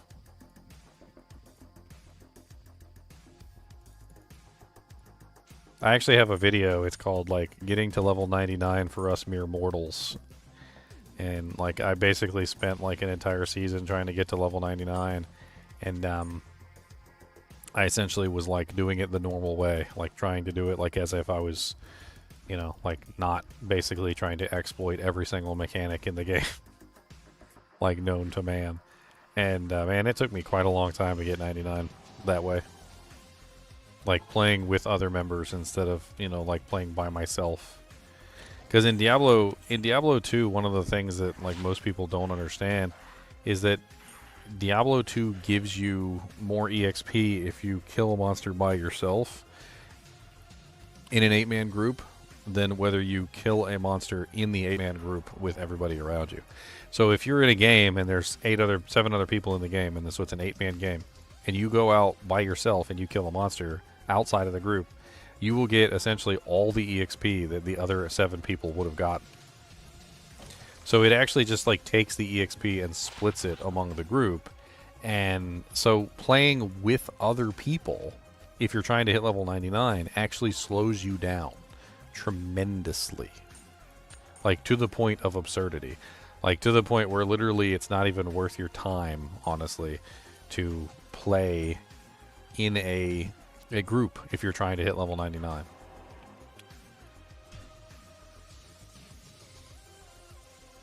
You can easily get to 99 if you play Mosaic then? I mean, yeah, but then your eyes will bleed and you go blind for the rest of your life. So, I mean, what is that really worth it? Is that really worth it, Darkado? I don't know. I don't think that's worth it.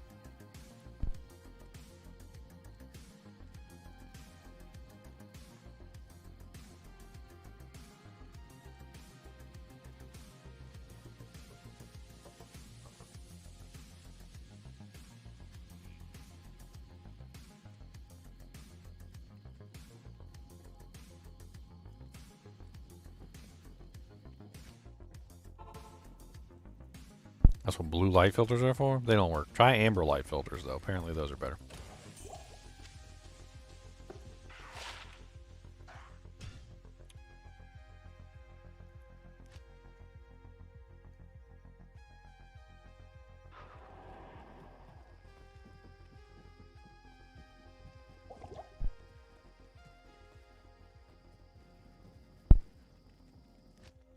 I'm over here just like manipulating the game to give me what I want. Didn't I already just like find one of those? What the hell? I mean, I'll take another one, I guess, but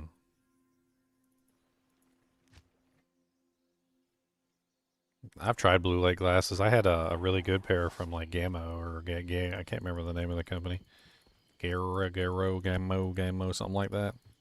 I had like a really expensive pair. It never worked for me.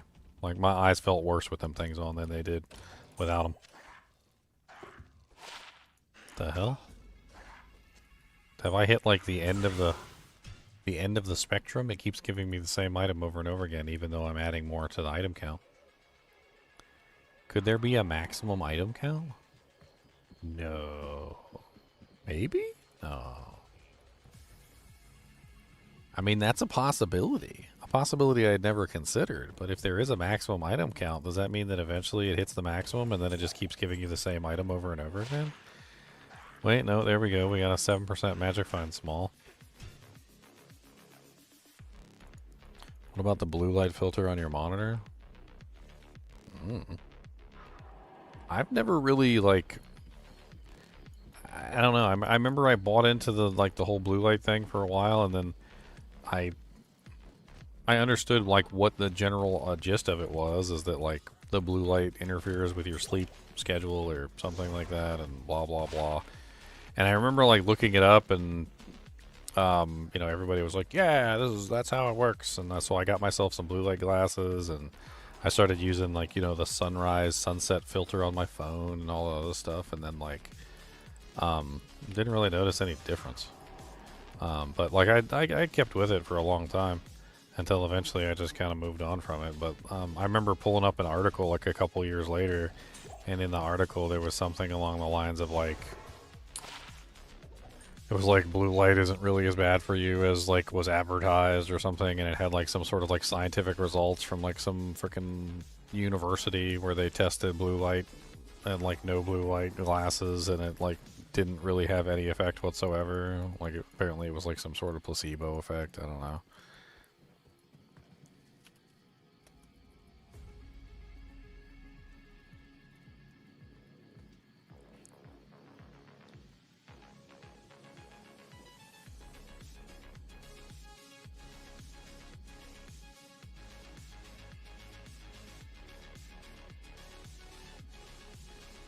I don't know. There's been studies. There's been a lot of studies.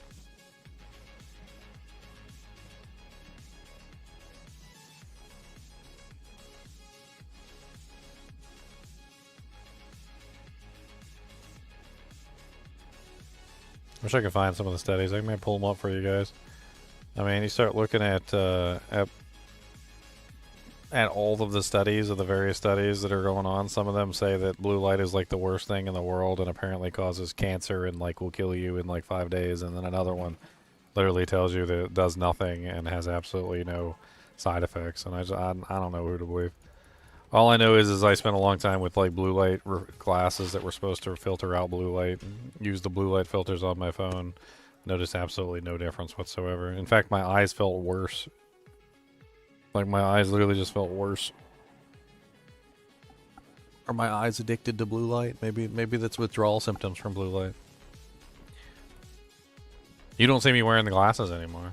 I've worn them a couple times on stream, like to kind of like get an idea. Like I would have them on for like a full like 12-hour live stream, and then sometimes I would have them off for a full 12-hour live stream, and I would see like how I felt differently afterward. And I always felt like crap whenever I wore the blue light glasses. My eyes felt like they were dried out, and they hurt more. And like I just didn't. It got to the point where like every time I wore the blue light glasses while I was streaming, it felt like I was. I don't even know how to explain it. Like I felt terrible after every single stream. And then when I took the blue light glasses off, I felt fine. I don't know. So I went from wearing them like all the time to like never wearing them again. In fact, they're gone somewhere. I don't know where they are. I had the case over here. I found the case, but I couldn't find the glasses. Where did I put that case at? I had it here like earlier.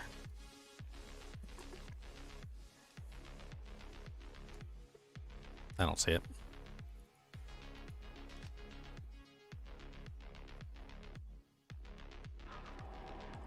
Why do you start as 8 Amazons? Loot sharing is terrible. No, it's not. And they do not fit in every role. Yes, they do fit in every role. What are you talking about? Why would they not fit in every role? What role does Amazon have? I mean, what role are you thinking of that Amazon doesn't fill? Because Amazon can literally do everything. Let's go over all the roles. So, meat shield / tank. Got it. Valkyrie is one of the best meat shield / tanks in the game. Single target DPS.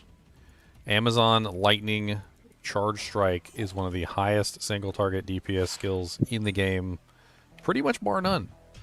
Like as far as like each individual hit single target damage, I'm pretty sure that Charge Strike is still the highest single target damage in the game. And Charge Strike can be used to kill Ubers. How about AoE damage? Can AoE damage? Do they do good AoE damage? Yes, they do really good AoE damage. Obviously, Lightning Fury is extremely good AoE damage. Frozen Arrow is extremely good AoE damage. Exploding Arrow is extremely good AoE damage. So yeah, very nice. How about just your general all-around melee bruiser? Like, you know, a character that can get in there and just start swinging his weapon and dish out large amounts of damage. Yep. Fend and Jab are both absolutely excellent if you utilize them properly with a extremely powerful physical melee spear. So you can get some absolutely insane amounts of damage out of a physical damage a character. What about element types? Does the Amazon have multiple element types? Yep. You've got ice, freezing arrow. You've got fire, exploding arrow. You've got lightning, which is, it comes in two forms, both lightning fury and lightning strike, as well as charge strike, which are both melee abilities. Then you also have a physical like elements, so you've got your fend and your impales on, so that's physical. Then you also have poison damage, which is your plague slash lightning spheres on, so that's a completely another element. In other words, like, you literally have everything. That is so weird.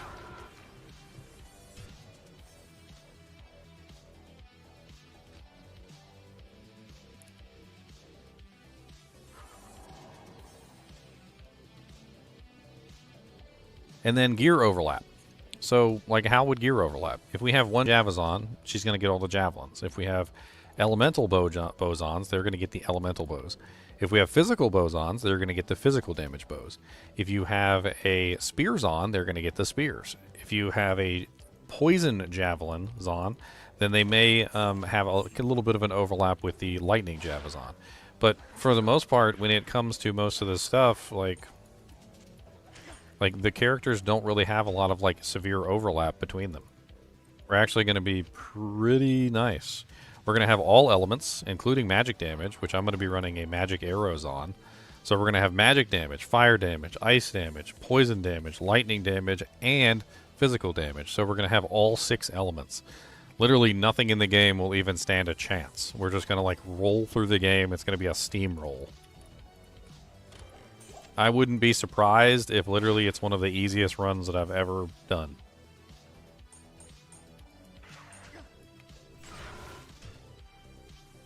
Me neither, honestly. And honestly, with 8 Valkyries, do you really think we're going to have trouble like tanking anything with 8 Valkyries?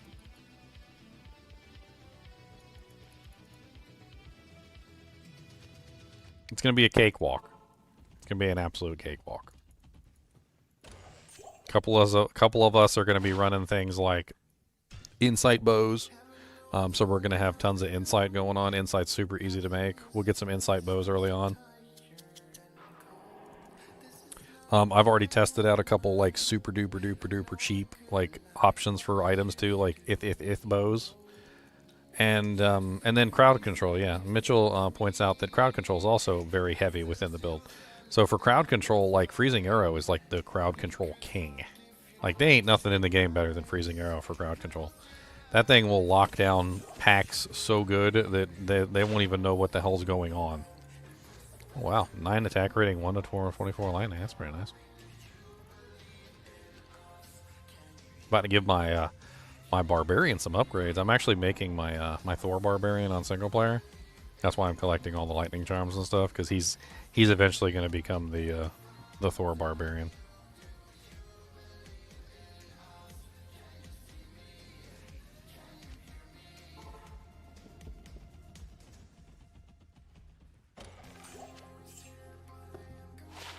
Nice. I'm gonna get a couple of those. Those are actually really good. I really don't care about that 7% Magic Find Small Charm. I got so many Magic Find Small Charms. And that one doesn't even have a secondary effect. Cody, what are you rooting for? Did you get all your peanut butters out of your bone? Out of your horn? Did you get them all? Did you get every little bit? This got so much. No, Dad, you never gave me peanut butter. He said, I'm what? waiting for it. Yeah, he said, what peanut butter? What are you talking about? It's no peanut butter. He's a liar. Mm-hmm. He's a dirty liar, and there's no peanut butter ever.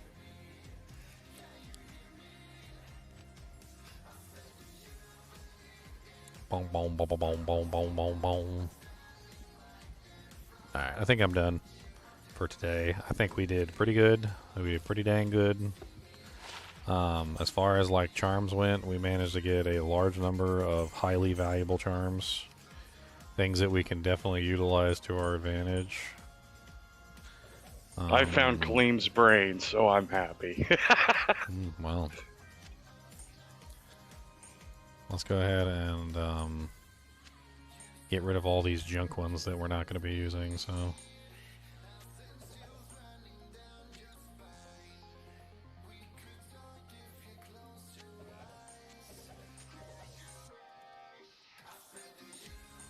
Just want to remove this stuff so I can more easily access this. I'm not even going to sell these. I'm just going to drop them on the ground.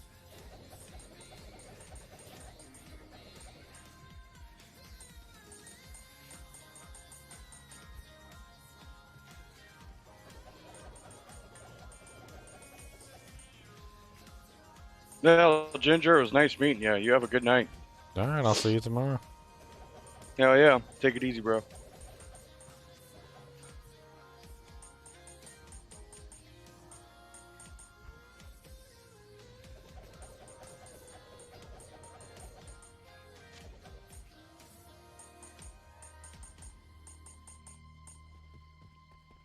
Boom, boom, boom, boom, boom, boom, boom, boom, boom, boom, boom, boom. Bum bum bum bum bum bum bum bum junk charms junk charms junk junk junk junk junk junk junk junk junk charms junk charms.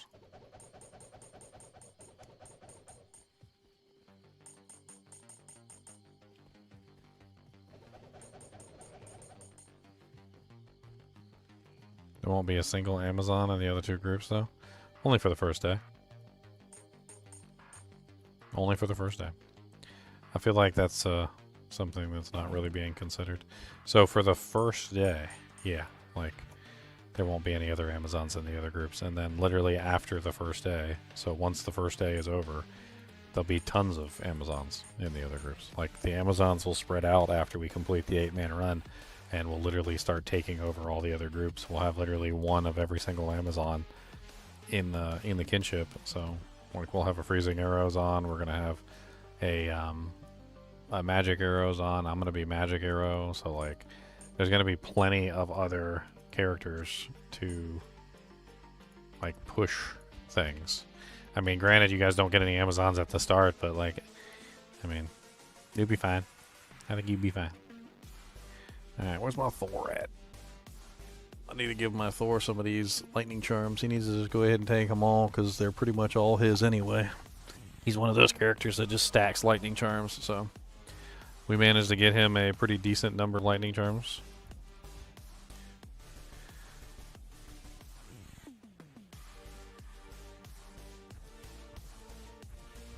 What the hell?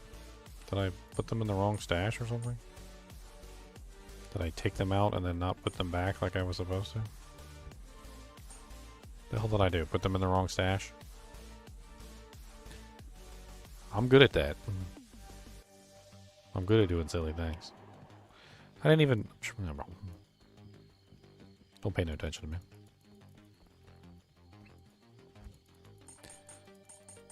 I was supposed to put them in there like this. Didn't even put them in there. Because I'm smart.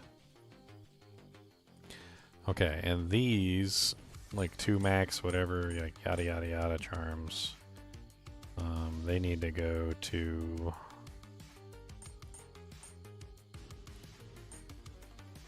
the magic arrows on.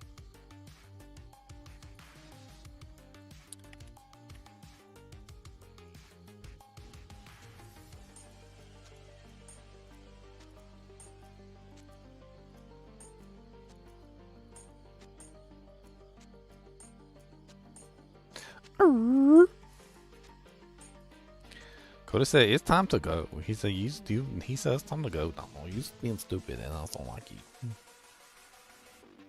Coda says time to go night. He said, don't you know night, no? It's time to go night. And he's not paying attention. He's just doing whatever you want to do. He's not paying attention to me, and that's gonna bite your face, and he's gonna get mad, and then I'm gonna have to laugh at you because you're stupid.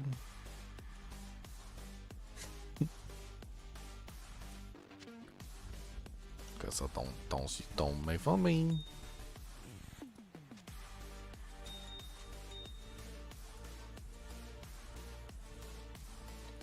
Just got a Vex rune laying in there. That's hot.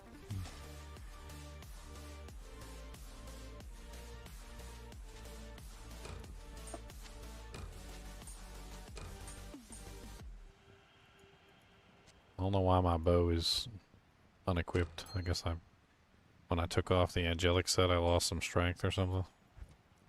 Or some dex. Something like that.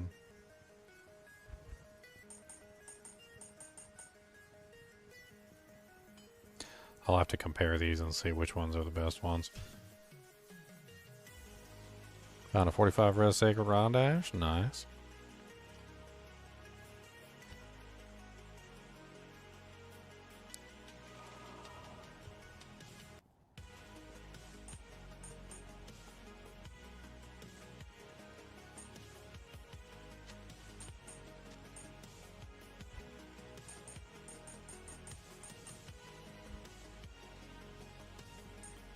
There's a 43 over 6.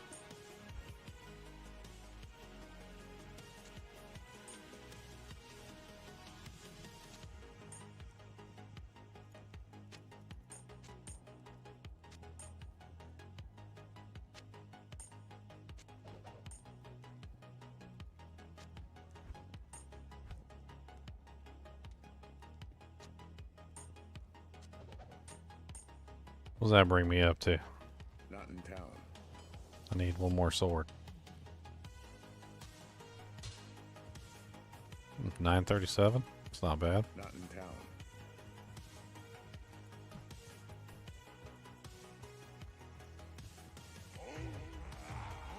I haven't finished this guy off because I was trying to gamble Zoj. And honestly, now he's pretty much ready to go. Because I finally gambled the Zoj, so I don't need him at level 45 anymore. So he can just move on. You need to make him 2 crescent moons in a phase blade, so that's going to be something we're going to work towards. Need to find 2 runes. Alright, let's get these live streams made real quick before I hop off. Because I will forget otherwise.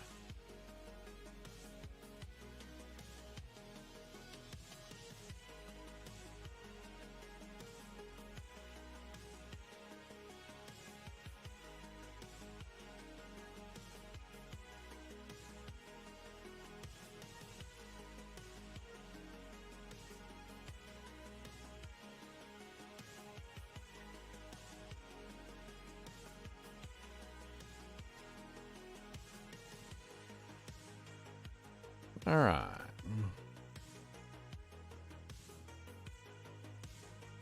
I think I got, yep, well, there you go.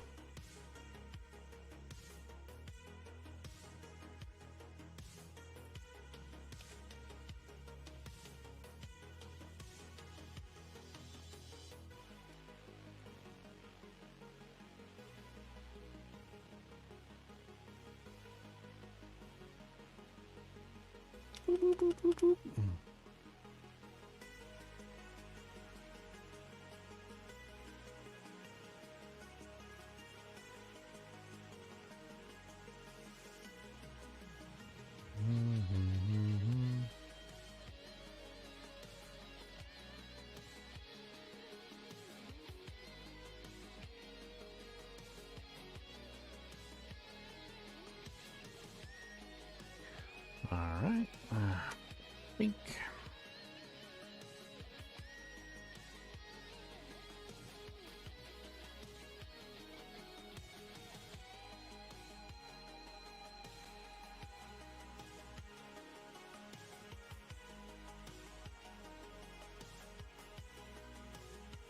All right, I should be up here around like 1 o'clock.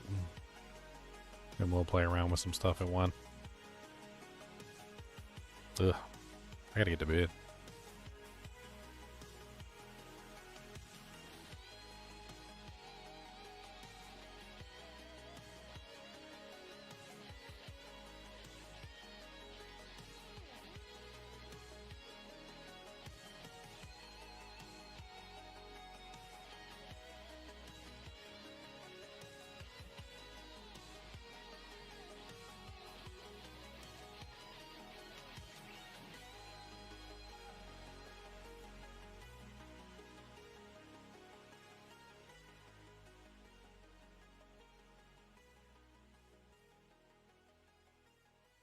Something went wrong? What do you mean something went wrong?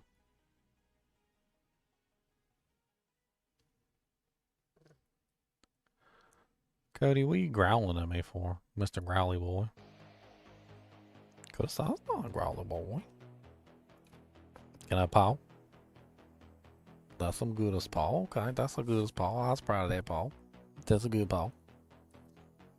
He said, "You better be. You ain't getting nothing better." I'll give you a swift kick to your eyeball. How about that?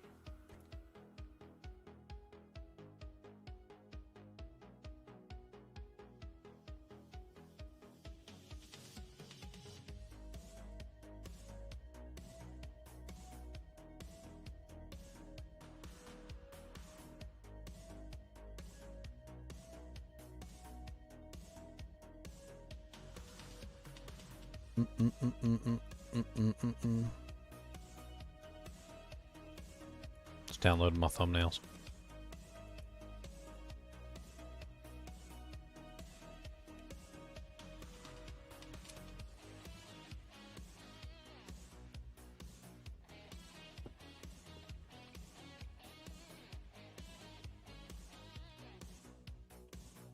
Cody, your beard is scruffy and it's itchums. You's itching me with your beards. I don't like the itchums.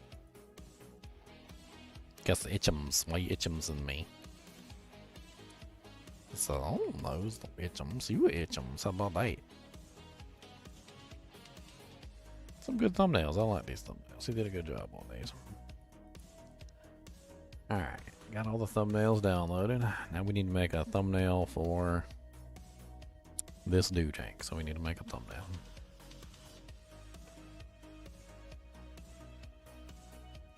Making thumbnails.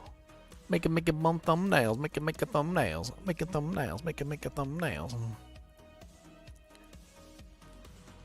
Alright, so let's do this one.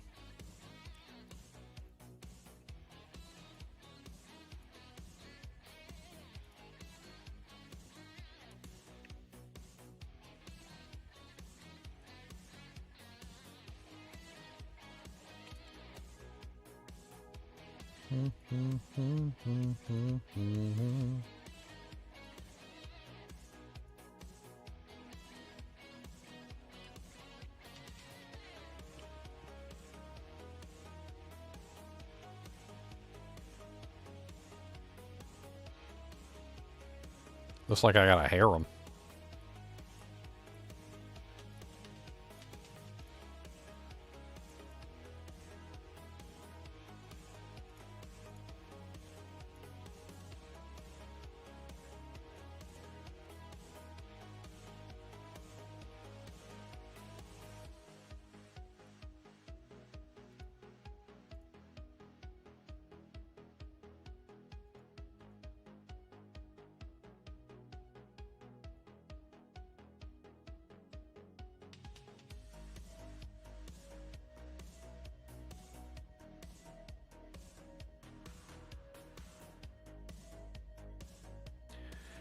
All right.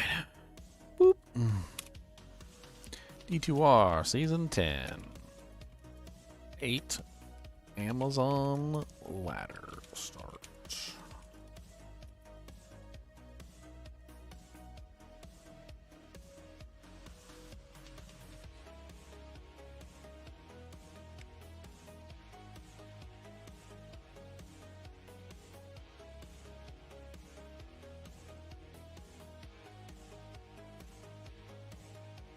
Well, if I write Magic Hero, everybody will think that the whole group is Magic Hero, which is not the case. I'm just Magic Hero.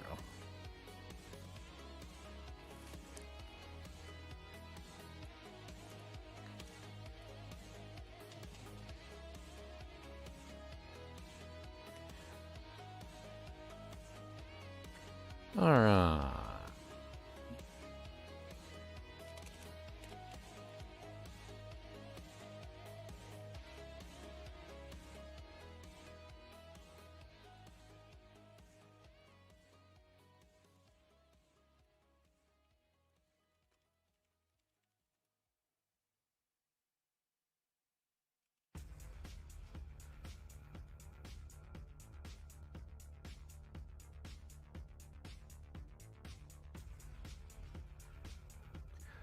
Boom, boom, boom, boom, boom, boom, boom, boom.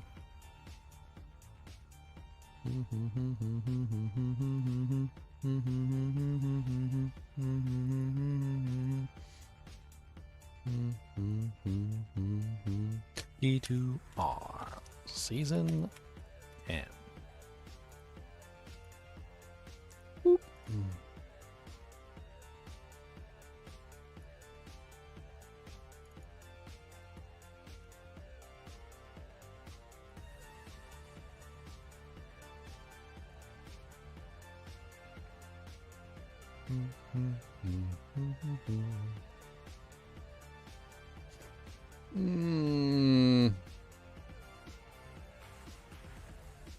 Like 6:30. 6:30 sounds good. Starts at 8. That'll give me like an hour and a half to get everything ready.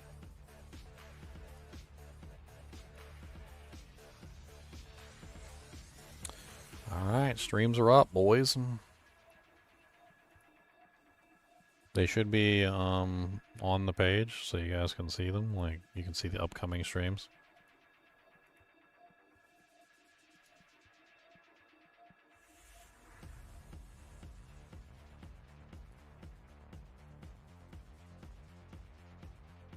Yep, so you can, if you go to the live page, you should see both the upcoming streams. So they're both scheduled. So 3/7 at 1 p.m. and 3/7 at 6:30 p.m. So I'll be on tomorrow for the PTR. We're going to check out the 2.2 public test realm. I don't know if I'm actually going to participate in the 2.2 public test realm, but no, it'll be fun. And then we got Season 10 launch day. So that's going to be at around like 6:30-ish. I'll try and be online. I might even be online earlier than that. We'll see. Because I usually try and put together the teams and everything in advance. And like I like to see everybody showing up so I know how many people we have active. So...